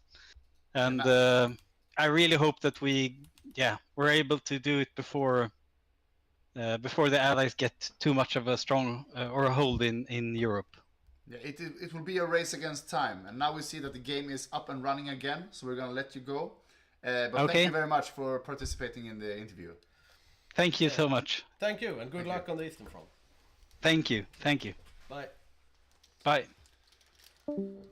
So Axis still think they have this, and they might very well do. If they cap the Soviet Union, this entire army, I think this will beat the Allied army any day. Yeah, I think so. I mean, this is really strong. It's just a matter of racing against time here. Time was on the Axis side. Now, when the Allies have won in Asia, it might not be that anymore. Now they really need Gorky here. And the Soviets might know this. I think the Soviets should just withdraw everything from the south and north, because there are no victory points there. Yeah. And just hold these victory points for as long as possible. 31 to 28, so that's 3-4 cities. And we have seen Yaroslav. Yeah, I think Ivano is too small, so they will need Gorky no matter what, probably. Or Kazan. Yeah, probably. But yeah, there's a lot of occupied territory in between here and Berlin. We see here, I have no intel on the combat anymore. Maybe that was because we were tagged in as Japan once they capitulated, but... Can we try switching over to Soviets and back? See if that can work? Yeah, now we got intel from the Soviets. Yeah, okay, we're back. But there's still no intel on the combat. Yeah, but this... Oh, there, this one. Maybe that's volunteers or something? No. Probably some UI thing. Yeah, We'll keep it going. But yeah, we were tagged in as Japan when the cap happened, so in worst case, if this UI bug continues, we're gonna have to rejoin, hot join with this computer. We will see. We will see. So As yeah. of now, we're still paused, but soon we will have. But we can look over in Asia. We have loads of allied troops needing to like. Yeah, let's see somehow how they did. How did they do the partition of China well, here? Canada got everything. Canada got all of the home islands. So this and all of the aluminum in Manchu as well. They got everything here. Steel. Yeah, I mean Mako did an impressive showing, so he has really earned it. But I mean this will be very. Yeah, this will be a very strong Canada. South Africa got the coast, Australia, Nothing some to islands. the US. Yeah, interesting that the United Kingdom didn't take United Kingdom usually likes the coast of China historically, but now they only have the inland. They want the inland, yeah. Now, it's a nice partition. Yeah, somewhat nice borders. We still have some UK still have Hong Kong and Macau. Canada got Taiwan. And the entire southeast also, Canada. Yeah. It's a very good showing for Canada in the Yeah, peace deal. Canada have We had a gotten good a lot. negotiator coming to the conference there. Yeah, definitely. Now we are playing. We're on speed 3 and yeah, we can check the nuke progress. Let's start with the USA. If they have done their homework, they should be on reactors already. Let's see how they are doing. They are reactors in 100 days. That means the bomb is more than a year away. Yeah, the bomb is far off for the United States. I wonder if the Germans have done any nuclear research. There are reactors 200 days away. So yeah. If the bonuses for this third and final research are the same, which I don't think. I think US has a research bonus there and the Germans do not. Then the axes are maybe half a year to a year behind on the bomb. We also have the Warsaw Uprising might come into play here at some point. We'll see. That might be a how that nuisance affects in the back. Things. But yeah, they are far away. They are 3 tiles away from. Yeah, I mean, this encirclement is not that fun for those are 3 SS divisions, but they are not being broken, and they're gonna get broken out here. Yeah, I think they will be able to get out of this, indeed. That would have been very bad to lose. But So they yeah, have this managed is to keep Yaroslav. this is even Steven, and we have the let's see how the progress of the Allied troops. Probably going through the Suez, Let's check right? the United or do Kingdom we here. think they're gonna go through Yeah, Suez or go through Britain? Is the question. They are coming here. Some Canadians moving. The armor is coming. It's coming to Africa, yeah. And they are going to push through Africa here. Probably. And then Italy is in dire straits, and the Soviets. We have also battle plans for Normandy there as well. Some more encirclements here of some Soviet troops. He got out. He got out. No, he died. Almost. So they're pinning. They want to get the last victory points. They're gonna get the Volgoda here. That's not gonna be enough. I think they still need Gorky. Or they take like 100 empty tiles. That's also like 2%. So they could also just flood it and they will win. But at this point, they actually have some on the line. Like this, you see here, they are snaking up a bit. Yeah. So let's check quickly here. The Canadians are going to Africa. I think the main push is going to come from the south. Yeah, I would imagine so, Europe. right? If we look here, they are building up the battle plans. You have. They the should armor just coming go in. now. They should just go. Yeah, now. they should definitely just take the go. land while you can. Build up planning on the next. You have an empty airfield there. Yeah, they should go because once Soviets cap, then this army is free again. Yeah, and I don't think they'll win that. We see a lot of Americans in the UK right now, so we'll probably see a simultaneous offensive against Europe. One regular D-Day and one, Southern D-Day. Looking at the surrender limit here, it is still. Still, yeah, they're still holding on. They are. Gorky is. Gorky is dangerously close to falling now, but they know the importance of Gorky. They left the airbase. Yeah, they left the airbase. That's. But these SS divisions are super hard, and now they just deorg their entire Gorky army here. If he just re-clicks Gorky, it's over. I mean, this is hard. If Martin just re-clicks Gorky right now, there he goes. There he goes. And that's no organization. No, that's probably it. These reinforcements will probably make it in time, but they're gonna leave the airbase. Yeah. They probably don't have any air. Oh, it's over. It's over. It's over. I think that's it. Or is it? Yeah, no, 1%. 1%. And that can basically be a couple of empty tiles. They're also worth victory points, but very, very little. So maybe it's Magnus on Finland here, drawing the last breath here. Just take some empty tiles. It's just nails left. Hanging on by the nails. Or hair. Yeah. Euphemisms. Yeah, we are looking at the capitulation of the Soviets any minute now. They are trying to re-push here. It's not gonna work. So the German armor is too strong. There is a percentage left here. Yeah, there is still 1% left. Ah, they got... Oh, it was the Germans who got battalions. Never mind. So yeah. And see, they are getting pushed out of this little salient here. This is rough. Let's see, can the Allies do anything in time? Let's see, we have Africa still not going yet. Normandy? Normandy is nothing going on Let's here. check the POV for the British. Indeed. No, it's one little invasion here. They are preparing. The Americans have some boots on the ground here, but... 17 divisions on Calais. Yeah, we'll see if that works. I might. I would like to see a little bit more spread for a D-Day. They should just battle plan here, and they win. Yeah, at this point, I think so as well. But they really want to conserve their army. They want manpower. They don't want to throw anything away at this point. But if we see a cap now and a delayed D-Day, I will not be surprised if this game goes to nukes. And the Allies will refuse to capitulate because they know they're going to be first with the nukes.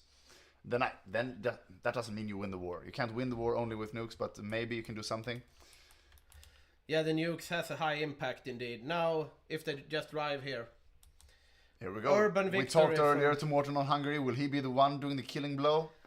It does indeed. The Germans want to come there first. Yeah, here we go. The Germans. Cheborskari. I think this is it. This is it.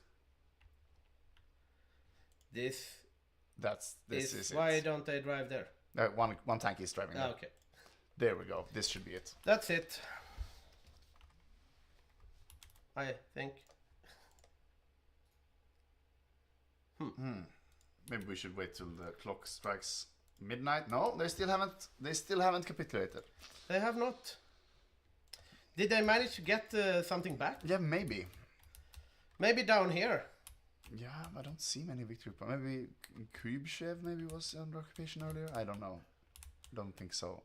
It's very, very close. And I don't. Let's see where the Canadian tanks are. Have they gotten... let's check out the Canadian tanks. That's the USA, but yeah. Yeah, okay. Canada. 10 tanks coming to... Where are they? They are... Interesting. What are they doing? They're going to London. They are going to London. Probably. But then we have some allied battle plans here to where? What is this? Wait, let's make a priority of retaking St. Helena. Yeah, this is a very interesting... No, I do not agree with this. I do not either. I agree with this if you're winning and you're just trying to do something before you win. But losing? No, I do not agree. Yeah, I mean, it is time to move for the Allies. You need mainland Europe now. Nukes are far away. And, I mean, now we have Kazan falling and... that should definitely be it. That's even a little big blob. Yeah. But it's red. The Soviets are holding with one garrison division and one motorized division against the Hungarian tanks that I think there's something wrong with the Hungarian tanks, I think. Yeah. Lacking fuel and supply. That's what's wrong. Ulyanovsk also. Falling now, there's a big pocket. They should be on, they're exactly on 28 now. Yeah, so now, on midnight now. Now it's paused. Tactical pause maybe. Let's see who's the culprit. It's Germany. Germany have paused the game. I wonder. In the moment of glory? Rehost. We can't rehost now. We're gonna rehost and then have a peace conference? Okay. Yeah, it's a rehost. It's a rehost? Well, okay. I don't make the rules. Let's get a cool background picture on us then. Should we do another raffle? Yeah, yes, let's do the raffle. So yes, one Patreon will get a free DLC of your choice. Let's get the urn. I think we have it. Do you have it on yours? Yeah, I have it here. We have some new patrons. No? One new patron? Yeah. Pen? Yeah, write him on a note. And Pavlov, you already won, if you haven't seen. You won the first draw. So email us and you get your DLC. We hope we don't have two patrons named Pavlov. Yeah. I don't think so, otherwise. I don't think so. Once we get really big, we will need our new patron named... This is not a winning ticket, it could be. But Yuri, you're in the running at least. Yeah, let's see. Oh, it's dusty. It's very dusty. This. Gasper S. Yeah. You have won a free DLC of your choice. I might get that syndrome that we that's talked about. Yeah. So Gasper, please email us and get your free DLC. Thank you for being a patron. Yeah, indeed. And we will rejoin the game. We will rejoin the game. Do we have a cool background picture now? Let's get a cool background picture while we load. We have a few. Maybe we can have the one sitting on a ship. Yeah. On a battleship. We can't see the stream, so Yeah. I think we're on a battleship now. There was a nasty urn. Yeah, very, very dusty urn. From ancient Egypt. Indeed. From LLMA. But yeah, I still think it's advantage Axis, even though nukes are coming for allies, because we're gonna see a capitulation very, very soon. And the Axis army is bigger.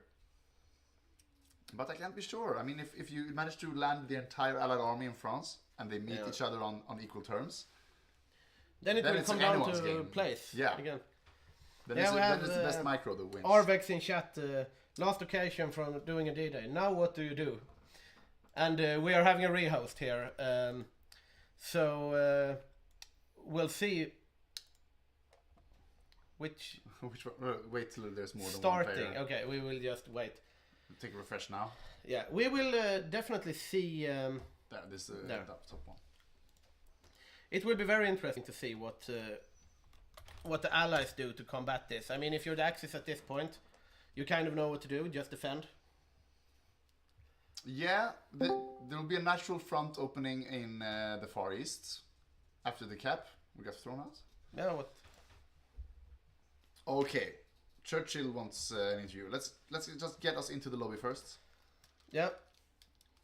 Before we do the interview. Okay. Let's do this.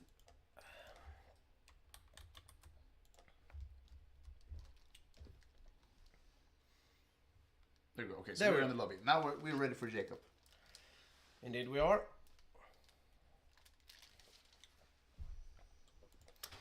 Hello, Jacob. Hello. Hello. What do you think? It has been a very exciting game. You won in Asia. The Eastern Front is looking grim. What do you think you will do going forward? Nukes. Nukes? I'm imagining, yeah. We've seen from our intel the bomb is maybe a year away, maybe. Yeah, something like that. But yeah, that's the only chance, basically. It's the only chance, and avoiding being sea lion, I guess. I'm not too worried about that. Like I captured the entire Japanese navy, so there's a zillion ship around the UK right now. Very sad Japanese admirals that didn't get to go down with their ships. Yeah, they should have scuttled the navy before. Very dishonorable. Yeah, it was very dishonorable. But I have a question though. No. We had a question about the battle for the Atlantic. How annoying were the submarines? I can deal with the submarines if I'm focused on dealing with the submarines, which I did initially. That was fine. Like we sunk half of the Spanish subs, but then I felt like we needed to advance a little quicker in Asia. And then I was with my main navy in Asia and could not hunt subs with nav bombers and such. No. So that was quite scary. So I was down to 0 convoys a bunch of times. Yeah, we saw that you had to claw your way back to the production surplus there. Yeah. But you managed to do that rather quickly, though. Yeah. It's mostly a matter of like which supply routes you use, because you never have only 0 convoys. You can always get more. It's just a matter of what you don't get supply for then. But did I understand it correctly that there is no plan for an Allied offensive right now? Oh yes, obviously, but I think it's gonna come down to nukes. And will that offensive come to the mainland, or will you go through Africa? Probably through Spain. Oh, interesting. Sweet revenge. Revenge, indeed. Now I just don't want to get anything in the back, essentially. So it's not personal against the Spanish player? No. Johannes is doing the best he can to halt the Brits. Yeah, it will be very interesting to see. We have a question in the chat here. How is the game going to end? Will some faction have to conquer the entire world? Then we have a reply. The Allies are gonna have to conquer the entire world.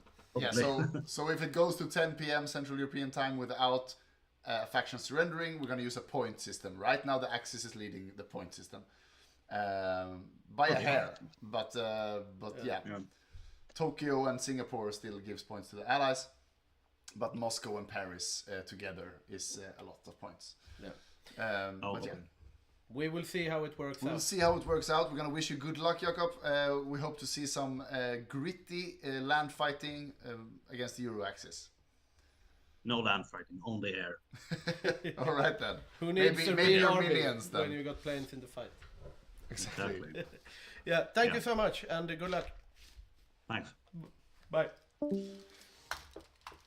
Well. So, not the answer we were looking for. I'm going to wait for nukes.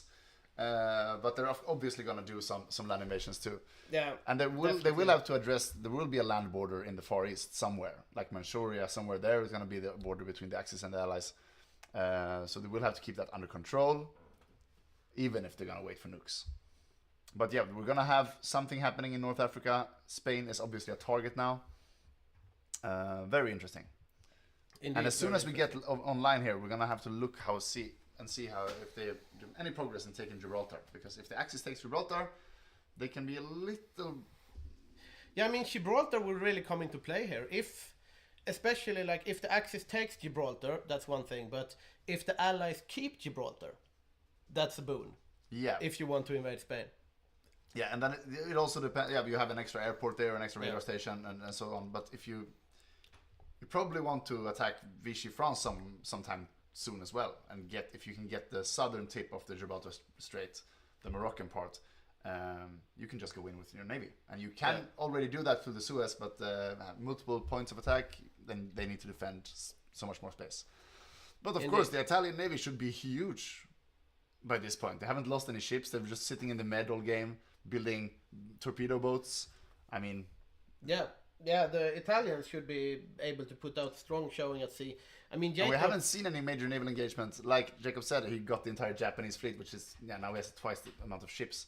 That's bad for the Axis, and that's something the Japanese players should have thought about. Better to go out with a boom than letting your ships fall into enemy hands. Yeah, that should have been. They should really have put out like their main fleet. Just, I mean, it's kind of cheesy to scuttle it, but they could have fought with it. They could have fought with it. Yeah. Yeah, disbanding ships is that's very dishonorable, but fighting with it and dying, that's very honorable. Yeah, indeed. We will see once we start the game here. I think we are all players back. It's fun. We have nothing personal, says Jacob, but they still nuke every Spanish town, probably. We have some players having a problem joining. Maybe they forgot the DLC or something, or the wrong checksum. We'll have to see. But this is very hard to say which team. I would still say Axis has the edge, but it's very close now. Yeah, indeed. It's been a while since we've seen such a close game. The latest games have not been that close. We have close games also when the Soviet is alive, you know, and you have the Axis pressure from both sides and they manage to make a comeback, throwing out the Allies and such. This will be a totally different game because two of the factions are gone. The only Axis and Allies left in the entire world. Assuming the Comintern capitulates, which I am assuming it must happen. Yeah, I mean, There's no chance. it should happen like the next day. Yeah. I think. And we actually have a real save now, not an auto save, so we're gonna jump in. So we think it's 9 hours to capitulation. That's what we think on the Soviets. So we're gonna restart the game, and then we're directly gonna jump into a peace conference, probably. Yeah, probably. That's why I said, like, why are we rehosting? Just do the peace conference. Yeah. Then again, otherwise we would just have done all the interviews during the rehost, and we would be sitting here lifting around the stream cat anyway. So. Yeah. When she's not facing the camera, you can't even see that it's a cat. It can. Yeah, it's just a black blob. Blob. We will see. And kittens next game. Next game we'll stream kittens. So yeah, we'll see also. Let's check in the lobby and see if we have some new names in the Axis. Yeah, definitely. That's no, we don't have anyone more in Italy. There is 2 more players on the Germany here. So at least Remefors, old Manchu, and Jonte, the old second seat of Japan. They have joined Germany. Sticky, which we had the interview, he has joined Spain. So all the 3 Asia Axis have now joined the German and Spanish Commonwealth. And we have the German second chair for an interview. Let's. Is this the right way? We are initializing game. Let's make it quite brief. Yeah. Or we'll just be caught in a peace conference. We will see. We will see. Mossberg, do you hear me? Nothing yet. Hello, Mossberg. This is Studio calling. Can you hear us? I'm gonna check that don't have him muted. I think. No, camera Hello. on. Hello. Hello, Mossberg. Do you hear me? Do you hear me? No. Can you hear us, Mossberg?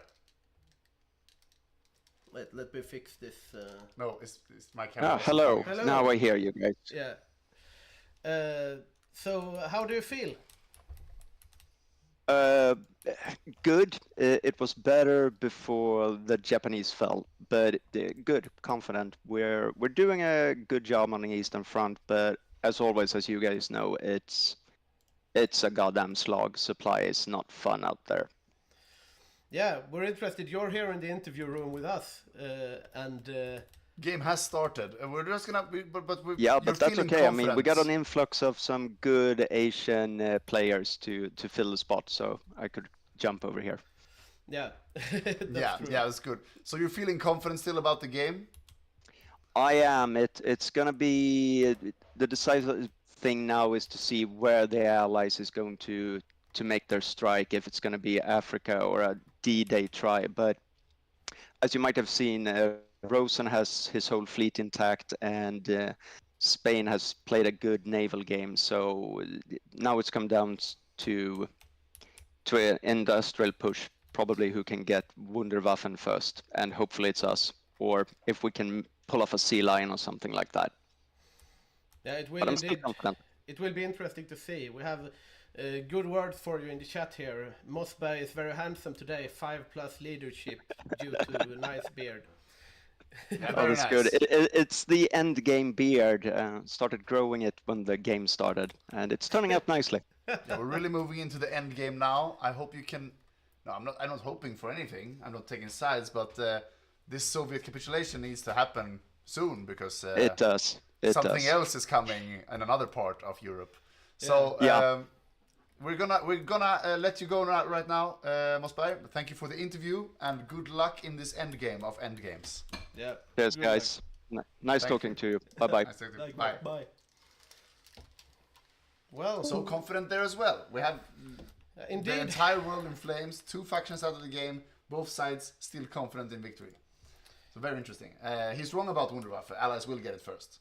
Yeah. They will be almost a year behind. But we see here, the Soviets actually got back a victory point here. And yeah, but the Kazan here, if they lose Kazan, it must be over, right? Yeah, I would imagine. But they have one heavy tank, a few motorized on the line there. We see stretched lines all over. And even if they cap now, it's probably 2 months to get to France. Yeah. 2.5 to get to Spain. So it's really a race against time. How are we doing? Can we check quickly on? Yeah, we have a question here. What are the Nordic nations doing apart from Finland? Is someone playing Norway or Denmark? And not this game, but we have had player Denmarks. We've had fascist Denmark. Here we go. We have a peace conference. The Soviets have capitulated. Indeed. Like predicted. We're going to let the players sort out these dividing of the territories. And we're going to talk about the question. Now, Nordic countries, Sweden is unplayable in the mod by design, making it also basically impossible to invade. So it's supposed to be like a buffer in the middle. Norway has been AI controlled on the allied side, and Denmark as well. But sometimes when we have a lot of players, we have put in fascist Denmark, which is a small nation but fun.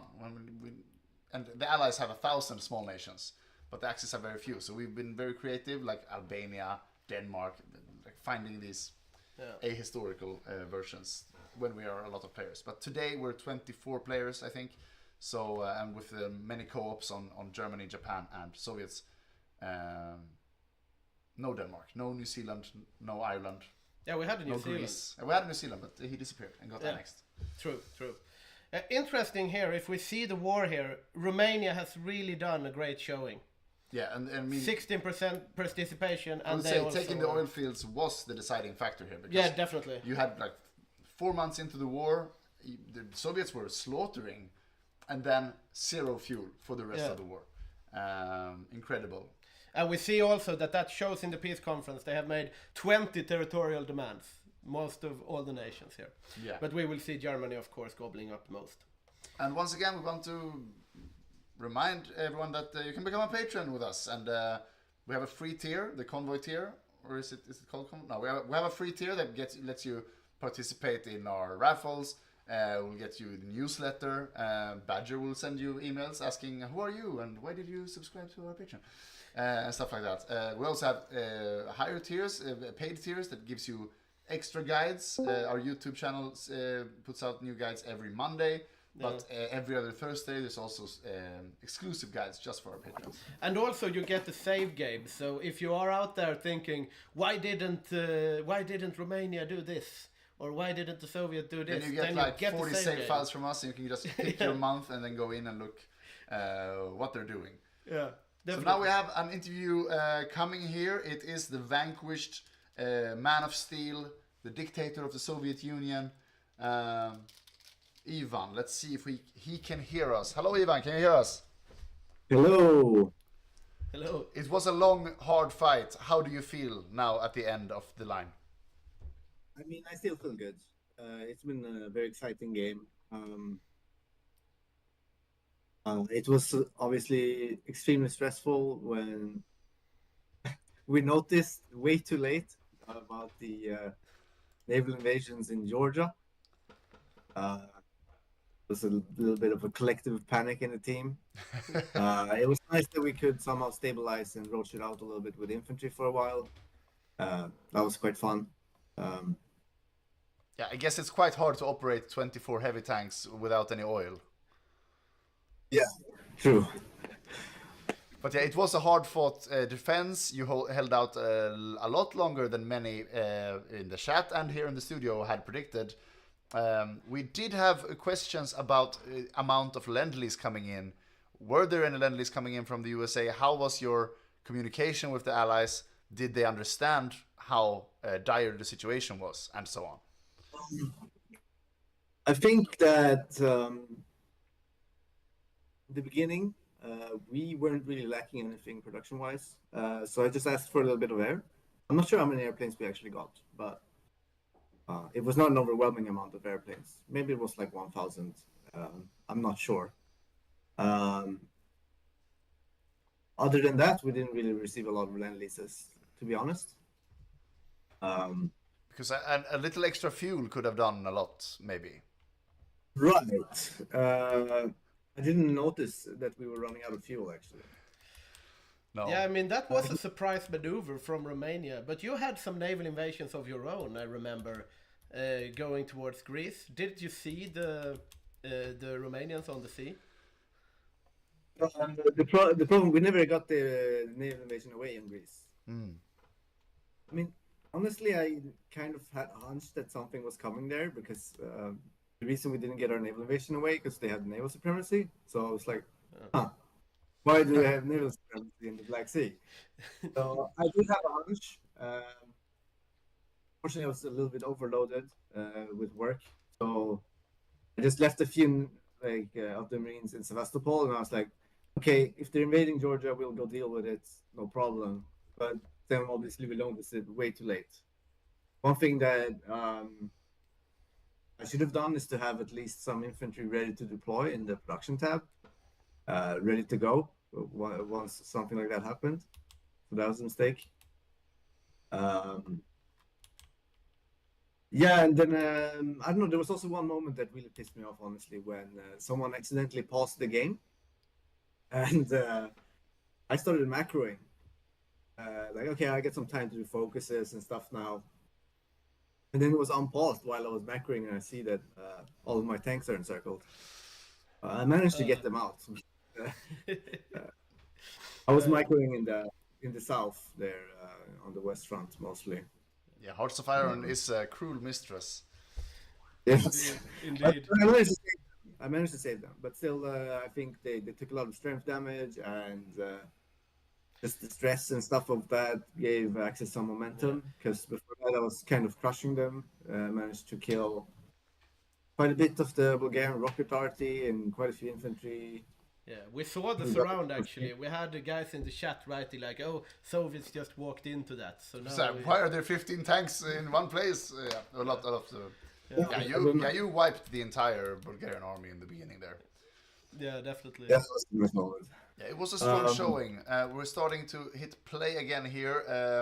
Just gonna. We said the same thing to the vanquished Japanese that.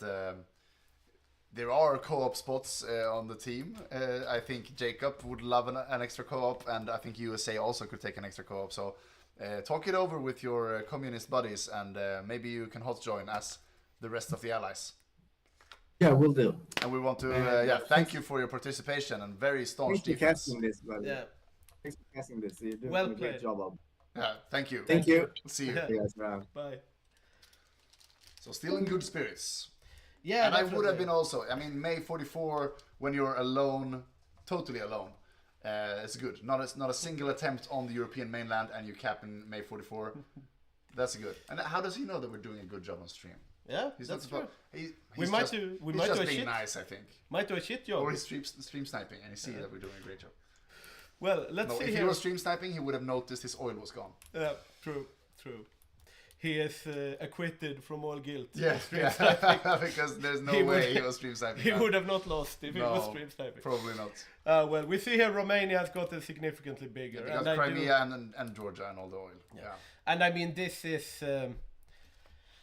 I think we're looking at the play of the game there.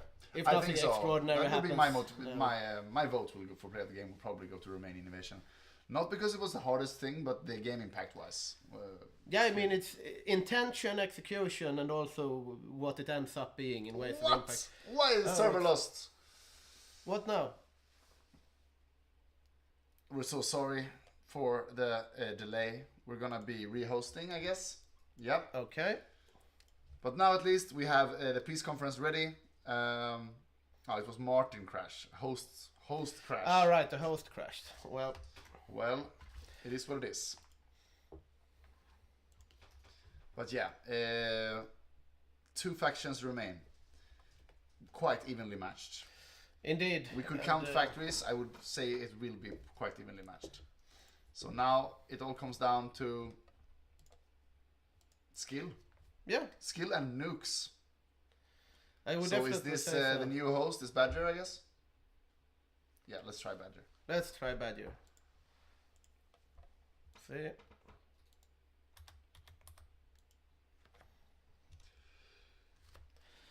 Oh, I'm getting sweaty here. Yeah. It's gonna be sweatier. Indeed. It's gonna be extra sweaty once the nukes arrive. Yeah. The light of 1,000 suns. I did watch a documentary on I guess it's a long documentary about the Cold War, but episode 1 is all Hiroshima. Pretty grim stuff. Don't do nukes. Don't do nukes. Don't do nukes, guys. This is not the real game. He's just sending a save file to Martin. Okay, let's go back to the lobby. This is not the real game, just sending a game to Martin. Okay, let's go back to the lobby then. We have a question in the chat. Italy was a bit underwhelming in this game. I hope to see more action from him. He was a bit underwhelming in the beginning, but then he actually did a re-offensive in North Africa with new templates, with heavy anti-tank, and he managed to come all the way back to El Alamein. So he didn't gain any new territory, and I guess the only actual gains is Malta and Cyprus. But Gibraltar is coming up. We'll see what happens right there. Now we have more Soviets in the interview booth. Yeah. This is the second chair. We'll see what his explanation is. Let's see. For losing all the oil. Hello. Hello, Matthias. What is your feeling now after the capitulation? Nothing really. How did you feel? When did you notice that you were out of oil? To be honest, the only flaw in the build was exploited. We actually depended on them never getting 60% naval supremacy in order to launch the invasion of Georgia. But they did. So we didn't have the garrison divisions readied up.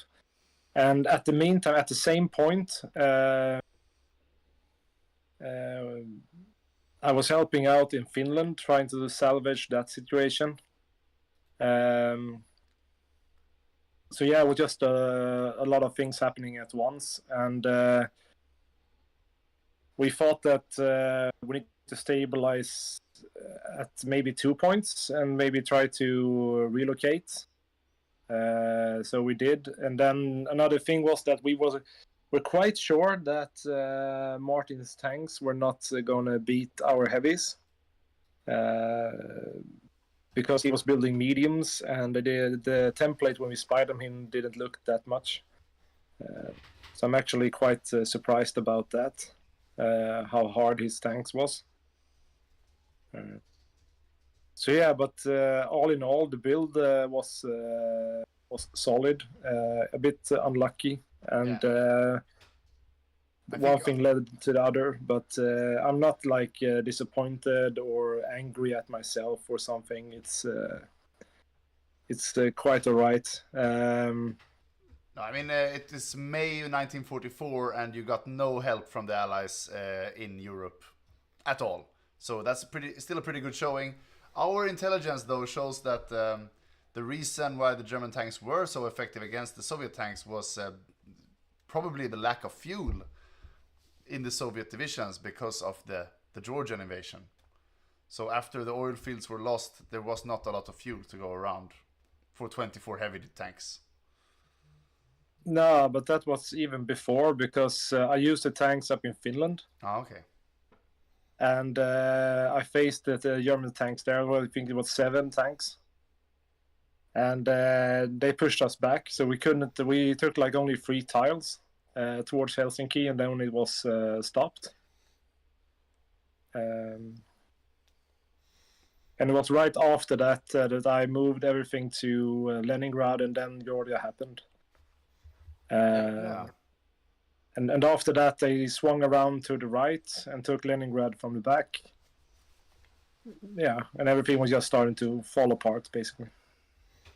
Yeah, but you did an impressive showing as the Soviets. It was a staunch defense, and there was not a lot of Lend-Lease coming in, and there were no offensives on mainland Europe from the Allied. All the Allies were in Asia, basically. So I would say it's not that bad. You should be proud as the Soviet team. Maybe garrison the ports in the Black Sea next time. But otherwise, this might be a meta shift. Might be a meta shift. The thing that we actually took as the biggest lesson was that you should always have like 100 garrisons stacked up, like 10 width, just like throw out if shit happens. Yeah, in the Because production line. Yeah. Exactly, that was a big blunder from us. Better luck next time, and we'll see how the game goes on here. I think they're quite evenly matched as the allies as a whole. It's anyone's game right now, and I've also heard from the allies that... yeah, I'm gonna go in on the US now. Yeah, nice. They need more co-ops. They are overwhelmed, so they need more hands on deck. Yeah, he was screaming about his navy. Yeah, he's been sitting in a bathtub all pre-game, so we'll see if he can salvage this. Yeah, indeed. Thank you so much for that. Thank you very much, Matthias. Good See luck you in game. the United States. So much needed micro coming to both Germany and to the US. Probably someone on the UK also. I would think that's needed. Yeah, we'll see if the game gets going here. Because since we're ending at 22, we need to get things kicked off a bit. If we want to see some nuke action, we're a bit off. It's probably going to be a somewhat historical date on the nukes. So summer of 45 or something like that. We'll see if we can get any decisive factor before that. Otherwise, the allies will be the only one in the world with nukes for a good while, many months. Yeah. And that could be enough. If they just spam all their civs on building nuclear reactors, they can have like 20, 30 bombs. Yeah. Just drop carpet them. Yeah, and I mean the Atlantic Wall will. Yeah, you can just quickly. And then you can also bomb behind the lines. You can bomb Berlin. And you can bomb Madrid and whatever you want. Yeah. We will see how it pans out. We see some trash talk going on here in the chat. Get ready to lose, Axis scum. Yeah, but coming from the USA, and they still have a lot to prove, I would say. Yeah, I would say that the USA... They didn't even sink the Japanese fleet. They just let the Brits have it. I mean, Canada is punching above its weight, but the US is talking above its weight. And that was a good time, actually. Good idea, Peter. Let's do a poll now. Who will win the game, Axis or Allies? Who will win the game? We are going to get the Menti number up here on the screen. So get into menti.com and press in this code. Maybe it's, I don't know where on the screen it is, but you see the number on the screen somewhere. And it's probably even outside because we're just in the corner. Or, I don't know, it's somewhere here. And you vote for Axis or Allies, and yeah, you won't win anything. But if you're right, you get to brag that you were right. Yeah. Because I can't, I said Axis before the crash. I don't know, man. We don't know. We will see. Because nukes are powerful, and if you're alone with nukes for a while, yeah. Seva had a good tip here. You need to get a Twitch YouTube chat connection bot thing. That's actually kind of smart. So when we do a Menti, it posts the code in the chat. Can I vote? Yeah, do we have the code still up on the screen? Yeah, so anyone can go into menti.com, write in these 8 numbers, 32397798, and you will get access to 2 buttons, Axis and Allies. Yeah. And you just click who you think. And we should definitely do some merge thing with the YouTube and the... yeah, that's actually really smart. Or we should just tell people from YouTube to come to Twitch. Yeah. We'll see if we can get our technicians on that. We have both chats at least, so we can read both. Yeah, there is a lot of computers standing around here. Yeah. This one is getting hot from the... From the hot lamp, yeah. So finally we are in game again. Let's see if we have picture. Europe firmly in the hands of the Axis, rest of the world firmly in the hands of the Allies. Yeah, we'll see here. There is a front here now. I mean, yeah. So they want to. I don't know. There's nothing important on either side. There's a little bit of steel in Manchu, but otherwise there's gonna be a front line. I don't know who's gonna be in charge of this front line, but it's gonna take. I mean, it's gonna take months for the Axis troops to get to China, and I don't think they want to fight on that front. Yeah. You go to menti.com and you write in that code. Yeah, we see some pinging going on. I mean, this is beefy armies now coming home from the Eastern Front. Yeah, and the time is not on their side. Oh, the time they have to hurry home.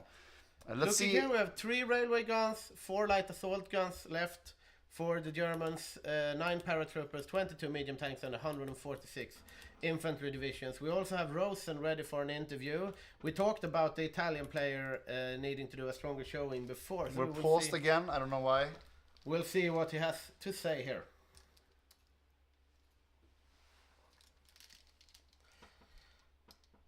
Hello, Rosen. Hello there. Hello. Hello. How do you feel about the Axis showing so far? It's been interesting. It's been quite a fun game, I would say. I can't say I've achieved very much, but I've done some fun maneuvers, but that's about it, really. Yeah, but we saw the return of the Arditi, this time armed with heavy anti-tank, and actually managed to push back all the way to El Alamein again. So it's been a back and forth. Oh yeah, no. Well, my plan was always to be just a pain, because that's the way I roll in this game. I think you've succeeded in that. People are having a lot of trouble, and the Allies are having trouble to get a foothold in Europe overall. Yeah, well, the problem was this Folk didn't produce tanks that could take North Africa, so... No, these light assault guns were not that much help.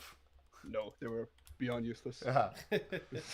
So all I've really done is stay in the med and make sure that they couldn't, Speaking of the med, are you having naval blue balls now that you have built a lot of dockyards, but you haven't gotten any engagement? No, because the subs have done quite a lot. I've got a lot of kills in submarines, to be honest. But yeah, okay. But my actual fleet hasn't had a real engagement. You're right. So. Oh, 62 light cruisers. Yeah, they can do, and I've seen them. They're full of torpedoes. We did see you battle plan both sides on Gibraltar. Is that something that went through, or did you cancel? We never ended up doing it, basically, because I think Johannes can't get naval supremacy on the other side. Oh, okay. So I'm back to planning my ambushes again, but I think they're retreating from Tobruk again, so I think I'm just going to go give them a bloody nose again. So. Yeah, it will be interesting to see. The game is going now, so we're we're gonna let you go. Good luck the rest of the game. Let's see who gets nukes first. No worries. See you. Thank you. Okay, we are actually playing the game. Yes, finally. Indeed. Welcome to the HOI4 stream, where we actually watch some HOI4. Yes, and you are watching the Hygge HOI community grand game, Sly Karelian Fox, and this is now the last leg of the game. And 100% of voters think the Axis will take home this game. I'm not so sure. I'm not so sure either, but sure, if they can get a knockout on London now, or something like it. Yeah. But they are weak in the Navy game now, especially when the Brits have the Japanese fleet. It should be over Navy-wise, even though Rosen has 62 torpedo cruisers he wants to use. They might be killed. And we also see activity in the Med now. The Med is no longer blocked by the Allies, so we see a lot of activity here now. I think it will be North Africa, maybe the Middle East, where things will happen now. Iran still a neutral country, which is this maybe the only neutral country left in the world, which you can invade, because you can't invade Sweden. You can't invade Turkey either. Switzerland. Yeah, okay. You can invade Switzerland, and you can invade Iran. They probably should just get Switzerland at this point. Why not? I don't know why they haven't already done it. The best thing now is Germany just declare, and the Swiss will just walk into Italy. It's a classic, being capped by the Switzerland. So yeah, 100% of you think Axis. We will have to see if they can get a new front somewhere. They have the stronger army, but as long as they're locked behind 1,000 miles of Russian tundra or the sea, they won't be able to use this army. Yeah, and I mean, they capitulated the Soviets in the nick of time, because I mean, these guys are going to take the sweet time getting back. But we think see these they guys, are the Romanians, I think, are gonna be fighting in Asia. Yeah, they are forming somewhat of a line here, so that Mako's tanks can just run in. Yeah, see, some battle plans are actually going on. Yeah, now. I'm wondering if, because the Romanians are standing on the Urals, or at least in the mountains close there, because there's nothing valuable in this area here. So maybe just letting go, focusing on, I don't know, wiping a few Allied troops in Africa, or maybe getting a foothold in the British Isles, and you can end this game. I think that's the Axis hope at this time, because they will not get supremacy out on the open seas anymore. I think that's that ship has sailed. Speaking of ships sailing, we have the Spaniards preparing naval invasions of Bermuda. Yeah, but now if we look at let's look at the UK number of ships, for example. Yeah, let's check out the UK fleet here after the capitulation of Japan. I think this is going to be a big fleet. 20 carriers. 30 big capitals, 17 heavy cruisers, 90 light cruisers. That's only the light cruisers will beat the Italians. 4 super heavy carriers. Yeah. 157 destroyers. Yeah, that's a big fleet. Big fleet, indeed. And they have a lot in the Caribbean, I saw as well. So they are aware about the Spanish shenanigans. I think they're the admirals of... Oh, really? This is the German. Let's see. Why do I get the Kriegsmarine? You can click on these guys, maybe. Or maybe we can click out on the... There! Yeah. Let's check him This here. guy is a convoy escort guy, and he has good traits. Yeah, indeed. Retreat decision, superior tactician, fleet protector. Yeah, it's good.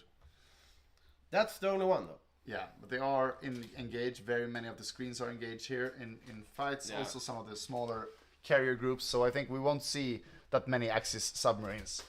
So I don't think so. Yeah. This is steadily green, so... Yeah, so if the Allies want, they could hold out. If they can hold Africa and Gibraltar, they could... this is not the biggest Atlantic wall at this point. No, but they are coming home with a lot. Yeah. So, at this point they should probably just do the invasion, right? Yeah, if they take France and then they can defend France and hold France or something. Because the Germans are... It's not going to get any easier. The Germans are coming. Yeah, the Germans are there coming. We have 10 SS Panzers. But they are still... The Panzers are closing in, but most of the infantry is still like around Kazan and Gorky and stuff. Yeah, it's very far. So if they land the Amtracs here on these small Italian divisions, then...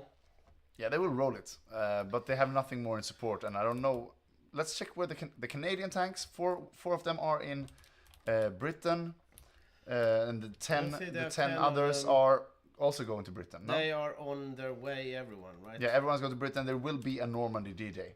Yeah, a classic D-Day coming up. With a lot of tanks, but they have to hurry because soon there will be a very big D-Day war. We see pinging over here. Pinging here. The Indians are invading the German-occupied Russia right now. Indeed, they are. They are walking up here. The purpose unknown. Yeah, but, but India wants to be a part of this game.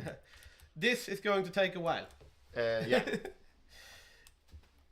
But yeah, good that they're pinging. They're aware. We have 5 Hungarian armor divisions on the coast of Calais right now, or well, in Belgium.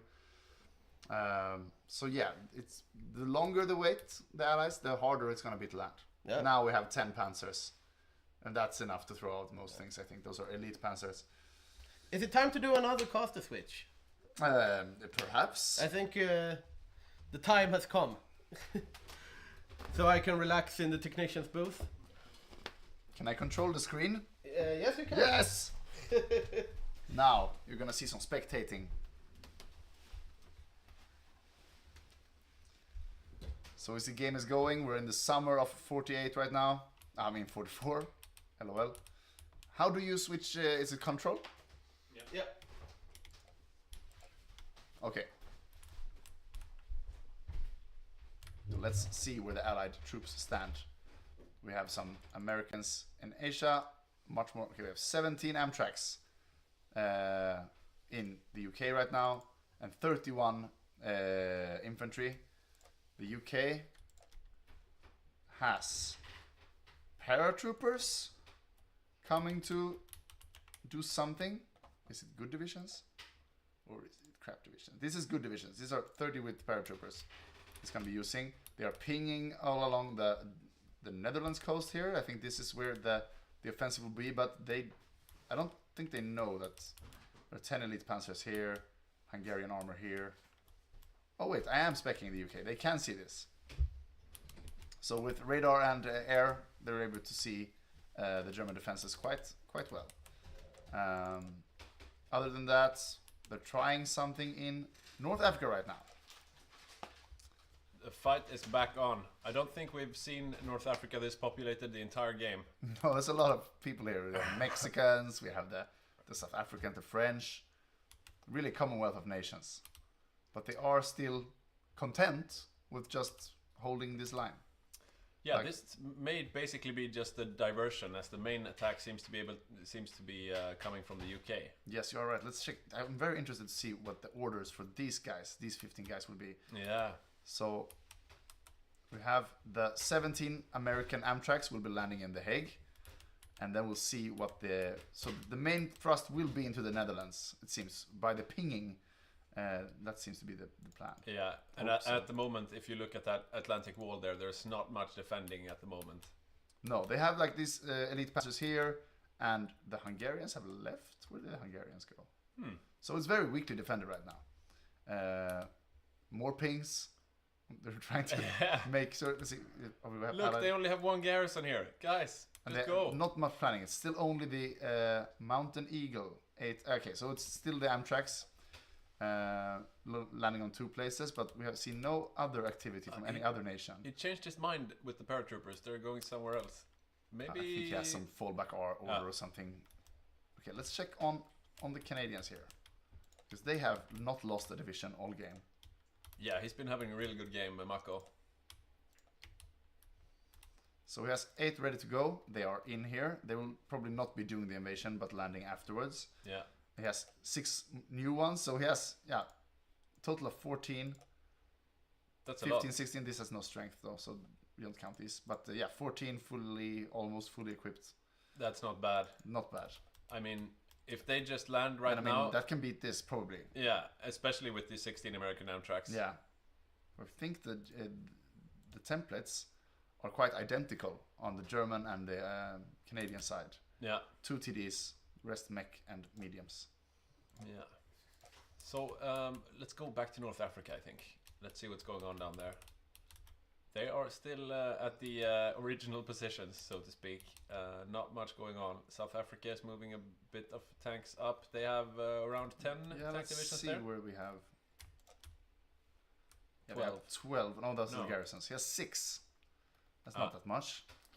Yeah, he did lose some earlier though to the Italian counteroffensive. Do we have any Axis battle plans? Are they just going to sit and wait, or are they going to take the initiative somehow? Let's see. So Rosen, he has his eyes here with all his Arditi over here. Yeah, and no battle plans anywhere. And he is managing to hold here. And we have some German tanks here as well, medium armor. Gibraltar, they seem to have given up on Gibraltar. Yeah. Yeah, like you said in the interview. Yeah. How about over by the British Isles? Are there any counter Look, they have built a V-rocket. Oh, wow. They're using rockets against the Egyptians now. Ah, that's sneaky. Very fun. What did you say? We were gonna... if there's a sea lion planned. We have allied battle plans. Oh. Yeah. But what was this? That's the... Free French. That's a Free French, okay. So no initiative taken here. Yeah. Still. How about the Far East then? Is that where the fighting is going to take place? Yeah, we see the first signs of conflict here. Americans and Germans meeting each other in Inner Mongolia. For the first time they meet, it's in Mongolia. Yeah, we see some developments here. The Americans seem to have they also have extra micro players now, so maybe they'll be in charge of this operation here. Manchuria is lost. If they can't consolidate Korea, they're going to lose it as well. So we see some action happening here. Not of enormous consequence until they get to like the real populated parts here. But even then, none of these guys have core. Well, these guys have a peace deal, so I guess it's just a core now or something. Not a core, but... what do you mean? No, but if you take it in a peace deal, you still have resistance and stuff. Yeah, of course. Yeah. But yeah, this is almost a diversion as well. I mean, it's risky for the Axis to send this many troops this far east when... yeah, it's not a lot of allied troops needed to bring all these. Yeah. Say it's... what can it be? 20 American divisions or something? Yeah, and the Americans are probably happy to lose them just for binding up those troops in the east. So 30 divisions total, and then with... Indians. Some Indians as well. And they're gonna just bide the time. They need to spread out a bit though. Yeah, and we see landing has happened. Oh my god, here comes the game. And the paratroopers land successfully, but they are in dire straits. But they managed to take a port almost immediately. So the paratroopers have taken a port. Was that the Amtraks dying there? 8 Amtraks just like that? Was that? Check the see if you can find them. The American. Yeah, so they had 17. Now they are down to 9. So Ouch. half the army, and they got pushed back. So now it's only the British paratroopers. But the paratroopers have done their job. They've yeah, taken they are a port. Full 30 whips here. So and now the Canadians are moving in. Canadians moving in. not needed yet. The paratroopers will do the offensive. They're getting some org. Now they have full org. Time to attack, Mako. We should see the Axis scrambling to reinforce here, but right now we're not seeing anything. French government returns to Paris. That was quick. Yeah, they don't even have it. Ah, it's the Vichy French. Ah, okay. Yeah, they took the rest, yeah. But we do... Okay. So we have a landing. It's a small one. It's very, very under pressure. But Yeah. you do have 12 Canadian tanks here. So maybe they can do something together here. You're really expecting a bulk of infantry also to come with the armored spearhead here, because you can't really Here populate comes the invasion bigger- number 2. There we go. Rotterdam has a harbor, but he has to be able to click out of it and not lose 8 divisions this time. Yeah, it looks to be successful though this time, and it seems like Mako and Jacob are just holding for now. But here comes the reinforcements. Yeah, that's a lot of German troops. German infantry. This is a 40 divisions, the Hungarian armor. The Spanish are up as well with around 20 divisions there. What was it? We had the elite panzer somewhere. I think they're in the Low Countries. They were the ones killing the Amtraks, no? Yeah, these are the SS divisions. Exactly. But here we have new Amtraks getting stuck on 5 infantry here. I don't think these are as strong as you would like. Yeah. No tanks, just Amtraks and some artillery here. And they have the slow type of artillery. Yeah, not a great template, because now you're down to... What? They're still fast though. That's weird. Very weird. Shouldn't be that fast. Shouldn't be that fast.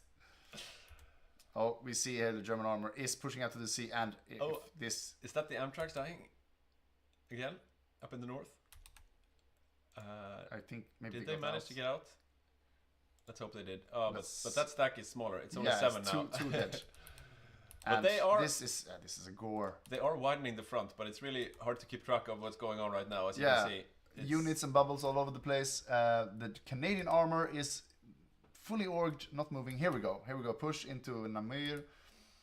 And we have some 10 SS divisions over here. This is dangerous. If they can get 2 clicks, it's over. Yeah. But it's hard to cross these canals and stuff. Right now it seems like they're planning, waiting to attack. But the Allies really need to open up. Yeah, it's like, defend this. There are 10 armor here. Yeah, we see the pinning. So yeah, the Amtraks not as good as you would hope them to be. And here we get clicked. Yeah, and they lose this tile. Yeah. They have 2 tiles left. And they're pushing in more units here. I don't know. Polish people coming. Usually a good idea, but not this time. And here we go. Red bubble on Ghent. Yeah, they really need to open more harbors. Yeah, they need to get out, I think. This probably. We see Canadian armor actually getting pounded here. Yeah, they are about to lose Harbor lots. getting pounded. There's no anti-tank in these paratroop divisions. Green bubble, but red bubble. The red bubble is moving very slowly though, so maybe they have time to get out. They're trying to widen instead. Yeah, it was both half-assed, rushed, and too late. This did both at the same time. Too little and too much. Yeah, too little, too much, too late, and too early. But yeah, they are still alive. This bubble here, that would really kill them. Is the end if they can't reinforce here. I think they're debating: should we leave? Should we push inland more? Okay, so they have one. Oh, more this tile. was a tile. Okay, so they have one more tile here, but it's an urban tile. Finland declared war on South Africa. Why not? Why not? Now we see counteroffensive. So okay, it's not over yet. They managed to kill some troops here, but it's very close. The Spanish infantry there in the south is on the run, and they're They trying need to more widen. landings. They're really trying to widen up. They really need to. And they need more landings. We have the Polish. They got thrown out by their allies. I think. I think they said, "Go away, Poland." Poland really wants to because fight. it's not a lot of supply either. Yeah. Yeah, it's they're overstacked already, but they cannot move either because it's so. Did I get to the naval? It's amazing that they don't have the red icon all on them, because it's not much supply in that little pocket. No. Airwise, it's contested. We have 5,000 Axis planes and 3,500 Allied planes. Oh wow! Yeah, so basically their entire air forces. But yeah, this is the D-Day. It's the still Soviets holding. wanted for two years ago. It's finally arrived. What's North Africa looking like? Oh, well, the Allies are pushing a bit. I need to. But it seems to be I need to because spec. Rosen has moved back from the front. Yeah, so it's open all the way to Benghazi. These mountains are very good to hold, especially with these forts.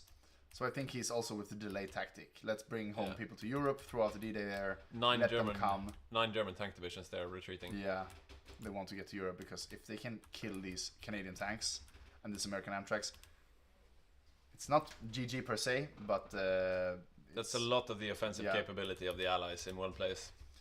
So now they finally stabilized a bit. We have a little pocket here of a few Axis troops that you probably want to finish off. Are they planning any more naval invasions though, if you take the Allied point of view? No, but they should be. Yeah. And I mean the Polish, the Mexicans, all the people not fighting right now. What about in the Med? Should be planning things. So yeah, we have something's going on over here. Yeah, okay. So Spain, Australia wants to kill Spain. That might happen, because I don't think there's a lot here. No, he moved a bunch of his stuff up to protect in France. So yeah, Spain is vulnerable. Spain is now. very vulnerable now. This is a good move, but they really need to get moving because if you can cap Spain now, there's going to be open up a lot of divisions gone. Look, there's like 40 Spanish divisions here. Yeah, ideally before they lose all the tanks and Amtraks there. Yeah, it's like still on a knife's edge. You know, they can lose in a day. Yeah, yeah, definitely. But now they have at least 2 ports, Dunkirk and this one. Yeah, they're really fighting their hearts out and there. Also Antwerpen here. So they have 3 ports, not as vulnerable, but still super vulnerable. Pity you want to move a little bit in the central screen. We there are Polish troops waiting in the Isles there on the British Isles, but still not moving because American infantry. I mean, I guess Normandy is open now if you want to make it wider. Yeah, why don't we have a look? Are they defending those ports in the rest of France? Oh, Vichy. Yeah, but not barely. A lot. Yeah, you could almost naval invade with anything. Yeah, but they want to keep these guys alive. It's a lot of units here. They are very low on supply now. Yeah, so in here we're over 11 points. It's hard to do anything about that right now, but if you can get a little bit more space and breathe, you can build up, and you can see the UI again. Maybe fly the paratroopers out or something. Let's check the Low Countries. What? No, wrong button. So yeah, without having less planes, they still manage to keep it yellow at least, and they have green over northern France. So if they can get a wider pocket, the Allies might have more air. Here we see a little bit of collapse and routing of U.S. troop. Yeah, hopefully they can just they got out with at least some of it. Yeah, shore bombardment from here. They can put in more navies. They have so many navies. They can have one battleship navy per tile here and give very much needed shore bombardment. What of the Iberian invasion? Is it frantic pinging, trying to survive? Going. Okay, so the Australians now they're pinging here. They're pinging themselves. Attack, guys. How's it going? Let's very out of supply. Let's try to tag Australia and see how the plan is going. So he needs 14 more days because he's not even going for Spain anymore. It's a torch. They changed their mind. Yeah, I think that's a little bit unambitious, actually. I think it's go for Spain time. Because these guys, they need help. What about North Africa now? We saw the Axis moving back a bit. I don't think these guys trust. They're sending the Mexicans first. Yes. No, they changed their mind. They're afraid. I saw some invasions there planned towards Norway. Yeah. Also not the priority I would have wished for. No, maybe Denmark would be a nice... maybe something to you know, take the pressure relieve off these guys. Yeah. And Spain is wide open basically. So this I don't agree. Yeah, definitely. Because I mean the H-axis are capitulated and the Comintern are capitulated, but the Comintern is usually a bigger prize. So technically the Axis are ahead. So the Allies I think Paris and Moscow together is more points than they need Berlin or Rome to counter that. Yeah. So going for Norway and Algeria doesn't feel like, or Morocco, it doesn't feel like the move right now. No, not really. And we see red bubble here. This is not good for them. The German armor. Oh. Well, yeah. Slowly losing here. They are good on supply now, though. Or they were a second ago. They cannot push back. It's red. Yeah. If they don't reinforce this tile here, this will be a disaster. What of the war in Asia? The frontier. I think it's still like an invasive maneuver. I think, yeah, the Axis are rolling up. There are no Allied troops to stop here. So there will be factories going the Axis way. But strategically, I don't know if it's that big of a loss. Let's check in quickly on the research situation. Nuclear bombs. Nuclear reactors are done. I hope they have their entire construction queue filled with reactors. So by the time the bomb is finished, which is 313. Yeah, almost a year. 312. Then they can start bombing a lot. What about the Germans? Are they going for? Yeah, but last time I checked, they were 100 days behind on the reactor, and I think they are further behind on the bomb. They haven't started on the bomb. Are they building reactors? Let's just check if they. Oh, they have a 75% here, but it's still a long ways. No, they have not started building reactors. Okay, so the Allies are definitely ahead when it comes to the nuke. Yeah. This is interesting though. It really evens things out a bit.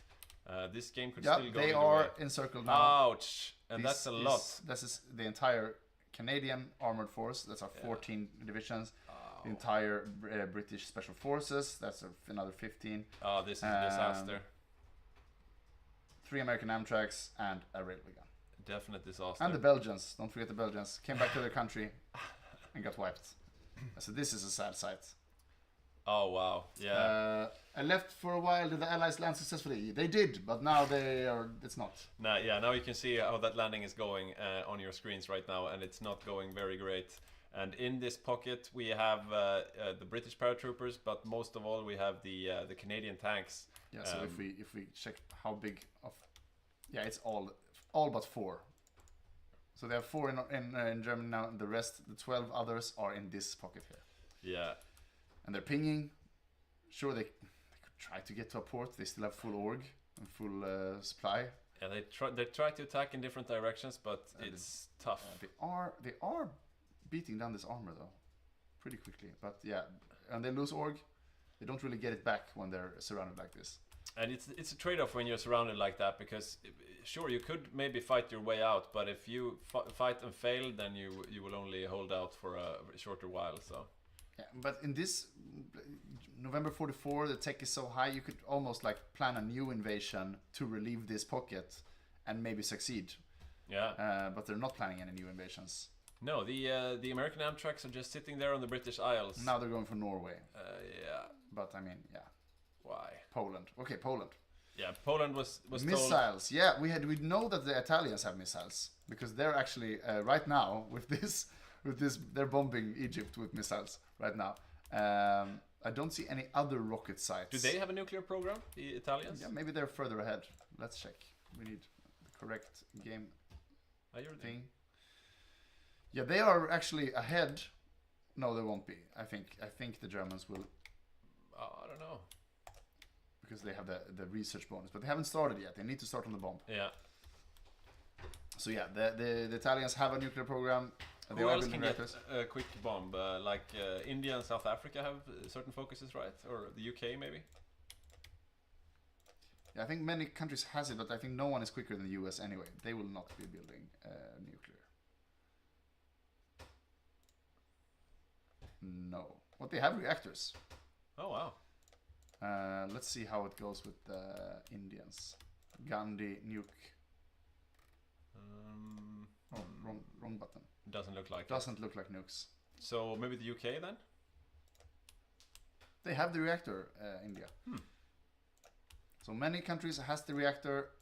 They have cheap energy at least. Yeah. And they are just about to research the reactor. So Okay. the US is still ahead. Far ahead. Yeah, but it will be like October 45. Pocket's still alive. But they are going on the offensive. I don't know. And there's no relief planned. There's no relief planned. But they have landed in. Where? There they are. Taking very much attrition. Is that from submarines maybe? Or Where's Poland? There. No, they failed. Uh-huh. And they're going home. How did they fail though? Oh, I don't know. I don't know. Mostly org damage. What of the American Amtraks? They're not planning anything new? No. There are only 6 left out of the 14. No naval and invasions. 3 of them are in the pocket, right? No, they're dead. All the 6 are here. They're training. But yeah, they can hold out for a while here. So I mean, Brussels hard not to crack. They're getting supplies from Brussels. And they have 2 urban metropolis areas here, so perfect to defend. But they shouldn't be look going at that. They can even beat back the Germans a bit. Yeah, but they're not following in. They just want to bloody their nose. Yeah, that's not the way out. So here we actually have an invasion plan of the Hague. Maybe take this. You do a push out, and there's only 2 tiles in between. Yeah, they really have had time to plan for a rescue. But I would like to see more nations committed to this. So I mean, this is going so slow. And this is not even a proper naval invasion. No divisions, 0 transport. It means it is not a real order. So they canceled their order on Spain. They're gonna walk They're by actually also foot. like kind of losing against Spain here. They've been cut off here. But I think they're going there right now. There are a few German tanks there. Yeah, those were the ones probably who were up over in Tobruk earlier, and they went west, so this is where they went. Yeah, and we still a big fat stalemate here. Let's spec South Africa, see where they're going. Yeah, it's probably just... So now he's on the offensive. He wants to encircle this single division, take the radar station. And he probably will. Yeah, someone's not looking. Agent killed.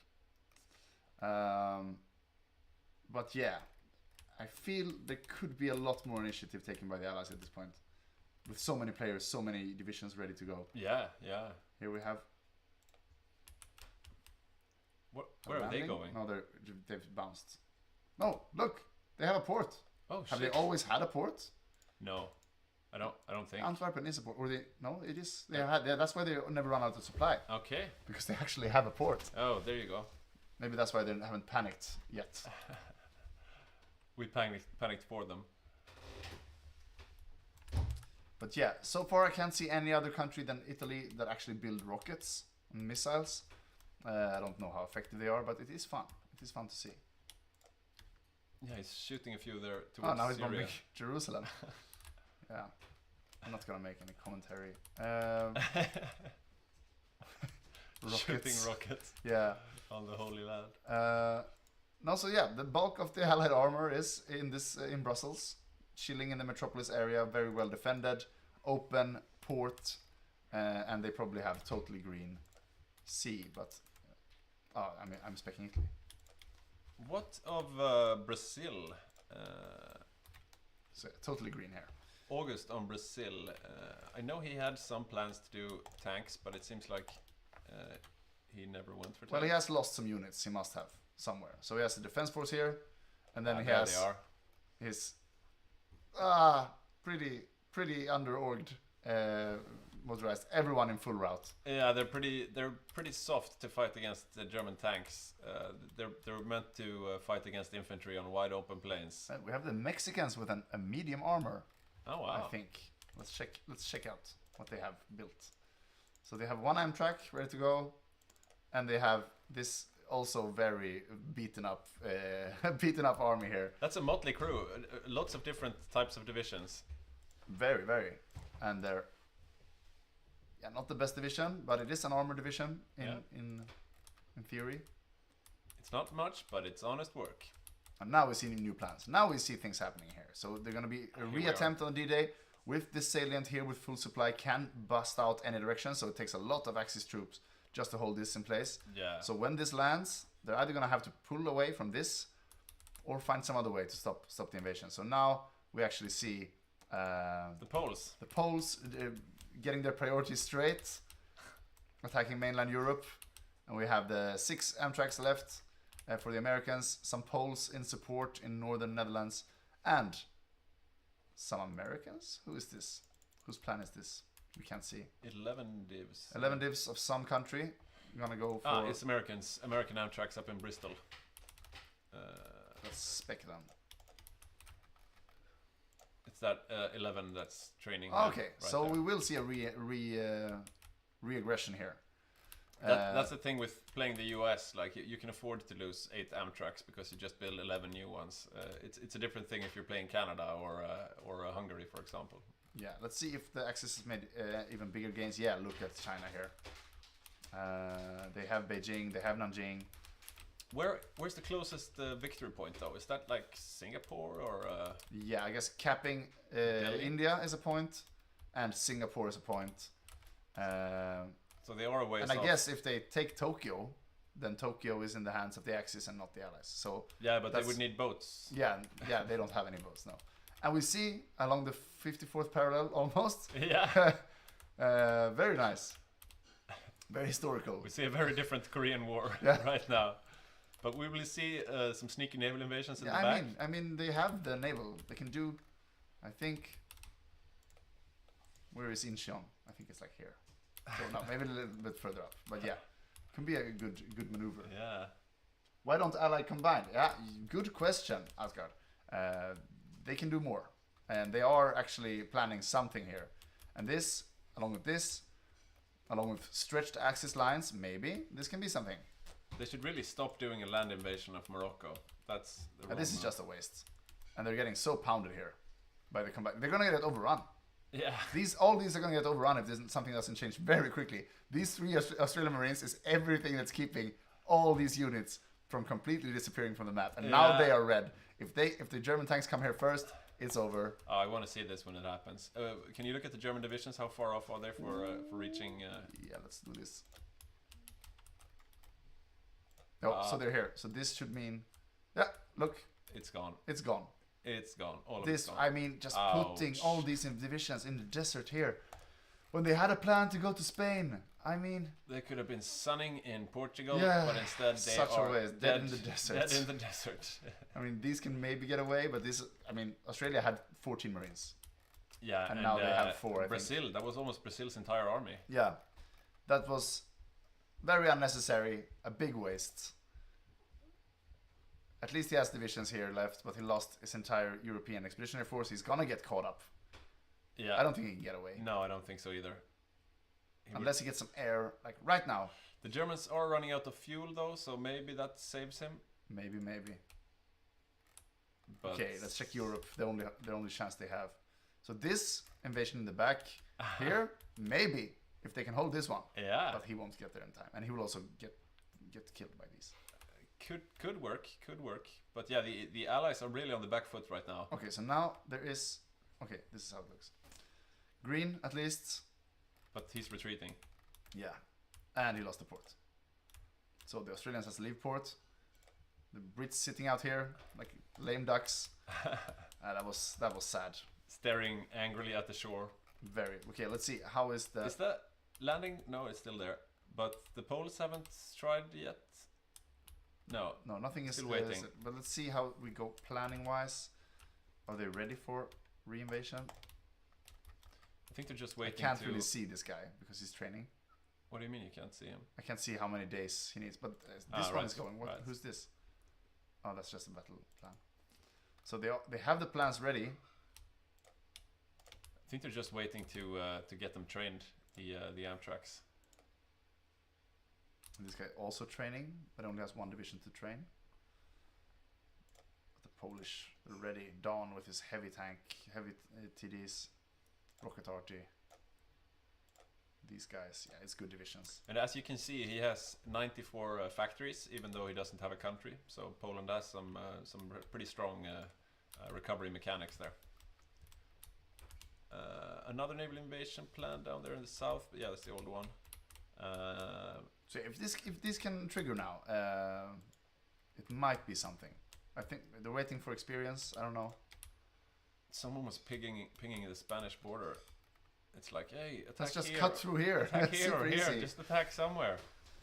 But yeah, very, very sad what happened to the Allies in Western Africa. Yeah, they could very have been avoidable also. Very much so, yeah. Just a disaster in slow motion. Yeah. Like a train coming and you're just like, no, but it's moving really slow. This is all he has. Four armor divisions, just wins its entire side of the map. Yeah. You see, yeah, sure, Brazil, they're planning some reinvasions here, but I mean, now they have ports of their own. Yeah. On the other hand, they have no boats, so if they cut the land, you might be able to starve them out. Yeah, the naval dominance of the Allies is the only thing keeping them alive right now, it feels like. Yeah, very much so. So this pocket here, yeah, it's the naval dominance keeping this alive. And they're beating themselves, and more It's and the more Axis Belgians. armor. The Belgians. It is their country. Yeah. Okay, a bunch of pinging going on here. But yeah, you have. Now I can't see the unit effects on exactly the defense here. It's pinging a lot. Yeah, okay. So he said if we can cut these mountains, sure. But they're changing plans again. So now no more Normandy. Instead, we go for Spain. Not that stupid. But you need more than one landing point. Yeah, it would have been easier when they had a Western invasion army earlier. Yeah, and the coordination is not that high right now, I would say. So now the Poles are gonna go and land in the Netherlands. The Americans are going to. They've switched up. They're going with both their armies on Bilbao right now. And sure, if they land, there's not much here. It's a garrisons on the coast. There's nothing inland. So I mean, an Amtrak will make it to Madrid before any of these guys can make it to Madrid. Yeah, that's very true.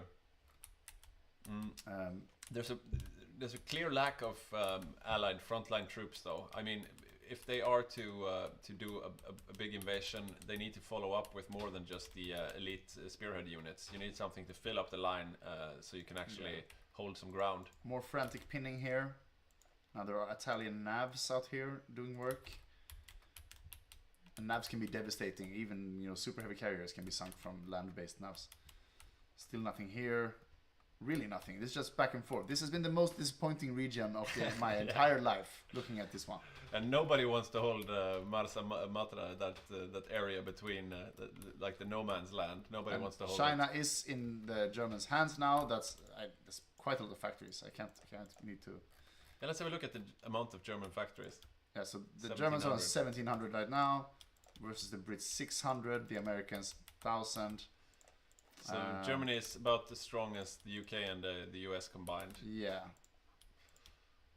And sure, 100 or something on these miners. 200 on some. Okay, so yeah, 500 on Canada. I mean, this wow. But Canada did have a lot more earlier. Oh yeah, before they have lost, like China. They still have Japan and Indochina Yeah. and so on. But somewhere you need to make a stop. And here we have the Roche player actually making a stop for once. So back to basics, I guess, in the Asian front. And the Australians holding in Korea here. Very nice. Yeah, that's not where the game will be decided, that's for sure. They remade the plans. No, they can't make up their minds. Are they going home now? What is this? Yeah, where are they heading? Okay, so okay, Brazil-based Africa invasion, I guess. They don't have time for this. They're like, oh, changing we their have minds to all defend the time. Africa. We have to defend Africa. So they're moving down their Amtraks. I guess they're thinking these can't be broken. They're just gonna leave them here in the metropolis. And I mean, paratroopers have a huge defense bonus in metropolis, and with some tanks and stuff like that, will be very hard to break. Yeah, apparently, or they would have already. Exactly. So maybe they're just gonna leave this as a diversion. I don't know how fun that is for Mako.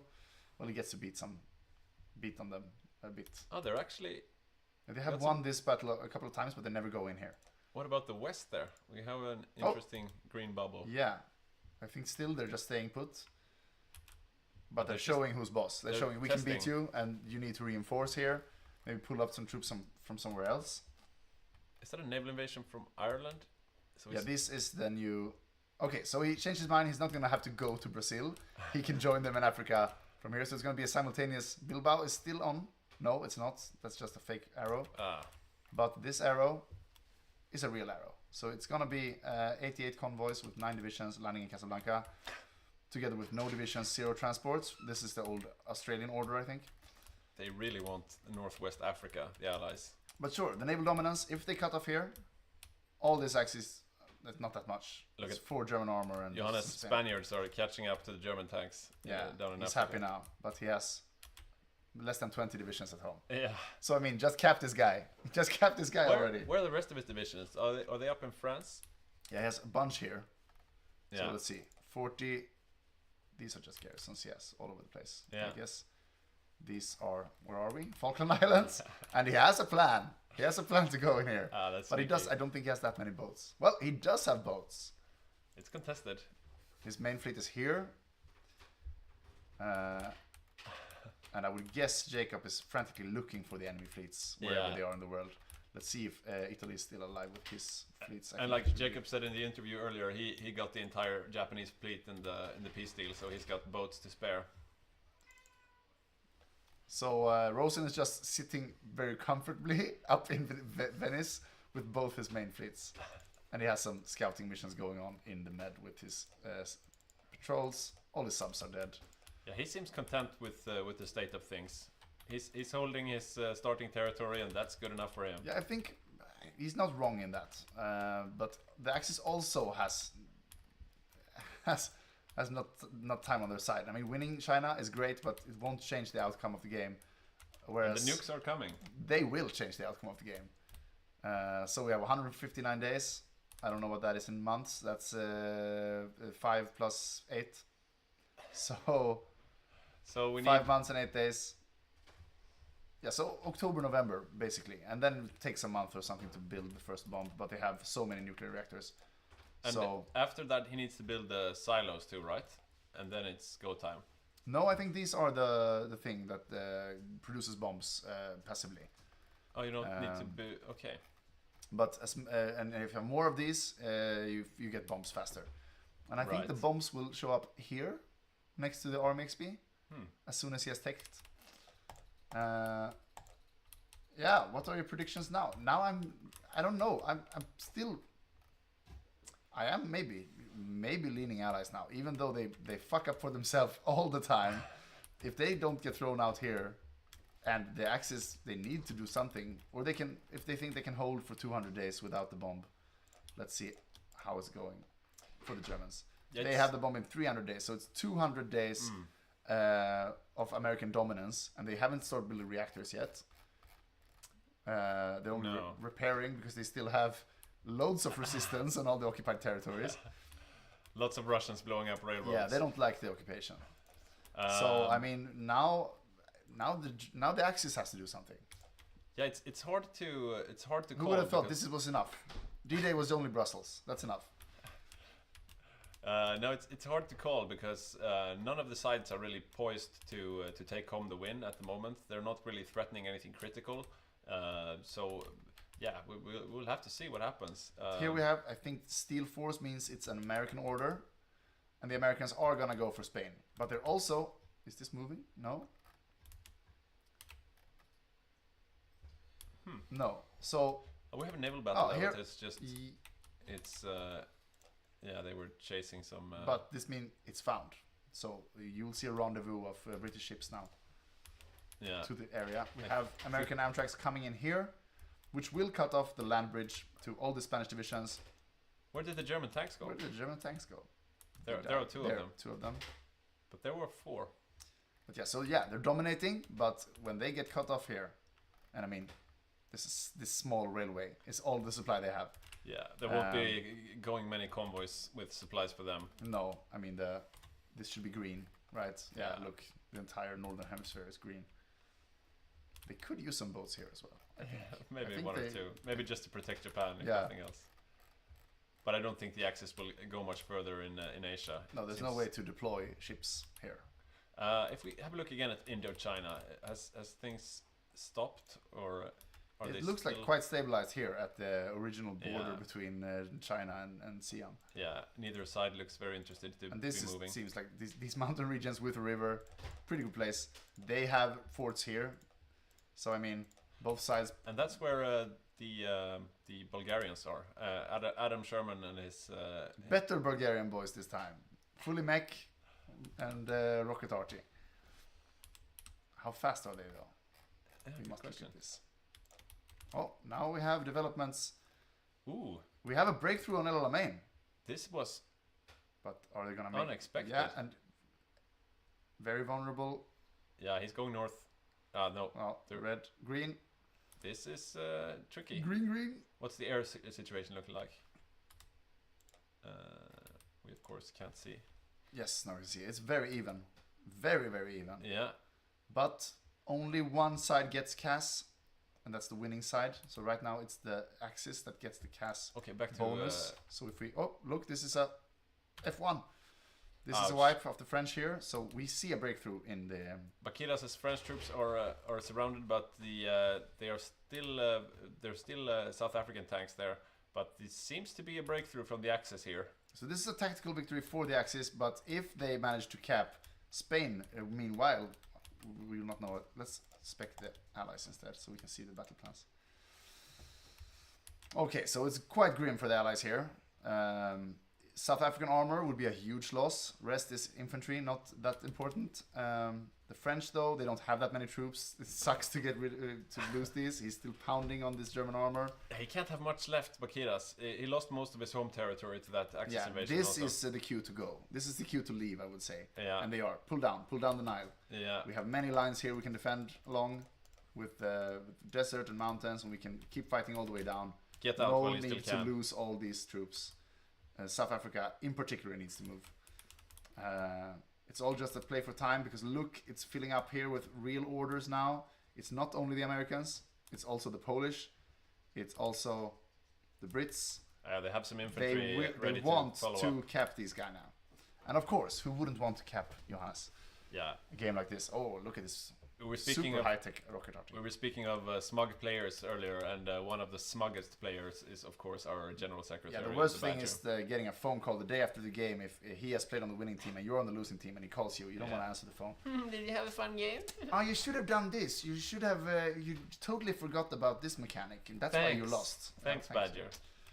Yeah, it's okay. But now we might see him capitulate. But he has had a great game. He has had a great game impact. He still owns the Falklands. He has not landed in Port Algera yet, but let's check out his progress. Very well could. We see there the Americans have landed in Northwest Africa, the Operation Torch. Yeah, so this should... Oh, that's a lot of units. Oh, it's overstacked. Oh my god. Look at the supply. Yeah, it looks like no one's ready to... I'm specking the enemy. No one's ready to take advantage of the... yeah, it seems like the Spanish troops there are going to die. Those 7 divisions. Yeah. Or 4 divisions just. So they're not that overstacked yet, but also all these southern units. Now I need to change spec again. That's probably one of the German tanks. They're heading back north. What's this? Oh, they're just going into Casablanca. Okay, so Torch is a go. They have invaded. Maybe a small panic for Badger here with all his troops not at home at the moment. And also these should be running out of supply. There's only some caballeros. But this is interesting. As soon as they... So here they go on the sea, not getting intercepted. This should be a golden opportunity, but he has his fleet here. He just sunk an entire escort fleet. He's getting some troops he needs to get home yeah. to home. I think he knows what's coming. And these are standard divisions. These might be enough to like keep him alive. But this is really a pivotal and moment. Also Vichy coming, so maybe are they team sniping? I don't know. No, I think they know where things are headed because the Allies are taking Northwest Africa, and after that, Spain is just a small step away. So all the this is really a pivotal moment because the Axis have pushed through in Egypt at the same time as the Allies are preparing a proper D-Day now on Spain from 2 directions, both from the north and from the south. Standing here, exercising. They're already exercised. Come on, guys, time to deploy. Yeah, just go at this moment. I think they should just go. Okay, but they are not going to stay in Spain. They are. I think they're headed for the Strait here. Yeah, because if they lose the Strait, this is open for Allied fleets. Yeah, it is intense and low intense at the same time. Yeah. Brussels holding, very valiant. The Brussels pocket is like. It's like 50% of the offensive capability of the Allies are stuck in Brussels. Yeah, at this point they can speak both French and the other weird language they speak there. And we survived here, all the South Africans, which is nice for them. But they're very alone. What happened to the French friends? Yeah, they are. The French friends are like French friends. Some in Beirut, but they're gone. Could you have a look from the French POV? I'm curious to see what Bakiras has left. Okay, so he has 5 divisions in Lebanon, 1 division in India, and 9 divisions, garrisons, in the Congo, or Gabon. Like we were saying before, Bakiras has been playing with the community for a long time, but this was his first game in like 2 years. So yeah, he's back into the fire, you could say. And this is looking quite well, the torch thing here. Oh, but look at that German tank from the south. That single German tank seems to be wrecking them. Oh, now it's green though. Yeah, but it's from the Vichy perspective. Oh, it's from the Free France. Okay. No, it's Free France. Oh, was it Free France? Oh, yeah. So yeah, it's fine. It's probably fine. Yeah, so these are probably lost. The Spanish have... Yeah, they're landing here. They still want to fight for Africa. They don't see what's coming. They have 32 divisions here. Yeah. And at home they have 7 plus. Some of these 40, I guess, are here as well. The Black Army. But for this D-Day invasion, I think the Allies have more troops to support with once they make the landings. Yeah, if they trigger the invasion sometime, what are they waiting for? I'm getting almost angry. Yeah, we see some frontline troops from the Brits up there. So and, ping, don't forget this region. No, of course. Is it defended, that region? No, I think they only have on the ports. So yeah, it's only two units in Bilbao. Yeah. So this should be a slam dunk, but if you can't wait like 6 months, yeah, I mean, this has gone so long, and there has not been. They have changed the invasion plans 5 times. I'm sure they are. So this is basically winning Morocco, but at the same time they lost the Suez. So what does Morocco mean? Reinforcements coming from India here, but he still needs to hold. Americans here as well. Yeah, they almost have too many troops there. Yeah, I would say so. Because the Germans, okay, the Germans have a lot of troops here as well. Ah, that's true though. But they are holding like 3 different lines. They're like, yeah, if you get past the Indians, then the Americans. Yeah, man, Singapore is worth victory points. Delhi or capping India is worth victory points, but nothing else here really matters. You want to focus on what matters, and that is that the Americans have the bomb in 4 months. Still not triggering off the invasion. So we are in July 1945, but the war is anything but over. Soviet Union has capitulated, but also the Asia Axis have also capitulated. So yeah, this game is still very undecided. Ouch! Ouch for the Spanish. That was his surface fleet, basically. Much of his surface fleet is gone here, and as I said, Jacob has been looking for him for so long. Yeah. The plan of the Badger, it's been to send out his submarines, and when the anti-submarine warfare fleets come to hunt him, then he sends his surface fleet to sink those guys. But now there's always a bigger fish in the ocean, and that bigger fish was Jacob's main fleet. So no more shenanigans from the Badger. And now we see they've actually managed to put up a staunch resistance here against the Americans. German armor is here to get some revenge. If they take Casablanca, this is going to be a bad situation here. Because this railway, okay, it's level 2. It can maybe sustain them, but they can't sustain them over here. It looks like they've overextended a bit. Yeah. Just a bit. And they still This don't... is so classic Allies right now. What are they doing? And the Americans don't really have anything in their arsenal right now that can beat the German tanks. They really need to put some heavy anti-tank. They have no anti-tank in the regular infantry. Yeah, and I think their regular Amtrak divisions are not good enough and either. I mean, US troops in this game are not that good, because US is more like, yeah, you can produce a lot, but you're not the best at anything. But they're trying to withhold a front on their own. Look at them go wipe. But I think they don't even have any tank destroyers in their Amtrak templates. And look, they're 20% strength, all of them. They need to get out. Yeah, they have no gas. I mean, yeah, what was the problem with the Spanish plan? They still haven't executed it. Oh, they don't know. We know that it's completely undefended, but they should have guessed it at least. Well, right now the problem is that the half the invasion got killed in Northwest Africa, I guess. Yeah, but you still have these are still British and American troops that have just been standing in harbor. Yeah, Polish are mean, waiting. If they attack, the guys in Brussels can move. So yeah, so this entire army has no tank destroyer capability at all. So there's no hard attack, no piercing in any of these. Maybe the Brazilians have something, but I don't think so. I doubt it. I think it's fully mech'd. Yeah, it's fully mech'd rocket artillery. Just soft attack. Which means, yeah, okay, yeah, no piercing, no. Well, a bit. Not enough for medium tanks. Yeah, so this is dead. I don't think I would dare to even send that army to fight where I know there are medium tanks. Oh, this is... they thought this was an easier target. They were like, no, cancel Spain. Let's go for Torch. And it's just gotten worse. I think those German tanks we're seeing now on screen, those are the same that took Egypt moments ago.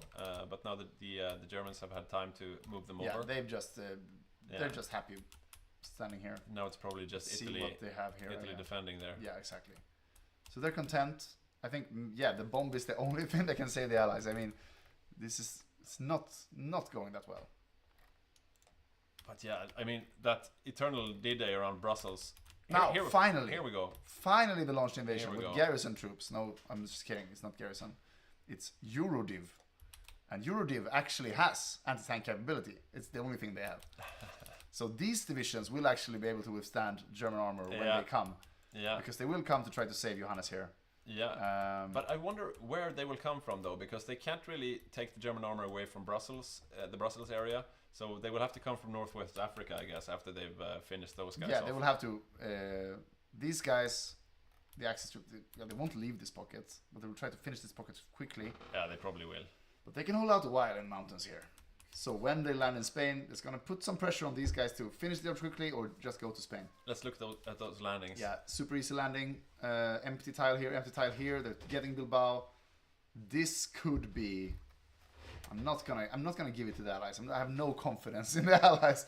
But this is looking good, at least. Initially looking very good. Yeah. Some RT in these divs and they could move faster. But at least they got the landing, they got the port. Yeah. Now it's welcome everyone, allies of the world, come to Spain. And you know that when the Axis tanks show up, these guys can actually put up a fight. Yeah, now they're just walking into France. So they were talking about, let's put this fort line here.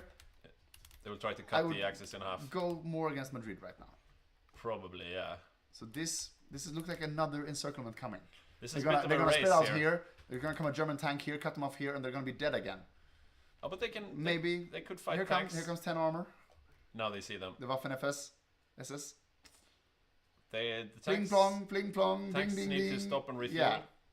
So. No, they are actually breaking through immediately. But here comes the Canadians. What's left? Okay, so they are deorging them quite, not handedly, but they are actually doing damage at least.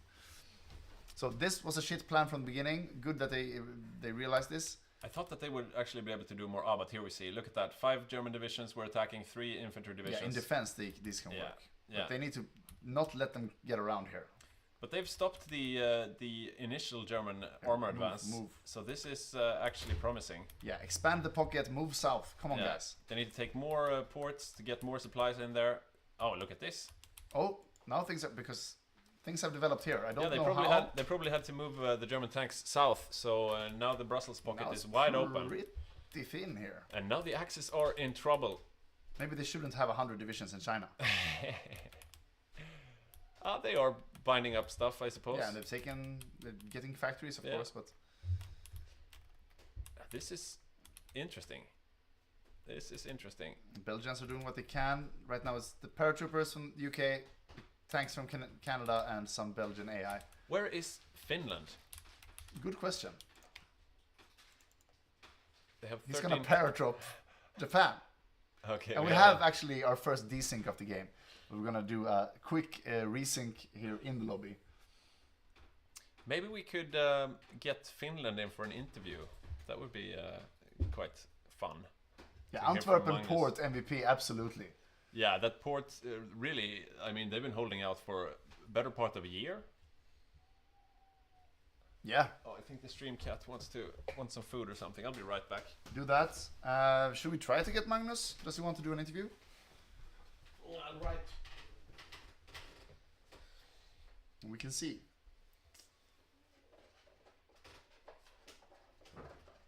Streamcat wants food. Streamcat wants food.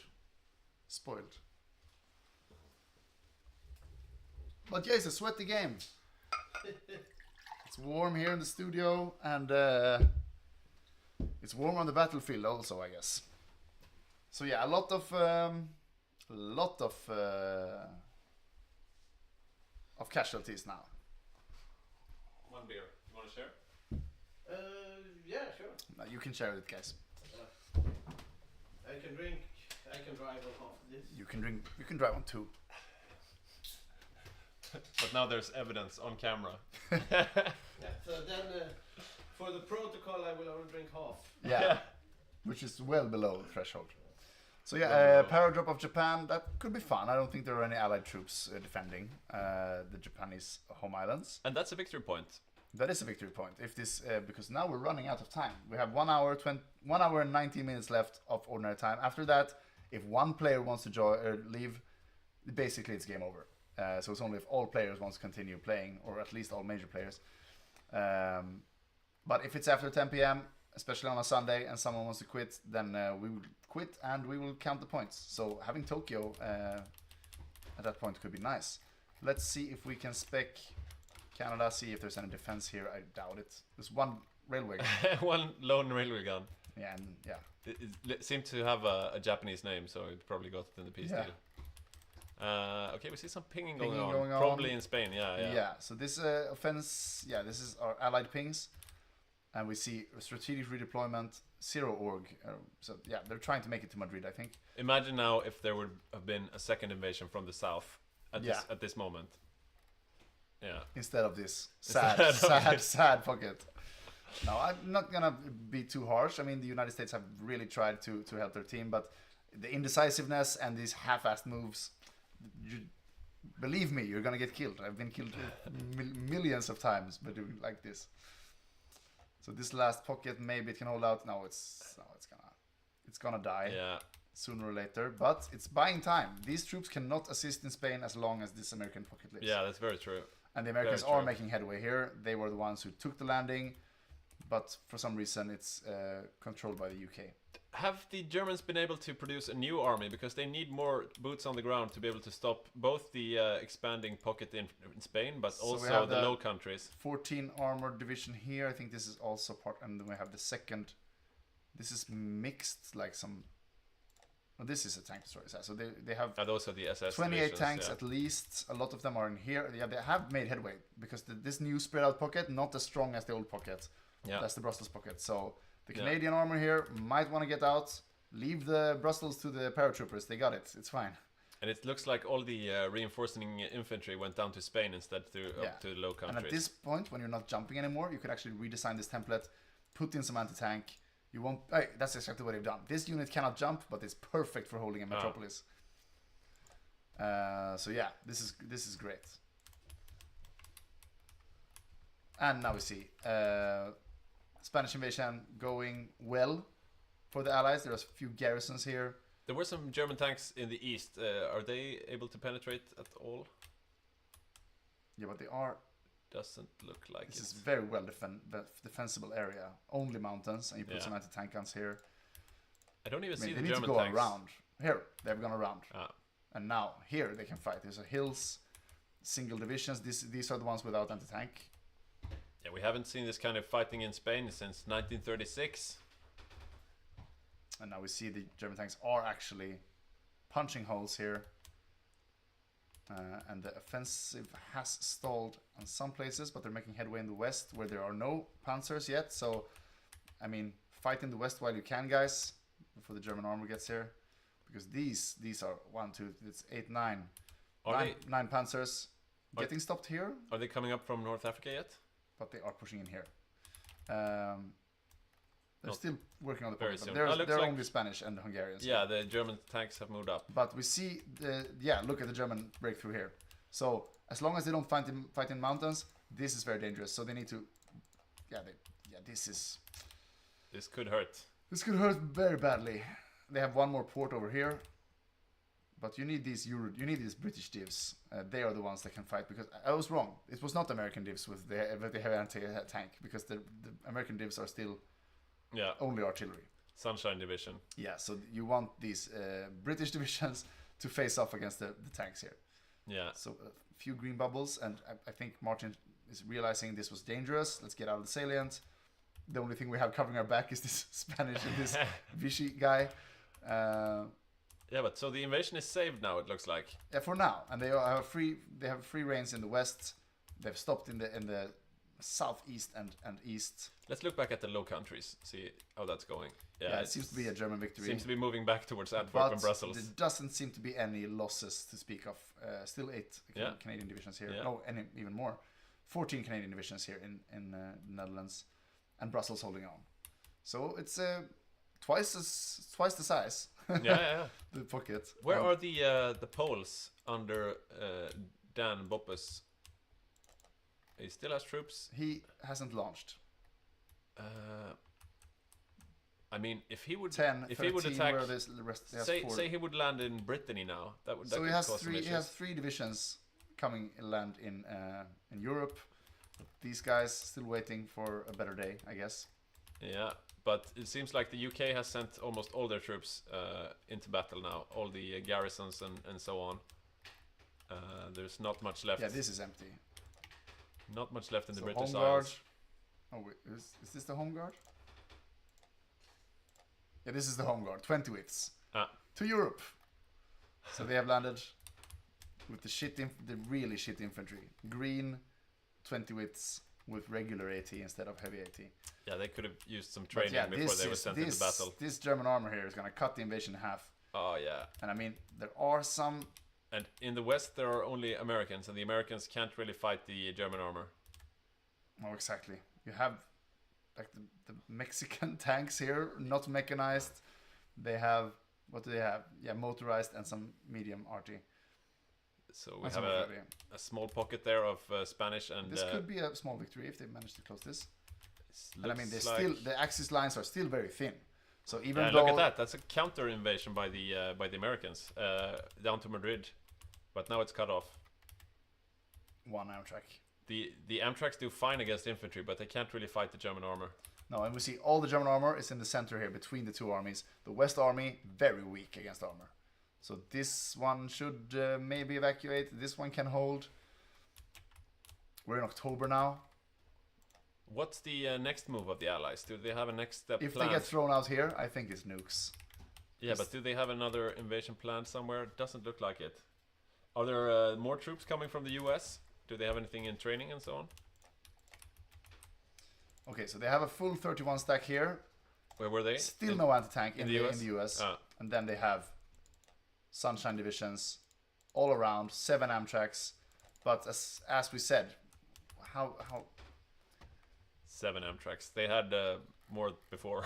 Yeah, he doesn't. Oh, that's a nuke. That's a nuke. That's Wow. the first nuke falling on Spanish soil. And I have become death, destroyer of worlds.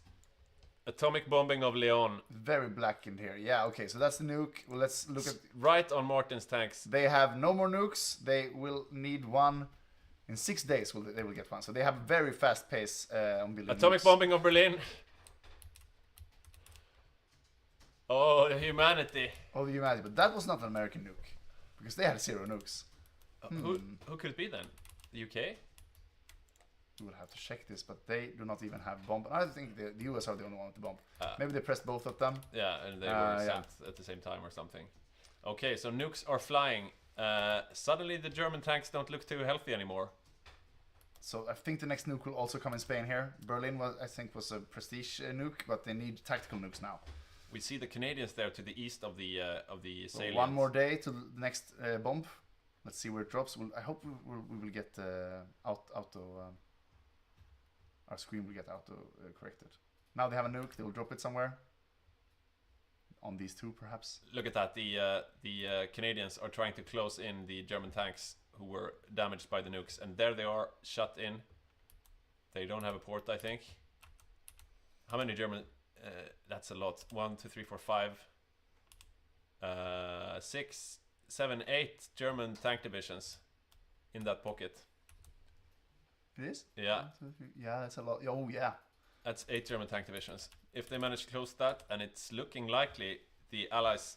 That was a really strategic. Yeah, it was also interesting because they were like, this was about to be the 3rd wipe for the Allies, and they got saved by the nuke. So I mean, if this ends in an Allied victory, it's definitely the bomb that saved them. Yeah, another pivotal play in the likes of the Romanian invasion of Baku. When I left, the Allied had just lost every troop in West Africa. What happened? Well, they had some more troops. The Brits had more troops, and they landed in Spain. And then it went poorly for a while because the German armor arrived, but now they have nukes.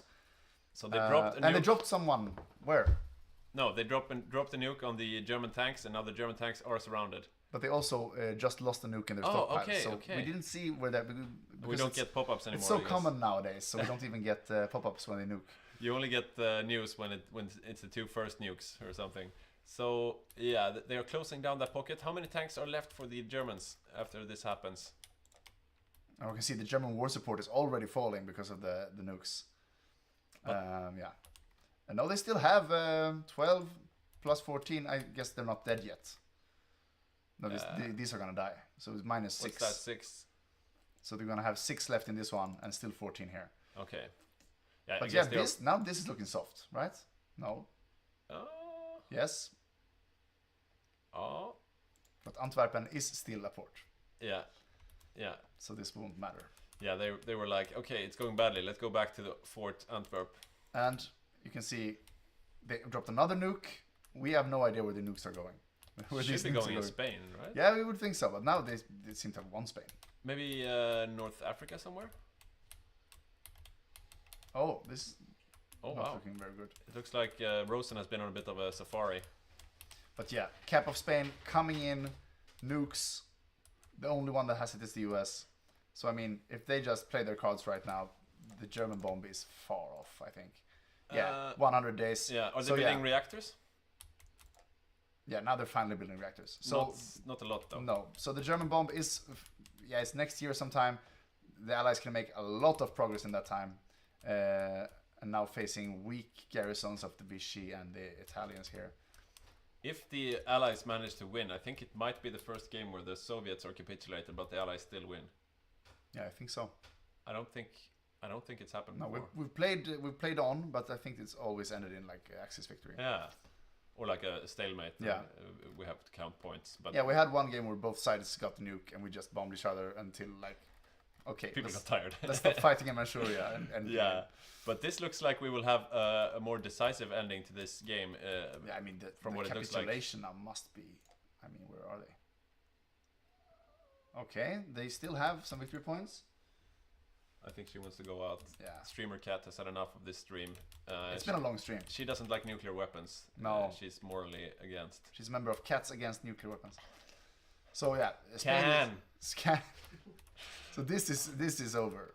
I mean, they have some victory points left. Yeah.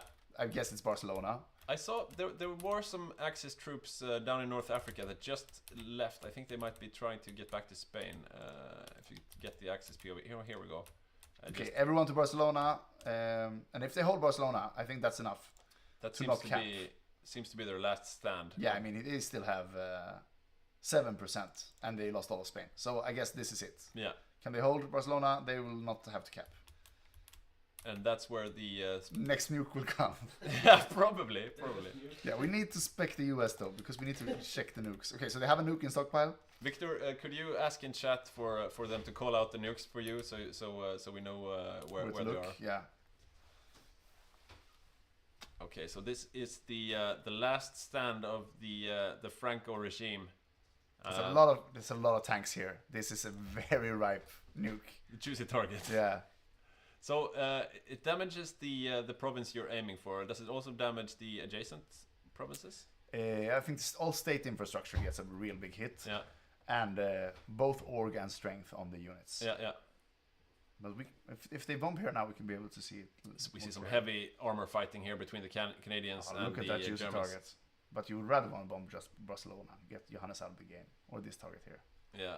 So the entire Hungarian armored army is there as well outside. Here of we have Barcelona. 7 Canadians. That's why they can't break through here. Yeah. This is a juicy target though. If they want a snake, I don't know if they want to. But this is a real even fight between the Canadians and the German armor. We see also the Mexicans there, right? Yeah. So Mexican and Canadian armor versus the German and Hungarian armor. And they still have the nuke in stockpile here. They build one, roughly 10 to 15 days they get a new nuke. So they have already dropped 4 or 5, and we've seen 2 of them. So I wonder where the others have went. Maybe up here in mainland Europe, but the Brussels pocket is actually gone. Oh, that's a good advanced for the Axis. Yeah, for nice once. job, Axis. But it seems to be that there are still Canadian tanks alive up there. Yeah, they still have the ports, the right? the Dutch pocket. But this one is not but metropolis. This is just urban. There's not too many tanks there left, though. I see 2. No, it's just no, Poles. It's just Poles. This is the paratroopers. What's left of them? Here, 3 tanks. Ah, and 3 tanks to the right there. But so they have 6, 1 tile left. 6 tanks. 2 tiles left. Or 3 tiles. They got Amsterdam. Okay. 6 Canadian tanks up there. Yeah, continued armor fighting. Looks like the Germans have pushed back the Allies a tile or so, but they are not dislodging them. Yeah. Just drop it. Just drop the nuke, man. They have 2 nukes now in stockpile. I think this is the pinging. It might be what he means. Yeah. Do they have the air? Yes, they have the air. They're ready. Let's see that mushroom cloud. Ping, ping. Yeah, Tortosa is very, very juicy. I mean, if they don't nuke them soon, we could see an Axis breakthrough here in the south. Yeah, it's... it should be... There we go. No? That was just a plane crashing. Here we go, though. The Canadians want to encircle. Oh, wow. Maybe they don't have to throw the nuke down. But oh, look at that. The Hungarians are piercing them, though. Yeah, it's close. But the Canadians are here as well. The Canadians everywhere. It's really close. The Canadians have strong super tanks. Stalemate here. But will they be able to encircle those tanks in the south there? Here is a soft target, if they have some tanks to spare, just rolling up here. Yeah, it seems all of them are focusing like, on nuke Barcelona, I think this means. Yeah. Yeah, they really should. Yeah. Maybe they're just getting the strat bombers in. Okay, Netherlands capitulated again. This is the end of this D-Day. 6 Canadian tanks. They do not want to lose those. Is this 1 tile? Yeah, they can still get out. Yeah, they should probably get they out are, now. Ah, he's looking at Spain probably. Yeah, I think he is. Yeah, he's losing all this armor. That's sad. But we cannot miss a nuke. Spain? We cannot miss a nuke. They have 3 in stockpile now. This is a very juicy target. And Come it will on, end. It will end them. Push the button. But yeah, the D-Day clearing up there in the north. That means the Axis can consolidate a bit and send some reinforcements down south. Yeah. I think a liberation of Spain is unlikely, at least in the short term. Especially when they get his fort line under control. Oh yeah. But they need to secure Barcelona and cap Spain, because then you get rid of like 15 infantry, and you also make all these empty tiles into your controlled territory, making life a hell for the remaining Axis. Okay, only 2 nukes in stockpile. They nuke something without telling us. Marseille? Why? Why? There's no one there. Why nuke an empty tile? Why are they wasting? They nuked another. They hate the French Riviera. Oh, there we go. The Barcelona nuke. Oh, wow. There we go. Look at the damage. It's a hard damage. Org and strength-wise, it's down to 50%. The tank's a little bit better off. But I guess look at this infrastructure damage. Ouch, another one. So now you have nothing in Catalonia.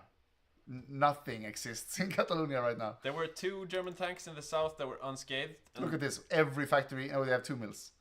But every factory and every piece of infrastructure and railway is gone. If you have a look there in the south, there are 2 German tanks still fighting. They are unscathed. They managed to avoid the explosions. If it weren't for them, the Allies would just be rolling in now. Yeah. The Allies seem pretty low strength overall, though. They're really attacking on all fronts. They are really low strength almost everywhere. Drop another one on Barcelona now. That's what they need to do. Just keep the nuke pressure. Yeah, keep on keeping on. Because the German Panzers are very good. Oh, this is a V2 rocket. Oh wow. Where's it going? They only have one thing, and it's the strategic bombing. I think it's they just nuked this very big pile of German armor. Those were the northern section. Should we let out the cat, maybe? Could you let out the streamer cat? Yeah. Let's see. They have they have silos here, so they're doing strategic bombing on the Allied side of the war here. How effective are they, though? The it's V2 very rockets. Hard to say. I think. Yeah, well, I can't say if this is much or not. It's not much if you have like 200 strategic bombers. Yeah. But this is auto, and they produce, and you don't take any mills to produce this. This is produced by the airfield itself. Oh, okay. So it just sends rockets while it produces. Yeah, why not? Yeah, exactly. Why not? If you have the technology, just go for it. Okay, so the Spanish are still holding out barely, but now we see a big break into Also, France. new invasion here, new Canadian tanks. Let's check how the German bomb is going. Not yet there. 47 days. No more tech. Only one tech. It's clear where their focus is right now. But sure, if they get this, then it's 10 to 20 more days, maybe, and then they have a bomb as well. So, I mean, and the German armor is superior. In all instances we've seen them fight fairly, the German armor is the better armor. So, except for maybe the Canadians. Yeah, the Canadians are strong, and they try to take as much of France as they can now before the Germans get the bomb as well. Looks like Barcelona is encircled now. He still hasn't capped. And how much do they have left in there? No, do you have any? Yeah, they have some German tanks, but they're low strength. And they're also almost completely, yeah, they are cut off. But not much allied troops there to take advantage, though. They are this guy can just go here. Yeah, they're very low. They're gonna get the airfield back. Low org. So yeah, now that the Germans are gonna get the bomb, I would say advantage allies, but I mean, they are consistently getting their ass kicked on land often, you know. Could you have a look at Germany if they are re-invasion from wow. Italy's side? I mean, oh wow, this is just back and forth, back and forth. It's a naval invasion on a naval invasion on a naval invasion. You want to look at Germany? Yeah, maybe if are they building any new infantry armies? If you have a look at recruitment, no, nothing being built. What But about they the also stockpile? probably have no more medium tanks. What's the deficit of fighters, light infantry AG. equipment? And maybe at the top. This is looking good. They could build more infantry. Yeah, and they could use some right now because They can also like pump out some cavalry because they have 40k horse equipment. yeah, they do have 1 million manpower in reserve, and France right now is being liberated. But instead of Free France getting it, it's occupied by the Brits. But if you look at the down in the Pyrenees, there are still Axis forces down there, and they do bite hard. Yeah, red bubbles for the allies here, and the German armor, as always, is very strong, and they're trying to keep Johannes alive for as long as possible because even though he's down and out, he still has 30 divisions fighting for the Axis side. And so, probably hundreds of submarines. Yeah, so should he cap here, he'll probably keep his fleet, but he'll be... Oh no, he has nothing left. Oh wow. This is the Spanish fleet. Okay. Goes fast. Let's check in with the Brits. They have boats. They have boats left. Okay, so I'm gonna keep the Let's have a look at Italy's naval invasion there again. Okay, no more nukes. Seems like most has been cleared out. Yeah, it was a valiant effort, but this is a lot of allied troops. Yeah, I wonder where they all came from. But he's gonna get out, I think. Yeah, he should be able to get out. These are staying here with them, and these are not his elite troops. These are probably just the garrison divisions. You can leave directly from Alicante, man. You don't have to go here. You can leave here. Get out. Get out. Get out. Yeah, he heard me. Oh no. This is where he's going. Don't go back in. Okay, let's see if we can see some more nuclear bombs here. We have one in stockpile. Yeah, it seemed really effective. If the Germans have their tanks in one tile, that's danger, definitely. But yeah, so they are 2 tiles away from capping Spain. That's 30 less divisions for the Axis in one swoop, if they can manage that. But it is heavily defended. 6 German armor, a lot of Italians, and of course the Spanish themselves. Let's have a quick look over in Asia. Did they manage to paradrop? Okay, so the front has moved. Now it's a Burma front. It's a classic. They used their paratroopers there. The Indian, the Gurkhas are, it's their home turf. What happened to Japan, though? Did they manage to land in Japan? No. Yes, it's they the did. Germans now. They did. So, I mean, that's a victory point. An extra victory point there. So, yeah, I guess Finland's paratroopers, but that makes me question, what is he doing now? So he has defense of Norway, some alone here, some defense of Central Europe. He's attacking in Asia. He is garrisoning Vladivostok, and he has a lone dude in Helsinki. Finland is all over the world right now. But the Allies are steadily liberating more and We're more getting territory. closer. 15 days for the German bomb. I mean, this is still anyone's game, really. If they can't knock out Germany, you're gonna have German bombs. Let's take a look at the USA here. The only one with nukes at the moment. Let's see, do we have any other bombs coming? How's South Africa doing? No, not finished. How's India going? Not finished. So it is Germany with the bomb very, very, very soon.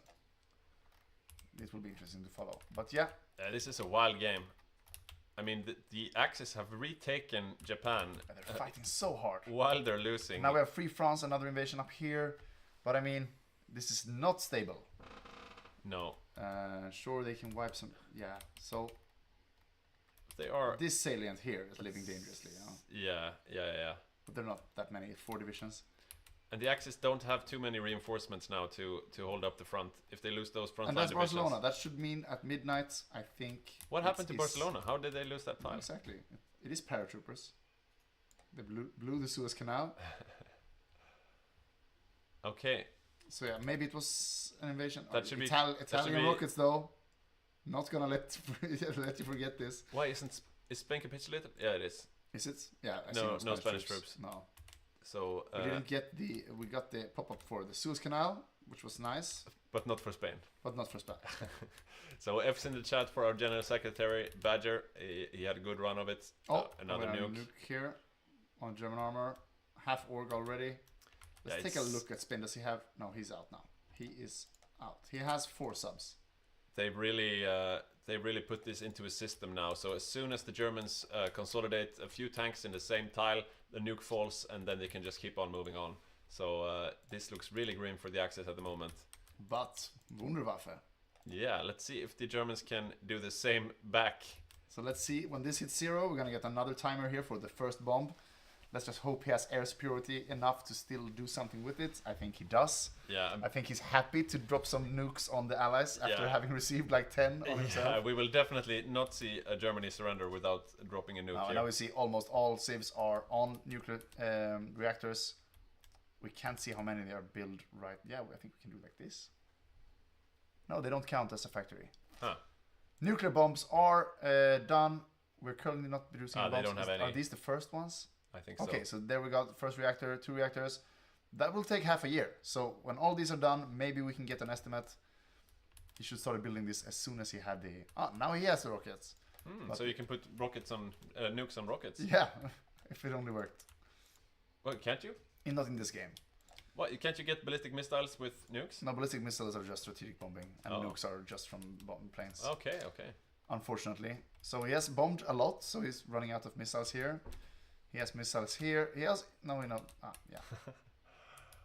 Italian Wunderwaffe. Okay, the Allies are moving into German soil right now. Oh, another nuke in... I think, yeah, you can see if there are airplanes and they try to nuke the air bases to kill all the airplanes. Okay, that might be That's pretty smart if you keep tabs. UK should give away occupation to Free France because they will use this territory much better. If they still have a France player. This is sad. Yeah, they probably don't have communications with Bakiras. It's been pretty hard to reach today, apparently. Yeah, the Germans are... Now it's even worse. 300 days. What's going on? They have 2 reactors now, and it's twice the bomb. time. Ouch. Now they're just hitting airfields. Yeah, so this was full of planes.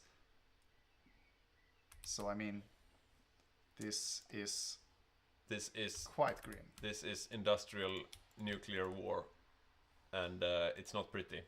So yeah, the UK has over 7,000 fighters. The Germans are down to less than 3,000. So even with the nuke, I mean, a revenge nuke would be nice. Just to get to bomb them. Yeah, they should probably be able to get it off somewhere. Yeah, but they were quite slow in building the reactors. They probably won't reach any nice capitals. Maybe Paris. Yeah, or maybe just hit the Allies on German soil. Yeah, there's nothing right now standing between the Allies and Berlin. Just a few. Yeah, 1 Canadian tank on half strength beats 5 infantry here. So I mean, sure, there's no anti-tank, but no, he lost. Oh, he lost. That was a German POV. Yeah, it was. But a bit there to the north, you can see them breaking through, and there's no line basically up towards Berlin. Dresden. Poor Dresden. They couldn't not even in this alt history. You could keep your hands up, Dresden. Now it's a nuclear wasteland. Yeah, this is looking really grim for the Axis. I'm glad I didn't call the game too early. No, exactly. But this is also maybe one of the games we could say that the bomb definitely did decide the game. Yeah. Because I mean, looking here when they had the D-Day split in two, that's when the bomb came in and they managed to save their D-Day with the bomb. Yeah. Before that, it was looking like another Allied wipe. Yeah, they had nothing to beat the German And tanks. should this have been wiped, sure, the Allied would have had the bomb first, but the Germans could have still caught up, you know. And so, I mean, a month later, if the bomb had come a month later, we might have seen a very different ending to this game.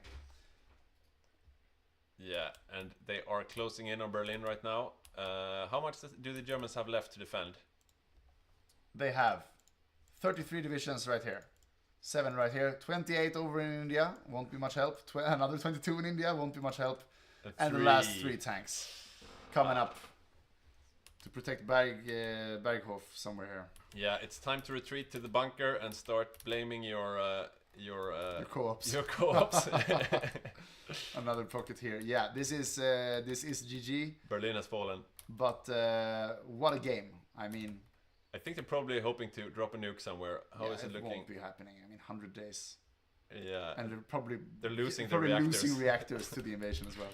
Let's see where and Niedersches and Schassen, they're gonna lose this one. They're gonna, there won't be any German nukes. Unfortunately. And Belgium will be the occupier. Well, that's nice. Yeah, that's nice. They've gotten a lot of shit this game, so it's nice to see them working they were out. Occupied twice. But Italy is a major power, so I mean, the game will go on. Yeah, Italy is still standing. Do they have any plans? Do they have any troops? They have troops. Well, not that much anymore. No. Yeah. So they have 16 Arditi here on they semi-high strength. Yeah, they're preparing to defend Berlin. I mean, retake Berlin, I guess. I mean, if we look at the USA, probably has like 5 more nukes ready to go. Oh, 0, but yeah, it is what it is. He's just dropping them as they get produced. He's running out of good targets. So I mean, Arvek's German error focusing too late on nukes. Yeah, it could be called an error, but mostly the game is over at that point. And yeah, most often. Yeah, most often. And like we said, the Allied were about to be thrown away once again and get wiped once again when the nukes came into play and saved the day. Yeah, so what a turn here at the end. Yeah, really. So we are in 1946 right now, and Europe is falling to the Allies. We're gonna see probably Prague getting nuked next time. Let's check the war support. In Germany is down to 20% right now. Ouch. Yeah, let's have a look at the losses. 75% towards capitulation. Yeah, maybe. What do you mean Luxembourg is capitulated? Yeah, the Axis, they took it. Yeah, there's still some kick. They have their is this bicycle infantry? Let's check. Yeah, those were the Finnish divisions with the arrows. Oh, it's Finland. I'm really curious what they are. Finland capped Luxembourg in 1946.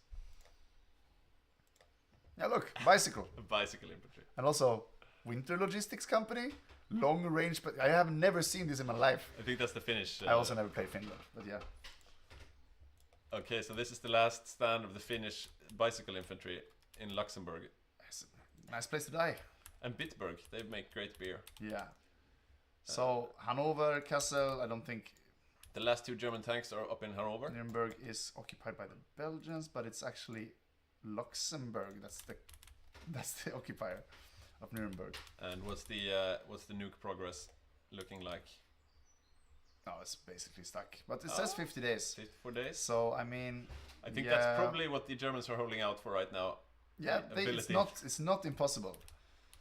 So, who has killed the most Germans, if we look at the losses? So, it's the Canadians, first and foremost, and then the United States. I think most of that is nukes. Yeah. And you don't see, of course, what the Soviets killed. That was pretty a lot, yeah. Yeah, at least a million or so. Yeah, so the game looks to be ending. We can't really see any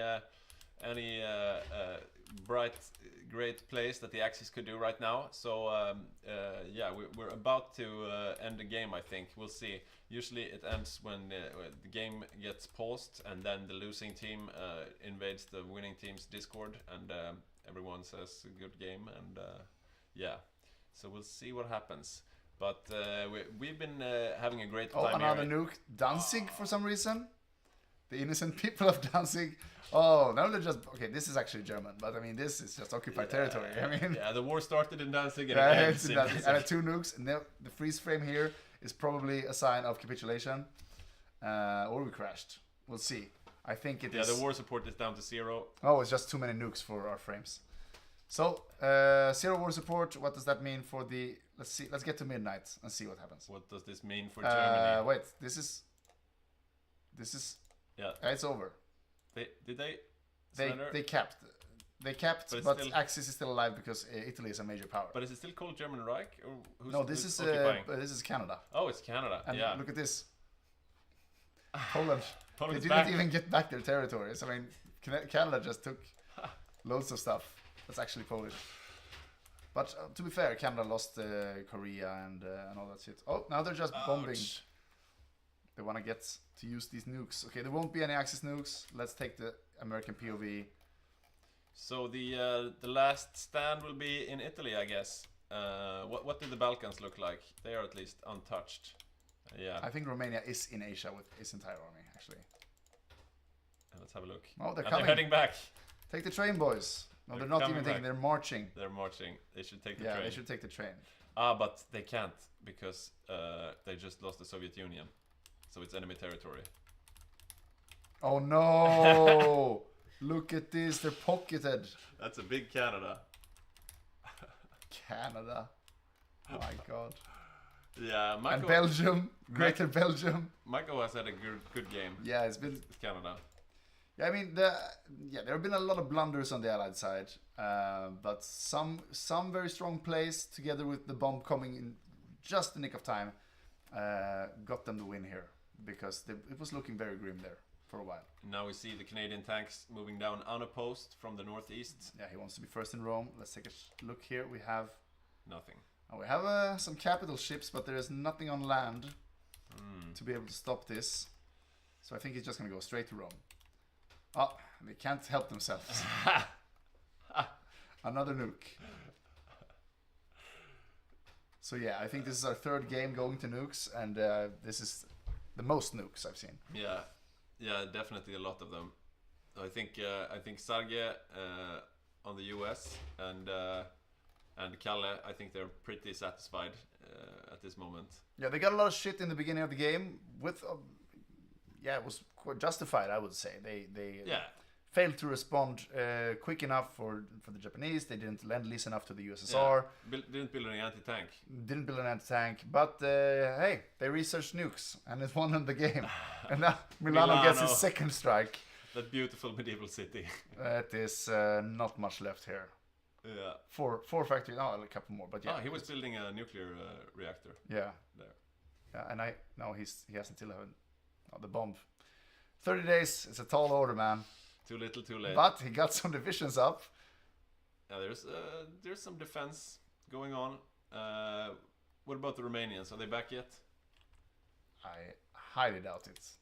They're also getting invaded from many places here. So there are Americans here in Ukraine. Hungary has capitulated. Of course, Canada gets it all. Right, good game from Morten on Hungary, though. Yeah, I would say so. Yeah, like we said, that was his 2nd game with us. Yeah, it was good templates and yeah. Yeah, and he played Mexico last time, and I mean, there were many tank nations, and his was probably in the top 3. I think, like his tanks did really well. Fallout EU is the next Hugo game. Yeah, probably. We're gonna have to make a mod where everything is just wasteland. Yeah, and World War 4 will be fought with sticks and stones. I have 70 mils on sticks. Can somebody lend me some stones? Yeah. And Rome is about to fall. Here we go. How is the surrender progress looking? Will Canada occupy Italy as well? Yeah, Rome should do it. Can we look at the number of factories on Canada right now? Before the cap, I think the cap comes any second now. 1,000. Not too bad. Not too bad. Still doesn't have the Japanese islands though. Who owns the Japanese That's islands actually now? the German Reich. That's weird. Let's take a look at Germany. Let's take a look at Germany and see if they have anything left. They have some. What? Hirden Miliz? These are Some Norwegian or Danish. It's occupied troops, I think. Nordic Nazis. There we go. This is capitulation, and that's just I don't think they'll play out the peace conference. We'll see. But that is GG. We've saying it for the last 20 minutes, of course, but that's official. Italy, as the last major power of the Axis, has surrendered. And the war is over. What a game. What a game. And not only did the fascists lose, but also the Japanese and the communists. So I guess good job, allies. But yeah, heavy weight being pulled by the Soviets also earlier in the game. Yeah. Not to be forgotten. Wow. Yeah. Yeah. And for all of you who have been watching us today, especially you guys who have been here almost all day, super thank you from us here in the studio. It's a real pleasure casting this game with you when we know you guys are enjoying it. And if you don't know already, we have a bunch more content on our channels. On YouTube we have a bunch of guides on the game, both for beginners and for advanced players. And if you become a Patreon on patreon.com/HyggeGaming, you can get news on whatever we release and so on. And if you become a paying Patreon, you can also get a bunch more stuff, extra materials, and you even get to name generals in the game. We didn't look at any of those now, but we have custom made generals from our patrons. Level 3 and lower. You can't change Rommel, but you can change a lot of generals. Yeah.